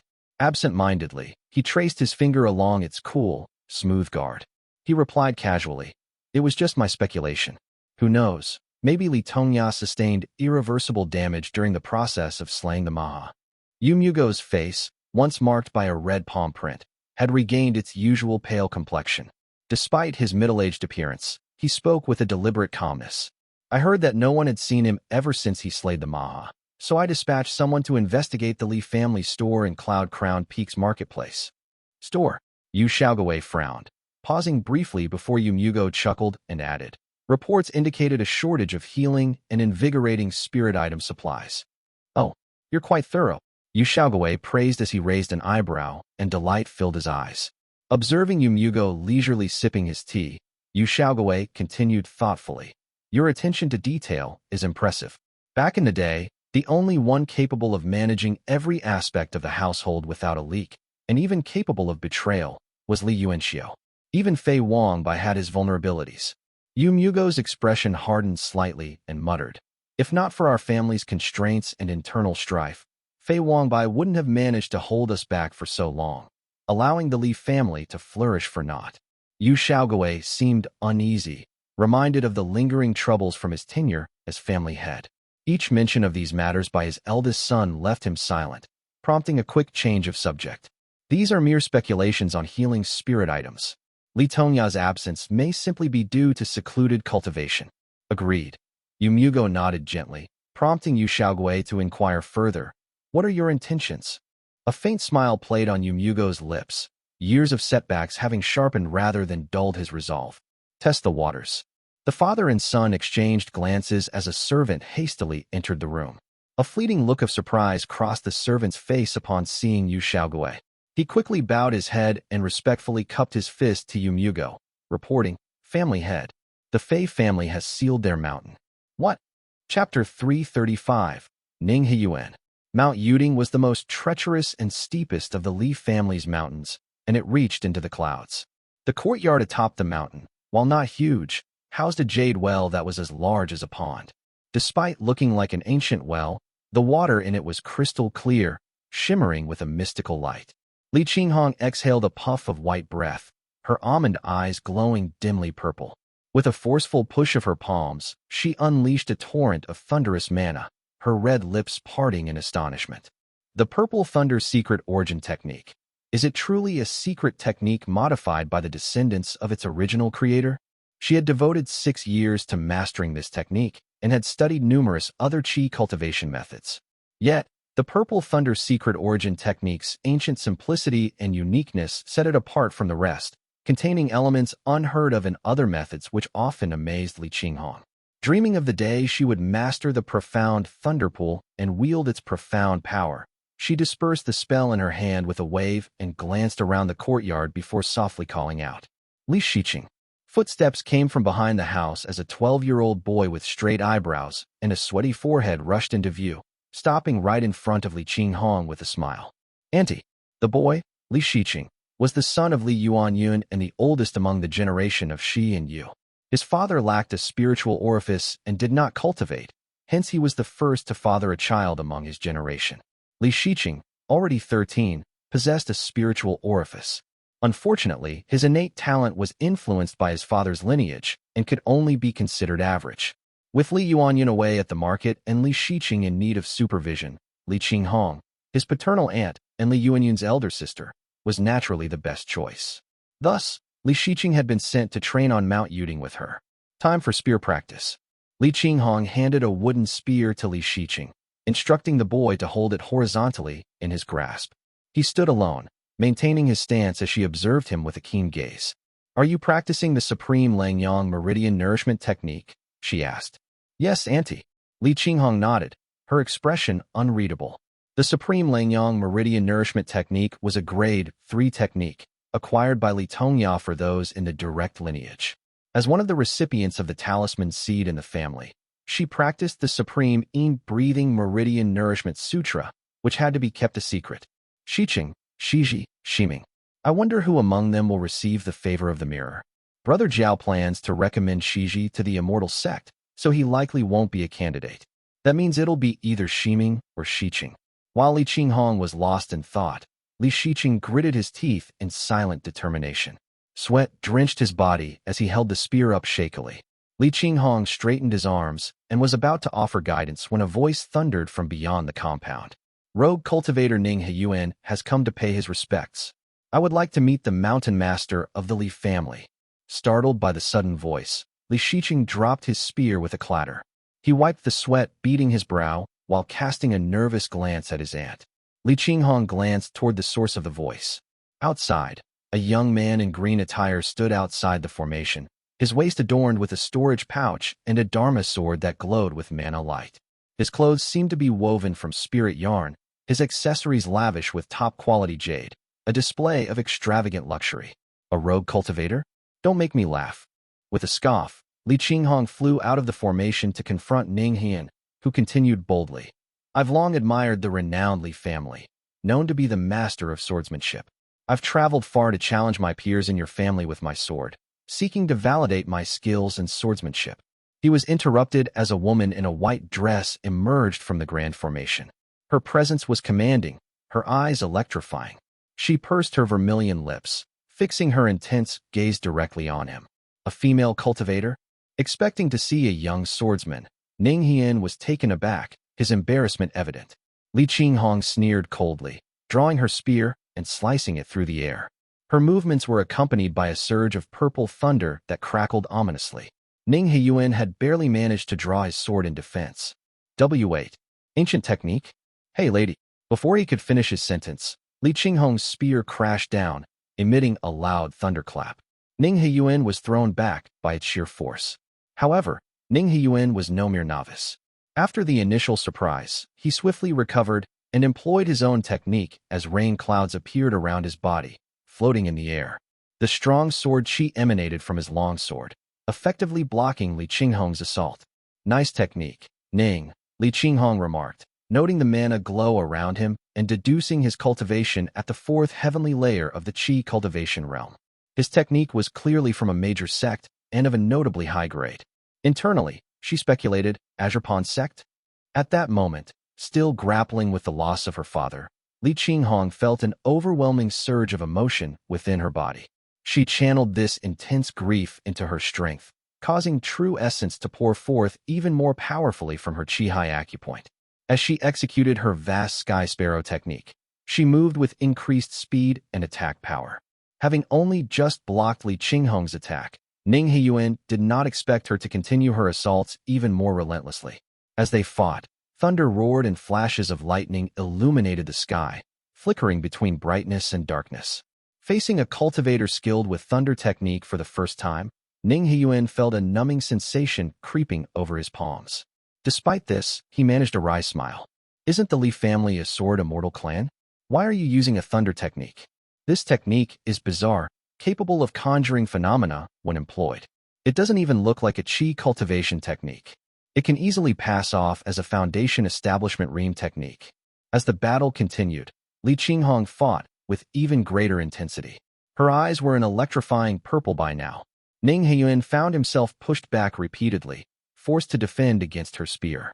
In desperation, his longsword burst into radiant light, splitting into two rainbow beams aimed directly at Li Qinghong's face. Li Qinghong's spear danced so fast that its afterimages seemed to resemble several purple flowers floating in the air before colliding with rainbow lights. She freed one of her hands, sketching a thunder talisman in the air precisely before channeling dark, purple thunder true essence into it. "Hey," she shouted. This spell was recorded in the Purple Thunder Secret Origin technique, written by a predecessor but was never given a grade, and Li Qinghong had practiced it for many years. Upon invocation, the talisman surged like a rising sun before crashing down toward Ning Heyuan. Fine. When Ning Heyuan saw Li Qinghong unleash her spell, he also quickly performed a series of hand seals with his single free hand, releasing a bright, clear mana that collided with the talisman. Boom. A thunderous explosion resounded through the clear sky as purple electricity and flames erupted. Smoke billowed and mana scattered in all directions, surging toward Ning Heyuan's face. He cursed under his breath, hastily performing another series of hand seals to summon a bright light. Like a misty rain, the spell flew toward Li Qinghong, who attempted to block it with her spear. The dazzling lightning and sharp aura of her spear were repelled several zhang away as fire and smoke finally settled into silence. Li Qinghong stumbled a dozen steps back as the spear in her hand cracked under the strain and its mana light dimmed. "That's a good spell," she exclaimed, her gaze fixed on the mana light in Ning Heyuan's hand. She recognized it instantly as a legacy from the main peaks of the Azure Pond Sect, likely a grade 4 or grade 5 spell. Only the spells circulating within the 3 sects and 7 gates could truly be considered real spells, guarded closely and never shared beyond their circles. In contrast, the spells known among rogue cultivators and various prominent clans were mere child's play, typically subpar and rated merely as grade 1 or 2. The mana light flickered in Ning Heyuan's hand. He cursed softly and waved his hand to disperse the spell. "Your spearmanship and thunder technique are impressive, my lady. I was forced to use the Heavenly Serpent Celestial Light spell. It seems I have overdone it." Li Qinghong, harboring no fondness for those with the surnames Ning or Qi in the Azure Pond Sect, simply registered the spell's name in her mind. She nodded coldly as she replied, "Please leave. I apologize for not seeing you off." Ning Heyuan was taken aback by her coldness. He opened his mouth to speak, only to find his emotions caught in his throat as he watched Li Qinghong prepare to retreat back up the mountain. "Can you at least tell me your name, fairy?" he asked, arching an eyebrow. Li Qinghong paused briefly and ultimately chose to answer his question. Li Qinghong from the Li family of Lijing. Chapter 336, Rogue Cultivator. Li Qinghong retreated alone into the mountains, leaving Ning Heyuan standing awkwardly by himself, unsure of what to do. He could not bring himself to challenge the other mountains after losing this spar. He wandered aimlessly by the lake, where he spotted a figure walking on the surface. The beautiful woman wore a blue dress and seemed to be in her early 20s, but was a cultivator at the middle stage of the Foundation establishment realm. Her face was cool and composed as she frowned at Ning Heyuan and asked in a chilly tone, "Are you satisfied now?" Ning Heyuan grimaced as he subconsciously took a step back, muttering reluctantly, "Auntie." Ning Wan glanced at him, her aura fluctuating from recent exertion with others. She composed herself before saying, "I told you to wait at the lake while I checked on the Fei family, but instead, you went and provoked the Li family at their mountain gate." Ning Heyuan forced a smile and explained, "But Auntie, after hearing so much about the Sword Immortal, I just wanted to see what makes their swordsmanship so special. Besides, I told them I'm a rogue cultivator, so no harm done, right?" Ning Wan's eyes betrayed a hint of guilt at the mention of the Sword Immortal, but was quickly angered by Ning Heyuan's stupid remark. Her beautiful eyebrows relaxed a little as she laughed, albeit in anger. "Rogue cultivator. Idiot. Have you ever seen any rogue cultivators outside equipped with Dharma artifacts from head to toe? Not to mention one that is surnamed Ning with a generation name, he, and even wielded the Heavenly Serpent Celestial Light spell? You've really spent too much time playing with those other idiots in the sect. Do you really think these outsiders are fools?" she scolded fiercely. Ning Heyuan waved her off indifferently, replying, "Who cares? I said my piece. Who dares to challenge me?" Ning Wan, finding his behavior absurd, retorted angrily, "You just like Qi Jian." Ning Heyuan fell silent, bowing his head. Ning Wan let out a frustrated sigh, recalling the time she spent with Li Jing on Moon Lake Peak. She was quite fond of him, but never imagined things would turn out the way they did. She let out a gentle sigh, her expression tinged with sadness as she said, Li family. Li Chaijing has an elder brother, Li Tongya, who is also skilled in swordsmanship. The Azure Pawn sect owes them an apology, but Qi Wei's words are absolute. A frail woman like myself couldn't make a difference. I suppose by now they already know that Li Chaijing has perished. Qi Zhiyun is thorough in his work, so the Li family likely only knows of his death, but not the entire truth. The Qing Sui sword immortal, Ning Heyuan paused, his voice tinged with empathy for Li Chujing's skill and fate. He sighed regretfully and said, after everyone in Li Chujing's generation passes away in a few decades, the sect will simply make up a reason for his death, send condolences to the Li family, and likely accept another descendant of the Li family into the sect to settle the matter. The living won't let go of such an opportunity just because of one dead man. He chuckled lightly, his lavish attire shimmering faintly with mana light as he added, isn't that how they've managed their rule over the centuries? Nothing can rival the allure of shiny Dharma artifacts and spirit items, especially not an elder from a few generations ago whom they barely know. Ning Wan shook her head, her expression filled with concern as she said softly, You, Qi Jian, along with the elders of both the Ning and Qi families, have become too arrogant. Such chaos has never appeared in the Azure Pawn sect for the past 5 centuries of its rule. You're all too conceited. Ning Heyuan laughed heartily in response. Our Azure Pawn sect boasts 5 Purple Mansion realm legacies, 36 peaks, and strategies of domination, coercion, division, and enticements honed over 5 centuries. We also have a system of recruiting talents from around the world and monopolizing the cultivation of countless techniques. Our goal is not only to dominate the past 500 years, but also aspire to influence the next 1,000, he boasted confidently. Ning Wan's laughter turned cold as he retorted, The Moonlight Origin Mansion ruled over Jiang Yan for 1,200 years. Look at where it is now. As autumn set in, the letters on Li Yuanping's desk began accumulating day by day as he grew busy with the family's affairs, including organizing the wedding between Li Xiao and a son from Mount Yu of the Xiao family, which had left him sleep-deprived.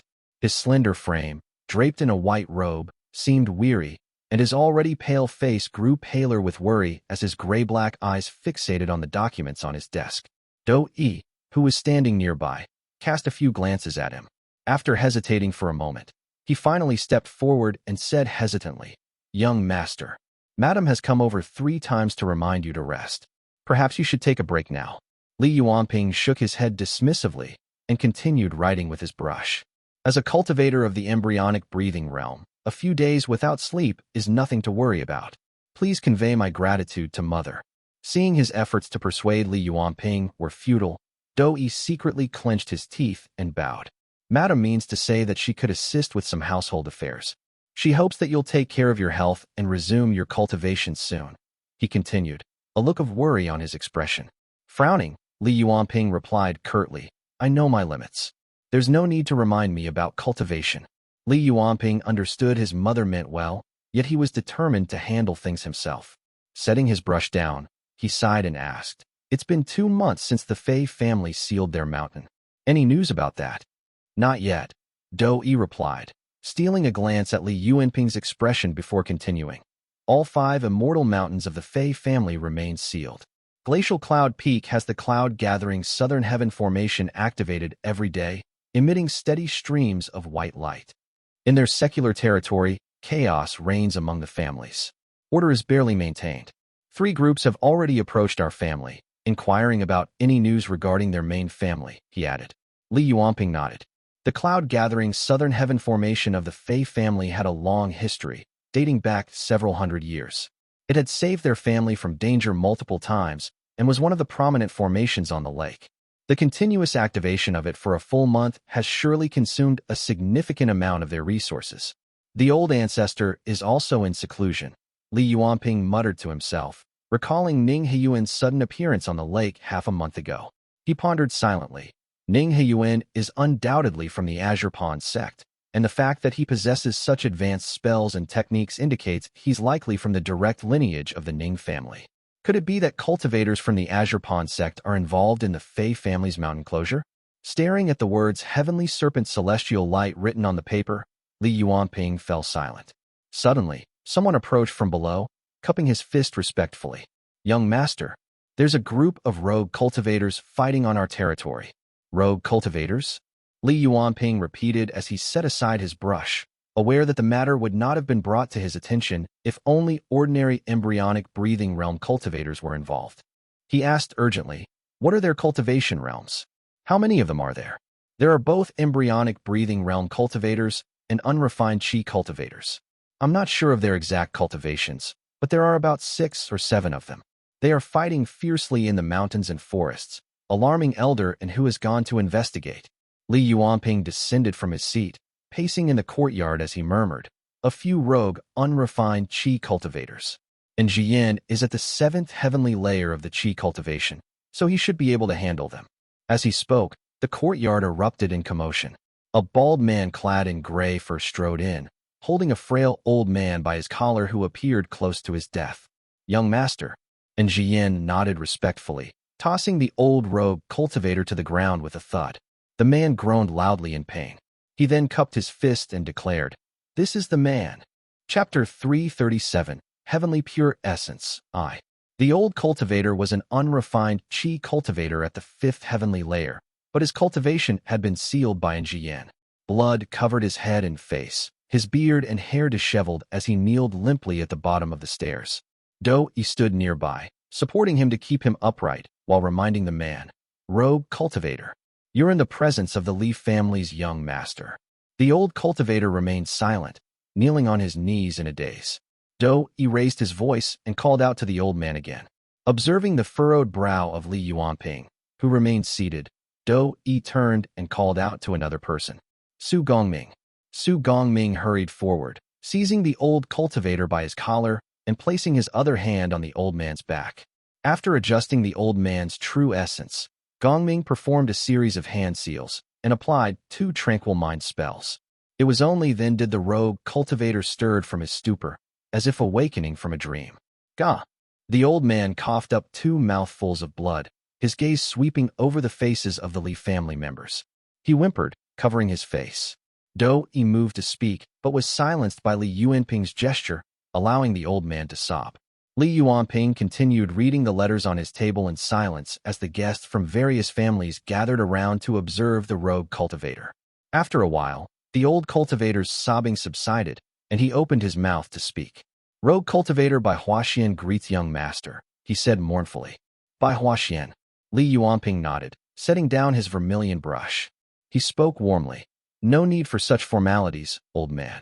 Your name is familiar to me. You have traveled within our Li family's territories and camped on the Gully Road for many years. Bai Huaxian nodded sadly, replying, yes. I have been traveling and trading along the road for 6 years now. Since the destruction of the Yu family's market, Moongaze Lake had lost another place to trade. Cloud Crown Peak in Lixiao Prefecture was distant for those in the embryonic breathing realm to reach. Hence, Gully Road saw an increase in rogue cultivator traders like Bai Huaxian, scraping together meager earnings in order to survive. Li Yuanping, seeing the old cultivator now sober and capable of responding clearly, said, all travelers on this road are welcomed by the Li family. I apologize if there was any oversight on our part that led to conflict within our territory. His tone was mild and gentle, devoid of any threat. However, Bai Huaxian, accustomed to the domineering behavior of noble families and immortal sects, trembled in fear. He had fought over treasure within the Li family's territory and was already feeling guilty enough. His sadness had not yet dissipated, but fear crept in upon hearing Li Yuanping's words. Rogue cultivators held the lowest social standing, inferior even to the numerous small temples peppering the mountains. Knowing the Li family was a foundation establishment realm clan, and not just some minor family, Bai Huaxian bowed deeply. Young master, we are innocent. We were ambushed. Without pausing to consider the reactions around him, Bai Huaxian hurriedly recounted his sequence of events. Originally from humble origins and working at the Moongaze Lake Market, Bai Huaxian had painstakingly become an unrefined chi cultivator. He led a small group of mortals and a few embryonic breathing realm cultivators in search of fortune, and while traveling along the road yesterday with his merchant group, one of his disciples went off to relieve himself but never returned. Bai Huaxian, whose life had been adrift and felt he had reached a ceiling in his cultivation, particularly valued his disciples. Distressed by one's disappearance, he ventured into the Li family's territory to seek him. thinking that it was probably safe with no powerful demons present. After searching everywhere and shouting for hours, he discovered tatters of his disciples' clothes outside a cave. Casting a spell to investigate further, Bai Huaxian came upon a vast expanse of sparkling water. Looking up, he beheld an underground river that was flowing endlessly. Upon its surface floated a white object about the size of a fist, resembling water, but yet was not quite water. It bounced on the surface, crystal clear and glistening, rolling around in an oddly mesmerizing manner. While everyone, including Jiang Yan who listened intently, was captivated by Bai Huaxian's story, Li Yuanping sensed that something was amiss and quickly interrupted him. "Hold on. Someone, get Brother Jiao here," he quickly instructed. An attendant hurried off, and Dou Yi, having caught Li Yuanping's discreet signal, quickly followed up with another instruction. "Everyone, you may attend to your own matters." And Jiang Yan and the others nodded and withdrew from the room in an orderly manner. Bai Huaxian, nervously scanning the room, found Li Yuanping's gaze fixed on him, silently urging him to continue. Experienced in the ways of the world, Bai Huaxian suddenly realized the significance of his find. His earlier concerns about his missing disciple faded into the background as thoughts of personal gain took over. He swiftly dismissed his disciples and recalled the scene carefully in his mind. He felt his saliva sliding down his throat like jade liquid and his cultivation surging within his entire body, realizing that a golden opportunity had presented itself before him. Bai Huaxian began, his voice trembling with excitement and his eyes burning with greed. "According to the knowledge gained from my extensive journey, I think that substance I saw was likely known as the heavenly pure essence, a legendary spirit water of heaven and earth. It can. Li Yuanping gripped the armrest of his seat tightly with a hint of agitation and finished the old man's sentence for him in impatience. Heavenly pure essence. This substance can strengthen spiritual sense, heal the wounds of one's foundation, purify true essence impurities, and bestow divine effects to those in the embryonic breathing, chi cultivation, and foundation establishment realms. Heavenly pure essence, a rare spirit water of heaven and earth renowned for its unparalleled healing properties, held immense value in the paths of talisman arts and alchemy. Li Yuanping had learned about it while discussing wound healing methods with Li Tongya. Li Tongya's immortal foundation was water-based, making heavenly pure essence an extremely effective medicine for him. The prospect of speeding up Li Tongya's healing process by a few years and potentially further advancing his cultivation left Li Yuanping visibly excited. Overwhelmed with excitement, Bai Huaxian struggled to articulate his thoughts. Rushing into qi cultivation without acquiring a proper qi gathering technique had been his lifelong regret, haunting him to this very day. Therefore, upon discovering the heavenly pure essence, his heart surged like an unstoppable wave. The spirit water could purify his unrefined qi, transforming it into pure qi. Although he would still pale in comparison to those who cultivated authentic techniques, it offered him a chance to reach the foundation establishment realm. Bai Huaxian quickly performed a series of hand seals and carefully secured the spirit water. However, just as he finished, a sudden scream echoed from outside the cave, and a figure dressed in black burst in. The man had pure, boundless true essence. My friends and I exchanged blows with him for over 10 moves, but he overpowered us all, killing everyone else except me. I was left with no choice but to relinquish my storage pouch and flee, yet he continued to pursue me. If the guest cultivator of your esteemed clan hadn't arrived in time, this old man would have been long dead. Bai Huaxian wailed dramatically. Upon hearing the rest of Bai Huaxian's story, Li Yuanping's initial excitement turned into disappointment. He slumped back into his seat, angry yet unable to bring himself to vent his frustration. He listened as Bai Huaxian cried out, "My fate rests solely in your hands now. Please avenge me and claim this heaven and earth spiritual water for your clan. I have lost my lifelong savings and disciples because of this man. Now I've nothing left. I beg you, please punish that man for this old man. I'm willing to give up the spirit water to your esteemed clan in exchange." Li Yuanping scoffed in response. "Punish him? If that man has hidden in the forests, who could possibly find him?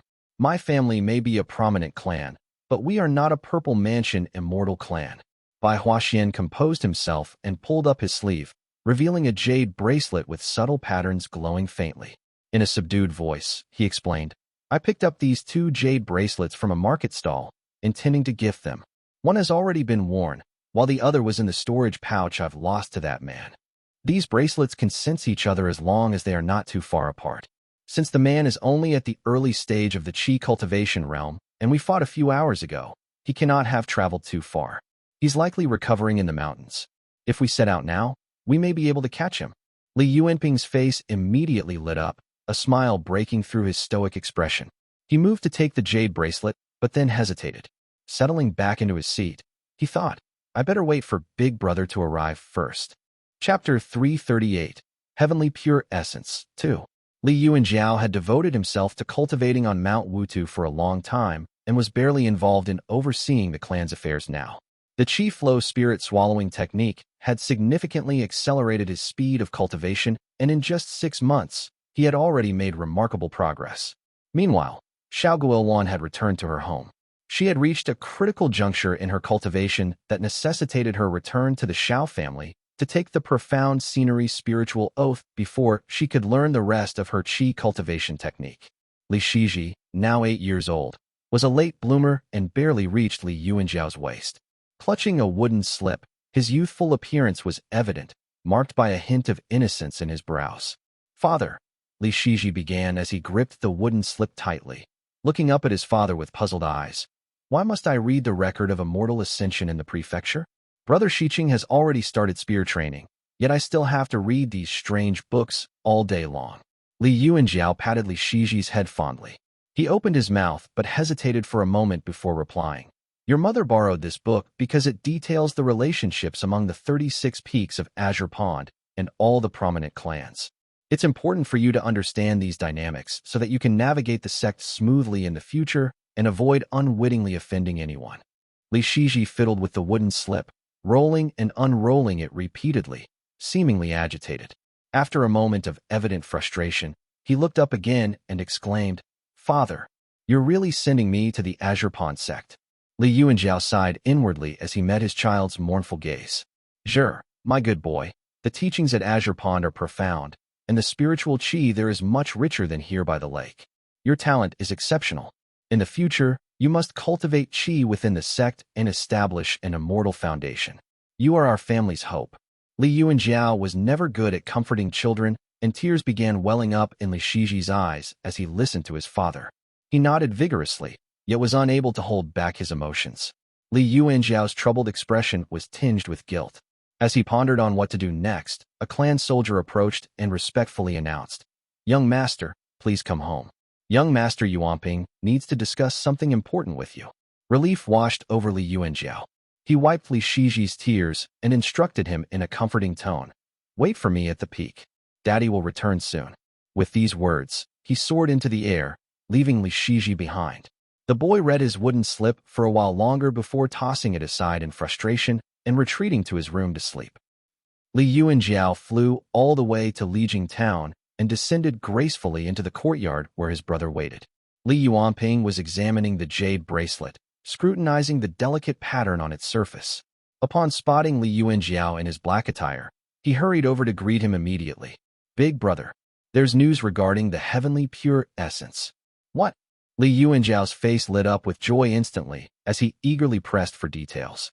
However, as Li Yuanping relayed the news, the joy dissipated, his brows knitting together in concern. Taking the jade bracelet, he closed his eyes to concentrate. His spiritual sense flowed along the pattern on the jade bracelet before entering it, and he could immediately feel a subtle pull from a distance. After a few moments, he opened his eyes, his expression now filled with doubt. The person is still on a mountain nearby. Li Yuanping, lacking the spiritual sense to utilize the bracelet, was stunned by Li Yuanjiao's revelation and murmured softly, It's strange that he still dares to linger nearby after obtaining such precious spirit water. As per the old rogue cultivator, this person was enveloped in mana light. Since he cultivates an authentic technique, he managed to defeat and kill many despite only being at the second heavenly layer of the Qi cultivation realm. It's likely he's a disciple from an immortal sect. Li Yuanping pondered carefully with an uneasy look on his face before responding cautiously. I wonder what his background and identity is. If he can act this fearlessly, he likely comes from a formidable background and is not an easy opponent to deal with. Li Yuanjiao remained silent, scrutinizing the jade bracelet in his hand thoughtfully.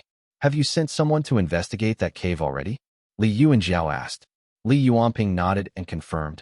I've already sent Uncle Dongha there. He should be returning soon. As they spoke, Chen Dongha hurried in, his attire impeccable and his sword swaying slightly at his waist. He stopped before the brothers, cupped his fist in respect, and reported, I've inspected the cave. It's a mess inside due to the fight. The walls are scarred and the ground is littered with stalactite fragments. Besides that, there wasn't much else to find. Thank you, Uncle Dongha, Li Yuanping responded. Chen Dongha nodded and cupped his fist once more, then exited the room. Turning to his elder brother, Li Yuanping shared his thoughts. I was considering exploring the cave myself. With the heavenly pure essence nurtured there, I believe the cave is anything but ordinary. Li Yu and Xiao ascended a few steps, his gaze fixed on the jade bracelet as he traced the patterns with his thumb thoughtfully.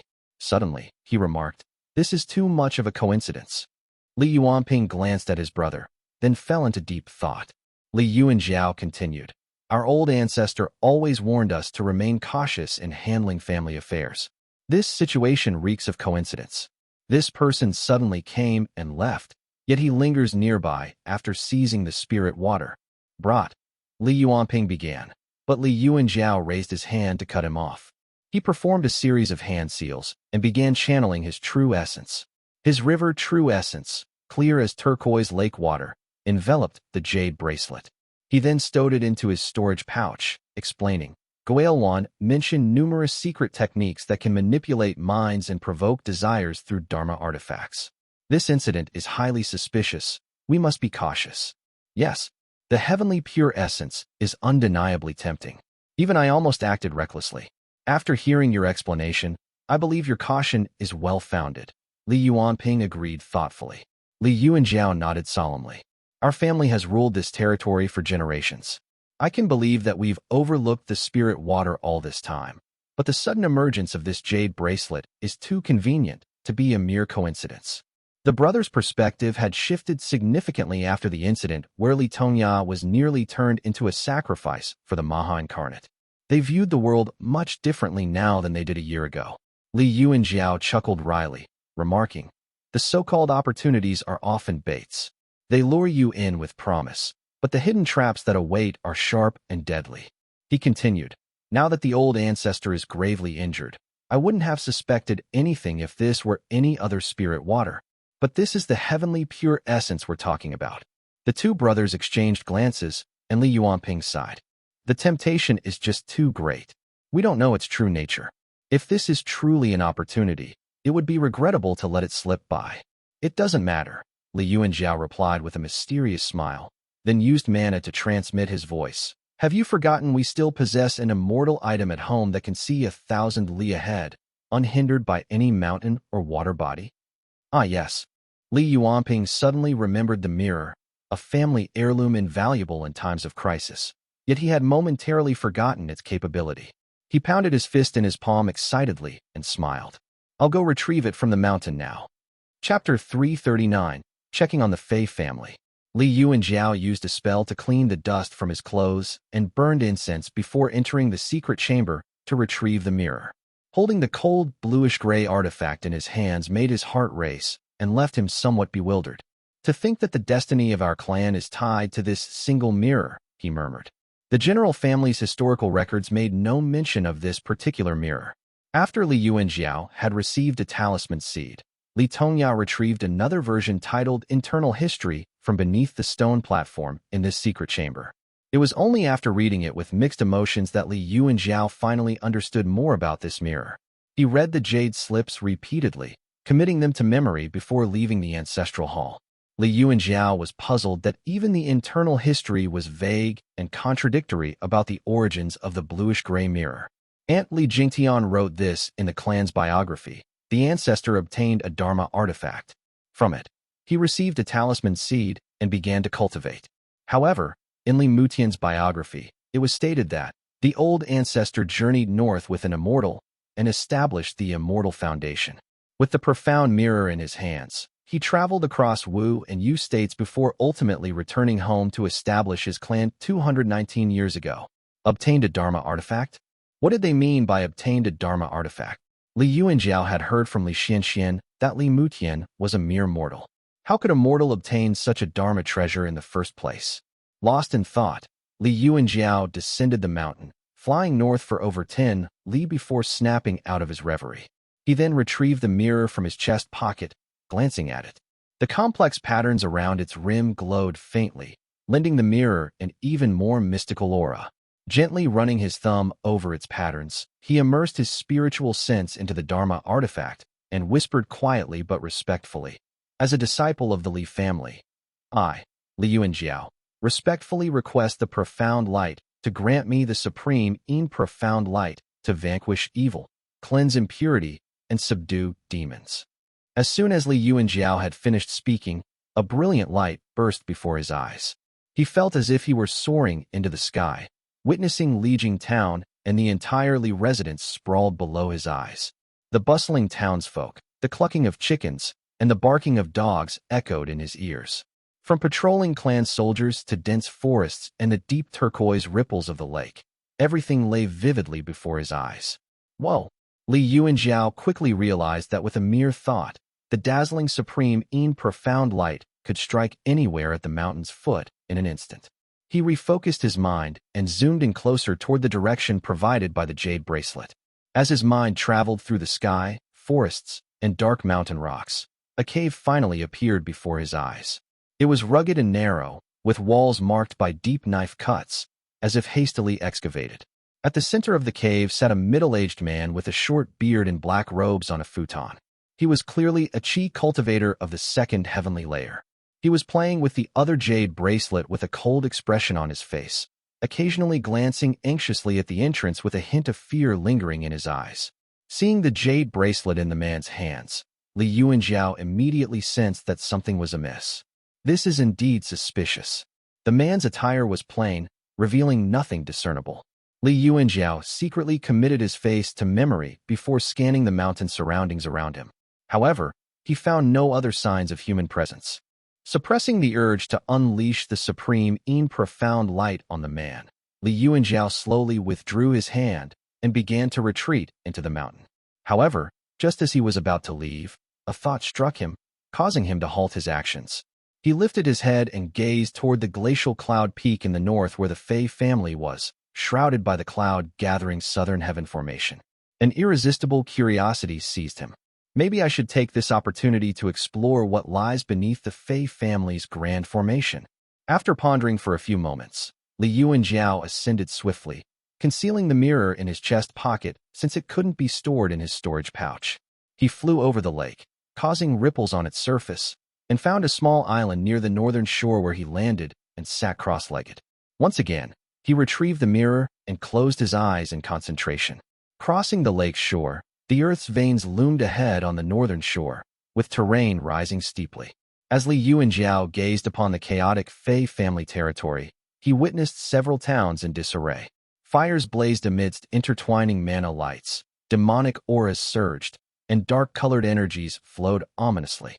In the midst of the turmoil, cultivators clashed, their Dharma weapons colliding in the air. The immortal mountain of the Fei family remained sealed, and most of the towns were populated by embryonic breathing realm cultivators. These cultivators were powerless against any rogue cultivators who passed through and might seek to cause trouble. Fortunately, the long-standing reputation of the Fei family had kept these rogue cultivators in check until now. Nonetheless, the towns did not get along with each other, and tension between them remained high. The demons from Mount Dali and Sioux State took advantage of this chaos like hungry wolves on the prowl, causing great havoc and capturing people. The embryonic breathing cultivators struggled to defend themselves against them, let alone eliminate these demons. The Fei family has been a prestigious clan for many years. At the very least, these rogue cultivators dare not act rashly. If they did, the situation would be far worse. After a brief survey of the scene before him, Li Yuanjiao turned his attention to the grand formation radiating white light that enveloped the towering glacial cloud peak. It appeared ancient and complex, rumored to withstand even Foundation establishment realm cultivators. Li Yuanjiao cautiously approached the formation and suddenly, his vision brightened, as if he had passed through it effortlessly, overlooking the entire Fei family town's formation. Glacial Cloud Peak was shrouded in clouds and fog, which was brimming with spiritual chi and covered by pines and cypresses. Snowflakes and scattered paper money, fluttered down, covering the mountain like white flowers, while courtyards were decorated with white ribbons that swayed gently in the wind. At the foot of the mountain lay collapsed buildings devoid of people, save for deep sword marks that were etched into the ruins, emitting sharp sword chi that scattered the falling snowflakes. Li Yuanjiao silently adjusted his field of vision and spotted a handsome young man. He was kneeling in the highest part of the courtyard, all dressed in white and surrounded by elders from his clan, their faces etched with sorrow. Tongyu, this grand formation has been running for over half a year. The family can't sustain this anymore. Yes, Tongyu. Although the family head had left behind a vast fortune, it can't support your expenditures like this. All you do is kneel at the ancestral hall all day, yet you don't realize how quickly the spirit stones are depleting. As the snowflakes continued to fall, Fei Tongyu's handsome features remained composed, masking the grief and worry within. He clenched his teeth in silence. Li Yuanjiao recognized him as Fei Tongyu, the young master of the Fei family.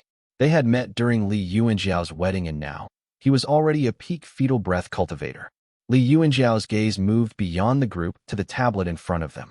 Here lies the esteemed ancestor of the Fei family, whose birth name was Wangbai. The candle flame flickered, casting an intense glow on the lettering of the golden tablet. In the middle of the snow-covered courtyard lay a black coffin. As Li Yuanjiao peered closer, shock gripped his heart. Fei Wangbai is dead. Fei Wangbai's body lay in the coffin, his face looking no different than how it was when he was still alive. His head, however, had been separated from his body. A white cloth covered his neck, concealing a grisly wound. Fei Wangbai. He's truly dead. Fei Wangbai, the only Foundation Establishment realm immortal cultivator of the Fei family in the recent century. The genius who had quietly elevated the Fei family to prominence, leading them to stand at the pinnacle of Moongaze Lake, had unexpectedly perished on his own immortal mountain. 1. White-colored paper money that is burned during Chinese funerals. Chapter 340. Schemes.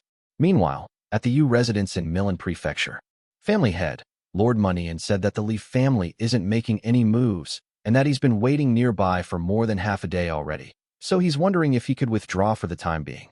Yu Xiaogui's expression darkened as he crumpled the letter in his hand in anger and cursed. That useless fool. The attendant who had brought the report immediately quaked with fear and quickly pressed his forehead to the ground, not daring to meet Yu Xiaogui's fiery gaze. Through gritted teeth, Yu Xiaogui continued ranting, his voice laced with disdain. I told him to act according to the plan, yet he's acting like a coward instead. He took so many Dharma artifacts with him and killed randomly, but dawdles around on Li family's territory. Does he think the Li family is foolish? He roared. His voice was laced with suppressed anger as he continued through clenched teeth. It took us great effort to set up this situation, and now he's screwing it up. Li Yuanjiao and Li Yuanping are no fools. They've likely detected that something is amiss. Yu Mugo, in his elegant white robe, stood at the side in a composed demeanor. He played with his fan and said calmly, Please calm your anger, father. Many in our family are inept. Such mishaps are to be expected. It would be a surprise to me if we actually succeeded. Having ruled for many years, Yu Mugo knew well the caliber of individuals within their own family. His anger had long been turned into disappointment, and from consequent disappointment to resignation. His expression remained unchanged as he muttered, The world attributes Li family's swift rise to rogue cultivator, Li Mutian's attainment of the Foundation Establishment realm, Li Chijing's status as the Sword Immortal, and Li Tongya's steady leadership. All of these three are indispensable. Yu Mugo went through the roster on the table, finding no solace in the available options as he continued. But in my opinion, the Li family's greatest strength lies not in their swordsmanship, nor Li Tongya or Li Chijing, but in the fact that for 3 generations, they have not produced a single useless fool. Upon hearing this from his eldest son, Yu Xiaogui sighed. Even a Foundation Establishment realm cultivator like himself could not help but feel a twinge of powerlessness as he muttered, Useless. Putting away his brush, Yu Mugo replied softly, Not entirely. Yet the Li family remains silent. Yu Xiaogui furrowed his brow and continued, If Li Tongya has indeed been injured, there's no way the Li family will let this heavenly pure essence slip by. Your calculations have fallen short. No. Yumugo chuckled lightly as he stood up, a smile playing on his lips. It's precisely because Li Tongya is in a vulnerable state that they have to give up on the heavenly pure essence. Li Tongya is cautious, not cowardly. If he had truly eliminated the Maha with his sword and withdrawn unscathed, he would never give up on a rare spirit water like the heavenly pure essence. It's likely that as soon as Bai Huaxian was rescued, Li Tongya would have taken up his sword and hunted it down personally. He glanced at Yu Xiaogui, who was listening intently, and added, "Think about it. This spirit water is in the Li family's territory. Even if it were a trap, Li Tongya would still go for it. After all, he's a Foundation Establishment realm cultivator. Why would someone like him feel fearful in his own territory?" "You have a point," Yu Xiaogui nodded in sudden realization. Yu Mugo continued, "My intention isn't solely to successfully lay a trap. Even those considered useless have their uses. From this, we arrive at two possibilities. Li Tongya is either gravely injured or is absent from the Li residence altogether." Yu Xiaogui was already convinced by his eldest son's reasoning and quickly interjected, "Does that mean this is the time to attack the Li family? But they have the Xiao family's protection, and we cannot afford to provoke a Purple Mansion Immortal clan. At best, we can only reclaim Mount Huazhong and Mount Yuding. No, we'll strike the Fei family, using the old grudge from what happened to the marketplace as justification." Yu Mugo adjusted his cuffs, projecting a more commanding presence as he elaborated further. "Li Tongya may simply not have returned home yet. With the Li family backed by an immortal clan, seizing this opportunity to attack them will only allow us to reclaim Mount Huazhong and Mount Yuding at most. Since this is the case, why not look further north? The Fei family boasts 5 peaks and 16 towns. The cloud-gathering Southern Heaven Formation has been activated for so long. Fei Wangbai is either not around or attempting a breakthrough. Either way, it's a good time to strike," he added. A slight smile played on his lips as he closed his folding fan and continued, "Besides, I have a feeling that Fei Wangbai is very likely dead." Meanwhile, in Lijing Town, Li Yuanping waited anxiously in the courtyard for half a day before he finally saw Li Yuanjiao descend into the courtyard with a look of unease on his face. He hurriedly rushed forward, grasping Li Yuanjiao's arms tightly. Staring into his eyes, he asked with great urgency in his tone, "What is it, big brother?" Li Yuanjiao finally snapped back to his senses, looking at Li Yuanping worriedly before replying hoarsely, "I saw it. It's indeed a trap, but—" Realization dawned on Li Yuanping, and he quickly turned around and shouted to the clan soldiers on either side, "You're dismissed. Everyone leave." Dou promptly ushered everyone out before leaving himself and securely shut the courtyard gate tightly behind him. An isolation formation hummed to life, enveloping the brothers in a protective shield. Small beads of sweat formed on Li Yuanjiao's forehead, and his voice was strained as he divulged, "Fei Wangbai is dead. Fei Wangbai, the Foundation Establishment realm cultivator from the Fei family." Li Yuanping muttered in shock as he stared at his brother in disbelief. Li Yuanjiao continued bitterly, "Yes, an esteemed Foundation Establishment realm cultivator, gone quietly on his own immortal mountain. Fei Tongyu had to activate the cloud-gathering Southern Heaven Formation to prevent this news from leaking out. The Fei family is in absolute chaos right now.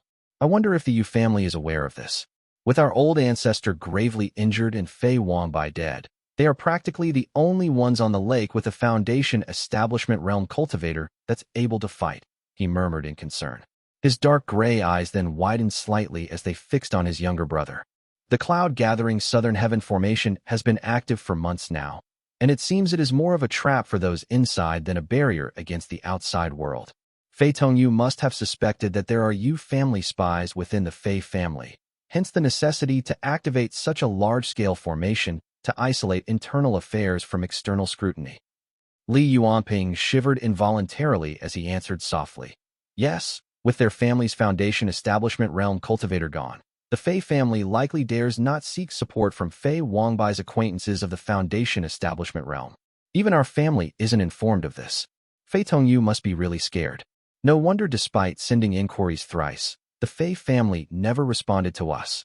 Fei Wangbai's close relationship with the other Foundation Establishment realm cultivators during his lifetime did not automatically extend to friendship with his insignificant descendants. While these cultivators might be willing to assist under the guise of past favors, once they entered the Fei family's formation, There was no guarantee that the Fei family members could still get to keep their own surname. Li Yuan Jiao composed himself and said quietly, Yu Mugo is such a cunning fox. The very mention of Yu Mugo stirred deep hatred in his eyes, memories of Li Yuanxio's tragic death still haunting him in his mind. He had to take a deep breath to steady his emotions. This whole heavenly pure essence incident is most likely the work of the Yu family to test our ancestors' reaction. Yu Mugo is cunning and deceitful. Dealing with him will be a challenge for us. Fei Tongyu's tactics surely won't work on him, Li Yuanjiao said thoughtfully. Moreover, with Yu Muxian in the sect, the Yu family's grasp of current events is ahead of ours. Fei Wangbai's death cannot be concealed for long. It's probable that after testing our reaction, the Yu family is already dispatching forces to Glacial Cloud Peak as we speak, he exclaimed. Li Yuanping paused briefly, then remembered something and continued. Ning Heyuan appeared at Yuding Peak in the first lunar month. I bet his appearance is possibly related to Fei Wangbai's death.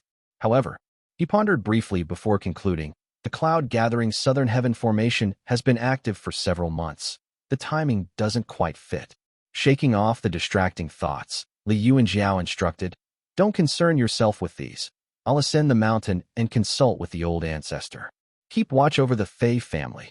With that, he swiftly exited the courtyard and took to the winds. It was only then did Dou dare to enter the courtyard once more. Li Yuanping seemed lost in thought for a few moments before he finally spoke, breaking the tense silence. Send someone to the lake and station him on a small continent near the northern shore. If there's any change in the Fei family's grand formation, they must report back to me immediately. Understood. Dou replied promptly, hurrying out. Li Yuanping coughed, his mind's eye fixated on the sinister eyes of Yu Mugo's portrait as he mumbled softly to himself.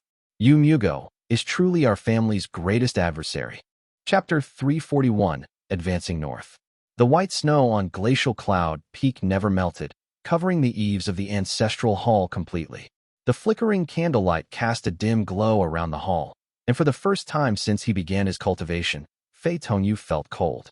He was alone, shivering on the ground weakly. Before him lay the corpse of his grandfather, Fei Wangbai, in a coffin. As a Foundation Establishment Realm cultivator, his flesh did not decay, appearing just as he did in life, though slightly paler. His eyes were tightly shut, as if just in a slumber. Fei Tongyu could hardly believe that his grandfather had passed away so abruptly. It felt unreal, almost like he was in a dream or a nightmare. On the day news arrived that Li Tongya had slain the Maha reincarnate, the smile on Fei Wangbai's face vanished. With his eldest son Fei Yiho away in the southern border, he could only hold his eldest grandson Fei Tongyu's hand and say solemnly, Yu Yufeng is likely dead. Li Chaijing probably killed him. The Li family's power is growing too strong, which is not a good thing. Fei Yiha's departure disrupted Fei Wangbai's plans, so he had to start over in grooming Fei Tongyu. Fortunately, Fei Tongyu was diligent and hardworking, and it still was not too late. While they were talking, the door was gently pushed open and a man in white entered, his face covered with a veil. Fei Wangbai's expression changed slightly as he asked, Who are you? The white-clad sword cultivator said nothing, simply glancing at the two men, then drew his sword and attacked. Although the Fei family's cloud-gathering southern heaven formation was not fully activated, it was not something anyone could easily penetrate. However, this person moved like a ghost, his sword techniques ethereal and transcendent, clearly at the peak of the Foundation Establishment Realm. Fei Wangbai, only at the early stage of Foundation Establishment Realm, was no match in terms of cultivation techniques and spearmanship. After dozens of moves, his Dharma artifact was shattered, and he barely managed to escape to the foot of the mountain. In the ensuing struggle, a sword light severed his head. The vitality of a Foundation Establishment Realm cultivator was strong, and Fei Wangbai did not die immediately. He picked up his head and tried to reattach it desperately, but the wound spewed sword chi and it was no use. After 2 failed attempts, he finally dropped his head and collapsed. His head fell into the snow, still shedding tears as he cried out, It hurts so much.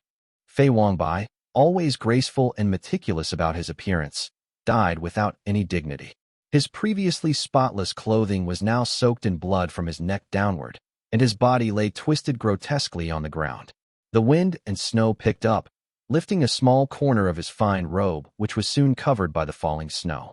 The Fei family stood as if struck by lightning, staring in disbelief at the sword cultivator in the sky.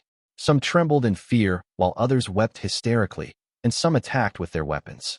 The sword cultivator in white simply stood there, dispersing dozens of spells with a single sword strike, as he said softly, but in a commanding manner. Listen well. For the next 80 years, do not cultivate the long brocade heart sutra to reach the foundation establishment realm. Should anyone successfully form the patterned brocade, they shall end up like this. His tone was calm, as if he was not proud of crushing an ant. With that, he flew away. The Fei family's ancient formation, the cloud-gathering southern heaven formation, was like a piece of tattered paper before this sword cultivator, yielding to him as if he were its true master. The long brocade heart sutra was the core technique of the Fei family, and Fei Wangbai had used it to cultivate his immortal foundation, patterned brocade. The sword cultivator's words meant severing the future path of the entire Fei family. Fei Tongyu broke down in tears, and the Fei family quickly descended into chaos. When Fei Tongyu finally looked up again, Fei Tongxiao had fully reactivated the cloud-gathering southern heaven formation. The fastest cultivators among them could only reach the mountaintop, and none could leave. His gaze refocused on the black coffin before him, and Fei Tongyu murmured, "Father has gone to the southern border. Grandfather, I am only at the peak of embryonic breathing realm. What am I supposed to do?" Fei Tongyu kneeled quietly on the ground, staring at the flickering candles and incense sticks on the table. Fei Wangbai's body lay separated in the coffin, covered with a white cloth that barely concealed the gap between his neck and severed head. It would not reattach, Fei Tongyu muttered weakly as he closed his eyes in pain. The sword chi left by the sword cultivator was surging from Fei Wangbai's neck wound, breaking more than 10 coffins already. As a result, they had to bury him with his body and head separated. Fei Tongyu bowed his head and wept. Behind him, Fei Tongxiao, clad in jade armor, remained calm. The childishness had vanished from his face overnight, now replaced by a mature worry and unease. Adversity could completely change a person. Fei Tongxiao's gaze had become more focused and resilient, though dimmed with sorrow. He stared at the ancestral tablets above, speaking in a deep voice. "Big brother, we cannot go on like this. What solution do you have?" Fei Tongyu roared as he glared at him with hatred, sneering. "Notify the Li family. I would rather trust those Foundation Establishment Realm cultivators than those hungry wolves of the Li family." Fei Tongxiao remained silent for a long time before saying quietly, "Yu Mugo will make a move sooner or later. So what if he does?" Fei Tongyu turned abruptly, his voice filled with venom as he snarled. "There is no one in the Fei family who fears death. Let him come." Fei Tongxiao shook his head, speaking softly. "Brother, no more impulsive actions. No matter how much hatred you harbor, we must survive. As long as we live on, there is hope for revenge. Moreover, those Foundation Establishment Realm cultivators are elusive, secluding themselves for years at a time. We have kept our formation running for months. Everyone around Moongaze Lake knows it, yet not one has come to our aid. Only the Li family sent their people a few times. Right now, our only hope is the Li family." Fei Tongyu collapsed to the ground in despair. After a long time, he murmured in defeat, "Notify the Li family then." Milan Prefecture. The Yu family had improved greatly over the years due to Yu Mugo's relentless purges. The common people's lives had improved significantly, as most of the Yu family's scoundrels had been beheaded, including 3 of Yu Mugo's own illegitimate sons. Yu Mugo's purge and land redistribution greatly slowed the Yu family's land consolidation, earning him the peak of his popularity among the common folk. Thus, raising an army now is effortless. "These mortals," Yu Mugo muttered as he looked down at the reverent faces below, feeling a complex mix of emotions. He was momentarily unsure of what to think. Yu Xiaogui, who was standing beside him, snorted, "What use are mortals? They can only help with minor tasks. A single spell can solve most problems. The Fei family's territory is already in chaos, and a few Qi cultivators could easily handle it." Yu Mugo was jolted back to reality by his words as his eyes regained their cold and venomous clarity. He said softly, "Maintaining order in occupied towns requires these mortals. Give them a little profit, and they will form their own hierarchy, managing everything efficiently. No spell is more useful than these people." Yu Xiaogui flew alongside him, sneering, "You know that well enough. No need to upend things like the Li family does. The Li family's reliance on external cultivators is playing with fire. They are different from us. Yumugo said as he shook his head. Yu Xiaogui turned away, as if the mention of relying on external cultivators had touched a sore spot in his memories. The two, along with a group of guest cultivators and Yu family members, flew silently toward Glacial Cloud Peak. The glistening white cloud-gathering southern heaven formation appeared before them, with its complex patterns emerging in the air. Yu Xiaogui glanced at it with a sense of nostalgia, murmuring, "This formation has stood on Glacial Cloud Peak since my grandfather's time, buried beneath the earth, only for Fei Tianxian to take advantage and establish the Fei family here." Yumugo stood with his hands behind his back, speaking softly. At that time, the only family on the southeastern shore was the Jiang family. His words caused Yu Xiaogui to look at him sharply. As the eldest son managing the family for many years, Yumugo knowing this was not surprising. Yu Xiaogui then gazed at Glacial Cloud Peak and nodded with an unreadable expression in his eyes. Indeed, seeing the Yu family members descending before the cloud-gathering southern heaven formation, Yu Xiaogui said softly, "Before my grandfather killed his brother and mother, I was still part of the Jiang family." Chapter 342, Besieging the Mountain. "Brother." Fei Tongxiao bent down, gripping his brother's hand tightly. 300 years ago, when our ancestor was killed while traveling, our family was in peril. But then, a disciple from the immortal mansion fought fiercely and subdued the Jiang family, allowing all the families into seclusion for 100 years. A little over a century ago, even when our family was in decline, there were still 5 families that divided the Jiang family, giving us a respite, he said in a deep voice. These events are precisely why our ancestors strove so hard, elevating our family to the status of a prominent clan. We cannot speak of giving up lightly, Fei Tongxiao said as he gritted his teeth, his eyes brimming with tears. We are not yet at a dead end. We must not give up. Have you forgotten, brother? He continued, his tone resolute this time. Go, seek out the Li family. Hearing these words, Fei Tongyu finally straightened up, composing himself. However, he suddenly felt a tremor. Being a cultivator at the peak of the embryonic breathing realm, he managed to steady himself, but his expression turned grim. What is happening? Fei Tongxiao exclaimed. He was equally alarmed, and he was just about to speak when the doors of the ancestral hall burst open. A middle-aged man in white robes entered, saying in a grave tone, "The Yu family has surrounded Glacial Cloud Peak." What? Fei Tongyu froze, his expression changing dramatically as he said anxiously, "Notify the Li family." No, I'm afraid that. It's too late. The middle-aged man, with a gentle demeanor and at the 6th heavenly layer of the Qi cultivation realm, was the only surviving brother of Fei Wangbai. His face still bore signs of grief as he continued softly. The Yu family has completely encircled Glacial Cloud Peak. Not even a bug can get out. Fei Tongyu and Fei Tongxiao exchanged a glance with each other. Fei Tongxiao took a deep breath, calming his deep feelings of unease, and said firmly, "The Yu family is making a huge commotion. The Li family will surely notice. Our cloud-gathering southern heaven formation is a top-tier formation. The Yu family cannot break through easily. If the Li family intends to save us, it's not over for us."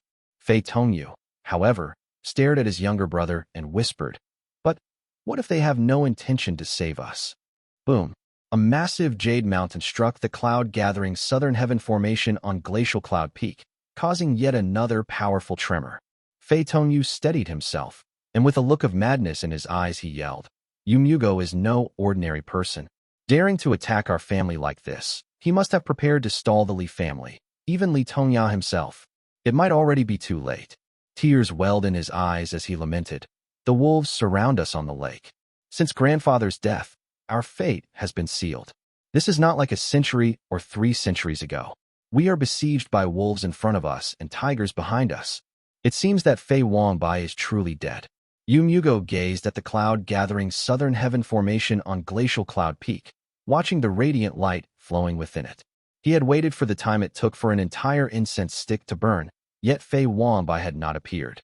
Beside him, Yu Xiaogui, the Yu family's ancestor, had a complex expression on his face as he murmured, "How could this be?" Yu Xiaogui had been in conflict with Fei Wangbai for decades before Yumugo took over the family. Their encounters had resulted in mixed outcomes, and Yu Xiaogui had always found Fei Wangbai both troublesome and formidable, relying on the strength of the Yu family to gain a slight upper hand over them. Now, With such a figure suddenly declared dead, it gave Yu Xiaogui a sense of disbelief. He stood with his hands clasped behind his back, gazing intensely at glacial cloud peak below. A free gift like this feels like a trap, he muttered. Heh. Yu Mugo let out a cold laugh, having anticipated this outcome. He replied, when Shi Jian came to Moongaze Lake to recruit, he hinted that Fei Wangbai had blocked the path of some prodigy or purple mansion realm cultivator within the sect. His ill fate was sealed, and it was only a matter of time before he met his end. Yu Xiaogui felt a slight chill upon hearing this, a sense of shared fate and foreboding creeping into his bones. He muttered, the Foundation establishment realm is already a path of extreme difficulty, with only 1 in a million achieving it. To discover at the end that you practiced the wrong method and formed the wrong immortal foundation, and end up as fodder facing death. Fei Wangbai was cultivating peacefully on the lake.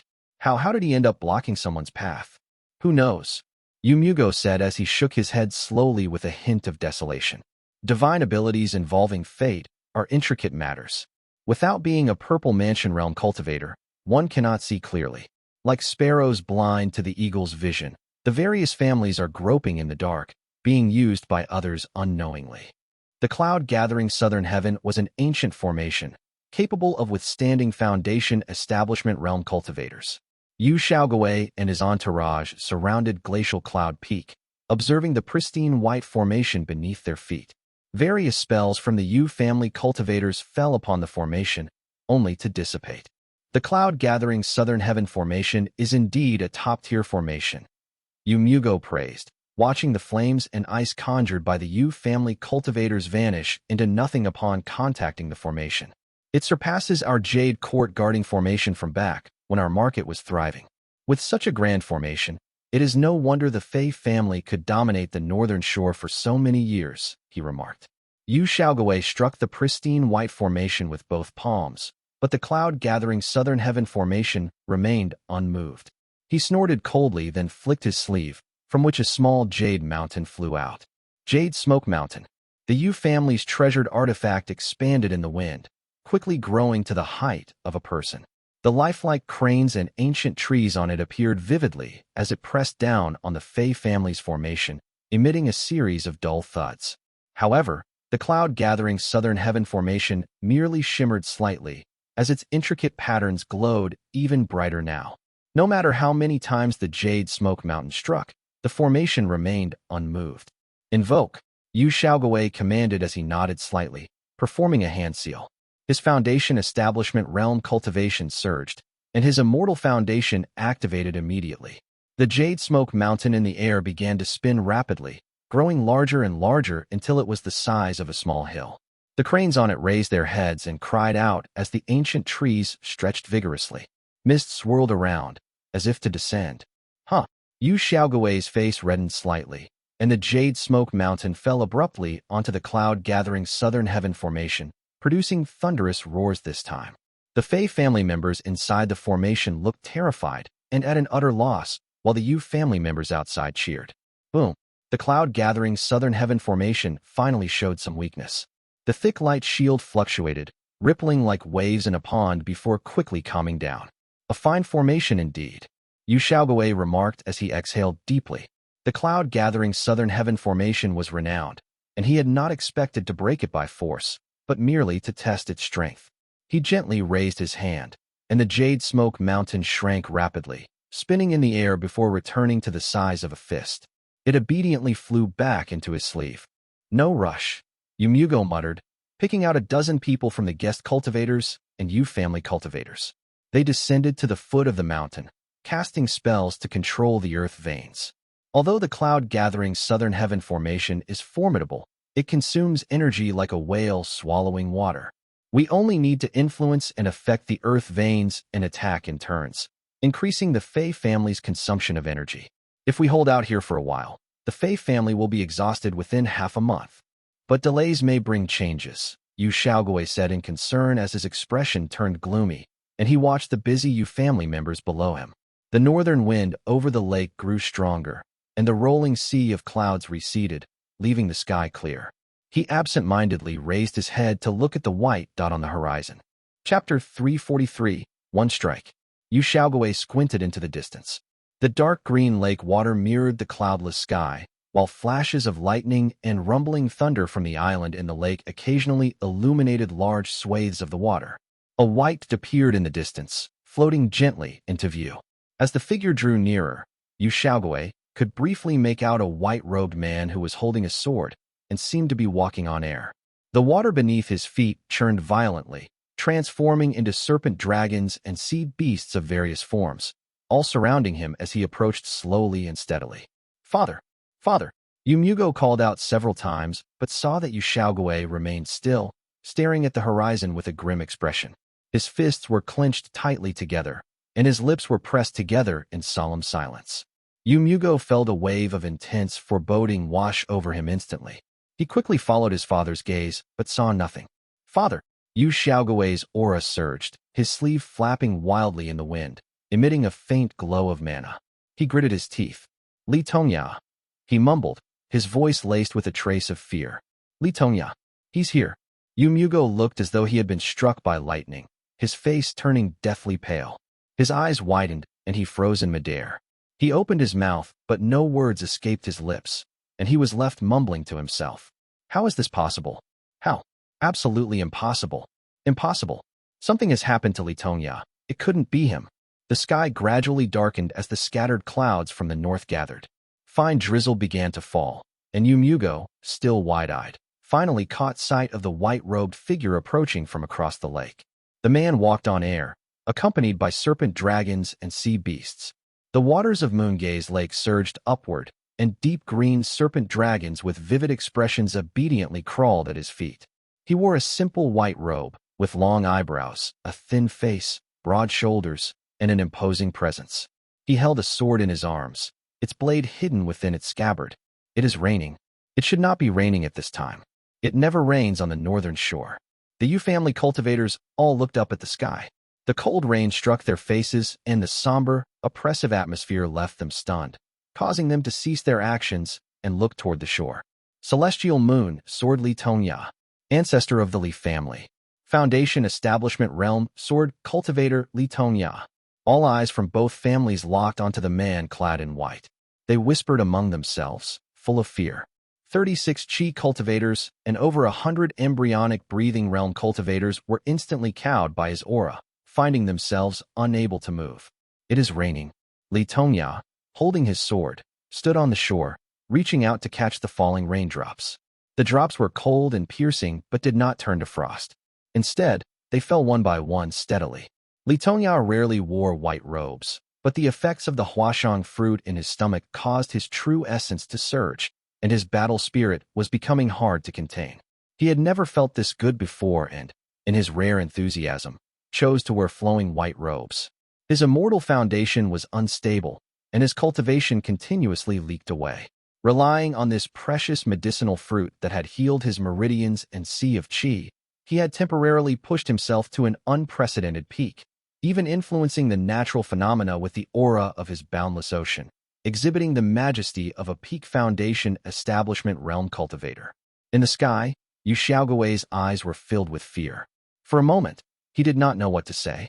He extended his spiritual sense cautiously toward Li Tongya, only to feel an endless vastness akin to the sea, almost overwhelming him. What kind of cultivation is this mid-stage foundation establishment realm?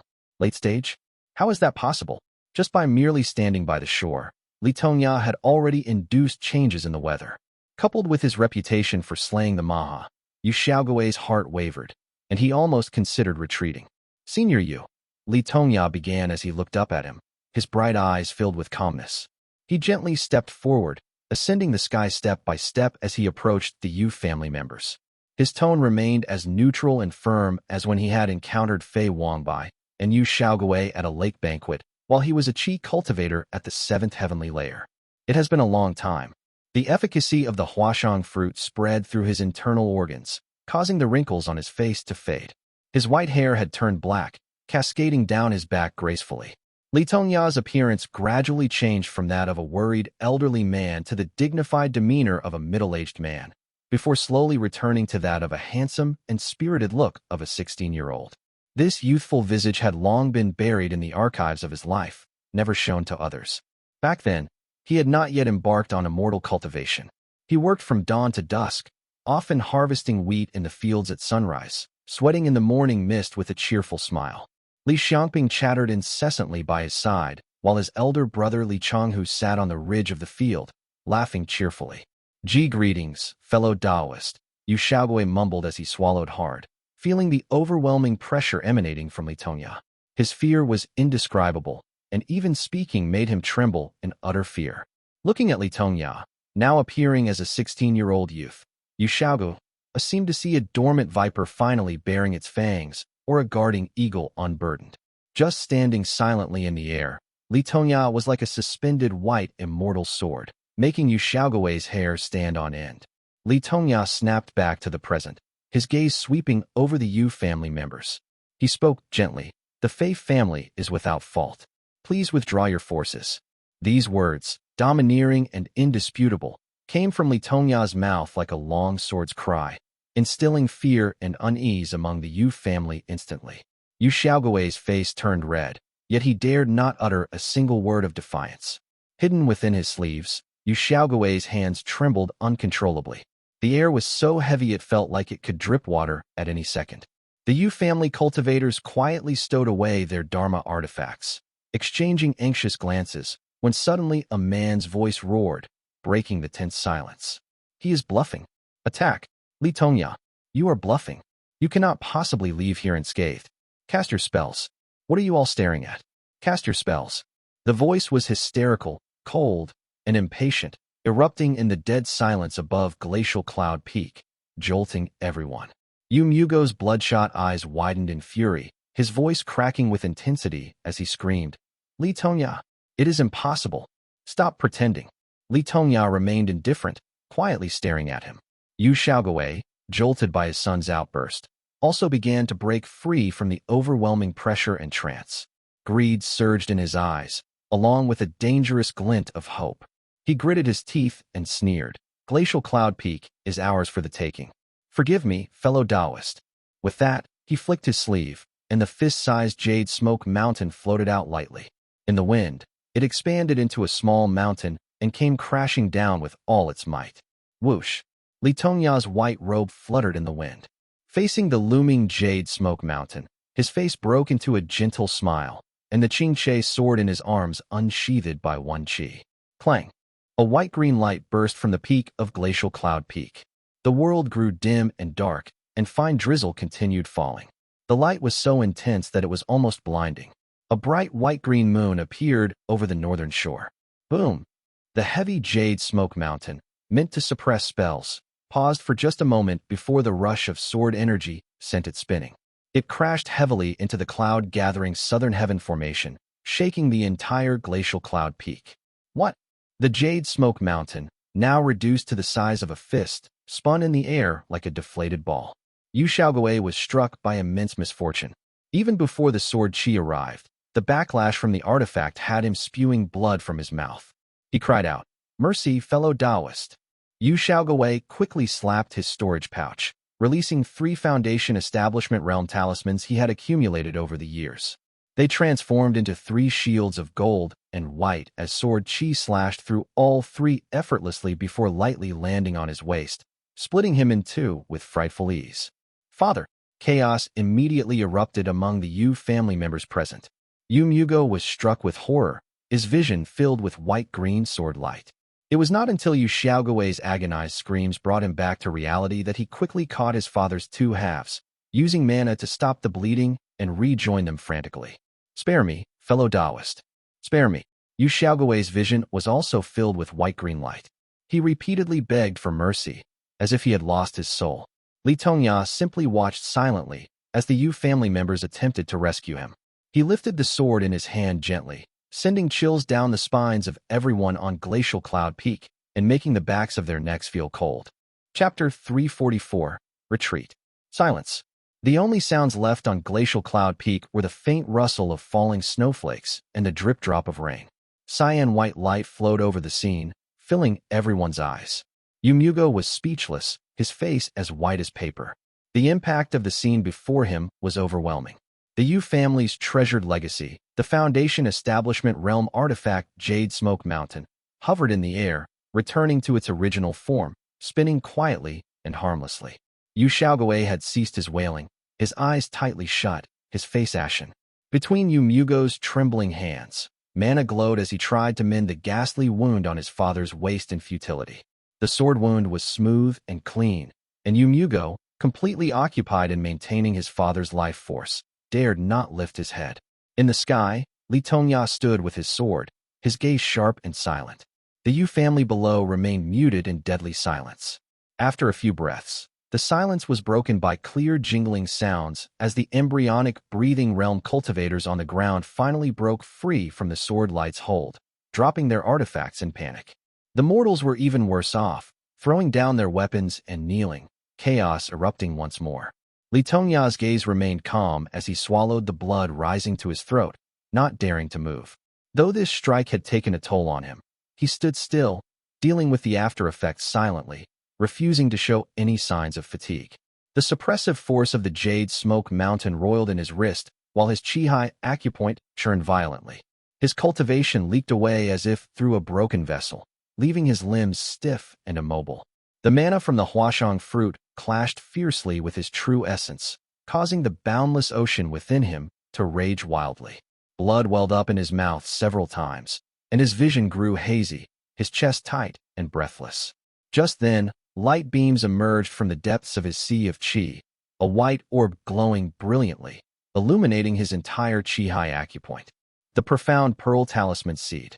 The talisman seed's light suppressed the turmoil within his sea of qi, allowing Li Tongya a moment's respite. A glint of brilliance flashed in his eyes as he sheathed his sword. Ching! The clear sound of the sword being sheathed brought relief to the cultivators around him. They exchanged glances, realizing they were all drenched in cold sweat, their nerves on edge.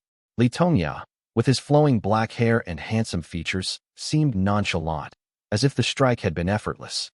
Still holding his sword, he spoke politely and warmly. Out of respect for Yuanwu Peak and Yu Muxian, I will overlook your transgressions. His bright, clear eyes showed no hint of malice, but no one from the Yu family dared to meet his gaze. Li Tongya repeated softly, "Please withdraw your forces." Yu Mugo carefully lifted his unconscious father, his gaze sweeping over Li Tongya's wind-whipped white robe and the white-green sword light flashing in his mind. He ascended into the air slowly, stopping just before Li Tongya. "Thank you for your mercy, Senior." It seemed that Yu Mugo had come to terms with the shock now. Tears still streaked his face as he glanced at Li Tongya one last time before whispering, "Retreat." The Yu family members, feeling as though they had been granted a reprieve, hurriedly followed him southward, not daring to look back. Cheers erupted on Glacial Cloud Peak as men and women embraced, weeping with joy. Yu Mugo kept his eyes on his pale father until they were out of Fei family's territory. Only then did Yu Xiaogui open his eyes, his voice hoarse as he said in a low voice, "This was your idea." Yu Mugo looked at his weakened father, knowing his life was hanging by a thread and his cultivation path was likely severed. He lowered his head, silent. Yu Xiaogui struggled to stand, shaking off his son's support. Yu Mugo sighed deeply. Li Tongya likely had only one strike left, but I dared not gamble anymore. His figure was desolate and lonely, like a gambler who had lost everything. The Yu family members nearby shivered at his words, exchanging glances and remaining silent. What a pity. Li Tongya's internal state was already in chaos, barely maintaining a balance. Fortunately, the profound pearl talisman seed shone brightly, forcefully helping him sustain his present condition. Holding his sword, Li Tongya slowly descended, watching the retreating figures of the Yu family members as he murmured to himself, "Yu Mugo is a great threat to my family. It is a pity that I no longer have the strength to strike. Otherwise, I would definitely kill him, even if it meant giving Yuanwu Peak and Yu Muxian an excuse to act against us." He had run out of strength, barely clinging to life in his cave dwelling. Li Yu and Xiao had reported the situation, and Li Tongya understood that he had no choice but to act. If I ignore the Fei family, our Li family will be next. Once Yu Mugo has no more scruples, combined with his cunning and ruthless methods, there will be even greater disasters. Li Tongya had left his cave, deliberately building up his aura and riding on a sea beast conjured from his mana, hoping to intimidate the Yu family and avoid a confrontation. Originally, the timing and setting were perfect. The natural phenomena stirred by his cultivation had already intimidated everyone, even Yu Xiaogui, who was frightened by his reputation for having slain a Maha. But Yu Mugo's loud shout woke everyone up, prompting Yu Xiaogui to test the waters. Li Tongya's cultivation was powerful, but once unleashed, it drained rapidly like a river bursting its banks. Li Tongya continued to watch the Yu family as they disappeared into the horizon, then finally shifted his gaze to the intricate patterns on the cloud-gathering southern heaven formation, admiring it silently. The Yu family fled in disarray, allowing the Fei family to finally breathe a sigh of relief. However, when the man in the sky turned his gaze upon them, their anxiety returned, and they looked at each other in fear. Fei Tongxiao was terrified, staring intently at the black-haired youth holding a cyan-white longsword in the sky. Although the cloud-gathering southern heaven formation isolated the inside from the outside, he vaguely heard some words, but still could not believe his eyes. Did the Yu family say this is Li Tongya? The youth's eyes were bright, his face handsome, his posture tall. The sword light from Li Tongya's weapon hurt Fei Tongxiao's eyes. He said with mixed emotions, "Who is he?" Li Yuanyan. No, Li Yuanyan has no spiritual orifice. This really is Li Tongya. Fei Tongyu had once seen Li Tongya from a distance at the Li family. However, Li Tongya already sported a mature appearance when he had gained some fame, so now he could not recognize him at once, guessing to himself, perhaps Li Tongya gained some unknown benefits from slaying the Maha, causing his cultivation to soar and making him youthful again. This is not unprecedented in Jiang Yan. While the brothers were at a loss for words, Li Tongya gathered his mana and said warmly, "Li Tongya is here to pay respects. Please open the formation." The two brothers were stunned, exchanged glances for a few moments, and both saw the apprehension in each other's eyes. The same doubt arose in their minds, and they spoke in unison. To open, or not to open? Chapter 345, Reverent Welcome. The snow and rain on Glacial Cloud Peak fell lightly upon the white-robed youth, whose bright eyes were fixed on the intricate patterns of the cloud-gathering southern heaven formation. The Fei brothers did not keep Li Tongya waiting for long. Within just a few breaths, the dazzling light of the formation began to fade, and a man emerged from within. This man had a kind face that bore some resemblance to Fei Wangbai, and was at the sixth heavenly layer of the Qi cultivation realm. He rode the wind and approached Li Tongya, bowing deeply with a humble demeanor. Junior Fei Wangjiang greets Senior. Your act of repulsing Yu Xiaogui and saving our family is a great favor we will never forget. Li Tongya waved his hand in response and said, Taoist Wangbai and I are good friends. It is only natural for our families to help each other. Fei Wangjiang, though middle-aged, showed utmost respect to Li Tongya, who looked 16 or 17 years old in appearance. He led Li Tongya respectfully to the mountaintop, where numerous members of the Fei family had already gathered. From aged elders to young children, all kneeled tearfully and cried out in unison, "Welcome, ancestor." Li Tongya stepped aside, still holding his sword, and moved forward. Two young men approached. The older one in a gray robe appeared around 25 or 26, with an anxious expression on his handsome face. He kneeled and bowed deeply, saying, Junior Fei Tongyu greets the ancestor. Li Tongya's gaze swept over the sorrowful faces of the Fei family. Once a distinguished clan in their elegant white robes, now they were filled with grief and devoid of spirit. Rise. Only then did he notice that the traditionally white-clad Fei family had hastily changed into gray robes. The children's clothes were carelessly wrapped, indicating that they had all changed quickly to avoid clashing with his white robe. On my way here, I did not see Taoist Wangbai, Li Tongya began, though he already knew the answer. The ancestor. He has passed away. At the mention of Fei Wangbai, the Fei family began to sob hysterically. Fei Tongyu, fearing they might disturb Li Tongya, quickly led him into the courtyard. Li Tongya stood holding his sword as Fei Tongyu explained the circumstances of Fei Wangbai's death in detail. After he had explained, he respectfully bowed, took a step forward, and gently pushed open the dark coffin. Kriawalk. A soft light illuminated Fei Wangbai's dignified face. Fei Tongyu had meticulously arranged his clothes, making him look as though he were merely sleeping. Li Tongya moved the white cloth aside carefully and stared at the horrific wound. What are the patterned brocades, Dao partners? Li Tongya asked gently. Fei Tongyu hesitated, as the clan's immortal foundation secrets were usually closely guarded. However, Li Tongya had just saved the family, and their lives were now in his hands. Reluctantly, he replied, "Records mention Jade Court General, Green Jade Cliff, and True Dao Unification. As for the others, we do not know." Jade Court General. A realization dawned on Li Tongya. The immortal foundations of the lake's families were indeed of the same nature. It was no surprise that Yu Yufeng had been killed first, followed by Fei Wangbai a few years later. The deep, meaningful look in Fei Wangbai's eyes during the banquet hosted by the Yu family still lingered in his mind. Now, that same person lay cold and lifeless. Li Tongya felt a chill down his spine and thought to himself, the boundless ocean from River Wenqi technique and the Jade Court General from aged courtly path scripture must be practiced sparingly. Even if successfully cultivated, they should not be used to establish a Dao foundation. Xiao Shooting, who has good relations with our family, mentioned that many techniques from Lingyu Gate were spread around when it fell. Many practiced Boundless Ocean, which is relatively safe, but Jade Court General must be avoided. Fei Tongyu, mistaking his silence for contemplation, stepped forward with tears in his eyes and said, "Our family has operated on the northern shore for many years, dealing with the 3 sects and 7 gates, as well as several forces in Sioux State. Yet, we cannot fathom the origin of the culprit. Yu State has no major sect that uses swords. There are only a few sword cultivators within the 3 sects and 7 gates, but Changshao Gate is grand and magnificent, Golden Tang Gate is sharp and unparalleled, and Purple Smoke Gate moves like a long rainbow. None of them fit." Fei Tongyu felt anxious and hopeful as he looked at Li Tongya, his heart filled with hatred like a raging river, but found no place to release these strong emotions of his. All he hoped for at that moment was to get a definite answer from Li Tongya. In private discussions with his brother, Fei Tongyu had gone through various possibilities, even suspecting Li Cheijing from the southern border. However, he had heard that Li Cheijing's sword was bright like moonlight and gentle like the breeze, which did not match either.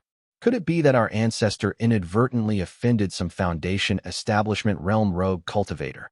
Li Tongya listened to Fei Tongyu's tearful recount and then gently raised his hand, brushing past the wound on Fei Wangbai's neck. He then pinched out a faint white sword light, as if picking up a swimming fish. This sword light had its own consciousness and constantly struggled in his hand, but was unable to escape. Li Tongya combined his 2 fingers and took 2 breaths to extinguish it. "This person's swordsmanship is superior to mine." Li Tongya slowly closed his eyes, recalling the people from the 3 sects and 7 gates he had seen at Xiao Shooting's gathering, and murmured, "Ethereal and transcendent, yet full of life." He suddenly paused, exhaled a long breath, then turned to Fei Tongyu and said gently, "This person believes your family absolutely cannot identify him, so he only killed Daoist Wangbai." Fei Tongyu, although somewhat weak in character, was not a fool. Hearing Li Tongya's words, his heart sank. "I understand," he croaked hoarsely. As they conversed, Fei Wangbai's body and head in the coffin, now no longer hindered by sword chi, slowly rejoined, and his dull eyes gradually opened. Li Tongya and Fei Tongyu were not surprised by this. A Foundation Establishment Realm cultivator's body, nourished by immortal foundations, was extraordinary, comparable to that of a spirit item. If left in the dark for a long time, it might even develop some unusual phenomena. "How does your clan plan to handle Daoist Wangbai's body?" Li Tongya asked softly. Fei Tongyu respectfully raised his head and answered, "Our family has always practiced the pattern brocade. 3 ancestors have successively achieved Foundation Establishment Realm, so there are precedents. In the first 3 years, the pattern brocade causes the cultivator's teeth, hair, and nails to fall off, turning into jade, while the eyes become cinnabar. In the next 3 years, the flesh turns into silk and brocade, and the internal organs turn into gold and silver. After another 3 years, everything else turns into mercury, leaving nothing behind."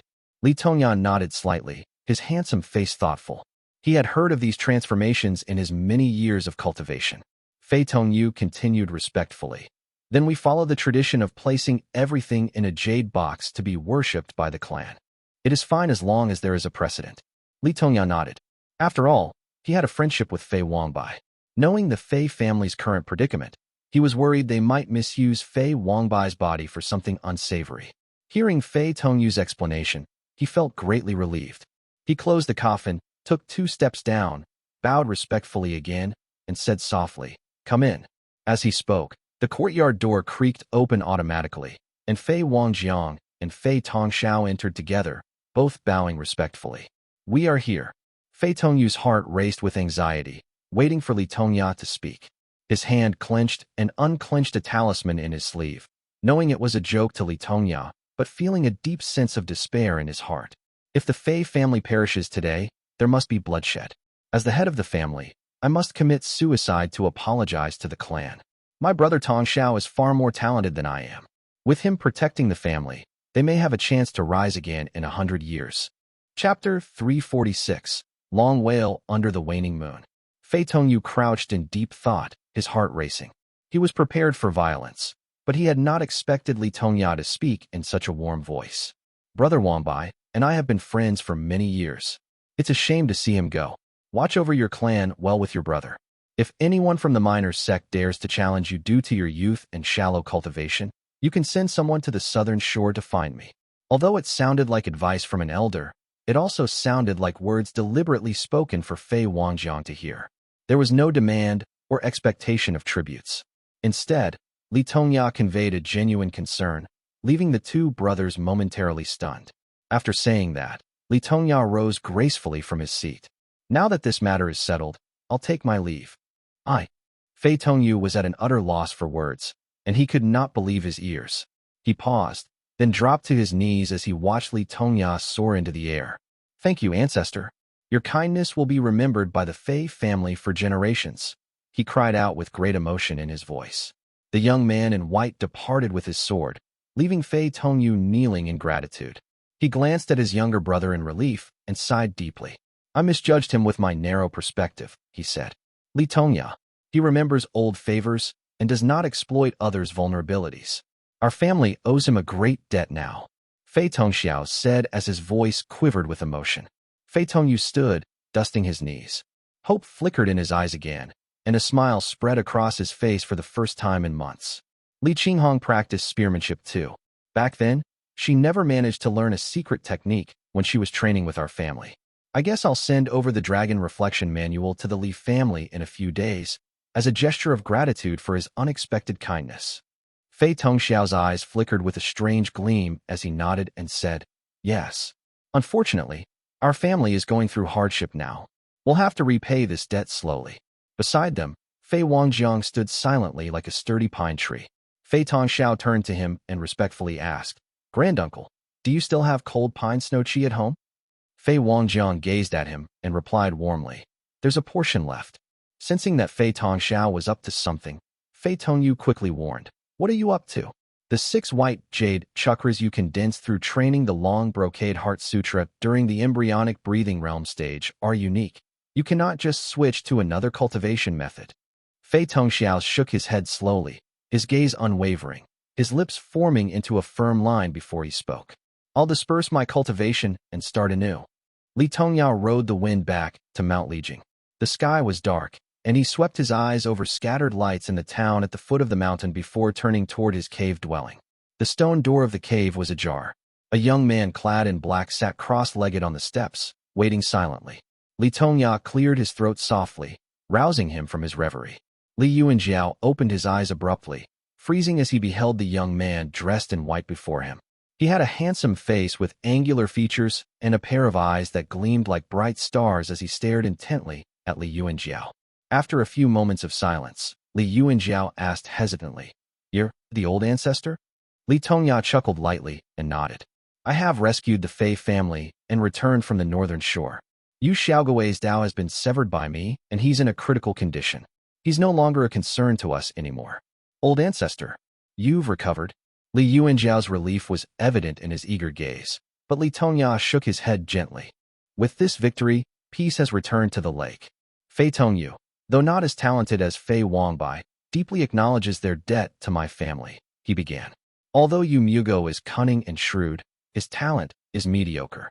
With his reputation severely damaged and his actions becoming increasingly petty and unreasonable, the absence of Yu Xiaogui's influence will surely give him headaches. Li Tongya's black hair fluttered in the breeze, lending him a carefree aura. The Yu family lacks a capable successor. With Yu and Qinghong showing great promise in reaching the foundation establishment realm, in less than 60 years, our family will dominate this region. Li Tongya's unusually talkative demeanor caused Li Yuanjiao to feel deeply uneasy.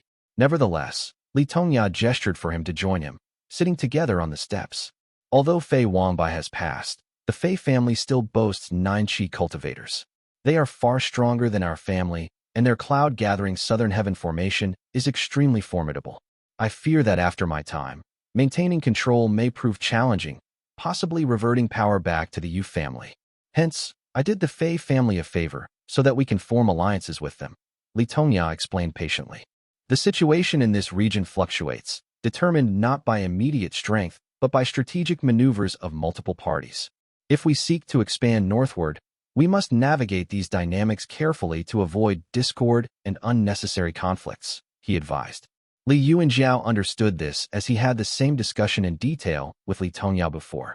He nodded and replied, "Jiao understands." Li Tongya paused briefly before continuing. To the north lies the Fei family, to the east the Yu family, and to the west a rogue foundation establishment cultivator named He. He may not meddle in worldly affairs and is focused solely on his cultivation, but we must remain vigilant. Understood, Li Yuanjiao replied as he nodded. Li Tongya stood up with his sword in his arms and slowly ascended the steps. I will enter seclusion now. The cave door will remain tightly shut for the next 5 years, he announced. With that, the ancient formation in the cave dwelling activated almost right away, and the moss-covered stone door began to close slowly. Creak. Li Yuanjiao raised his head and watched as Li Tongya retreated back into his cave dwelling. The stone door closed with a loud rumble, while Li Tongya's warm voice echoed softly in the air. Do not forget the grievances of the clan. Li Yuanjiao swung his sleeves and quickly fell to his knees, pressing his forehead to the ground 3 times in worship. As the stone door finally slammed shut, only then did Li Yuanjiao slowly rise. With a solemn look on his face and slightly reddened eyes, he quietly swore, Jiao dares not forget. Behind the closed door, Li Tongya paused briefly, listening to Li Yuanjiao's solemn affirmation. He surveyed the neat and orderly cave dwelling before settling into his usual seat. Preparing some ink and a brush, he left a few writings on the stone table before moving to his bed and sat down cross-legged. The fox has wasted its efforts. The injury has already scattered my immortal foundation and severed my vitality. Li Tongya gazed northward with a smile spreading across his handsome face. It was as if the past 60 years had left no trace upon him. He continued, murmuring warmly, For over 70 years, I've strived to lead the clan, quell external threats, and bring peace to Mount Yu. Now, I can die with dignity, feeling safe and content. My life has been one of profound contentment, with nothing more to desire. He rested his chin on his hands and exhaled softly. His flowing black hair cascaded down his back, and the sparkle in his eyes slowly faded. The Qingche sword in his arms let out a faint cry while astral qi within the cave surged, accompanied by gentle murmurs. After the space of 3 breaths, a shiny white pill emerged before his body. It hovered briefly in the air before vanishing into the void. His face retained its youthful appearance from when he was 16, his white clothes pristine without a single crease on it. He smiled with his eyes closed as if he were only deep in thought. Rumble. The sound of running rivers filled the void. Dewdrops seeped from the cave floor, creating a tinkling spring-like melody. The howling of the winter wind grew louder, but the cave dwelling remained tightly sealed. The energy of his boundless ocean caused a phenomenon atop Mount Lijiang. The once clear sky quickly darkened with clouds as thunder rumbled, and light rain began to drizzle across the earth. It's raining. Fine autumn drizzle blanketed Lijiang town. Farmers raised their heads to welcome the refreshing shower, while vendors covered their carts with umbrellas, and the carriages of prominent families rolled leisurely through the streets. The stone paths on the streets at the foot of the mountain grew slick with rain. Dogs barked softly, children played and laughed, and a newlywed woman deliberated over spending a copper coin to buy fabric for a new dress. Li Tongya passed silently in the cave dwelling. His immortal foundation had crumbled, his vitality spent. Yet to the world outside the cave, the weather was merely a little cold today, but the gentle rain was soothing and pleasant. Such refreshing autumn rain was a rare delight indeed.